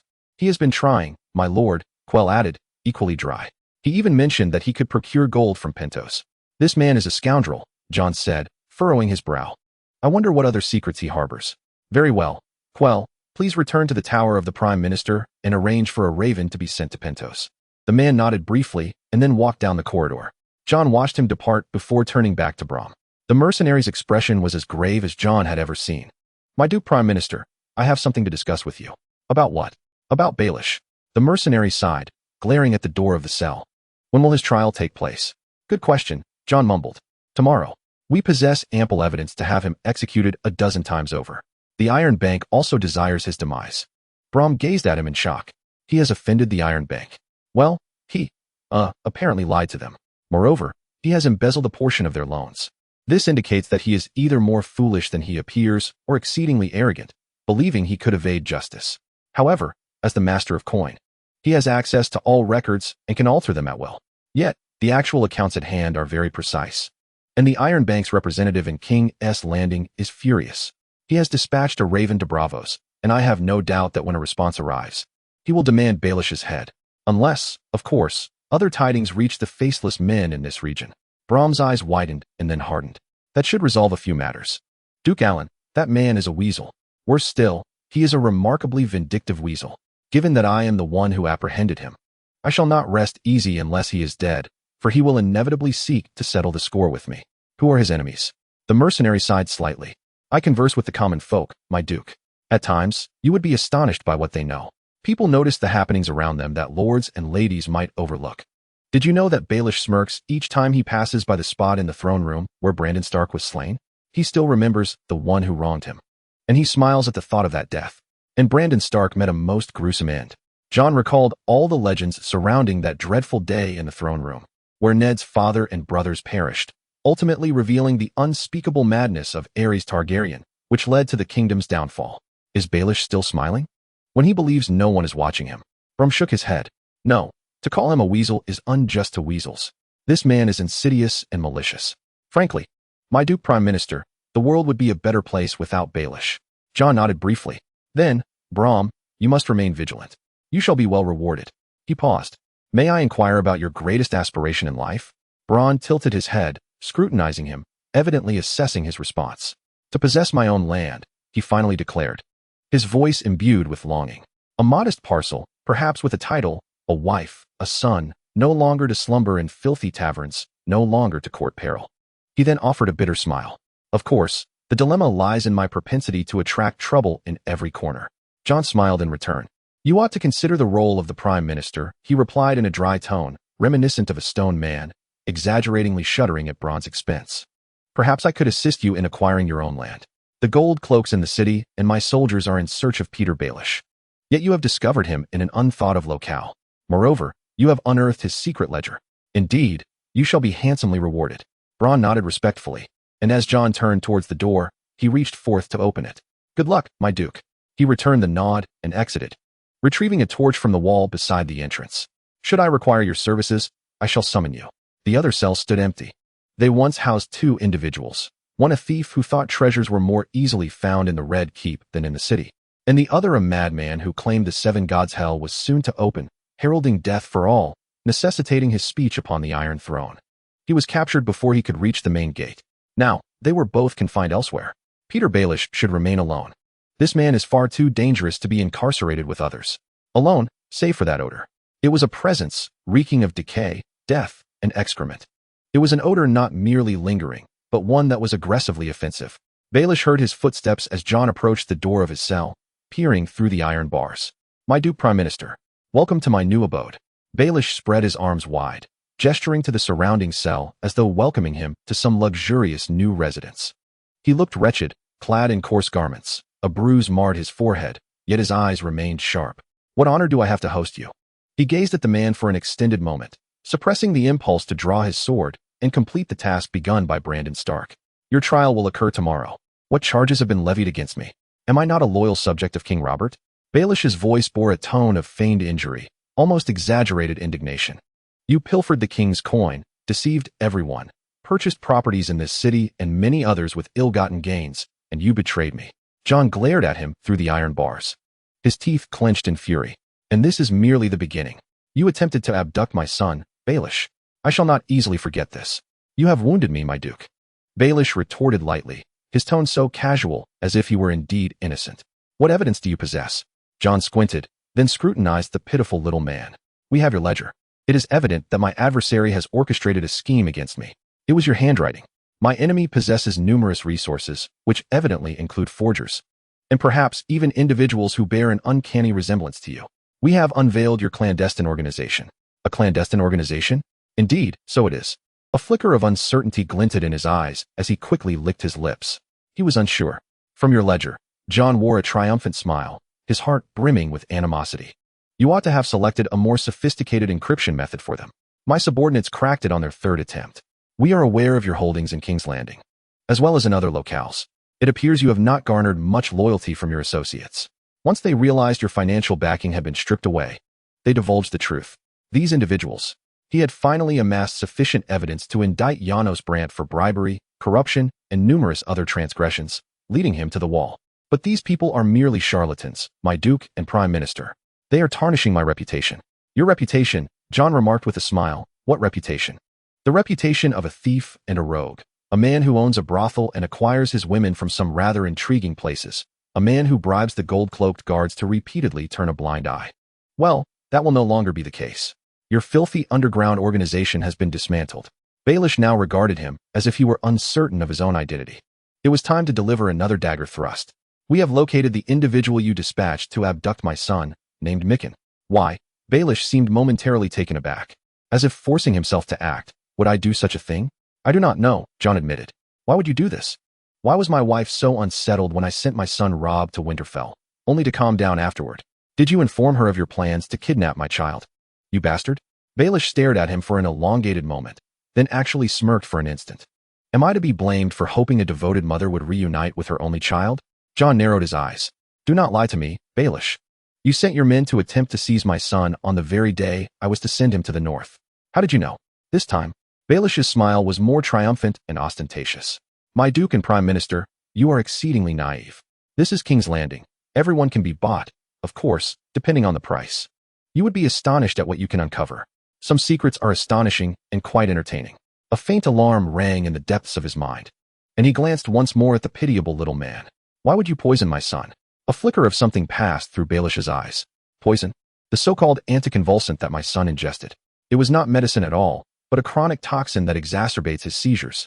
Where did Lisa acquire such a drug? Why? My Duke and Prime Minister, if you are unaware, it was you, was it not? I possess an intimate understanding of my wife.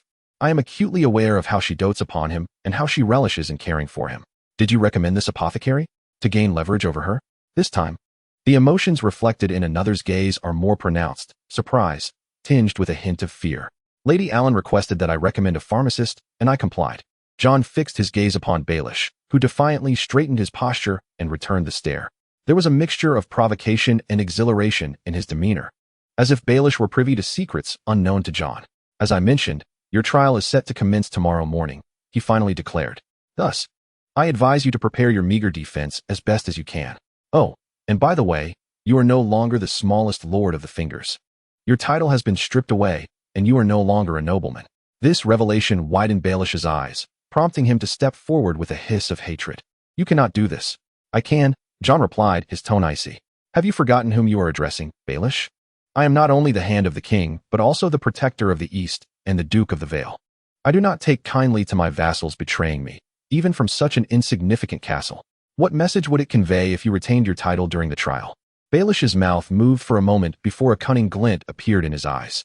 What a despicable act of vengeance. I wonder if anything will slip from my lips during my trial. I anticipated you might play that card. I advise against it. Why? What would happen if I were to mention the king's significant matters? Shock washed over him, momentarily immobilizing him as he beheld Baelish's suddenly smug smile. You are aware of the particulars concerning that matter? Baelish waggled his finger at him. My dear Duke of the Vale, I am privy to every detail. Observing you and Stannis Baratheon attempting to traverse the streets of King's Landing to visit King Robert's bastards was quite amusing. Every child bore black hair, I noted, and blue eyes. How peculiar that the king's children bear no resemblance to him whatsoever. You all are remarkably foolish for failing to recognize their identities at first glance. They are all pure Lannisters, every single one. His tone dripped with arrogance, prompting Jon to think rapidly and decide to retaliate. Very well, Littlefinger, he thought, recognizing that Baelish's schemes had succeeded. He appeared so self-satisfied, so invincible. It was time to strike back. You will not mention the king's affairs during the trial, he stated calmly, if you wish to survive and attend it. Baelish smirked once again. Why, my dear Duke, is that a threat? Aimed at a most esteemed Lord of the Vale? We have uncovered your secrets. We have deciphered everything. You seem a tad skeptical, but we even ascertained how you misappropriated the Iron Bank's loan funds from the king to your own purse. We have informed a representative of the Iron Bank who happens to be in King's Landing. He is rather displeased. Just enough light illuminated Peter Baelish's face, revealing its ashen pallor. What? Now it was Jon's turn to smirk. I trust you have grasped the essence of my words. The Iron Bank is exceedingly displeased and harbors profound dissatisfaction towards you. They have either already revoked your standing or will soon do so, contingent upon how swiftly that raven returns. What led you to believe you could misappropriate those funds without facing eventual exposure? You are exceedingly arrogant, Baelish. Suddenly, Baelish lunged toward the iron bars, gripping them so tightly that his knuckles were nearly as pale as his face. You foolish old man. Do you comprehend the magnitude of your actions? The Iron Bank does not take lightly to transgressions in a place like King's Landing. A man of his ilk is likely to have a faceless man nearby or possess knowledge of their whereabouts. Jon let out a subtle, icy chuckle. I am aware. Baelish, with wide, inquisitive eyes, searched Jon's face, falling into a prolonged silence. After a moment, he retreated from the doorway, his complexion ghostly, suddenly deflated. Oh, well done, Alan. Truly commendable. Let me guess, you have your flashy mercenary watching over me? If I agree to refrain from mentioning your Lannister affairs, I may yet see another dawn, and perhaps even endure my trial in a cell near the Iron Bank's residence without succumbing to the dreadful fate of a faceless man. I would trust your word, but I know it is utterly worthless. Thus, allow me to clarify, I shall ensure you receive a fair trial. Ultimately, I shall even permit you the opportunity for a duel. However, should you dare to reference the king, I will have the guard silence you and confine you to a cell near the Iron Bank's residence.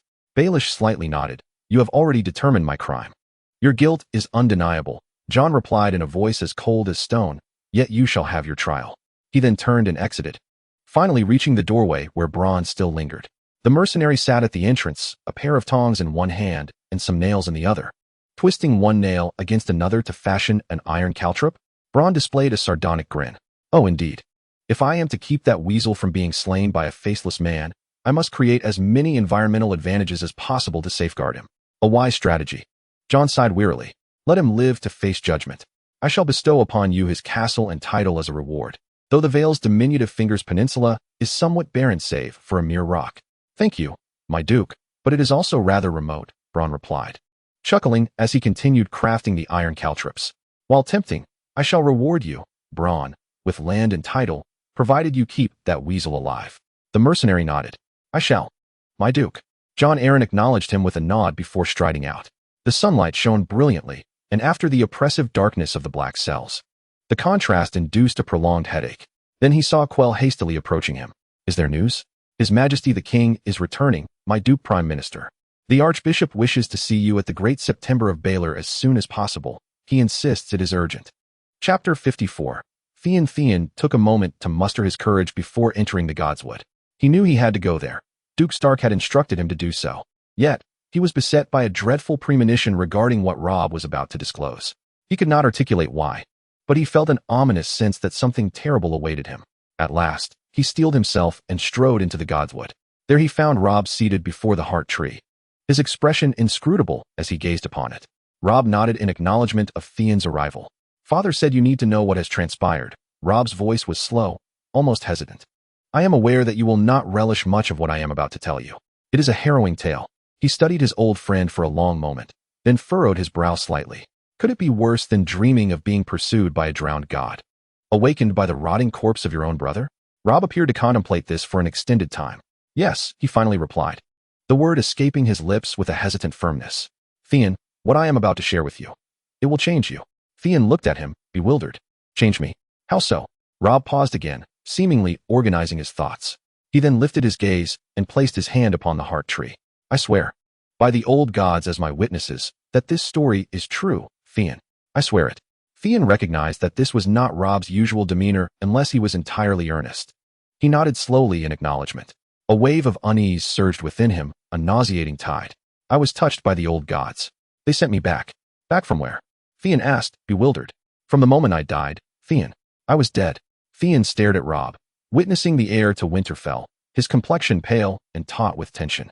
The gravity of his words was undeniable, yet their madness was overwhelming. You died? I did.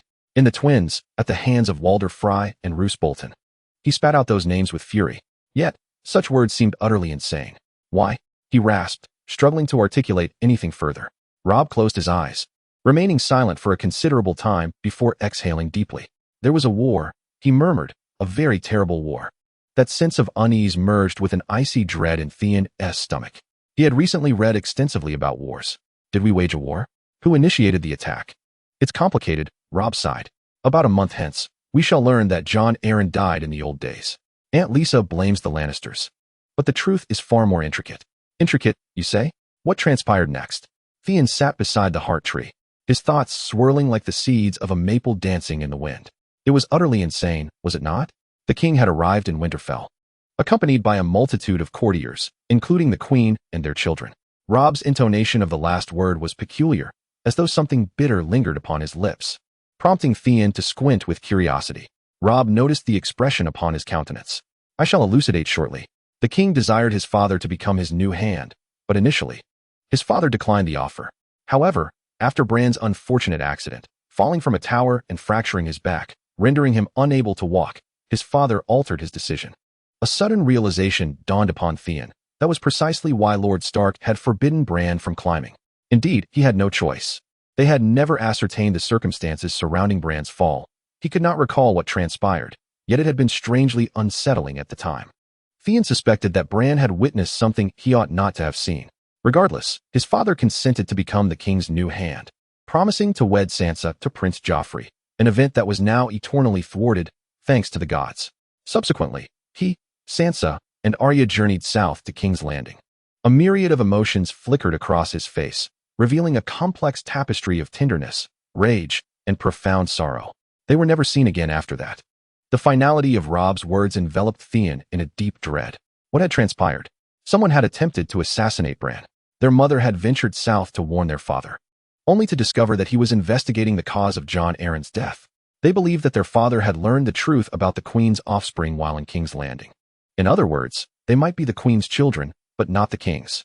Theon stared at Robb, as though he were deranged. The King's children were not truly his? Indeed.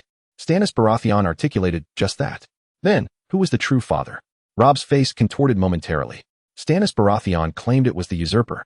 This elucidated why the children bore no resemblance to the king, but rather resembled the Lannisters. It also explained Joffrey's character, an unfortunate result of excessive inbreeding. This was preposterous. What was wrong with Prince Joffrey? This time, Robb's visage twisted into an expression of fury. That boy is mad, cruel, and unhinged. When the king sustained a fatal injury from a wild boar during a hunt, their father was appointed as regent, yet upon the king's demise, the queen commanded the arrest of their father and executed all his men. Sansa was imprisoned, and Arya, she had vanished. They never learned of her fate. Yes, their father had evidently uncovered the truth and intended to expose Joffrey's true nature. Subsequently, they planned to have their father join the Night's Watch and journey to the Wall. But Joffrey ordered his beheading before the Great September of Baelor.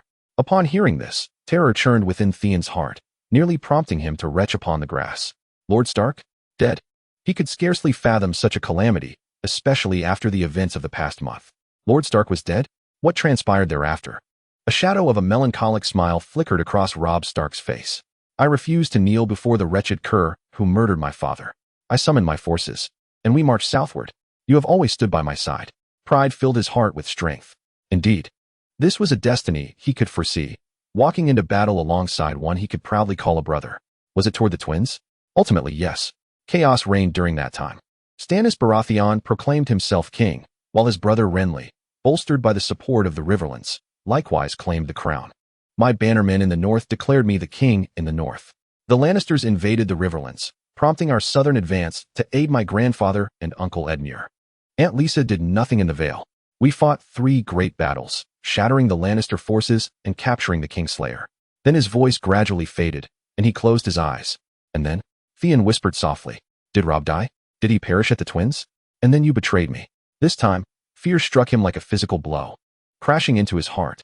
No, this cannot be true. He remained silent, unable to speak, yet his face trembled violently as he struggled to articulate his thoughts, his limbs shaking uncontrollably. Robb opened his eyes and looked at him. "I sent you to forge an alliance with your father and attack the Lannisters," he said gently, observing the expression on Theon's face. "But something transpired on Pike, and you did not return. Instead, you joined your father's mad scheme, invading the north. You led an army and seized Winterfell, for no one would believe you would betray us, yet you did. You even captured Bran and Rickon. But when my people retaliated, you set Winterfell ablaze. Well, they say you murdered both of them. You killed a little boy and a child who could barely walk." The tremors enveloped him like a tempest, fear, shame, and shock ravaging his being, until he ultimately collapsed to the side, retching on the grass, expelling the contents of his stomach. He vomited everything, and even when his stomach was void, he continued to heave and gasp. No, this cannot be true. No, he would never commit such acts. Kill children? Burn down what he considered home? No, that was inconceivable. When he finally regained his composure, he wiped his mouth and shamefully gazed at the remnants of his nausea beside him. Trembling, he stood upright and took a few shaky steps, positioning himself beside Robb. But once more his legs could not support his weight, and he fell to the ground again. "Lord Stark knows this tale?" Robb nodded. "Why did he not kill me?" "Because you have not yet done so. And father believes you have changed to the extent that you would never do such a thing." Robb's words resonated with warmth and comfort. Theon bowed his head, and then tears finally streamed down his cheeks. He wept for a long time, as if an eternity had passed. At last, his tears gradually ceased, and a fierce flame ignited deep within his heart. This fire stemmed from 2 sources, the first being his unwavering determination, and the second, a profound hatred for his father. That wretched man had committed these abhorrent acts. A person who had never done anything right throughout his life had once again made a dreadful mistake. "I swear to you," Theon gasped at last, "I swear to you. Or I swear to your father. I can swear here, in this place, before the Heart Tree. I shall never betray you, Robb. Never. This place is my home. Pike Island holds no significance for me. I vow to protect Winterfell." A lengthy silence ensued, before Robb nodded firmly and offered him a faint smile. Though it may have seemed trivial, it uplifted his spirits. "Thank you, Theon. What happened afterward?" A sigh escaped from the depths of Robb's throat. "I have won battle after battle, yet I am losing this war," he lamented. "The Lannisters always seem to have new armies lurking somewhere. I promised Walder Frey I would marry his daughter as the price for crossing the twins, but then I wed another. Do not ask, it is a long tale. When we captured the Kingslayer, he murdered the sons of 2 Stark lords. I forbade him from taking the Kingslayer's head in retaliation. When Winterfell fell, I lost much of my prestige. Thus, Tywin Lannister must be conspiring with House Frey and Roose Bolton. You know our history with the Boltons. He seeks to become the paramount Lord of the North. The last thing I heard in that timeline was Roose Bolton informing me that Jaime Lannister sent his regards. Then, silence enveloped me until I awoke once more in this bed. Upon realizing what had transpired, the old gods had returned me, and I hurried to the hall. When I saw my father, Sansa, and the others, I nearly wept. Memories flickered across his mind. I remember that morning. You entered looking as though you were ill. And that expression you wore when you looked at me, it sent a chill through me. So, you were dead. I was dead. I wonder what happened then. He noticed Robb's discomfort. Did I die too? In the north? Robb scratched his chin. You did not die, he finally responded. But I know you were captured by the Boltons. In a sense, I do not comprehend. I recall Domeric Bolton being dead in that future. I believe he was poisoned by his half-brother, Ramsay Snow, the bastard of House Bolton. He is dead now as well. I have heard of what transpired. The Stark Lord was exceedingly furious. Indeed, my father sought to deal with Ramsay Snow personally. In the future I witnessed, Ramsay Snow captured you after Winterfell was set ablaze. And you know what the sigil of House Bolton is. The flayed man, Theon whispered in terror. Did Ramsay Snow flay me? On the day of my demise. Loras Tyrell presented me with a gift. We bore witness in the city of Riverrun as Uncle Edmure would a maiden from House Frey to atone for my transgressions. Prior to this, Loras handed me a peculiar object, claiming it was a piece of your skin, and asserted that you still lived. In that moment, Theon exhibited no prior indication of his distress. He bent over, attempting to expel the contents of his stomach onto the grass. With nothing left to purge, he heaved for several minutes, tears cascading down his cheeks. When he finally regained his composure, he turned to me, murmuring an apology in a feeble voice. Then, a thought struck him. Wait, if your father was aware of the White Walker's approach, how could he venture south to become the hand of the king? He had no knowledge. Robb replied darkly, sending shivers through my memory. A few days post my return, father sought me out beside the heart tree. We placed our hands upon the trunk and beheld visions. Father witnessed events from that time and received a warning from the old gods regarding the White Walkers. Had he not received that warning, he would not have dispatched ravens to gather information on them, and Ser Jorah would not have seen the Hearthstone and brought it to Winterfell. No further warnings followed. He nodded, then ran a trembling hand through his hair. This is too difficult to accept, Robb. I know, he replied with a faint smile. But at least I could return from that dark future to the present. Some warnings are better than none. Theon gently nodded, casting his gaze toward the heart tree. When my father learns that I no longer follow the drowned god, he will be furious. But you do not care about his opinions? A sudden laugh erupted from his throat, surprising even him. Robb, my father is a fool. Thus, I hold no regard for his views. He looked at Robb. I have studied the Greyjoy Rebellion.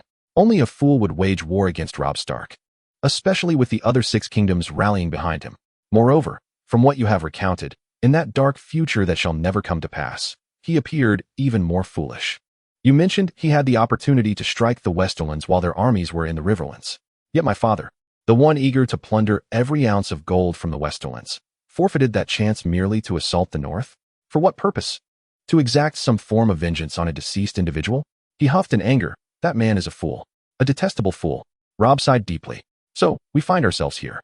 Indeed, we do. A silence enveloped us for a time. Things between us shall never return to how they once were, shall they? Robb sighed and squinted at a white cloud drifting above. No, he ultimately declared. I wish we could mend our bond, but not at this moment. I carry too many dark memories. Theon sighed as well and nodded. Perhaps, after a while, we can reconcile? Following a prolonged silence, Robb smiled and nodded. I hope so.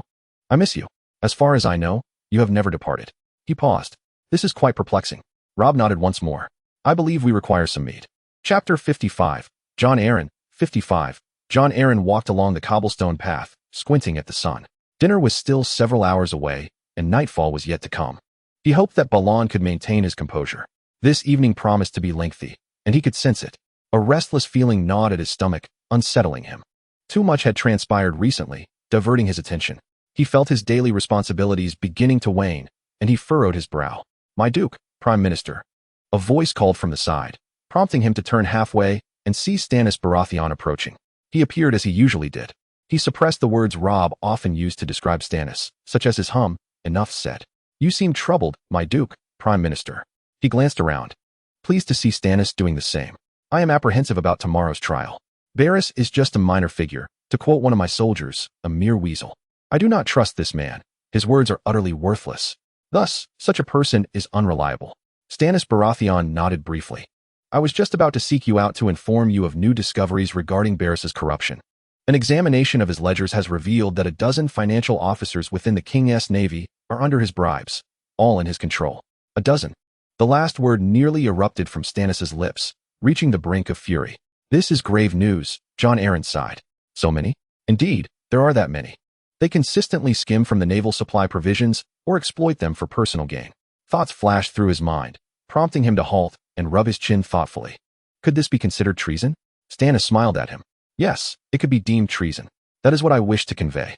If you could explain while we walk. I must head to the September of Baelor. The High Septon wishes to meet with me. Another raised an eyebrow. About what? He did not specify, merely stating it was urgent. Stannis furrowed his brow for a moment. Do you think this pertains to Barris? That is an excellent question. I am uncertain. If you do not mind, I shall accompany you. Jon Arryn pondered for a moment before nodding. Please do. They found the High Septon waiting for them at the steps of the Great September. Jon Arryn squinted at the figure. Even on a good day, he had never favored this High Septon. The man was a corpulent, perspiring sycophant. Judging by the man's reaction upon seeing Jon Arryn and Stannis, his hands were nearly wringing themselves, indicating that today was evidently not a favorable day. My Duke, Prime Minister, Lord Baelish, the Archbishop has nearly twisted his fingers together. Thank you for coming at my summons. There is a matter that requires your attention within. It is rather peculiar. Despite Jon Allen's sense of oddity, he felt his eyebrows rise instantaneously. Then he beheld the clerics waiting at the threshold and the door, which was only ajar. They appeared quite anxious, as did the nuns he could see. Then please, lead the way, Archbishop. The Archbishop nodded briskly and guided them into the great hall. As they all entered, the door thunderously closed behind them. Sunlight streamed through the distant windows, and as they ventured deeper into the hall, Jon Arryn noticed an increasing number of apprehensive clerics observing him. Something had set off his alarm. He could sense an air thick with trepidation. Upon reaching the main chamber of the hall, both Jon and Stannis were taken aback. The statues of the seven had changed. Previously, the seven faced inward, with the exception of the stranger. Now, they all faced the same direction. North? Were they facing the north? There were other alterations as well. Some statues appeared to have transformed. The warrior brandished a sword, while his other hand was raised outward in a gesture of warning. The smith gripped his hammer with both hands. The father held a feather. The crone's lantern had now become a torch. Both the maiden and the mother extended their hands, signaling a warning, and the stranger, cloaked, seemed to hang ice from his fingers. What has transpired here? Jon Arryn stammered in disbelief. Who has altered the statues of the seven? Is this not blasphemy? The Archbishop began to rub his hands together once more. This is a mystery, my Prime Minister. A conundrum. A derisive snort escaped Stannis Baratheon, and Jon Arryn recognized his lack of fervor for the seven. Nonsense. Hypocrisy. Surely someone has tampered with them. His eyes narrowed. When did this occur? More hand-wringing ensued. It was discovered this morning, my Prime Minister, at dawn. He shuddered slightly as both nobles turned to stare at him. Dawn. Jon Arryn rebuked. This happened at dawn, and you only now inform me? Archbishop, you should have alerted me hours ago. The poor man appeared as though he might faint or soil himself. My Prime Minister, we must investigate. I must scrutinize everything. Sweat beaded on his brow. Initially, I too believed it to be a ruse or some sort of prank. However, upon closer examination, Jon Arryn glared at him for a moment, then, alongside Stannis, approached the statues.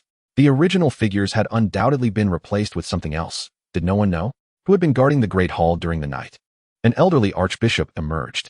He appeared as worldly as the current archbishop, but possessed a greater sense of competence. Every evening, the great doors are securely closed under my personal inspection, with a guard established to maintain vigilance. Furthermore, a bishop is always present to ensure the candles remain lit. He glared at the archbishop, who made every effort to avert his gaze. Last night, a bishop was in the Grand Cathedral, confessing to having witnessed something peculiar. This isn't right, Stannis remarked from the side, noting the peculiarities of the pedestal. All eyes turned toward him as Stannis Baratheon scrutinized the recent statue's base. I had presumed it merely bore a coat of paint or was wrapped in cloth to alter its appearance. However, it was stone, just like the ground beneath our feet, and it firmly clasped the statue's feet. He appeared genuinely astonished. My lords, the grizzled archbishop spoke softly. These statues have not been replaced. I have examined them meticulously. They bear various markings, all identical. Then came the archbishop's tale. Where's that bishop? Jon Arryn inquired, glancing around the cathedral before returning his gaze to the statues of the seven. The monks and nuns fixated on the archbishop, who seemed increasingly anxious under their scrutiny. My lords, he said with concern, That man is quite unstable. There was a reason he sought confession last night. He harbors some unorthodox beliefs, the gray-haired archbishop admitted, particularly regarding celibacy, or rather, the abandonment of it. Yet, he was indeed present in the cathedral last night. He witnessed something. Where is he? The archbishop fidgeted nervously, shifting slightly. The gray-haired archbishop gestured toward a group at the side, and they nodded in response before vanishing through a side door. Moments later, they re-emerged with a disheveled, hapless dwarf. Upon realizing all eyes were upon him, he straightened as best as he could and cast a nervous glance at the statues of the seven. This is Bishop Tully. The archbishop sighed. Tully, these are Lord Hand and Lord Baratheon. Tell them what you saw at dawn, when your confession concluded. Tully cast a fearful glance at Jon Arryn before swallowing hard. I was about to conclude my confession.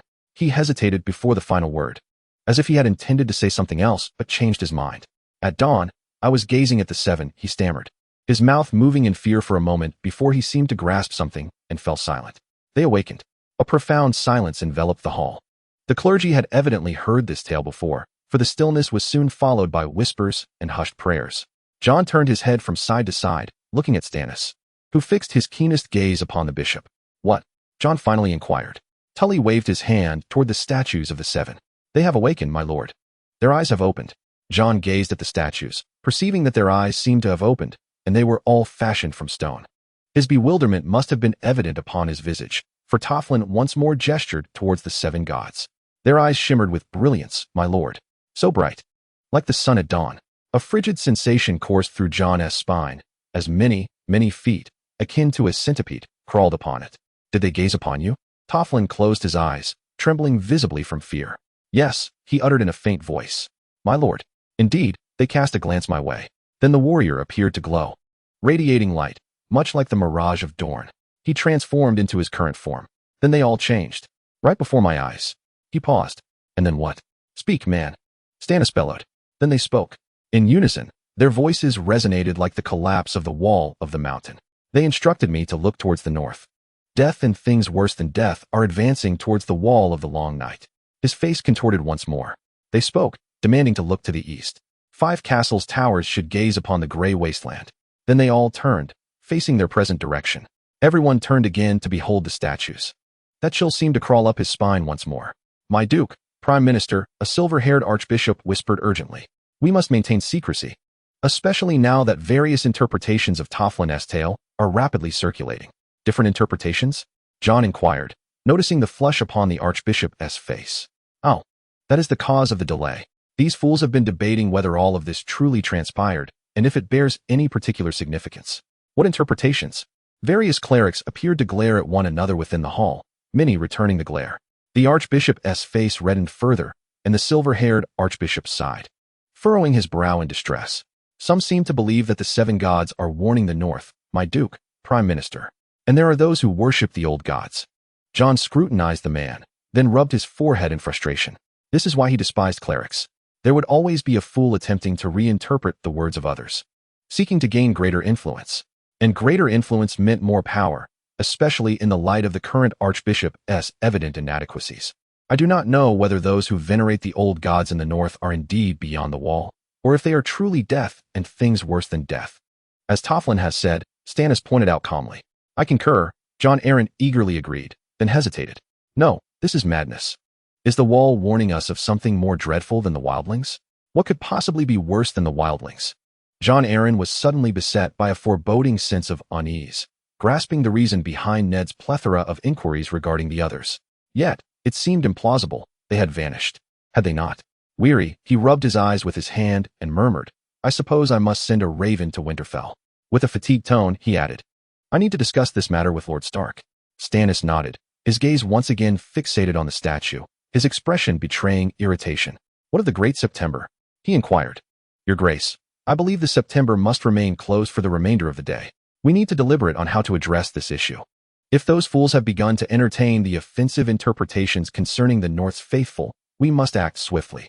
Especially if those who speak so brazenly are covert supporters of the faith militant. Their resurgence would spell disaster. The archbishop nodded eagerly, followed suit by the gray-haired high priest. He needed to ascertain the identity of this man, who appeared far more competent than the imbeciles surrounding them. All that was transpiring diverted him from preparing for the trial of Beric. At least Stannis had provided him with further ammunition to confront the traitor. Pausing at the mention of the trial, he gestured to one of his subordinates, instructing him to summon Maester Pylus. We must ascertain the precise direction these statues currently face. Noticing Stannis raise an eyebrow in his direction, he quietly elucidated. This maester may be foolish at times, yet he possesses a remarkable talent for determining such matters. Does he? Stannis inquired with surprise. Indeed, he conceals such an ability. After a moment's contemplation, he pondered what other talents might be obscured. Leaning closer to Stannis, he added, this will prevent him from attending the trial. You and I must converse regarding this matter. I have resolved certain issues to ensure that things do not become convoluted. Stannis nodded, casting his gaze back to the statues of the seven. I do not like this, he muttered. What might this signify? Why is this occurring now? Are the seven truly communicating with us? Jon Arryn stood alongside him, regarding the silent statues atop their stone pedestals. I do not know, nor can I elucidate the changes that have transpired and why. Merely understand that it has occurred, and some events are unfolding. That is all. Chapter 56. Kevin Lannister waited until the echoes of the midnight bell had faded before finally setting forth. He had shared a tedious supper with his brother, who either wore a sullen expression in silence or bellowed at the servants for their sluggishness. Now clad in a black robe and soft shoes, he traversed the tunnels and corridors of Casterly Rock like a feeble and aging faceless man. Well, perhaps not so aged, but at least he donned a black robe. Reaching the northern passage would pose no difficulties. He grew up in Caden City, intimately familiar with every inch of the place, each slab, every stone. And even the bricks of the city walls were known to him like the back of his hand. Of course, there were also secret pathways and abandoned passages. And he took pride in his comprehensive knowledge of the stone fortress. Most of his childhood was spent in exploration, often resulting in scraped knees and elbows from falls. A hint of nostalgia brought a bittersweet smile to his face. Those were indeed good days. They were too young then to realize that their father was mismanaging matters. Too young to notice the smug smiles on the faces of the Reyes family. However, Tywin began to take notice. Alongside him were his youthful companions on their adventures, Tygate, who had been gone for so many years, and Gillian Lannister, who vanished during another quest for the Light's Call. He sighed to himself, pondering Gillian Lannister's fate. Where had he met his end? Tywin had traced his ship to Volantis, where he evidently intended to sail into the Smoke Sea. If he indeed ventured forth, he would never have returned from there. This simply would not do. His thoughts began to drift again. No, this was truly unacceptable. He turned a corner and squinted ahead. Yes, the room should be just beyond this point. The door was closed but never locked, always shutting automatically. He quietly entered. Placing the lantern he had brought atop a wooden barrel within the room. Carefully, he ignited the lantern and raised it high, casting his gaze towards the far corner. Indeed, the old wooden chest remained there. He cautiously pulled the handle towards himself, revealing an opening in the wall behind it. It required some twisting and exertion, and he paused to catch his breath. When was the last time he had performed this feat? Had he really gained so much weight?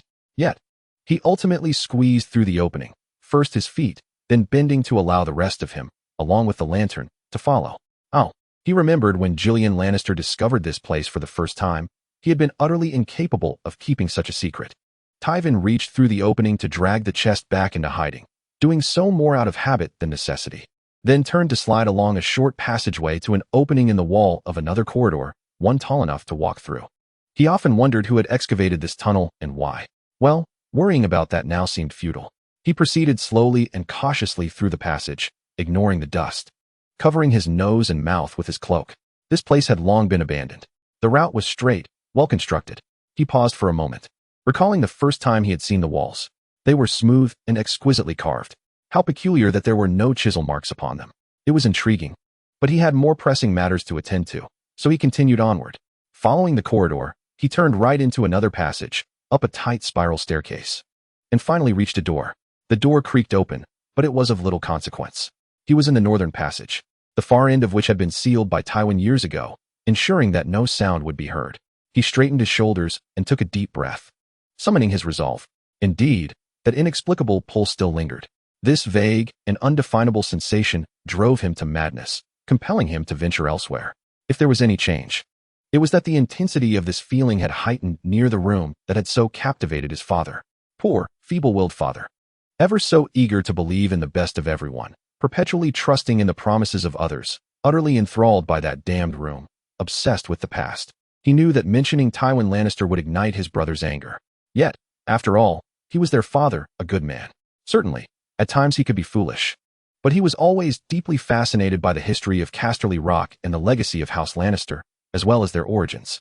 When he was quite young, he had once asked his father why he was so enraptured by the North Passage. "Our past is riddled with blanks," his father had replied. "And the history of House Lannister is fraught with too many gaps. I must fill in these voids. Perhaps those runes can assist me in this endeavor." Thus, his father devoted countless hours attempting to decipher those runes.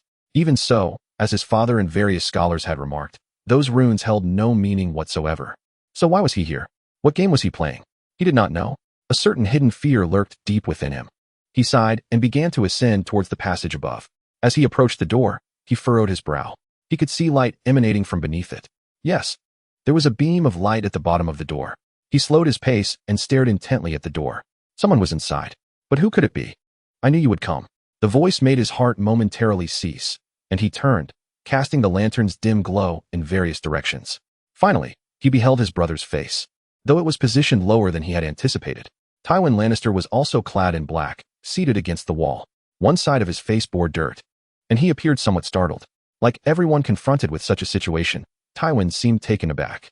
A flurry of thoughts swirled in his mind until he ultimately settled on a response. "I had to come here, even though I had forbade myself. The pull was too strong." He paused, daring to utter a slightly impudent remark. "I see you felt it too." Tywin clenched his jaw, his gaze flickering for a moment, before he rubbed his eyes with his hand. "Yes, I felt it. I tried to resist this strange allure. I even spent a night unable to sleep. So I came here." He offered a faint smile. "Did you come through that secret passage as well? The one we discovered in our childhood?" Catelyn nodded slowly. "I did. You did too, didn't you?" "I did." He nodded again. Then, with a puzzled expression, he asked his brother, "Why are you lingering in the darkness? Why did you leave the lantern in the room?" Tywin let out a sigh. "I did not leave the lantern inside." He bent down and unlocked a lantern that Catelyn had not even known existed. He glanced at the lantern, marveling at its remarkable concealment for the Lord of Casterly Rock. He then turned his gaze towards the door. Who was in the room? No one. Tywin whispered the word, sending a chill coursing down Kevin's spine. "You should see for yourself." Slowly, he approached the door and opened it. The illumination within the chamber did not emanate from the lantern, nor from candles or any other source. No, it radiated from the walls, from the runes themselves. They shimmered, as brilliant as the sun at sunset. He stood transfixed by the sight. Then he became aware of his own state, biting his lip. He had always known there were runes here, though they were faint in certain places, difficult to discern, and utterly indecipherable. His father had attempted to read them time and again, but evidently, the runes remained unreadable. Now he could see every stroke, every rune. Kevin slowly retreated from the room and gently closed the door. When he turned back to look at his brother, he could see a flicker of winter-like humor in Tywin's eyes. It was unsettling, yet the mirth vanished as Tywin looked towards the door once more. We need to find a scholar to read these runes," Kevin stammered, but he halted when Tywin shook his head. "No need. I know what they say." He caught Kevin's incredulous gaze. "What? You don't think I lack interest in successfully supplanting our lamentable father, do you? I taught myself in my youth. Back then, the words in that room were still indecipherable, but when I became the hand of the king to Aerys, that knowledge proved invaluable.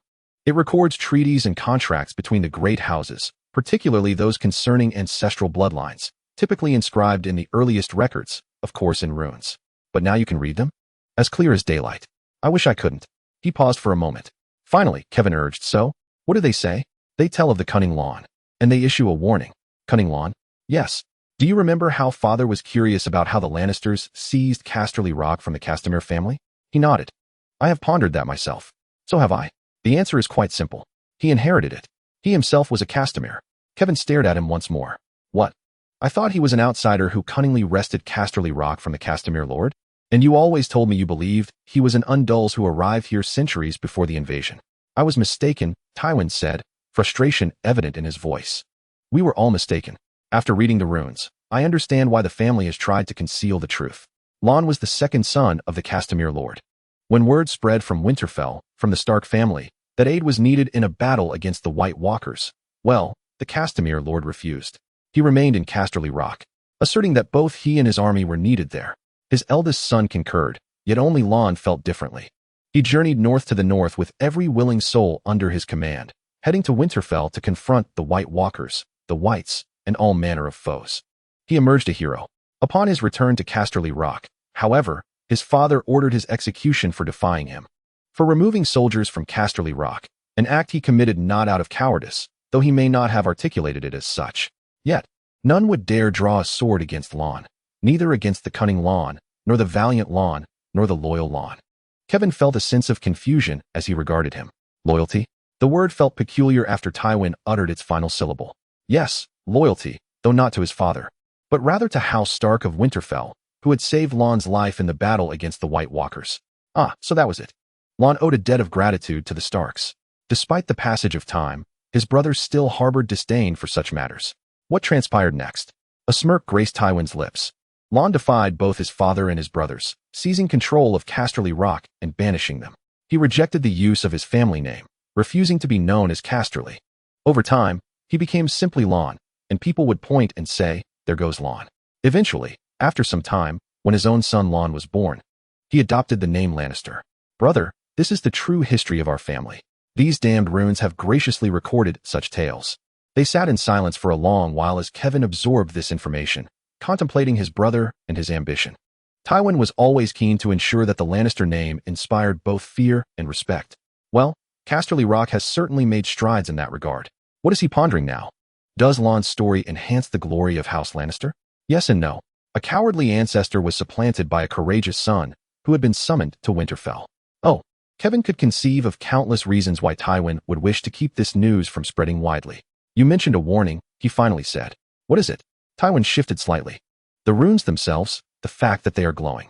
They say that if they shine, then the White Walkers have returned. Winterfell must be warned. This message must be conveyed. Kevin stared at his brother in astonishment. Do the runes say this? Yes, Tywin replied tersely. Now his voice trailed off. What now? Kevin gently prodded. Now I must admit that I am uncertain of what to do. The very fact that the runes glow seems to confirm what the scholars have said. Magic has indeed returned.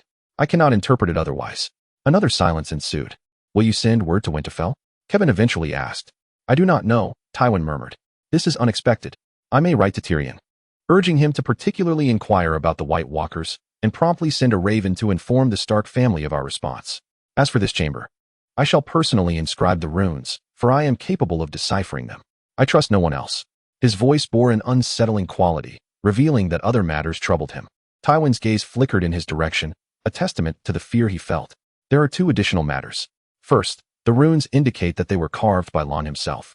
Second, Lon warned that should the call to Winterfell go unheeded by the folk of Casterly Rock, dire consequences would ensue. He then furrowed his brow in anger and obstinacy.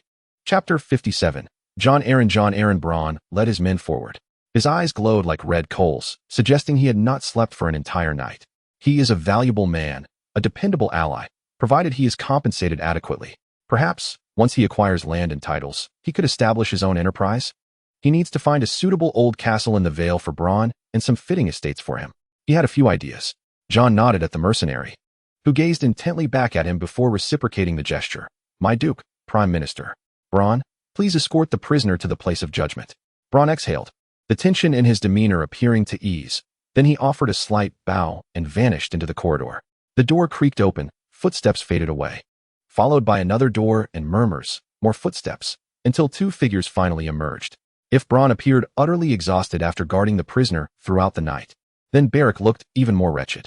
His eyes were bloodshot, darting around as if he were observing tiny insects invisible to others. The expression on his face was intriguing.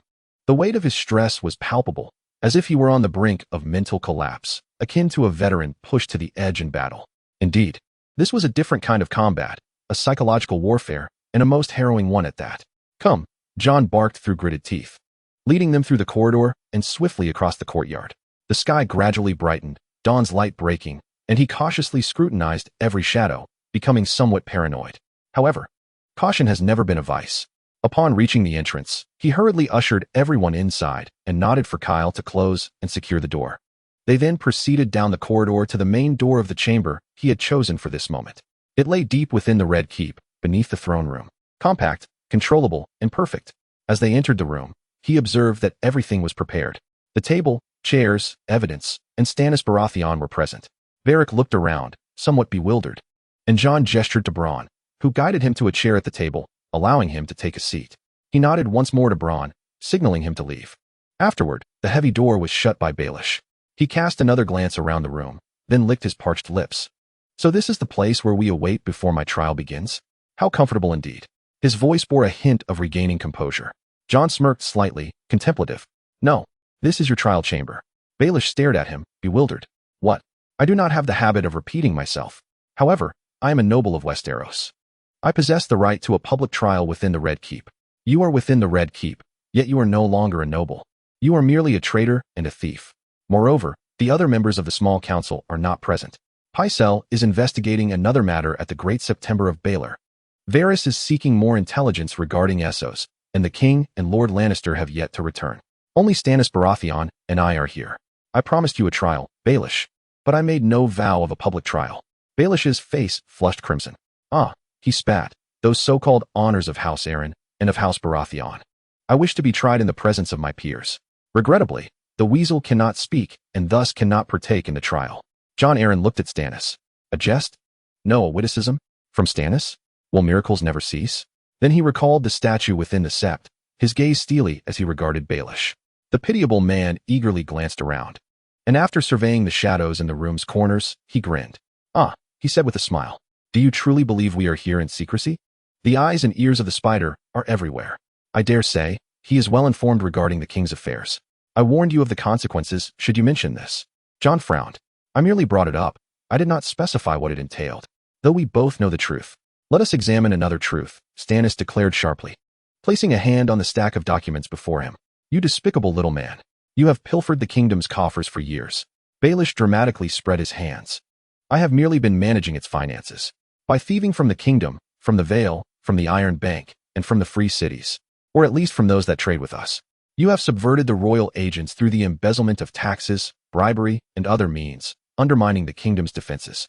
By the end, Stannis roared these words, veins in his forehead and neck bulging. Because of you, the kingdom's fleet has weakened. The realm has grown frail due to your actions. Your underground network spans widely, Jon observed, entrenching itself across the 7 kingdoms, possessing various properties and bribes. We are still tracing leads connected to your accounts. The kingdom's treasury remains heavily indebted, far from the abundance you once claimed it to be. Why? Baelish smiled with an exuberance that was both unsettling and enigmatic. What is the reason for this? Why do you engage in such actions?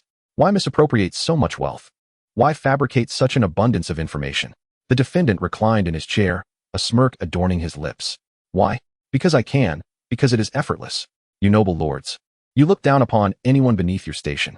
You extract coin from merchants, yet you act as if merely discussing their transactions sullies your noble identities. You govern the common folk, yet you remain oblivious to their existence.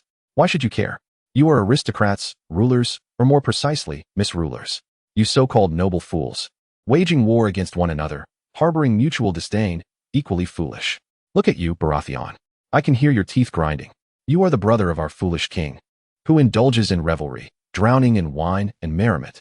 He bestowed upon you Dragonstone, you heir to the Targaryen lineage, and appointed you as master of ships. Yet you perpetually whine, entangled in your imagined slights. You place your pride above all else, surpassing any person or matter. What is worse? That I pilfered from the realm's treasury, or that I bribed your fleet as personnel? Then he turned his gaze to Jon. You too, the hand of the king. You cannot even control him. This very issue you fret over unfolds right beneath your nose. Do you take pride in that? The hand should have identified problems before they escalated into crises. You have failed in this regard, Duke Arryn. You have utterly failed. 3 children, all golden-haired and blue-eyed. You failed to see, to recognize this threat. Baelish smiled at both of them, a grimace masquerading as a smile, his eyes cold and distant, as if he were aware that the 7 gods of old were present in the room. Stannis regarded him with a gaze that could reduce lesser men to mere puddles of mud, while Jon glared at the prisoner with scorn. Oh, this repugnant little wretch. Then you confess to misappropriating the kingdom's treasury, Jon forced himself to state. Your crimes have been substantiated. All these documents proclaim your guilt. It is irrefutable. You did not even attempt to deny it. Why should I deny it? Baelish now sounded as though he had surrendered, resigned to his fate. This was his true self. The persona concealed beneath a facade of light and civility. You possess my ledgers, my records. I am merely a living corpse now. Tell me, has Castle Black dispatched a raven demanding my head? I even pilfered a portion of the gold I borrowed from Tywin Lannister, who had never suspected a thing. As he uttered his final words, a malicious glint ignited in his eyes once more. Jon regarded him. It was time to bring this to an end. Baelish was perilous. He no longer cared what transpired to him. His demeanor toward Stannis and Jon indicated he was indifferent to all else. This is a tale of a man who, if given the chance, would incinerate the surrounding edifices only to dance amidst the ashes. He parted his lips, poised to deliver a verdict, but was preempted by Baelish. You have been operating in secrecy, striving to safeguard the king's significant matters. However, this is an impossible task. The truth will inevitably emerge. How many do you believe are already aware? Do you genuinely trust Varys? He remains an enigma. And do you truly perceive Peter as the senile fool of your imagination? You both disappoint me greatly. Baelish waved his hand before them, exclaiming, "Welcome to King's Landing, my noble and foolish friends. Not a soul here is genuine or upright. Everyone has a price, everyone. There are no secrets. The truth will always surface, and conspiracies abound, even those right beneath your very noses. I have taken your wife's virtue. Duke Allen, did you know that? And her sister as well. Is your son truly yours? Are you certain? And you, the haughty and self-important Stannis Baratheon, are you aware that your wife has been toyed with by a foolish religion from Essos? Did you know? Of course not. You only share her bed once a year. And you wonder why there is but one child?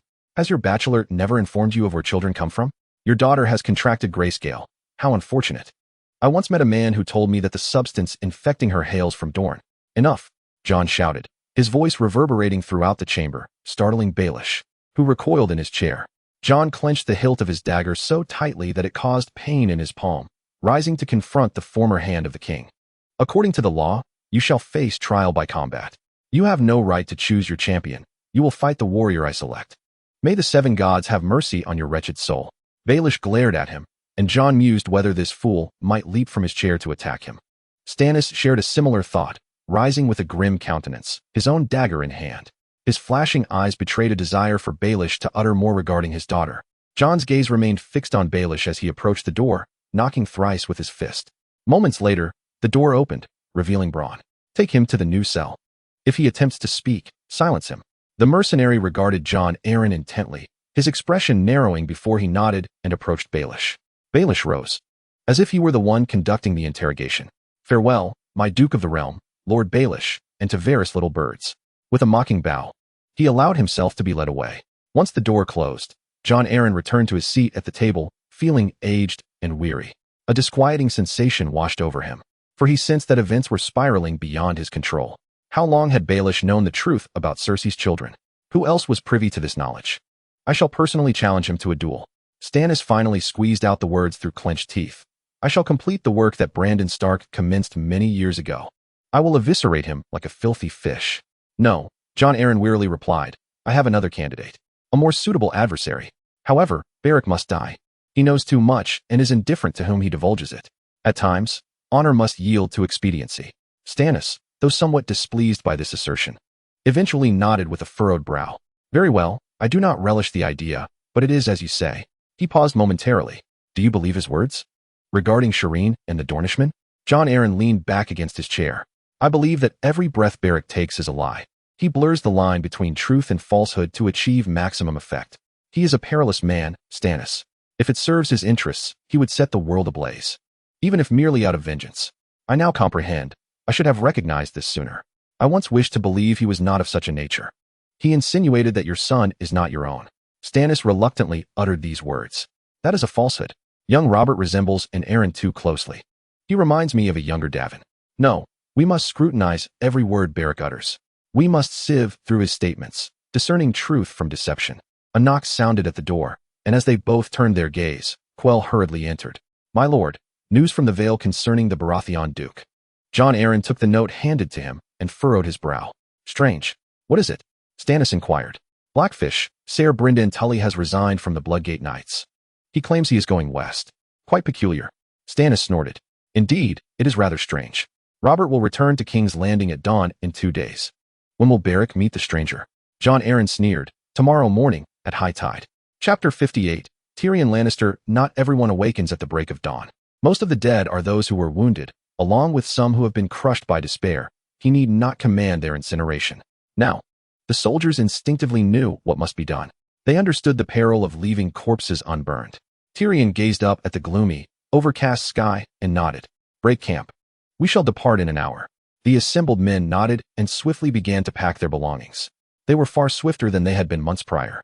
They understood time was of the essence. As Tyrion mounted his horse, he extracted a map and studied it intently.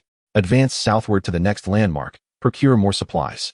Thank the gods, Valerion Tydos is now the Lord of Highgarden, rather than his foolish father. A sardonic smile fleetingly graced his lips before vanishing. Oh, the sins of our forebears. His attention was drawn to an approaching figure. He saw Sandor Clegane striding towards him. I have sent the child and his nurse ahead. Good. He slightly furrowed his brow, contemplating his nephew. How was he this morning? No change, still as useless as a statue. He frowned again. He had never held any affection for the boy, yet no one should endure what he had faced. We must do what we can for the family, Cregan. A wild smile flashed across his face. I know. The day I burned my brother's corpse was the finest of my life. Suddenly, the wind shifted, and Cregan sniffed the air, growing rigid. We need to depart. They are coming. The colder it gets, the braver they become. Only God knows the state of the North now. They will endure. The Stark family is far too stubborn to surrender. Indeed, the North is completely surrounded. Cregan nodded reluctantly, and then paused. Cavalry approached from the south. Tyrion observed a small contingent of horsemen drawing near, their tattered banners fluttering. Yet he recognized the two leading figures. Ah, the last lords of the Iron Islands. How ironic. Lord Greyjoy, Count Harlaw, what news from the south? Not much. And it may not be accurate, Theon Greyjoy informed him. The Lannister lord, the wind grows ever colder. The wind always grows colder. We shall depart soon. Any further news? The fleet has reached Old Town. All the dead have been burned. Good. And the bad news? Dorne will offer no assistance. The Boneway is blocked. No one will come to our aid. Furthermore, there has been no word from the Crownlands or the East since the king ventured into the Riverlands. Attempting to breach the north to lift the siege, there has been no further communication. Tyrion shook his head. King Robert continues to regard the White Walkers as an enemy that will respond to traditional threats and military tactics. They do not. If he persists in fighting as he always has, he shall perish, along with all his soldiers. Foolish. Truly foolish. A blunder repeated. Enough is enough. There is no need for further insistence. Theon Greyjoy muttered, his voice heavy with sorrow. If only people had listened to the Stark family sooner. Tyrion fixed the young man with a piercing gaze. What you mean is, if your father were not so obsessed with revenge, and mine not so pridefully arrogant, both would have heeded the Stark family's counsel. He sighed. Indeed, there are many scapegoats. My father's arrogance, Cersei's folly, Jaime's hubris, Joffrey's madness. The wind whipped up again. And then he caught the scent. He could smell them. They are coming. Set a few more fires. They are approaching, and we must leave. Yes, Count Harlaw said. They come from the One Stone Island, this place of slaughter piled high with bones. We have brought more dragonglass for your guards. We need it, Cregan replied calmly. You are right. They are coming. Tyrion turned away, gazing at the silhouette on the horizon, feeling that familiar dread seize his heart once more. The people of Westeros. We have departed. He startled awake, entangled in his sheets. His forehead was damp with sweat, his heart pounding fiercely beneath his ribs. Was this fear stemming from a dream? What was the dream about? He shivered slightly. Those ephemeral memories seemed to dissipate like smoke in the wind. Then he struggled to concentrate, attempting to recall. What a peculiar dream it was. Had he become the Lord of Casterly Rock? His father was dead. Well, dreaming of this must surely be a good omen. Cersei was dead as well. He shivered again. Jaime and Uncle Kevin were also dead. Apart from a few, everyone was gone. He lowered his gaze to the book lying on the floor. Ah, he was reading about the White Walkers and the legends of the North. No wonder he had that dream. He furrowed his brow, rubbed his face with his hands, and then looked out the window. The day had broken. He contemplated whether to sleep a little longer, but shook his head. No, they must set out as soon as possible. For reasons unknown to him, he felt an urgent need to reach Winterfell, a sensation that had been tugging at him along this path for 3 days. He hastily donned his clothes, pondering this matter. Well, part of this pull must be the need to swiftly distance himself from the twins. Walder Frey's venomous tongue and his toxic resentment and anger towards anything perceived as an affront left him feeling unsettled. But what else? What else compelled him? What was truly afoot? The state of the Carhold surprised him. Given that House Stark no longer ruled the North, this fortress seemed patently obsolete. He immediately observed that the stronghold was not only manned but also undergoing slow repairs. As a group of serious-faced individuals worked beneath the green banner emblazoned with a black lizard lion, mending the most easily fixable roofs and walls. House Reed. Their leader claimed they were sent by Lord Reed, stating that this fortress would become a vital passage and must be safeguarded. Safeguarded from whom? Tyrion inquired. The man named Matt bore a stern expression and then admitted that many unknown individuals had traversed the neck along an ancient route. The old road, Matt muttered. It has not been used in many years, as we found a newer, shorter path. How then did they know? Lord Reed was concerned he might leave for Winterfell before Tyrion's arrival. He left orders for them to repair as many facilities as possible with the tools at hand. They left them there. Aemon and the others noted his unease, observing the roadsides with renewed diligence. As they drew nearer to the north, his apprehension intensified. People were clearing more land for cultivation, much more than he had imagined. In the thickets and woods, there seemed to be a continuous flow of teams, taking away as much timber as possible. Winter has arrived, a solitary figure called out. The long winter. The patrons of the inn concurred that it was a sturdy establishment, evidently growing more robust with each passing day. Numerous discussions ensued regarding the Stark family's need for assistance, asserting that the Starks were indeed in the right and deserving of their loyalty. This sentiment was echoed by some in the crew tasked with constructing the King's Road. It was said that the road had never been in better condition in living memory. Tyrion gathered his final belongings and then ambled down the stairs from his chamber. The innkeeper was engaged in a hushed conversation with Aemon about the journey ahead, and as Tyrion approached, they both paused, nodding respectfully.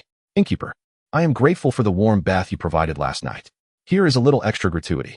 He handed over a small pouch of silver coins. The innkeeper beamed with delight and nodded again. "Thank you, my lord. I informed your party that the next inn lies about a day's ride from here. 3 days from Winterfell. But take care. I've heard that this inn changed hands last year and is now run by a rather, shall we say, dubious character. Count the nails on your horseshoes before you arrive there." "Indeed, we shall," Tyrion replied with a smile, then nodded and wobbled over to where his party was preparing. Once Aemon joined them, they all mounted their horses. He glanced around, noting the approving nods, then raised a hand. Chapter 59. Tyrion Lannister. They progressed smoothly along the well-maintained road. The repaired path was distinctly marked by signs of restoration. This impressed him once more. The Duke of Stark understood the significance of such matters. Tyrion nodded to himself as they continued on horseback. Upon reaching Winterfell, he would promptly relay this information to his father. If the North was beginning to prepare not only for this winter, but for the long and dreadful winters to come, then the West must also begin its preparations. They lunched beside a massive stone, sipping wine or beer from their skins and consuming the fare provided by the inn. As Tyrion dined, he regarded the great stone with curiosity. At some point in the past, a small path had been carved into its side, now weathered and worn. He couldn't help but ponder its original purpose. Since crossing the neck into the north, he had encountered several similar sites. This region was replete with such ancient relics. Each artifact captivated him, and many were visible to one another, leaving him to wonder what they were once used for, perhaps as signals or beacons, or merely a series of markers. It was an intriguing notion, and he looked forward to perusing books once more upon reaching the next inn. Upon their arrival, he recalled the innkeeper's words, for the man had been entirely correct. This place appears to have long surpassed its zenith, not due to negligence, but rather a combination of incompetence and deliberate disregard. Firstly, the sign bearing its name has fallen, left unrepaired. The stables are in a deplorable state. Upon a glance from Aemon, he immediately directed the others to commence tidying the area, neglected by the indifferent stableman. Soiled bedding was disposed of, fresh water provided, and manure cleared away. In fact, they even compelled the stableman to attend to other areas, including the stall of a rather emaciated mare. Tyrion cast a sympathetic glance her way and offered her a handful of oats, which she devoured eagerly. The interior of the inn was equally dismal. The proprietor, apparently named Edwin Dyken, was a large, unkempt man with a stubbly beard, emanating a pungent odor of damp sweat and foulness, which Tyrion preferred not to contemplate. The patrons seemed a hodgepodge of transient travelers and the detritus of society, the former eager to leave as swiftly as possible, while the latter appeared predominantly hailing from the riverlands, with a smattering of northerners among them. When Tyrion and his entourage entered, silence enveloped the establishment. He could discern the sluggish minds of the patrons slowly turning towards the evening's jesting entertainment, now a mere mockery of the place. Aemon, hand poised on his sword, glared around like a predator, ensuring that no one dared utter a word. Typically, Tyrion would offer a smile and exchange pleasantries, as he had in the previous inn. However, this was not the appropriate locale for such civility. Instead, he surveyed the surroundings, spotting an empty seat by the hearth, and made his way there, removing his gloves while declaring, "Innkeeper, bring me your finest food and wine, worthy of House Lannister." "House Lannister?" someone muttered, followed by a ripple of laughter until Aemon's menacing glare silenced them once again. Tyrion Lannister, son of Tywin Lannister, Lord of Casterly Rock, en route to Winterfell. Should anyone inquire, to meet Lord Stark. At the mention of the last phrase, Tyrion noticed an individual in the shadows suddenly turn to regard him intently. When the food finally arrived at the table, Tyrion had to force himself to partake. If this was the finest fare the inn could offer, he dreaded to imagine its worst. The meat was likely that of a mistreated sheep, the stew laden with fatty gristle, and the wine nearly undrinkable. Judging by the grimaces on Aemon and his men's faces, the beer was no better. "We must endeavor to spend as little time here as possible," Tyrion whispered to Aemon. "For if the food and wine are this wretched, I fear the fleas on the bedding will at least take a bite out of us. Indeed. Tonight we shall station someone to guard the horses and our sleeping quarters," Aemon replied. Recalling old Hackett's wisdom about checking the number of nails in the horses' hooves before their departure. "A splendid idea," Tyrion replied, only to encounter a morsel in the stew that resembled nothing more than pure bone dregs. He consumed all that he could, then pushed the plate aside. The light from the main hearth was sufficient for reading, and he retrieved a small book, opening it to the apparent astonishment of many in the room. "Oh, behold these illiterates. Alas, such a plight is all too common in this age." He cast a sidelong glance. The individual who had previously been fixated upon him now gazed at him with even greater intensity. Amidst the murmurs of discontent, the innkeeper, Dickon was his name, a moniker that seemed aptly suited to him, grumbled as he tossed more wood upon the fire in response to the complaints. As the light pierced through a miasma of sweat and nasal congestion, Tyrion discerned that the person scrutinizing him was, to his surprise, a woman. She was of a similar age to him, perhaps a touch younger, swathed in a cloak. She appeared gaunt, as if beset by illness, and while not unattractive, she was certainly not beautiful. To encapsulate her presence in a single word, she was striking, even somewhat formidable. Her nose was slightly pointed, her chin square. Most tellingly, she radiated an aura of desperate rage. This was intriguing. As he perused his book, he overheard Aemon quietly issuing directives to others, instructing them to set watch, cautioning them that they were amidst a gathering of ne'er-do-wells, as had been previously warned. "Oh, and no one should seek women here. It is likely rife with pox." It was a lamentable truth, and he resigned himself to endure a few more nights of solitude. Winterfell, he had been assured, would offer ample opportunities for diversion. As some individuals vacated their seats, Tyrion noted the innkeeper embroiled in a heated dispute with the cloaked woman. Her gaze directed at the rotund fool with such venom that it could have turned a less astute man to a pile of smoldering ashes. "Aemon," he murmured, "that woman has been fixated on me. Could you discreetly ascertain the reason behind her quarrel with our greasy innkeeper?" The man nodded briefly before forging a path with his own haughty demeanor. After a while, he returned, his countenance grave. "She is Daisy Sustan, the only daughter of Lord Sustan, a lord whose castle lies 5 days' ride to the west. I am unfamiliar with the name Sustan. They say it is an ancient house. My lord, old, proud, and impoverished, a distant relation of House Stark. In any case, Lord Sustan lost his wife many years ago during childbirth, the infant passing on the same day. Since then, he has not remarried and has raised this girl as his heir. The complication lies in the fact that he has a male heir, the son of a cousin. What is his name? Sir William Portley. Portley. What a delightful name. Wait, I believe I have heard of him. Is he not the fool who has vexed all his neighbors in the Riverlands? Indeed, it is he. Yet, he may be more than that.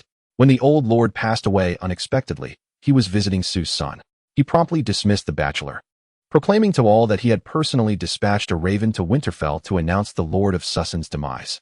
Following this, after the girl expressed her preference to wed a sheep rather than him, he expelled her and plundered everything therein, ultimately sealing the place off to secure his inheritance upon returning to the Riverlands. Tyrion fixed his gaze upon Aemon and then turned to the girl. This Daisy of Sue's son had ceased her quarrel with that fellow, what was his name, and now stared into the fire, her eyes seemingly brimming with unshed tears. A tragic tale? A dismal fate. What was she doing here? Clearly, she was eager to reach Winterfell to meet Lord Stark. Yet, only her elderly nurse and a servant accompanied her from Sue's son, both of advanced years. One had succumbed before their arrival here, while the other passed away during her stay. The road was perilous for a woman traveling alone, as brigands would seize her and, at the very least, assault her. Moreover, her funds were dwindling. The innkeeper claimed that the medicine he provided for her last servant was rare and costly, thus she owed him a debt. A heavy sensation settled upon Tyrion. Let me surmise, the medicine was not expensive. The individual perished due to negligence, and that rotund man sought to control her, to exploit her as a harlot? A mournful smile answered his unspoken query. He sat in contemplation, resisting the temptation to recall Tessa's overly eager embrace. No one should endure such experiences. No one. Drawing a deep breath, he narrowed his eyes at the woman, who remained lost in thought, gazing into the brazier. Then he resolved to act. "Eamon, my lord," he whispered, "discreetly ascertain how much she owes the innkeeper here. The true amount, not the inflated figures conjured from thin air by that greedy fool, who might double it upon hearing that the coins come from me. Then, settle the debt.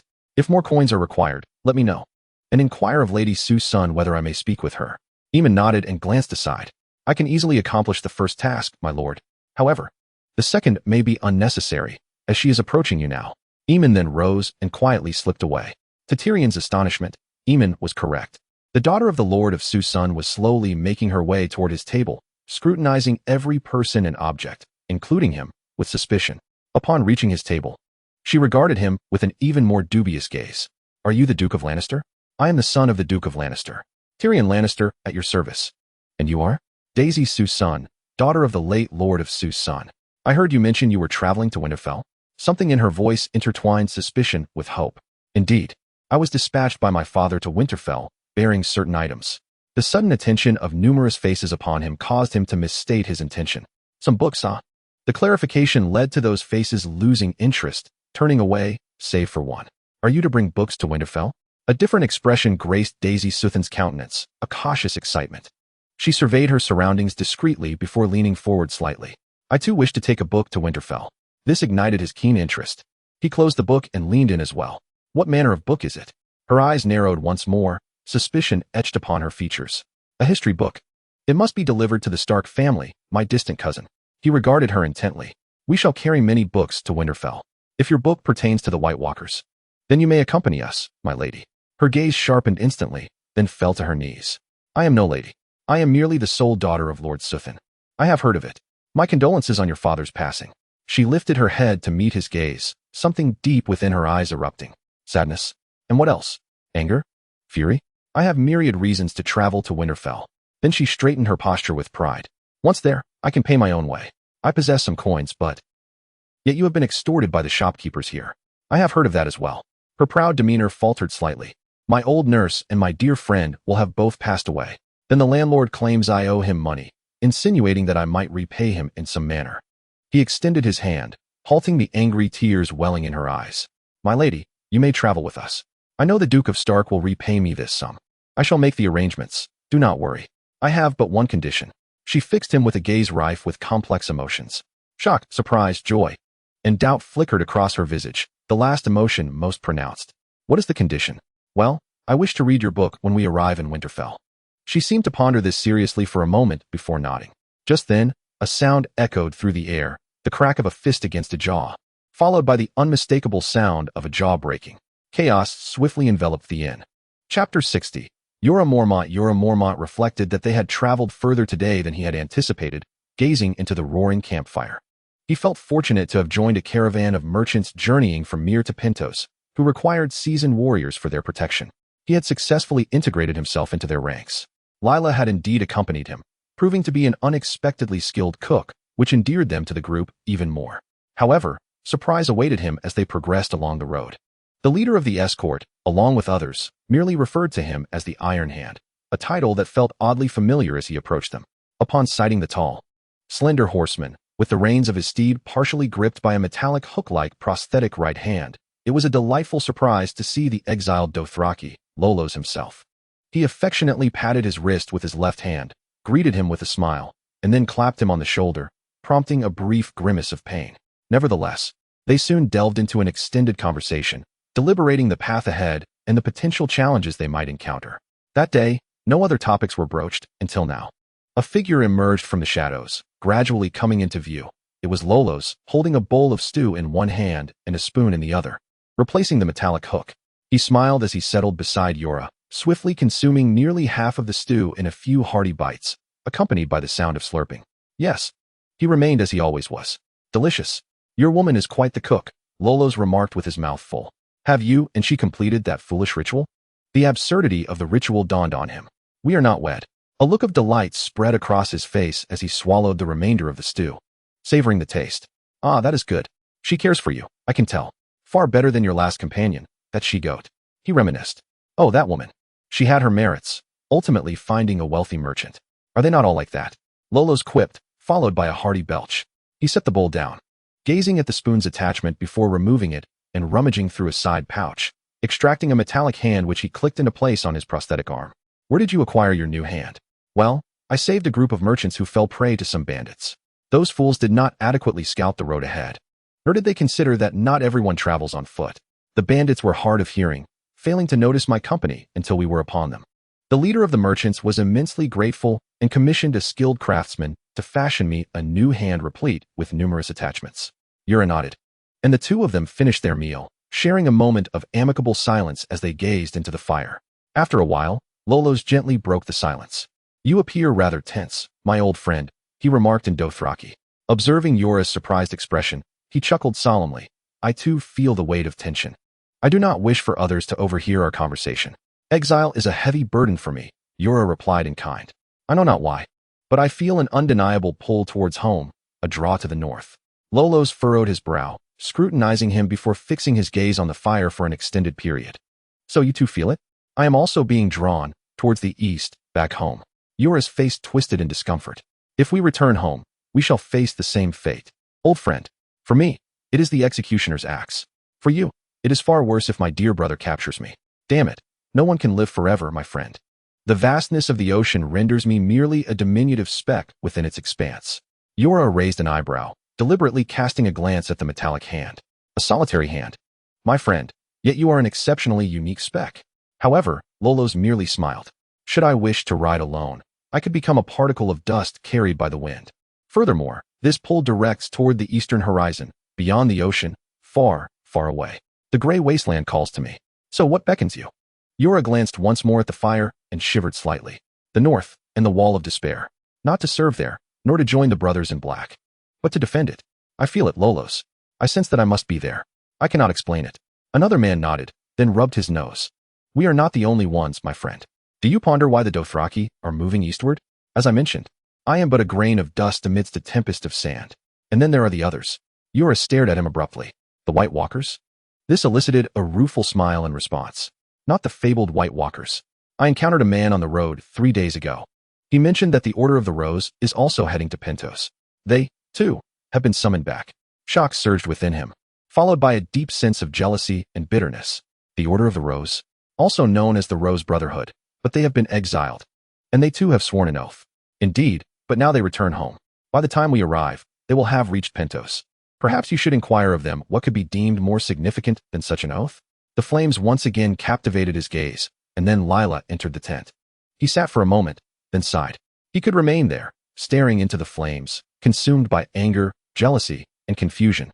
Or he could endeavor to ignite a flicker of flame within himself, resisting the void, and persevering a while longer. Thus, he nodded to Lolos, and upon seeing Lila, Lolos grinned at him, after which he rose and strode out of the tent. Chapter 61. Joricaso, the boy now resting in a guest room bed in Winterfell, is no longer the same boy he first encountered in the Red Keep. That boy, pale-faced and shadowed beneath his eyes, seemed rather dull-witted. The boy has since transformed significantly. He has matured in numerous ways. He now poses a multitude of questions and voraciously devours books, yet he yearns to uncover more of what his mother has kept from him. Things pertaining to horses, dogs, trees, archery, swordplay, and any endeavors of House Stark, particularly those of Bran and Arya. He smiled faintly, then composed his expression as Anna emerged from the room. Carefully closing the door behind her, she turned to face the corridor and spotted him. Joricaso, she said with a smile. Are you well? A clever and witty individual might jest that upon seeing her today, he felt a surge of brightness and his spirits lifted. Yet, he was acutely aware that he was not such a person, so he merely nodded cautiously. Very well, and you? As she approached him, she deftly smoothed the creases of her skirt. I am weary. Today has been quite a busy day. I appreciate your explanation to the young master about the method of crafting arrows. He chuckled softly. No need for thanks. He inquired about matters I too pondered at his age. He is a bright young lad. Indeed, she replied with a smile, though her expression soon turned somber. Yes. Now he is. Jory observed her with concern. You previously mentioned that the bachelor had examined him. Indeed, Master Lewin has assessed him. I hold great admiration for that man. His words carry much wisdom. He assured me he would inform Lord and Lady Stark that young Robert Arryn is now free of toxins, as we can presently witness. The tone in which she uttered the last phrase sent a shiver down his spine, though he could not fathom why. He consoled himself as he accompanied her down the corridor to its end, escorting her to the next chamber. It was then that he recalled some of her previous words, which now suddenly resonated with clarity. You suspect that the medicine may be harmful to the child, do you not? Her eyes narrowed sharply as she cast him a quick glance. After a prolonged moment, she slightly nodded. I have had my suspicions, but doubt and certainty are two distinct realms. I came to know in White Harbor. Was it the soldiers of Ser Davos who knocked over the vial? Or did you intervene? This time, her expression bore a hint of acknowledgement. I may have intervened slightly. How did you come to that conclusion? I too harbored doubts, but now I am certain. He nervously licked his lips before looking at her and saying, You are an extraordinary lady, Anna. Alas, he had muddled his words and ruined the moment. Strangely, her cheeks flushed at his remark. I am merely myself, she said, clasping her hands tightly before her chest. He forced himself to focus on her face rather than the curves of her form. Yet you have influenced many matters. Damn. His speech faltered, and he stumbled over his words. I am glad you are here, he stammered hastily, seeing the child in his current state. And I would be delighted to show you my home. She glanced at him once more, her eyes suddenly sparkling with vibrancy. Your home is a marvelous place. There is so much to see, and Lord and Lady Stark have been exceedingly kind to me. I wish to show you more of the north. He felt his face grow warm. Forgive me, I did not mean to interrupt you. I was merely eager, he faltered, as his mind abruptly went blank, leaving him at a loss for words. Eager for what? Anna pressed, stepping forward hesitantly, encouraging him to continue. He yearned to embrace her and kiss her fervently, fully aware that such an act might invoke her ire, yet suddenly both of them were startled by the sound of footsteps. Jory cursed inwardly as he beheld a familiar figure appearing at the end of the corridor, slowly turning toward their direction and approaching them. Wait, is that Duke Stark? Walking with his eyes closed? My lord? Jory inquired cautiously. Are you well? Then the world seemed to turn upside down, as if it had been flipped. For Duke Stark opened his eyes, which appeared as two fiery red orbs. He stared at them in terror, and Anna gasped in astonishment. He quickly glanced at her, but she regained her composure. She was a strong woman, hailing from the Vale. Duke Stark seemed to gaze at them for a prolonged moment before directing those red eyes toward him. Jory Castle. His voice was peculiar, as though he were speaking from the mouth of a long corridor or tunnel, his words echoing almost eerily. It sounded as if someone else were speaking through him.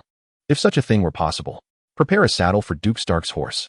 He stared at the Lord of Winterfell for a while, his mind brimming with questions, before suddenly nodding. Ah, yes, my lord. Duke Stark then turned and walked away. Jory watched his retreating figure, then glanced at Anna, whose hands covered her mouth, trembling with emotion. I must tend to his horse, Jory said hoarsely. Can you find Lady Stark? Very well, I shall, and I will do so promptly. With that, she grasped the hem of her dress, lifted it slightly, and dashed away, revealing her swiftness. As Jory arranged for the saddling of the horses, including his own, Winterfell began to bustle with activity, particularly when Duke Stark emerged from a door in the cellar, startling all who beheld his eyes. Jory hurried over to join him. What is happening? What magic is at play? Your horse is prepared, my lord. Duke Stark nodded. He then turned and strode toward the building where the kennel was located, and Jory nervously followed. Upon entering, he noticed every dog fixated on Duke Stark, as if he were the most significant being in the world, without exception. The Master of Hounds merely stared at Duke Stark in astonishment, a mixture of awe and fear evident in his demeanor. As the last cage was to be restored to its original state, Duke Stark proclaimed loudly, pointing at the cage in front of him. Remove the wooden partition and lay down straw. This place was constructed to accommodate larger creatures. It shall do so once more. He then turned and departed. The Master of Hounds stared at him in disbelief. They had always been of the same size, the same layout. The stone walls contained wooden partitions. At least, that was how it had been in my memory. Jory pondered as he gazed at the stable. Why then, was there a need for wooden partitions within the stone walls? Lord Stark was correct.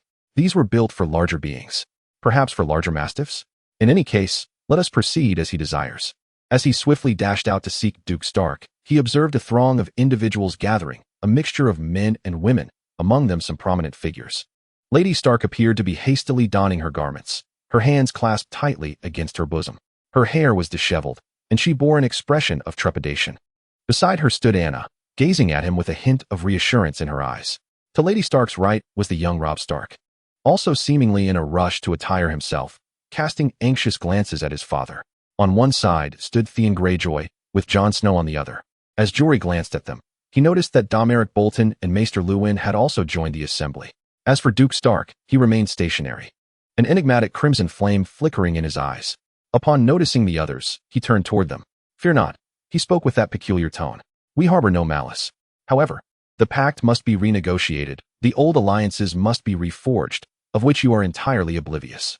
Following this, he approached his steed and mounted it. Jory hurried to his own horse and ascended the saddle. He beheld his uncle approaching, firmly grasping a burning branch, and waved at him. "Uncle, pass me your torch." The bearded Ser Roderick nodded and handed him the torch. "Jory, what on earth has transpired?" "I believe, Ser Roderick, that the old gods are speaking through my father." A voice interjected, prompting both to turn and see Robb Stark following in their wake, mounting a horse. "Torches. We require torches." As the burning branch was brought forth, Jory surveyed the gathering. Duke Stark sat silently upon his saddle, utterly still. Robb Stark and Jon Snow were engaged in hushed conversation with Theon Greyjoy, their horses leaning closely together, and then Domeric Bolton expertly maneuvered his steed to join the discourse. All nodded in agreement, and soon they each grasped torches, including 3 guards who also took up the flames. Feeling a hand resting on his knee, Jory glanced down to his right and saw Anna there. "Jory, where are you headed?" "I must follow Lord Stark." "Then go forth, but ensure you return safely, Jory." She nervously licked her lips. "We still have matters to discuss." Jory regarded her, then smiled and nodded. Just then, he heard Duke Stark bellow a single word, "Ride." And thus they set forth. Through the gates and into the enveloping darkness. The moon began to rise, and their flickering torches provided just enough illumination for their ride, barely sufficient. Jory squinted at the path ahead, pondering their purpose for venturing here at such a late hour. To complicate matters further, after a while, Duke Stark veered off the path, directing them toward the Wolfwood. He led them all, without a torch, yet he seemed acutely aware of their destination. In such obscurity, Jory could scarcely fathom how he managed to control his horse. As they entered the woods, a genuine sense of concern began to envelop him. Twigs and branches were scattered all around. A mere misstep at the wrong moment could inflict injury upon someone or even cause them to tumble from their saddle.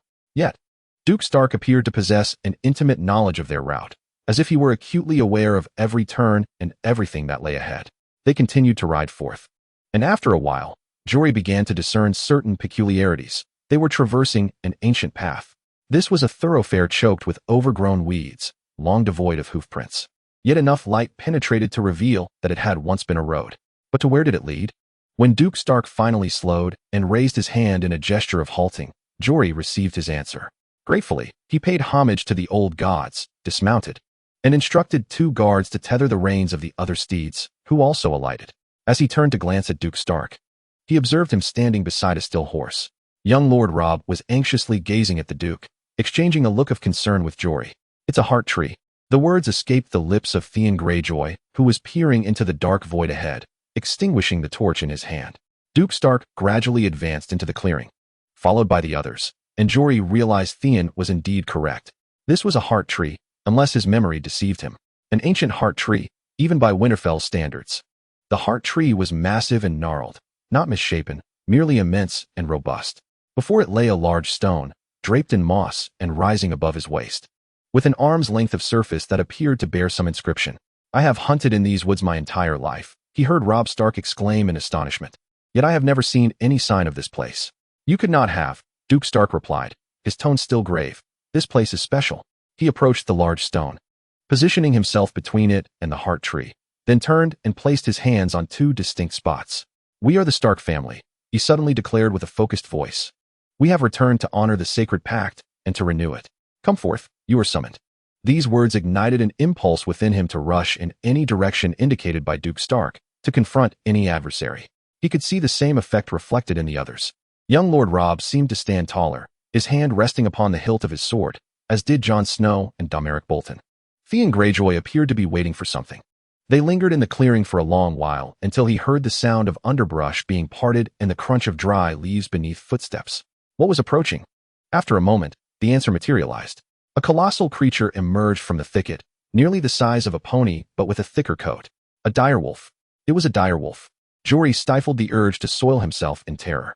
Yet, this was an ice wolf, standing still, fixating intently on Duke Stark, before eventually approaching and remaining by his side.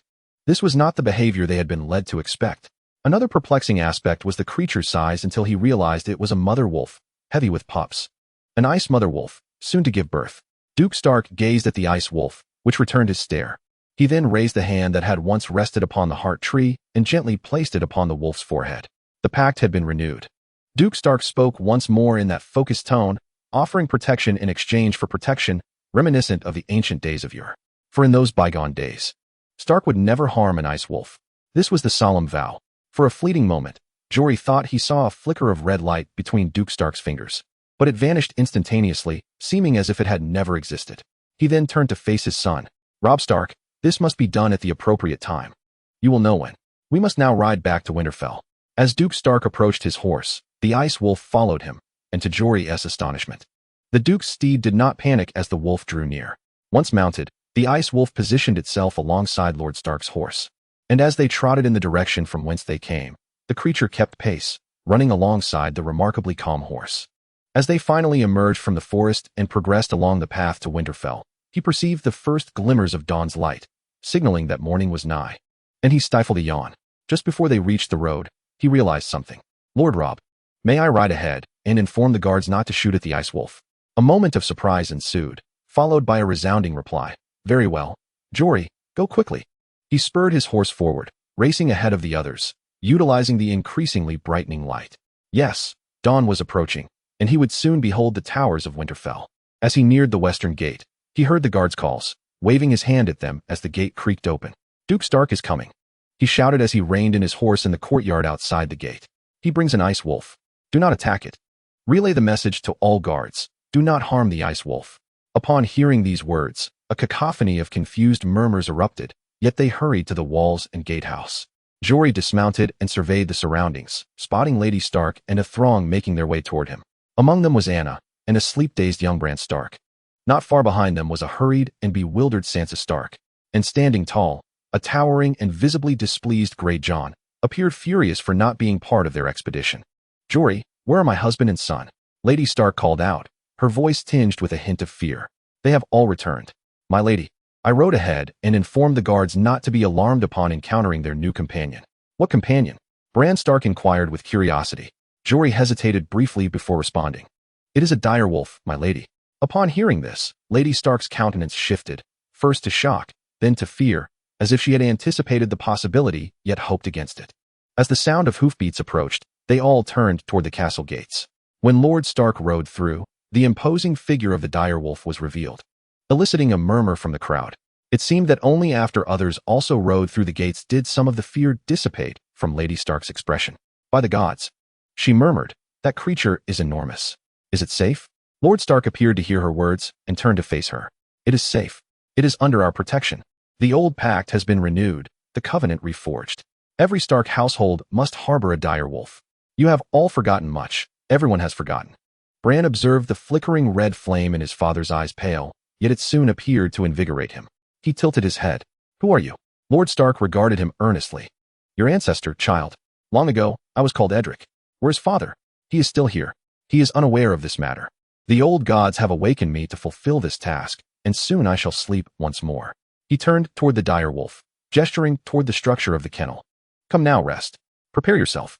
The direwolf, upon hearing this, let out a huff, licked the outstretched hand, and then turned to enter the door. Jory watched as it circled a few times upon the grass, compressing it before lying down, seemingly ready to slumber. Lord Stark appeared to cast one last glance at Winterfell before turning to Robb Stark. The towers must be prepared, he declared. They are mobilizing in the north. Everyone is in motion. Then the red flame in his eyes extinguished, as though snuffed out. All eyes were fixed upon Lord Stark as he wearily rubbed his eyes.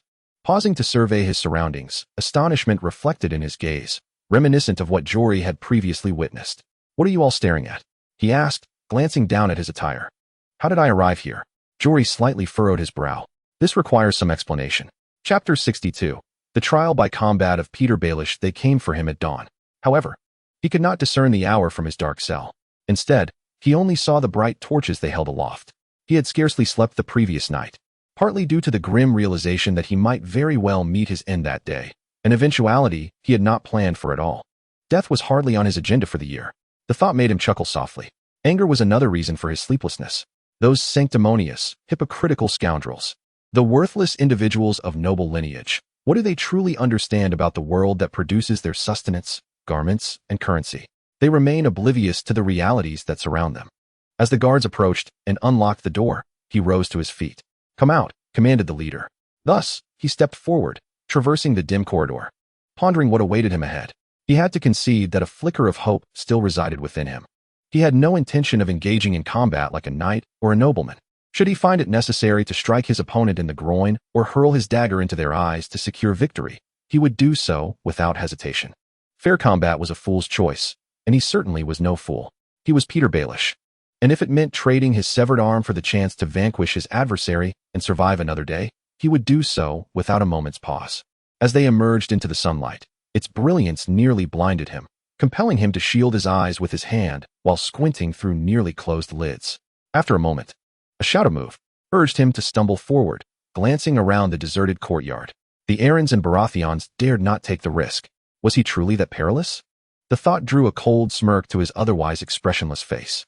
They passed through a door and descended a staircase. Downward? To where? After some time, they reached the bottom of the stairs, just as another door creaked open before them. A munitions depot, or at least a place for armor. Though devoid of weapons, or so they believed. Arm yourself, the leading guard instructed before exiting, leaving him alone in the chamber as the door slammed shut.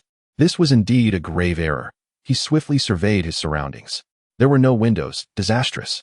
The door he had entered and the one opposite were both locked. As was to be expected, were there any other exits? Any cracks, old barricaded doors, staircases, or holes? Damn it, nothing. He gazed at the armor. A fine selection lay before him, and he nodded.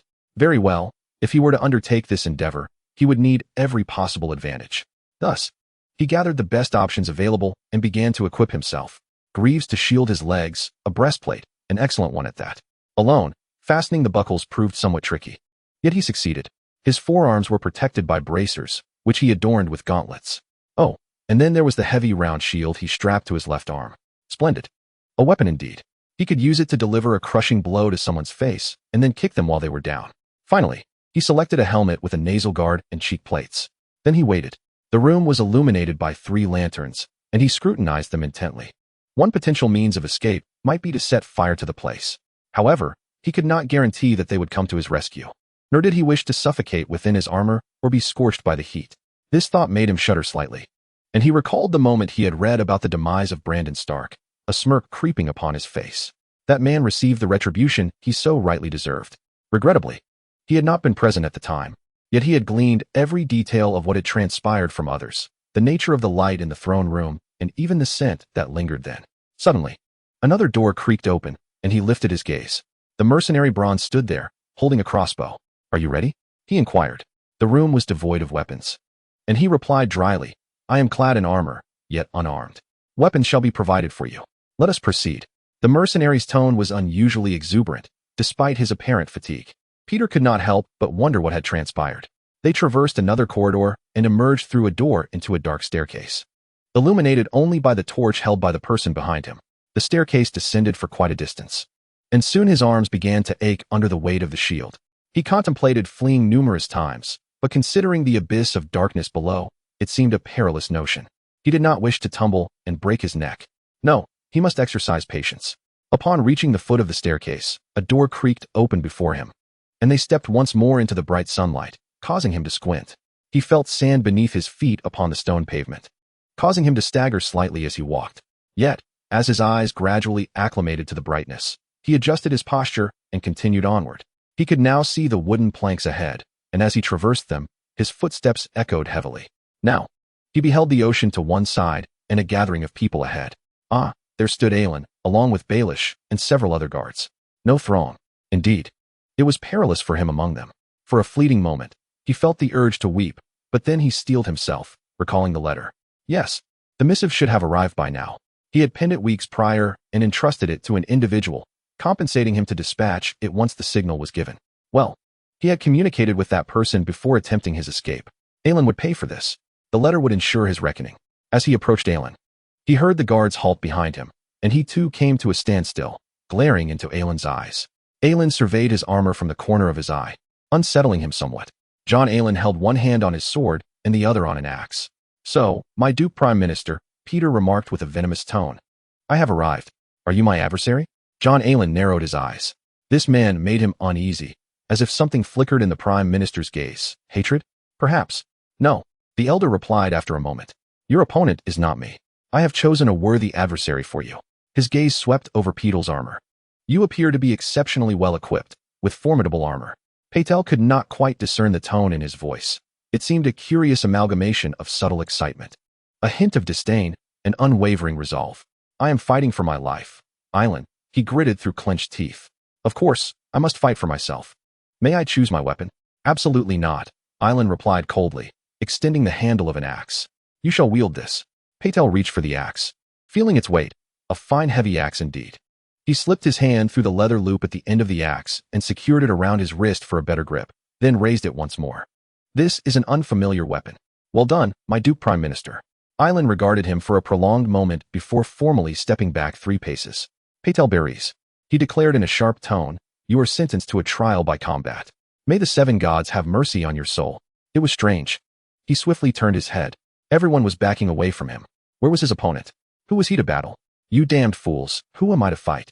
My champion, Island said with a savage smile, is the sea. At that moment, without further warning, there was a creaking sound followed by the swift movement of wood. Patel barely had time to curse before a hatch beneath his feet opened, plunging him into the water below. The shock was overwhelming.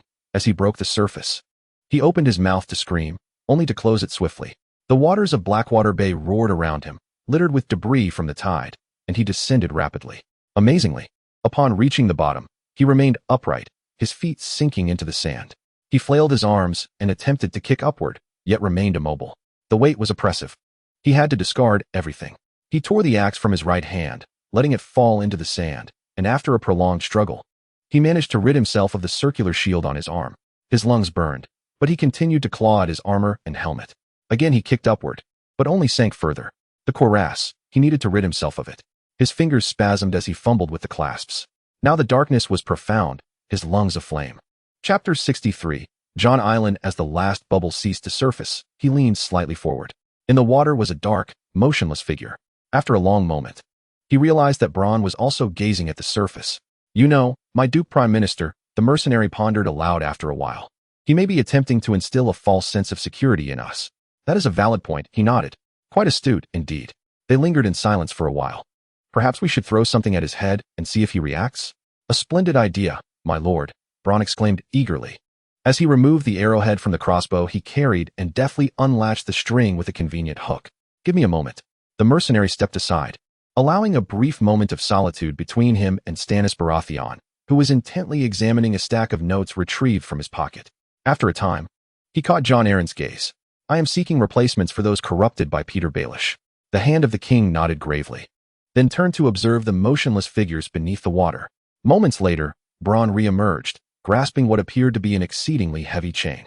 He cast a sidelong glance at Jon Arryn, and upon receiving a nod of assent, leaned down to hurl the chain directly upon Baelish's head. It created a tremendous splash, vanishing with an impressive sound as they watched it descend. Ah, behold the crimson mist that rises and dissipates above Petyr Baelish's crown, Bronn remarked. I believe he has met his end, my Lord Duke. He seemed to exhale a breath of relief, a tension that Jon Arryn recognized. So, you too wish to see him dead? My Lord Duke, Bronn replied earnestly, that man is a petty individual, as I have stated before. He harbors a deep-seated grudge and seeks vengeance. His demise is most advantageous to me. Were he to remain alive, I have no doubt he would desire my death. For I have ensnared him. Revenge is his creed. Now he is no more. Stannis articulated these words in his customary tone, regarding Jon Arryn with evident satisfaction. Once you have attended to matters here, I must converse with you. He then turned away. What are your orders, my lord? Bronn inquired. Remain here until the tide recedes. Then retrieve the body. His head is to be displayed at the main gate of the Red Keep. Khal will oversee this task. Bronn nodded. Is there anything else? Khal has been instructed to return his bones to his lands. He was once a good man, Bronn. His father was as well. He regarded the mercenary. Now it is your turn. You shall receive full recompense for capturing him and for your duties since. Thank you, my Lord Duke, Bronn replied, clearly elated. I have a proposal for you. Do not concern yourself with the lands of Lord Baelish. As you mentioned, that place is rather barren and desolate. However, have you heard of a location known as Fox's Hollow? Bronn pondered for a long moment, furrowing his brow. I believe that is in the Vale, my Lord Duke, near the Valley Road, north of the salt marsh town by the Riverlands. Indeed, it is not a large town, but it boasts a castle and considerable potential. Unfortunately, the former Lord, Corlys, well, he was a traditionalist, content to follow in the footsteps of his ancestors. He passed away 6 months ago, leaving no heirs or family. I have been contemplating a suitable and trustworthy individual to assume his title. I would bestow this honor upon you, should you desire it." Bronn's face paled with emotion. "Why me?" he murmured faintly. "You have captured Baelish and discovered his ledger. The kingdom owes you more than mere gold, Bronn. At the very least, I shall have the king confer upon you the title of knight." "Knight Bronn," the mercenary murmured. "That sounds rather appealing." He then turned his gaze to Jon Arryn. "Why me? I am but a mercenary." "You are more than just a mercenary. You are an exceptional warrior, cunning and astute. I require a person of your caliber. Naturally, there are drawbacks. You will become a sworn vassal of the Eyrie. Should I summon your sword, you must answer the call. You are no longer merely a mercenary. You shall ascend to the status of a lord, possessing land. And land entails stewardship over people and the obligations that accompany such responsibility." Bronn's eyes searched Jon Arryn's face, and after a moment of silence, he bowed his head. "My Duke and Prime Minister, I do not come from noble stock, and to hell with it." Jon Arryn's words were coarse, and he himself was somewhat astonished by his own fervor. "Spare me such nonsense. Baelish was right about one thing. I know nothing of the common folk, and that is a grave error. I wish to rectify this. I need you to enlighten me about the thoughts of the people of the Vale. Every noble begins their dominion by slaying others. Being born into nobility should not be the standard for reward." My Duke and Prime Minister, Bronn's face bore a peculiar expression. As a mercenary had already transformed him into a killer, a cynic, a thief, and at times, even a man devoid of moral scruples. "I understand," Jon Arryn replied, retrieving a scroll from his satchel. "However, as a lord, you will acquire skills beyond those you possess now. Your perspective will broaden and clarify, and your capacity for learning will increase. This is your opportunity." Bronn pondered for a long while, then took a deep breath. "My Duke and Prime Minister." His voice began to tremble, yet each word grew more resolute. "I will accept. I do not know what I am capable of, but I will accept. If you summon your forces again, I shall come. I swear it." He then took the scroll. Chapter 64. Ned Stark when he glanced into the kennel. The direwolf lay asleep. The other animals were silent, not out of fear, but in reverence for this magnificent creature. He regarded it with a mix of confusion. The events of the previous night felt surreal, as though they were merely a dream. He felt like a puppet, manipulated to dance to another's will. Well, perhaps will is not the right term. It should be intent. He sensed the cold intentions behind the thoughts of the deceased man. He simply could not comprehend what had triggered it. Was it some artifact from the dizzying chamber in his study? Or something else? If so, what could it be? He sighed and turned away. The presence of the direwolf was a troubling omen. He was possessed by one of his ancestors, which was even more disconcerting. Why had this occurred? What was the cause? Could it be that the old gods had compelled this event in some manner? If so, for what reason? He recalled that Robb had once told him that the direwolf had initially met its demise at the hands of a stag's antler, a notion that unsettled him profoundly. Yet, she now remained alive and unscathed, her presence ominous. What would she be like upon awakening? Despite this, why was he not afraid of her? The truth was, he felt no fear. Why? He could not discern the reason. Hearing the sound of approaching footsteps, heavy and deliberate, he turned to look. Jon Arryn was drawing near, appearing somewhat wary. Ned did not blame him. His old friend appeared quite perturbed, yet awed upon witnessing the flicker of that crimson flame in his eyes. During his possession, every soul in Winterfell had regarded him with similar reverence. It was all overwhelming. However, should the worst come to pass, should the wall be breached and he be compelled to command his people to the north to confront the White Walkers, he had no doubt they would heed his call.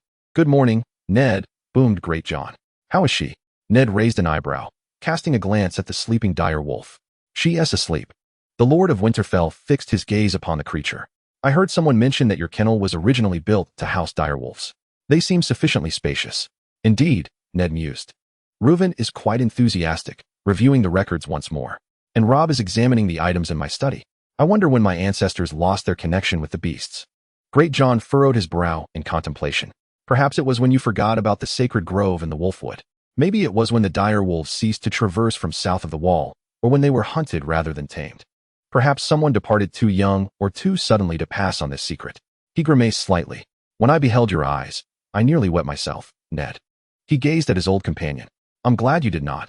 That could have been quite disastrous." This elicited a hearty laugh from him, but soon thereafter, the sound of a trumpet echoed from outside, met by a response from the horn atop the gatehouse. They all turned towards the sound, and shortly thereafter, Roderick Castle approached them, breathless. "Forgive me, my lords, but a party is approaching. They bear the banner of House Reed." "Holland Reed." At last, Ned muttered. "Let them in at once." As the elder Castle departed, He stroked his chin and glanced at Great Jon. He mentioned he would come here, but I anticipated he would arrive a day early. The gates creaked open, and a contingent of riders entered, the foremost two brandishing the banner of House Reed, depicting a black lizard lion upon a green field. Following them was a short man clad in green, who, upon crossing the threshold, surveyed his surroundings. Upon spotting Ned, he waved, swiftly dismounted, handing the reins to one of his retainers, and hurried to the side of the Duke of Winterfell. Behind him followed a boy and a girl, both in their teens, with chestnut hair that almost resembled a shade of red, attired in verdant garments. He could discern their connection to Horin at a glance. The Lord of Greywater Watch approached Ned and Great Jon with purposeful strides, and to Ned's astonishment, he formally knelt on one knee. Swiftly followed by the two children, and subsequently all the men of the marshes. The Duke of Stark, of Winterfell, and the Reed family have answered your call. His old friend proclaimed in a solemn tone. Command us, and we shall obey. Ned gazed down at Horin. Rise, Horin. I shall never permit you to kneel before me. He interjected. Welcome to Winterfell, you and your companions. Horin stood and then stepped aside, indicating the two children. My son, Jojen, and my daughter, Mira. Children, this is Lord Eddard Stark. They rose and performed a formal bow.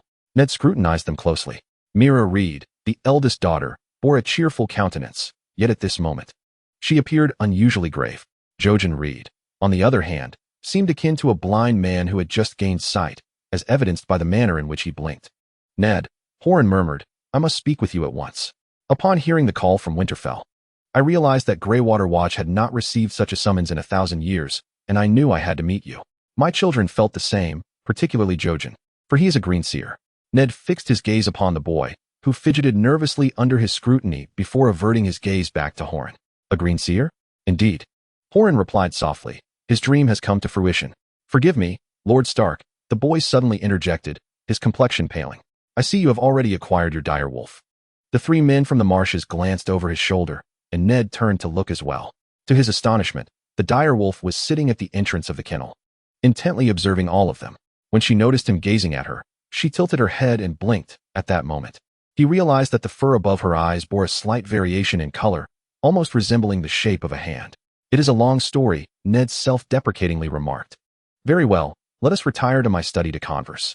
Chapter 65. Robb Stark. Ned Stark. Robb Stark. Grey Wind in Winterfell. Well, his mother was here. He was enveloped in his mother's essence, and they would be safe in Winterfell. He recalled the day he first encountered Grey Wind. The day the Night's Watch deserter was executed. The day they discovered the corpse of the she-wolf ensnared by antlers. It was a day fraught with omens, and worse still, it was an unmistakably ominous portent. He sighed, then departed from the place where he had been gazing at the wolf den. What else had been forgotten or lost? Sensing movement to one side, he beheld Bachelor Reuven approaching him, or at least heading in his direction, with his nose buried in a hefty tome. Navigating while reading was hardly prudent, as evidenced by the fact that the scholar nearly stumbled over the hem of his robe. Careful, Master Reuven. Robb smiled, extending a hand to steady him. The elder lifted his gaze. Ah, Lord Robb. I have perused more historical accounts and believe I have stumbled upon some records concerning your father's encounter with the direwolf in the godswood. How intriguing. What do these accounts entail? Well, it states here that history mentions your sacred oath site and the ancient godswood. I had always assumed this referred to the heartwood of Winterfell, yet there are also other records of the Stark family riding to your oath site, only to return accompanied by their wolf companions. But why has this connection been severed? Robb observed the faded, delicate handwriting on the parchment, nodding to himself. Perhaps someone passed too soon, failing to impart their knowledge. Or perhaps the direwolves ceased their southern migration. This is the first we have known of it in years. There may be more information in my father's study. I think so too. Your father is there now, conversing with Lord Reed and his children, Holland, Jojen, and Mira Reed. This was yet another shift in his recollection. After he was proclaimed king in the north, the Reed children had been sent to him to pledge their family's loyalty. Yet Lord Reed remained at the neck. He recalled that Big John had mentioned Holland Reed had not left the neck since Robert's rebellion. There was a story here, one he needed to discuss with his father. Then let us wait until he is free to address this matter. As they entered his study, Ned noticed Holland pausing in astonishment at the sight of all the books before him, then gazing intently at the map. He had ordered a new map to be drawn, reflecting all the settlements north of the wall that he now knew of. Yet for the time being, he had only the old map, albeit annotated and more conspicuous. Holland regarded it with wonder. Are those places beyond the wall, Ned? The wildling settlements, Ned replied succinctly. Pouring some wine for his friend, and offering a lighter drink to the Reed children. Mance Rayder was here a few days past. The king beyond the wall. Holland stared at his son, looking somewhat astonished. The king without a crown? The king who kneels to wolves? Indeed, father, Jojen Reed spoke with excitement, just as I described. This made Ned pause. Then he gestured for them all to take a seat. Did you have a dream? Yes, your grace, came the reply. Ned stroked his chin, then turned his gaze to Holland. The legends of Green Sight are indeed true. If that is the case, I wonder what else may be true. Please forgive me, Ned. But you seem unperturbed by this revelation. Harlan indicated this with a peculiar, inscrutable expression. Yet, we all heard the call from Winterfell. It reverberated through the Greywater Watch as nothing had in a millennium or more. You sound as though you possess knowledge of its nature. Ned, we are the people of the marshes, we shall not forget. We hail from the north, a land that has never succumbed to conquest. We shall remember what others might allow to fade from memory. There are legends in Winterfell of certain artifacts that belong to your ancestors, crafted by their hands. You must have compelling reasons to issue that call. It is time for some honesty. Harlan, he spoke wearily. At that moment, I was unaware of my own actions. Yet, it was imperative. The others have returned. Harlan, the long night approaches. We must be prepared. I am grateful to the old gods for revealing to me what we must do, particularly given my prior ignorance of all matters. Harlan appeared somewhat pallid. You know nothing? Brandon is the heir. Surely, father must have informed him of what would transpire should the others return, yet I remain in the dark. I do not even know how much my father divulged to Brandon. All I comprehend is that for various reasons, which I shall later explain, Great Jon brought the hearthstone to Winterfell, preserved by his family for many years. It presented me with a vision. Ned rose and approached the map, pointing towards the Hill of Hope. As he began to speak, Jojen interrupted him. The enemy's domain, a place devoid of hope. The long magical mountain, with its shattered prisons and gaping gates. The boy's countenance was ashen, trembling. Lord Stark, I have seen it in my dreams. There are other matters as well. It felt significant. He sensed it. Even before the boy had drawn his chair closer, Harlan did likewise, while Mira gazed at him with concern. Continue, young man. What else have you witnessed? My dreams have transformed. I once envisioned an ocean surrounding Winterfell, witnessing dark waves shattering the gates and towers, salt water flooding the walls, drowning the castle. The courtyard was littered with the drowned. Theon, Ned thought with astonishment. But then the vision shifted. The seawater amassed into towering waves along the northern coast. Yet it did not surge forward. Instead, it froze. I could see the figures trapped within that frozen wave, striking against the ice. Then it moved southward.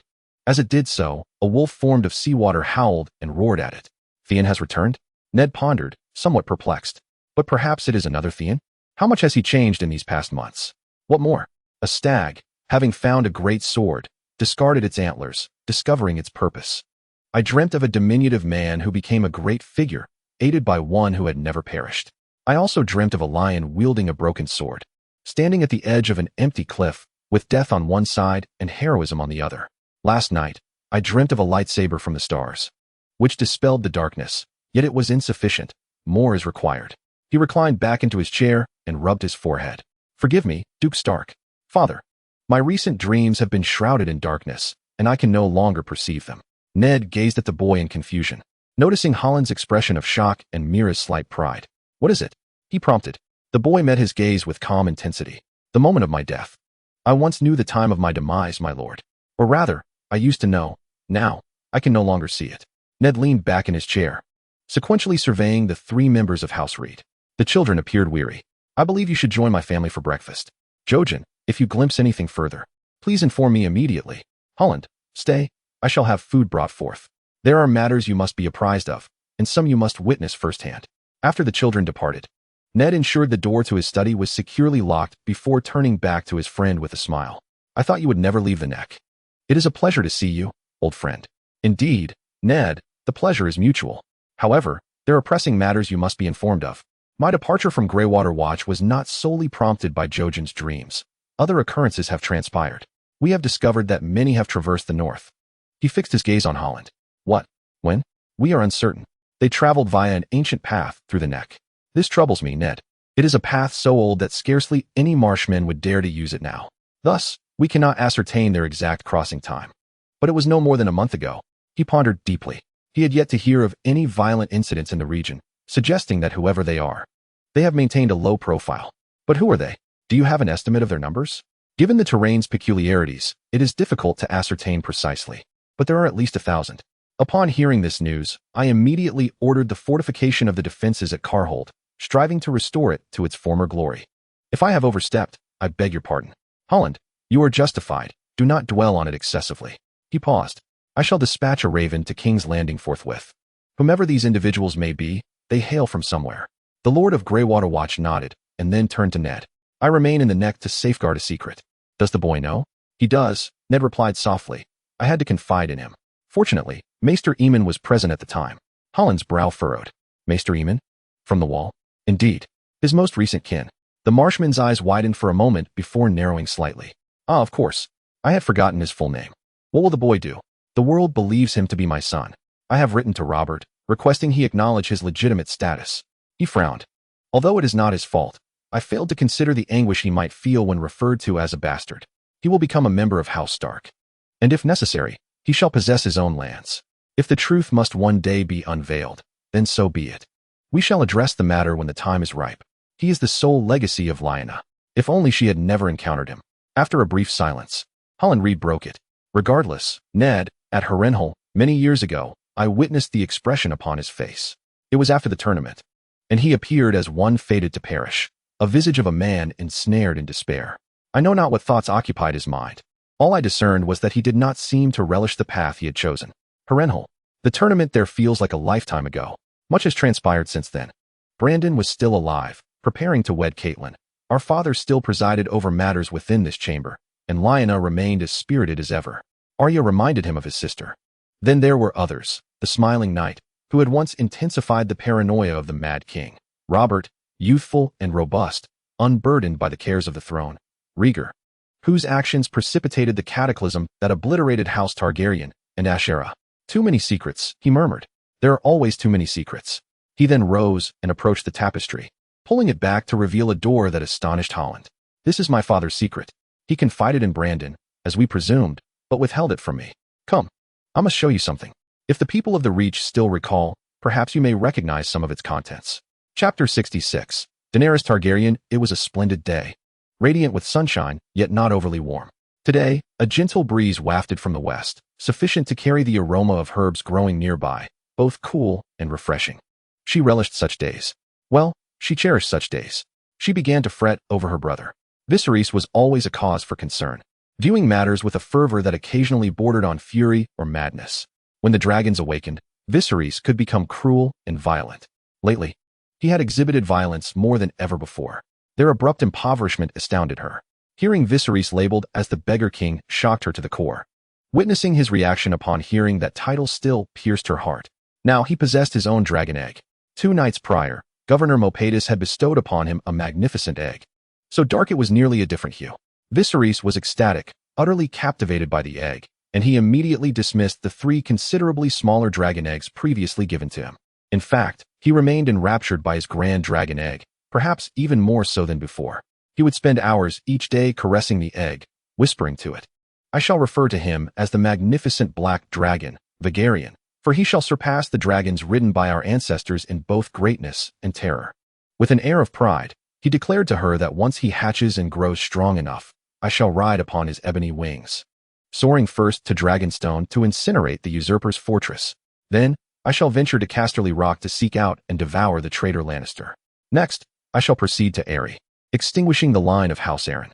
Finally, I shall arrive at Winterfell, annihilating the savage Stark family. Only then shall I ascend upon the wings of vengeance to King's Landing, where I will pursue the usurper within the halls of our ancestors, finding him and allowing the great black dragon, Vegarian, to consume him. The memory of that voice sent a shiver down her spine. There was something unsettling about it, a morbid obsession. Indeed, she harbored deep concerns for him. Hearing a sound from the side, she squeezed herself into the alcove beside the balcony that hung above the main square of Pentos. She relished this vantage point. Yet the proximity to the city's life and vitality, which she could not fully partake in, irked her greatly, particularly as she had heard of the newcomers to the city. The Rose Knights, known also as the Order of the Rose, their tales struck her as romantic. The issue was that Varys had also learned of their exploits. Yet his reaction was markedly different. He insisted on leading a party down to the city to recruit them. They claimed to hail from the north, from Westeros. And he arrogantly proclaimed, I am their rightful king, Thus, they should fight for me, especially considering that the Dothraki savages had all but vanished into the east. Such a statement was unwise for the governor. Though he appeared perplexed whenever the Dothraki were mentioned, their actions evidently confounding everyone. Nonetheless, he responded with considerable firmness to Varys and his remarks. This is not a prudent course of action, my king. You must remember, these rather peculiar mercenary groups were exiled from the north for a reason. They refused to kneel before your illustrious ancestor, the conqueror Aegon, despite it being centuries past. As far as I know, they still harbor resentment towards the Targaryens. They will not follow you, my king. They may even wish to harm you. This response, after some complaints, ultimately silenced her brother. The sounds gradually faded, yet she heard the distant blare of horns and craned her neck to look down. Far below, she could see riders entering a square, banners unfurling in their hands. She then wondered if she could descend to witness the unfolding events. But perhaps she should first find a cloak and hood. Chapter 67. Tyrion Lannister. It was a splendid morning. Despite having sneezed several times earlier due to the dust rising from the inn, it remained a delightful morning. He watched as the inn slowly disappeared into the distance, then turned his gaze forward once more, indulging in his own thoughts for a while. The inn now boasts a new proprietor, though this is hardly his fault. No, the blame lies squarely with the former owner, a man seemingly incapable of engaging honestly with anyone. A lengthy list of grievances emerges: deceptive practices, substandard provisions, and outstanding debts. Therefore, attempting to swindle a merchant supplying food to the inn is an exceedingly foolish endeavor, not to mention the formidable nature of the merchant's wife. Particularly egregious was the mockery directed at her, followed by an ill-advised offer of consolation. The outcome was swift. Her fist struck his jaw, rendering him unconscious as he collapsed, his head plunging into a refuse bucket. As his body neared the ground, the scuffle quickly subsided, after which Aemon arrived on the scene, delivering a punch that incapacitated the innkeeper's chief assistant. When calm returned, it was discovered that the innkeeper, Edwin Deacon, had perished in the refuse bucket, his head completely submerged, evidently having drowned. This was a tragedy. The patrons observed a moment of silence, albeit perhaps only for a heartbeat, before the festivities resumed. Given that the merchant and his wife were still owed a considerable sum by the innkeeper, they assumed control of the establishment. They swiftly took charge, much to the delight of Tyrion and his entourage, and commenced a thorough cleaning of the inn. During the tidying process, a plethora of items was unearthed, revealing that the late, increasingly despised innkeeper was not merely a rogue, but also a thief. Indeed, he had pilfered numerous belongings, as evidenced by the irate cries from various individuals. He even apprehended others, conducting forced searches and subsequently expelling them, uncovering further treasures, including some coins brought by Daisy Sewstone. She was incensed by this, unleashing her fury within the inn before vanishing. Ultimately, he found her in the stables, tending to a gaunt horse. Upon seeing him, she lamented, "Now I can feed the wanderer more oats, having reclaimed the coins that thieving hag stole from me." The use of that descriptor drew a slight frown from him, and he bowed, permitting her to handle her grievances. He arranged new bedding for all his soldiers, and miraculously, upon awakening the following morning, none had been bitten by any pests. Thus, they resumed their journey along the northern road towards Winterfell. Daisy Sewstone rode alongside them, clutching a small chest seemingly wrapped in oilcloth, glaring at anyone who came too close, including him. He resolved to lighten her mood. Truth be told, this endeavor proved amusing. She did not regard him as a monster. Rather, she appeared to see him as an academic peer, maintaining a cautious distance due to scholarly rivalry. This was rather peculiar. At midday, when they paused for a meal, he finally engaged Daisy Sewstone in a meaningful conversation. Nearby, a hill emerged once more, crowned by the remnants of a ruin. Unable to quell his curiosity, he ascended to explore. It appeared to be a structure built of stone. He surveyed the surroundings and endeavored to envision its former grandeur. At that moment, he heard footsteps and turned to see Daisy Sutherland gazing at the ruins. "I have often pondered the purpose of this place," he called out to her. "I have encountered numerous such sites along the northern road. What purpose do they serve?" A faint smile graced her lips. "This is a beacon tower, Lord Lannister. Please, call me Tyrion, Lady Sutherland. Lord Lannister is my father." He glanced again at the stones. "A beacon tower? Then I shall address you as Lord Tyrion." She consented with a nod, before pointing once more at the stones. "In the north, we once had neither maesters nor ravens. At times, we require the transmission of ordinary messages." She turned her gaze towards the horizon. "That is the Red Mountain. It leads to the shattered cliffs of Stonegate. To the south lies Crow's Claw. Further beyond is the cursed stone peak." As she uttered the last few words, her voice trembled slightly. Tyrion made an effort to avert his gaze, aware that she wished to conceal any perceived weakness, sensing her desire to envision herself as a strong northern woman. He then furrowed his brow. Yet, I have observed cliffs that outnumber other places that require beacon towers. She regarded him for a moment and then smiled. Oh, this is a location historically referred to as the Ancient Peaks. They are the most defensible against the White Walkers. Before the construction of the wall, this was a battleground during the long winter, Lord Tyrion. The first men had to defend themselves. Many skirmishes occurred here during the prolonged winters of yore. Oh, the White Walkers, he said cautiously. They are merely the stuff of legend, are they not? This elicited a scoff from her. Then why was the wall erected? To defend against wildlings? I think not. Yet, the White Walkers have not been seen for millennia. Lord Tyrion, she retorted sharply.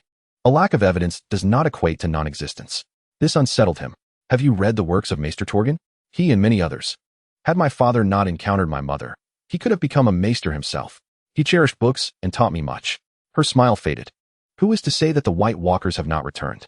Not I, nor any with the blood of the first men. The call has been sent forth, Lord Tyrion. You will hear this news in Winterfell. Her voice conveyed a dreadful certainty, even an absolute assurance. A call. And what did you just say about sending ordinary messages? Has there ever been extraordinary communication? She simply stared at him, her gaze ignited by something profound. Indeed, there has been. A message was just dispatched this month. The White Walkers have come. The Stark family requests assistance, and you are needed. As she spoke these words, it was as though they were deeply etched into her heart. He then recalled the captain's words at sea, having heard similar sentiments from others along the way. The Stark family calls for aid. The White Walkers are upon us. A chill ran down his spine. He remembered his dreams and the moment he awoke in the cabin, embarking on this long journey. In his mind, certain words etched a lasting memory. It seemed an eternity had passed when he moistened his suddenly parched lips. My lady, would you care to ride with me? I find myself rather eager to hear the details of this matter. Chapter 68, Eddard Stark. The items in the secret chamber of his private quarters had long troubled him. So many peculiar objects, each of paramount significance to his ancestors, and thus now, to him as well. He glanced sideways, offering a faint smile. Holland Reed's initial reaction upon entering this room was one of absolute astonishment, swiftly followed by profound concentration. He first gazed at the small green figure, then tilted his head in curiosity. I have heard of this, he said slowly. I believe it is a key. Yet, I am unsure what it unlocks. His attention then shifted to the bronze mirror. I am familiar with such an object. It is said that mirrors can communicate with one another, provided one knows the identity of the person holding the corresponding mirror. Time is also a factor. I suspect there is much more to this. Moreover, I believe there are additional items surrounding us. However, the potency depends on various factors, such as the strength of magical power. This brought a smile to his face. Ruin had inquired about this matter at the Citadel, and he found the notion of glass candles reigniting quite fascinating. Magic had returned. Holland nodded slowly. I am not at all surprised. I had my suspicions, especially after hearing the call. He then turned to the caged hand, which appeared somewhat pale, yet quickly regained its composure. At Greywater Watch, we possess a similar item, albeit empty. Ned, do you know what you are holding? Not in the slightest. It is the hand of a white. Indeed, a very dead hand. Eddard stared at the skeletal hand, instinctively recoiling from it. Are you certain, Holland? Yes. He extended his hand and brushed away the dust from the front of the cage, revealing some runic inscriptions. Do you see? Eddard scrutinized the runes, which were now clear, furrowing his brow as he recalled his knowledge of runes. The cage, sturdy? His old friend smiled at him. Almost. The cage wards, an ancient term, but apt for this. It is said that the cage can slow the process of decay. A part of the white, such as a hand or foot, is placed inside, and the cage's magic will protect it, allowing it to be sent southward to prove that the others have returned, to validate the existence of whites. Eddard gazed intently at the cage. His ancestors, he mused, were far more astute than he initially presumed. Then he steeled himself, drew his dagger, and thrust it toward the bones within the cage. Yet, they remained utterly still. Then let us incinerate it. Legends state that every fragment of a white must be burned, even if it has decayed into motionless bones. Or, in this instance, the bones must be cremated. He nodded. A pity. I have dispatched Banyan Stark to the northern wall to procure the hand of a white, in order to obtain evidence. Holland gazed at him in astonishment. Is it possible that Black Castle lacks such a cage, or is it simply unaware? Black Castle, he sorrowfully replied, has forgotten many things, I fear. Holland continued to scrutinize him for an extended moment.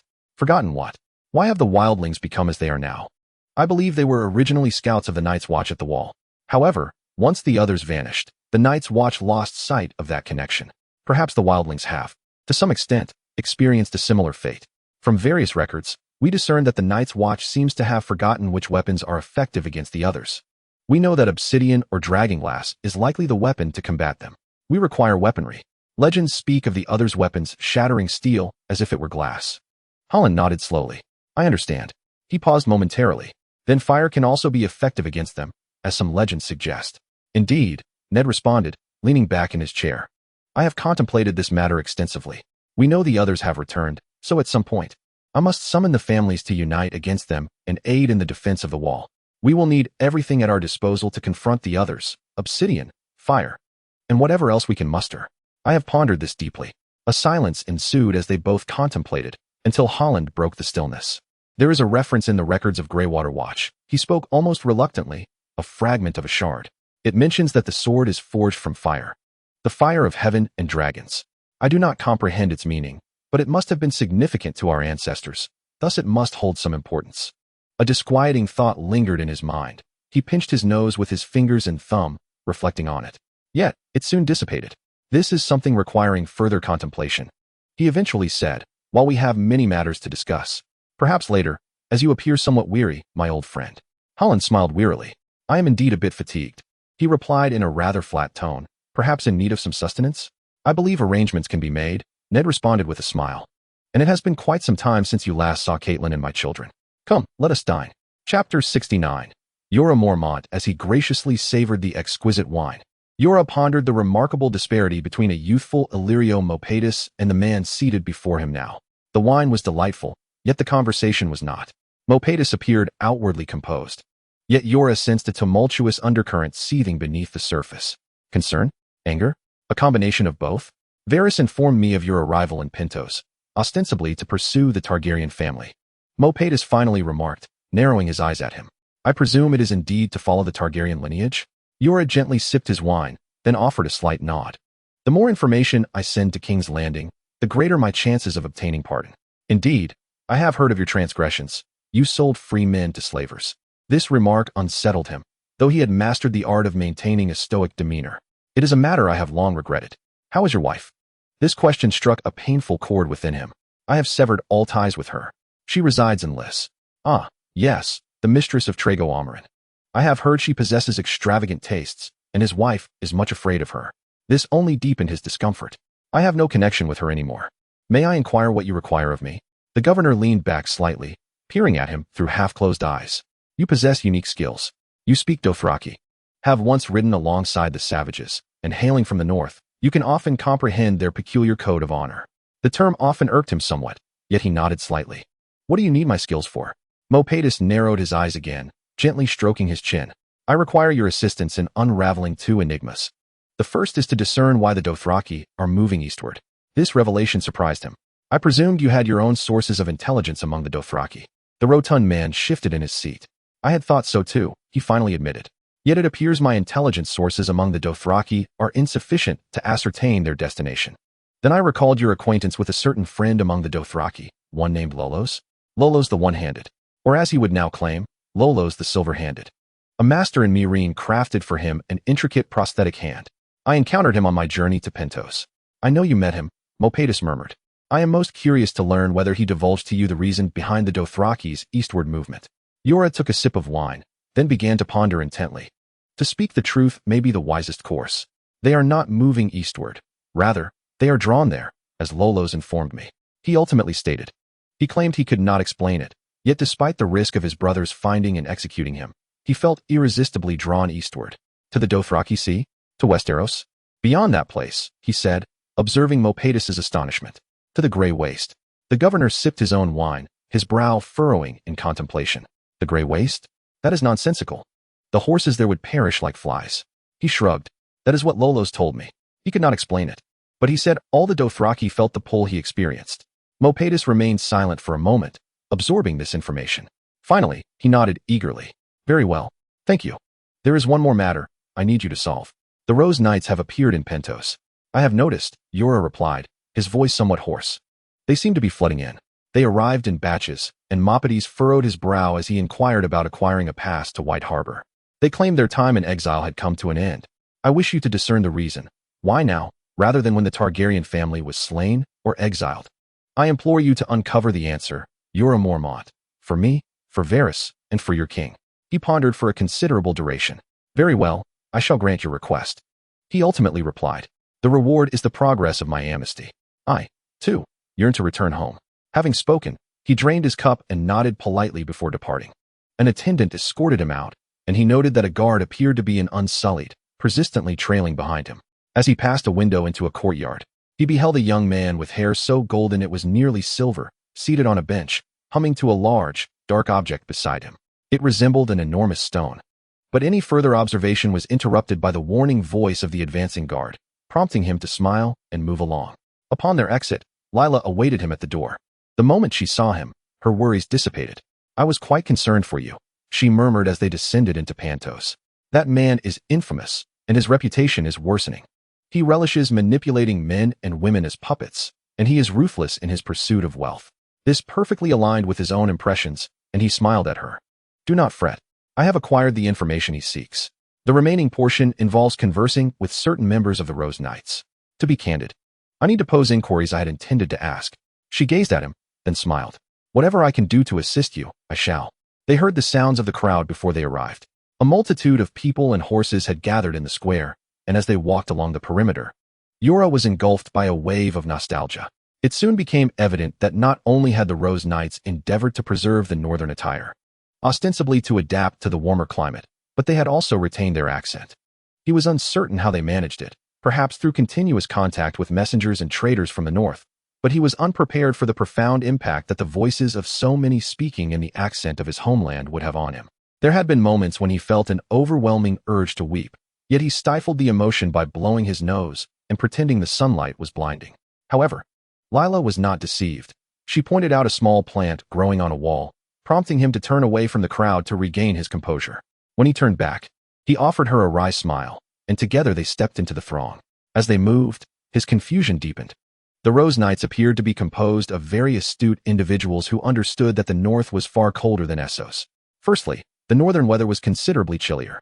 They seemed unaware of where they would all reside, nor did they know how they would sustain themselves, at least in the initial phase. However, they were all resolute in their decision to return home, which was perplexing. Yet, they appeared to place their trust in their leader, whom they referred to as Stone. Some even called him Kratz Stone, a name that baffled him, for Kratz was not a name borne by the people of the north. Many among the crowd possessed northern names: Jory, Banyan Stark, Brandon, Bran, Gior, Domeric Bolton, Loras, Theon, Roderick, Ricard, Torrin. But Kratz was an odd appellation. Perhaps it was inspired by Essos? Yet that too seemed illogical. The Order of the Rose appeared to adhere to the old ways and ancient names. By the way some of them spoke, it was evident they also held faith in the old gods. He naturally found himself drawn into conversations. His accent sufficient to alert others to his recent travels in the north, allowing him to dispense bits of advice here and there. The weather, the sensation of snow, the importance of winter, the necessity of good salt during the cold months. Each small suggestion bore significance, accumulating into something greater. They all seemed to concur on one matter. Their return home was for a reason so evident that it required no further discussion. This entire situation was exceedingly perplexing, even for Lyra, who was striving not to reveal her own bewilderment. Eventually, she stepped away to procure some food for both of them, while Yora observed the gathering from a distance. It was not a grand assembly like others he had witnessed. The Golden Company was far larger and wealthier. The Second Sons were poorer than the Golden Company, but larger than the Order of the Rose, and their leadership was currently in disarray. He paused, scrutinizing the square more intently. The reports were indeed true. Women clad in armor were visible, and he could see two of them engaged in mock combat with wooden swords. How intriguing. You seem rather interested in our organization. He noticed a man in brown breeches and a white shirt observing him. With black hair and gray eyes, he reminded Yora of someone whose name eluded him. I have never encountered the Order of the Rose before. I have seen many other mercenary companies, but none like this, especially since I hail from the north. Another man crossed his arms and regarded him intently. I know who you are. You are Yora Mormont of Bear Island. A chill coursed through his body at once. You are well informed. I am the leader of the Order of the Rose. Being informed is my duty. The lives of the men and women in this organization depend upon it. He scrutinized the other man closely. You are the Stone, also known as Kratz. The other man furrowed his brow. One name has morphed into a title, the other will soon be forgotten. This was peculiar. A look of confusion must have crossed his face, for Stone chuckled softly. When we return home, everything will change. He cast another glance at Yora. I have often pondered what I would say had you sought to join us before today. Before our return, I would have said no. For a fleeting moment, Yora felt that chill once more. Why? Your transgressions. You have sold the free folk of the North into the hands of slave traders. I find it impossible to articulate the gravity of such an atrocity. You are acutely aware of it yourself. He gazed somberly at the ocean on the horizon. Love can drive even the most rational individuals to madness. I was once enraptured by love. In my despair, I lost my sanity and committed a dreadful crime. It was only in the aftermath that I regained my senses. He recalls that day, or rather a fragment of it. He had imbibed to excess, leaving Lannister in a state of panic, terrified that he might perish. Stone squinted. Do you regret your actions back then? I do indeed. This is true. Is it because you have come to realize your mistakes, or because you were discovered? That is an intriguing question, he replied, casting a sorrowful glance at Stone. Would it be erroneous to say both? The other man scrutinized him closely before breaking into a smile. That is a manifestation of humanity. None of us are quite the individuals we aspire to be. Your conduct upon arriving in Essos indicates your remorse. You did not align yourself with the more reprehensible mercenary factions, which, to be frank, is a dilemma for many. Yora suddenly felt as though he was traversing treacherous ice. A dilemma? Your relatives would be quite displeased with you. This left him bewildered. Relatives? Stone gestured toward the two women who had earlier engaged in mock combat. They were now waving at the children around them with cups that appeared to contain ale. The dreadful duo, Lyanna and Alice Karstark. He felt an army of tiny ants crawling up his spine. Do I have relatives here? Stone seemed amused, a smile breaking across his face. Oh yes, most families from the north have kin here. Have you forgotten why we formed this? Why had his father not informed him of this? Which families? Stone surveyed the crowd. Just as you are acquainted with House Mormont. Over there is the tall Amber family. The Karstarks. Somewhere nearby, a slender-faced man is bound to tell some atrocious jokes. He is a cousin of the merciless Roose Bolton. Yora stared at all of them, the hair on the back of his neck bristling. Two questions swirled in his mind.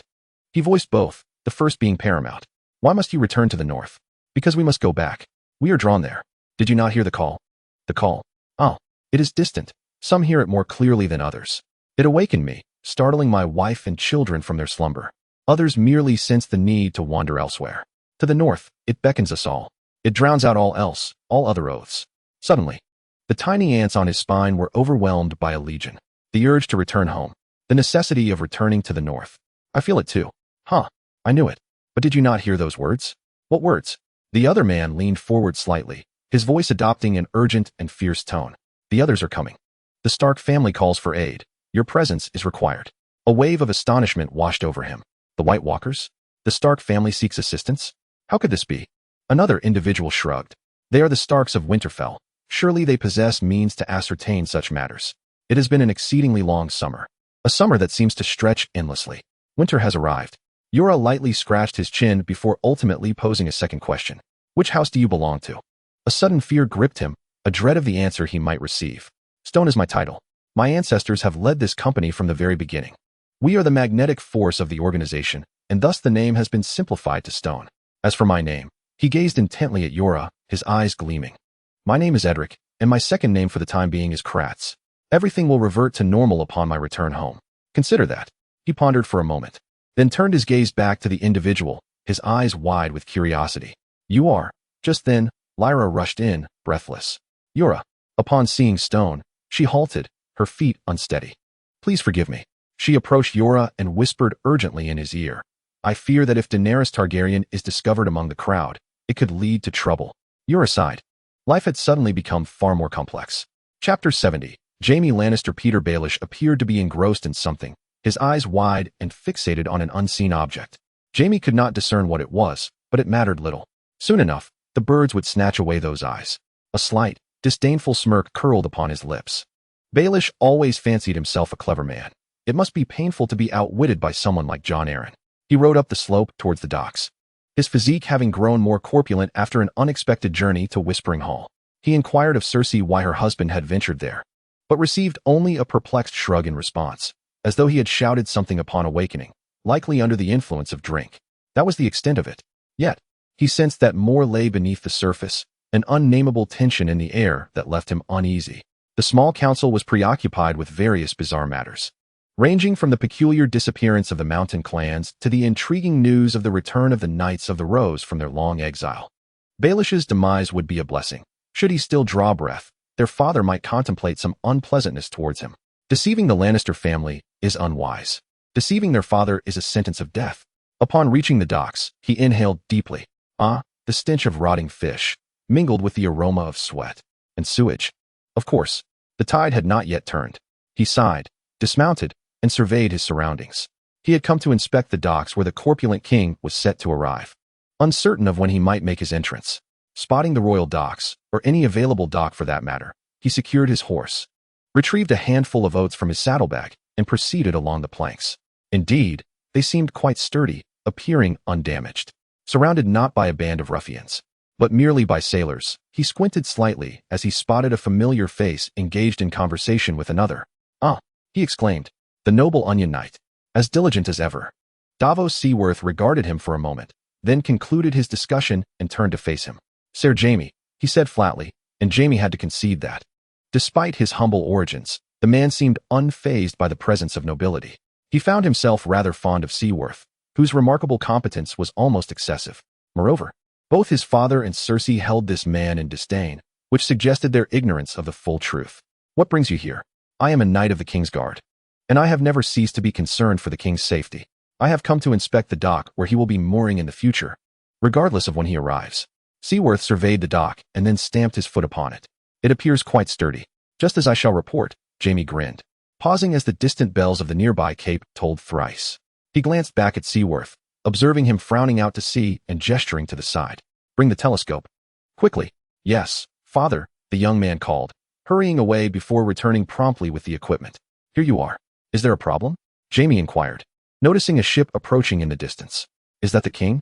The ship's lookout signaled with flags, requesting immediate docking and the presence of a scholar. He focused intently through the telescope. Indeed, a momentary unease washed over him. Was the crew ill? No. The port's orders are quite clear. The yellow flag signifies plague. That ship does not fly such a banner. He peered again. It appears to be a Dornish vessel. This piqued his interest. How do you know? Seaworth handed him the telescope. The angle of the foremast is steeper, and the rigging is somewhat different. Quite evident. Jaime gazed through the telescope, then smiled as he returned it. I commend your expertise in this regard. He contemplated leaving, but ultimately decided to stay. This seemed rather intriguing. Fortunate, Seaworth murmured. The wind is favorable. The ship can approach. He paused, gazing intently once more. And they are in quite a rush. Davos. Father?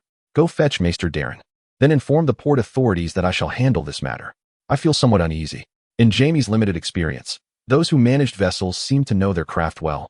As the ship hastily drew near, then slowed just as swiftly. The crew deftly trimming the sails and relying on momentum along with some smaller foresails to guide the ship to the dock, various ropes thrown out. Handled quite well. Exceptionally so for a Dornish ship, Seaworth muttered, then strode along the dock, with Jaime curiously following him. On a quarterdeck stood a tall man with dark hair, gazing out at King's Landing. Upon spotting them, he was momentarily taken aback, then seized the megaphone. Hello, is that a cloak of the King's Guard? His accent bore the unmistakable lilt of a Dornishman. Seaworth cast a glance at Jaime before filling his lungs and bellowing. Indeed, he is. Why, thank the gods, came the loud response, as he turned to the crew on the main deck. Immediately set up that damned boarding bridge. He pivoted back to them. We require a maester. There is a dying man aboard. Seaworth frowned and instructed his men to assist the crew, as a boarding bridge was hastily erected on the now-still vessel, followed closely by a handrail. We've dispatched someone. Captain. If he is indeed the captain, there's no need for such shouting. The dark-haired man hurriedly descended the wooden surface as Jaime scrutinized him more closely. He was evidently a quintessential Dornishman. He nodded towards them. My name is Myrrhus, captain of the Sea Horse. I am Ser Davos Seaworth, the Onion Knight. He gruffly introduced himself. This is Ser Jaime Lannister of the King's Guard. Knights, the captain quickly interjected. I require witnesses and a maester.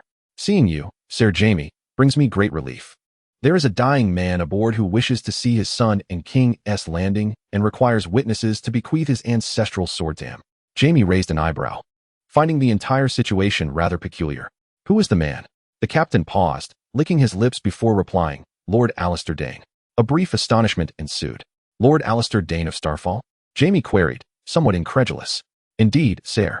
This is perplexing. I had thought he was sequestered within his castle. In truth, he is gravely ill. He is most eager to see his son, the captain continued. He booked passage with us without disclosing his ailment.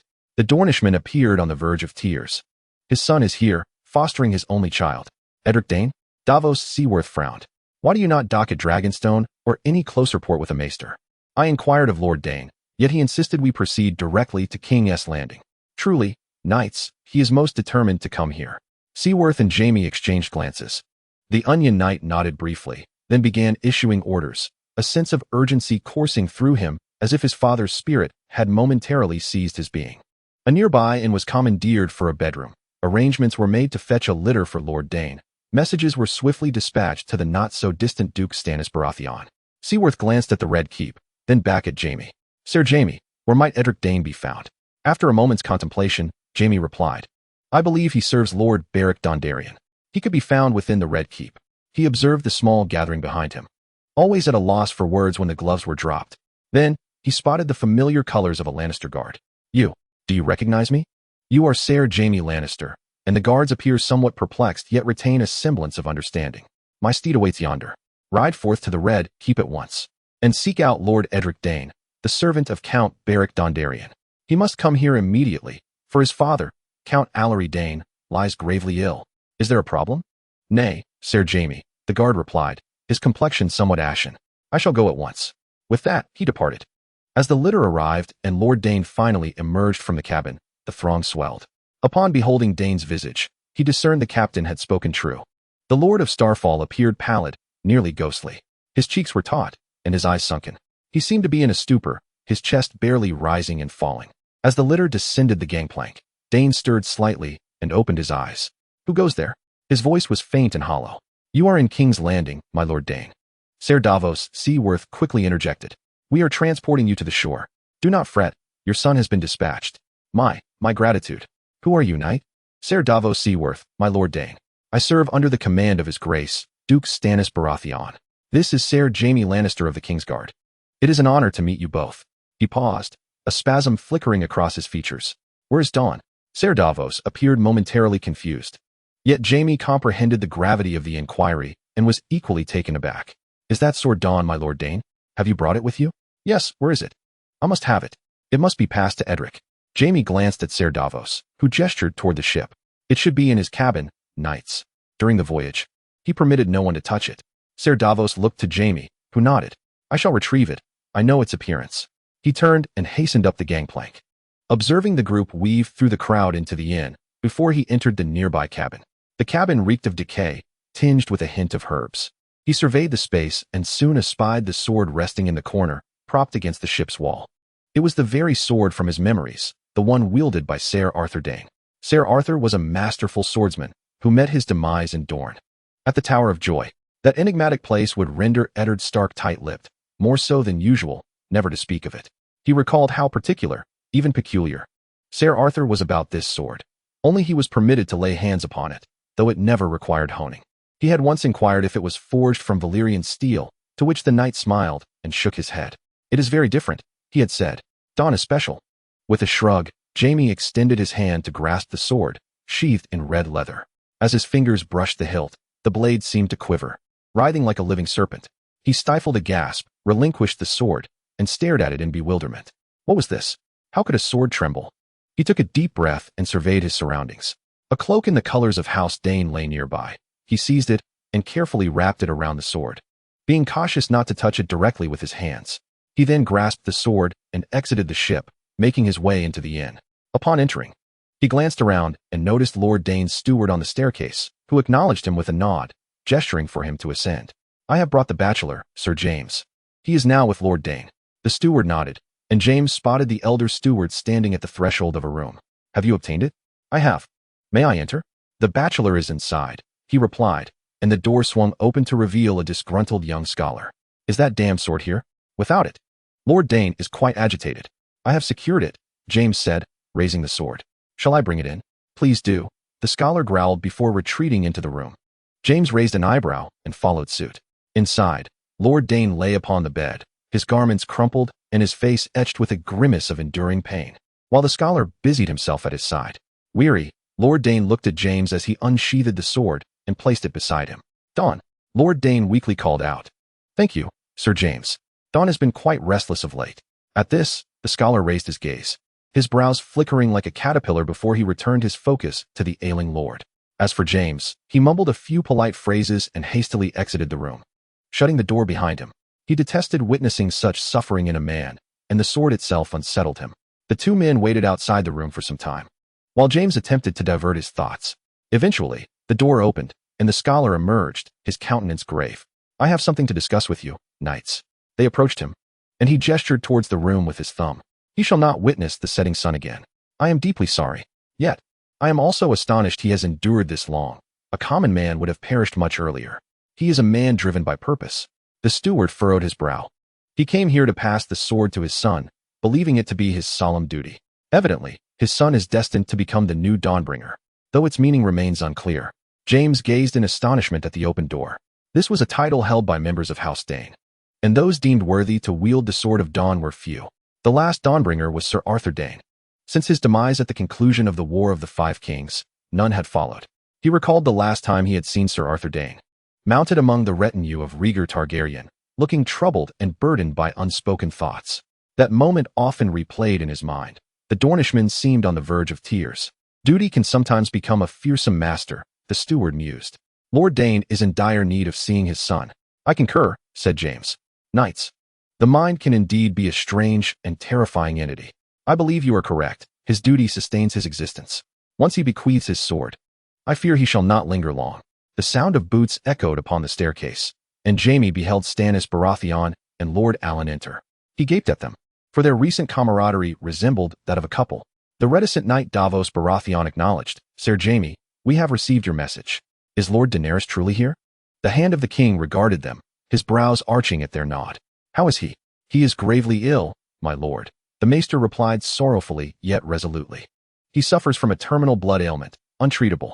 As I conveyed to these two noble knights, I am astonished that Lord Daenerys has managed to endure for so long. He is driven by the mission to pass his sword to his son. The hand's eyes widened. Has he brought Dawn? For his son? He rubbed his chin thoughtfully. Then his son must become the new sword of the morning. Perhaps, Jaime conceded with a glance, raising an eyebrow. He requested witnesses. Lord Allen bit his lip and nodded. Then we must honor his request. He entered the chamber, followed by the others, with Jaime being the last to cross the threshold. Upon entering, Lord Allen scrutinized the sword tightly clutched by Lord Daenerys, an aura of trepidation enveloping him. Who is there? Daenerys muttered, eyes closed, as if in pain. Gradually, he opened his eyes. Ah, my Lord Allen. Duke Baratheon. I apologize for my inability to rise and greet you. Allen smiled gently, shaking hands with the dying man. It is of no matter. Knights Davos and Jaime informed us that you requested witnesses. We are honored to be among them. Thank you, Daenerys replied, his breath now appearing more labored. Edric, is he here? Not yet, Stannis Baratheon replied in an unexpectedly gentle tone. He has been summoned. Chapter 71. Jaime Lannister. Jaime inclined his head, hearing the sound of galloping horses outside, followed by shouts. Moments later, the creaking of boots on the stairs heralded Edric Dane's arrival at the door. He was a young man with golden hair and striking blue eyes, nearly violet in hue. Jaime did not know him personally, but he had heard tales of the boy's shyness, intelligence, and bravery, which he now demonstrated. He surveyed the occupants of the room before swiftly bowing. My lords, Duke Baratheon, and esteemed knights. He then stepped forward, darting to the bedside. Father, Edric. Daenerys attempted a smile. Thank the gods, you have arrived. I apologize for my frail appearance. You must be brave, my child. Soon you shall be the Dane of Starfall. The young Dane's face paled in shock. Father, no. He shook his head. I am sorry, but this cannot be altered. Yet I must see you to explain. And here, take this. Only then did Edric Dane seem to take notice of Dawn. To Jaime's astonishment, he appeared even more pallid, if such a thing were possible. Is that Dawn? Father? Indeed. The aged Dane seemed to regain a semblance of spirit. My lords, knights, I beseech you to witness this moment. Who shall witness? Allen stepped forward. I, Jon Arryn, Lord of the Eyrie, Defender of the Vale, Guardian of the East, and Hand of the King, shall bear witness to this moment. The ever-impetuous Balon Greyjoy cleared his throat. I too shall witness, Stannis Baratheon, Duke of Dragonstone and Lord of the Sea. Next, all eyes turned to Jaime as he stepped forward. I, Ser Jaime Lannister, Knight of the Kingsguard, shall also be a witness. I, Ser Davos Seaworth, shall join as a witness as well." With that, Seaworth completed the quartet, and Alistair Dane smiled faintly. "I, Alistair Dane, bestow the sword dawn upon you, Edric Dane. This is a blade fallen from the heavens, a star that has descended upon the earth. It was unearthed and forged by your ancestors, created for but one purpose, to resist the encroaching night, to combat the others. This is the sword of the first men." He extended his hand, grasping his son's, and placed it upon the hilt of the sword. Edric Dane stood there, motionless, his eyes wide, and then he slowly lowered his gaze to the sword. When he raised his head once more, his eyes shimmered with unshed tears. "I accept this sword," he murmured, "and the responsibilities that accompany it." "Good," his father said weakly. "You are worthy. I know this to be true. The previous bearer, my brother, was unworthy. That is why he ultimately failed it. You have much to accomplish. Yet I know you are capable. Ned, I am immensely proud of you. Always remember this. But there is more. You must journey to the Weirwood Grove this night. At sunset, an oath must be renewed." His face twitched, tears cascading down his cheeks. "This is not fair. There is so much I need to tell you. But I have no time left." He weakly rummaged in his coat pocket, producing a small leather book and a key. "This key is mine. It grants access to my study. Within lies what you require, at the very least for one day. But in this book, I have inscribed the most vital matters for you. Concerning Dawn, regarding what must be done. I cannot see clearly, but the summoning must be heeded. You must go to Winterfell. Immediately. The others are coming." Everyone stared at him. Was he rambling? Yet he seemed utterly earnest, gripping his son's arm tightly. "Promise me. You must go to Winterfell." "I promise you, father. I promise." "But why?" "The Weirwood Grove, the book, and the sword. They will reveal all to you." He paused. "Has night already fallen? Shadows have descended. I can scarcely perceive your presence any longer." The young Dane tenderly clasped his father's hand, tears cascading down his own cheeks. "Night had fallen, father. There remains but one final matter. You must be informed of this." He then pulled his son's head down and whispered into his ear. James could not discern what was uttered during that prolonged minute, yet he observed the profound effect it had on young Ned. Ned gazed at his father in astonishment, then almost instinctively recoiled, only to have the elder grasp his hand, ensuring he completed his utterance. It was only after this that he relaxed his grip, releasing his son. "I regret not having conveyed this to you sooner." A faint smile graced his lips, his strength evidently waning. "In this regard, I have failed you. However, as I have stated, I am exceedingly proud of you." He surveyed his surroundings with dulled eyes. "Is Count Beric Dondarrion present?" "I am here," came the mournful voice from the doorway. James was somewhat taken aback, realizing he had missed the arrival of Count Dondarrion. Young Ned dashed towards us. "Thank you for informing me of Ned's progress, and for believing in his potential. I appreciate your guidance. It is my honor. It is a pleasure to meet you," Count Dondarrion gently remarked. "Ned has come a long way and learned much. Will you teach him what he still requires?" "I shall, I swear it." Alistair Dane smiled once more, turning his gaze toward his son. "Ned, I cannot see you." "I am here, father." Ned Dane grasped his father's hand. "I am here. I take pride in being your son." He looked at his father and raised his voice once more. "My Lord Aelin, what do you require, Edric Dane?" "My father has fulfilled his duties as a member of House Dane of Starfall. May he now be relieved of them?" Aelin stepped forward, formally indicating he may be relieved. "His duties have been completed." "Thank you for these words," upon which Alistair Dane sighed, and then his chest ceased its rise and fall. After an elongated moment, his son extended his trembling hand and gently closed his father's lifeless eyes. Davos Seaworth cleared his throat and gestured towards the door. "My lords, we must afford this child a moment of solitude." The others nodded and quietly departed, leaving the child with his deceased father in the chamber. Miranda, lingering in the background, nodded to them. "My lords, knights, I thank you. Lord Dane was a noble man. The city of Sunspear shall mourn him. I shall personally deliver this news to Prince Daeron." Aelin acknowledged with a nod, then pondered for a moment, scratching his head. "Omens and portents," he murmured. "I do not like this. Among other matters, I shall write to Ned regarding this." This revelation astonished James. "My lord, without a doubt, Lord Dane would not be mistaken when he claims that the others have returned. Surely he has not lost his mind?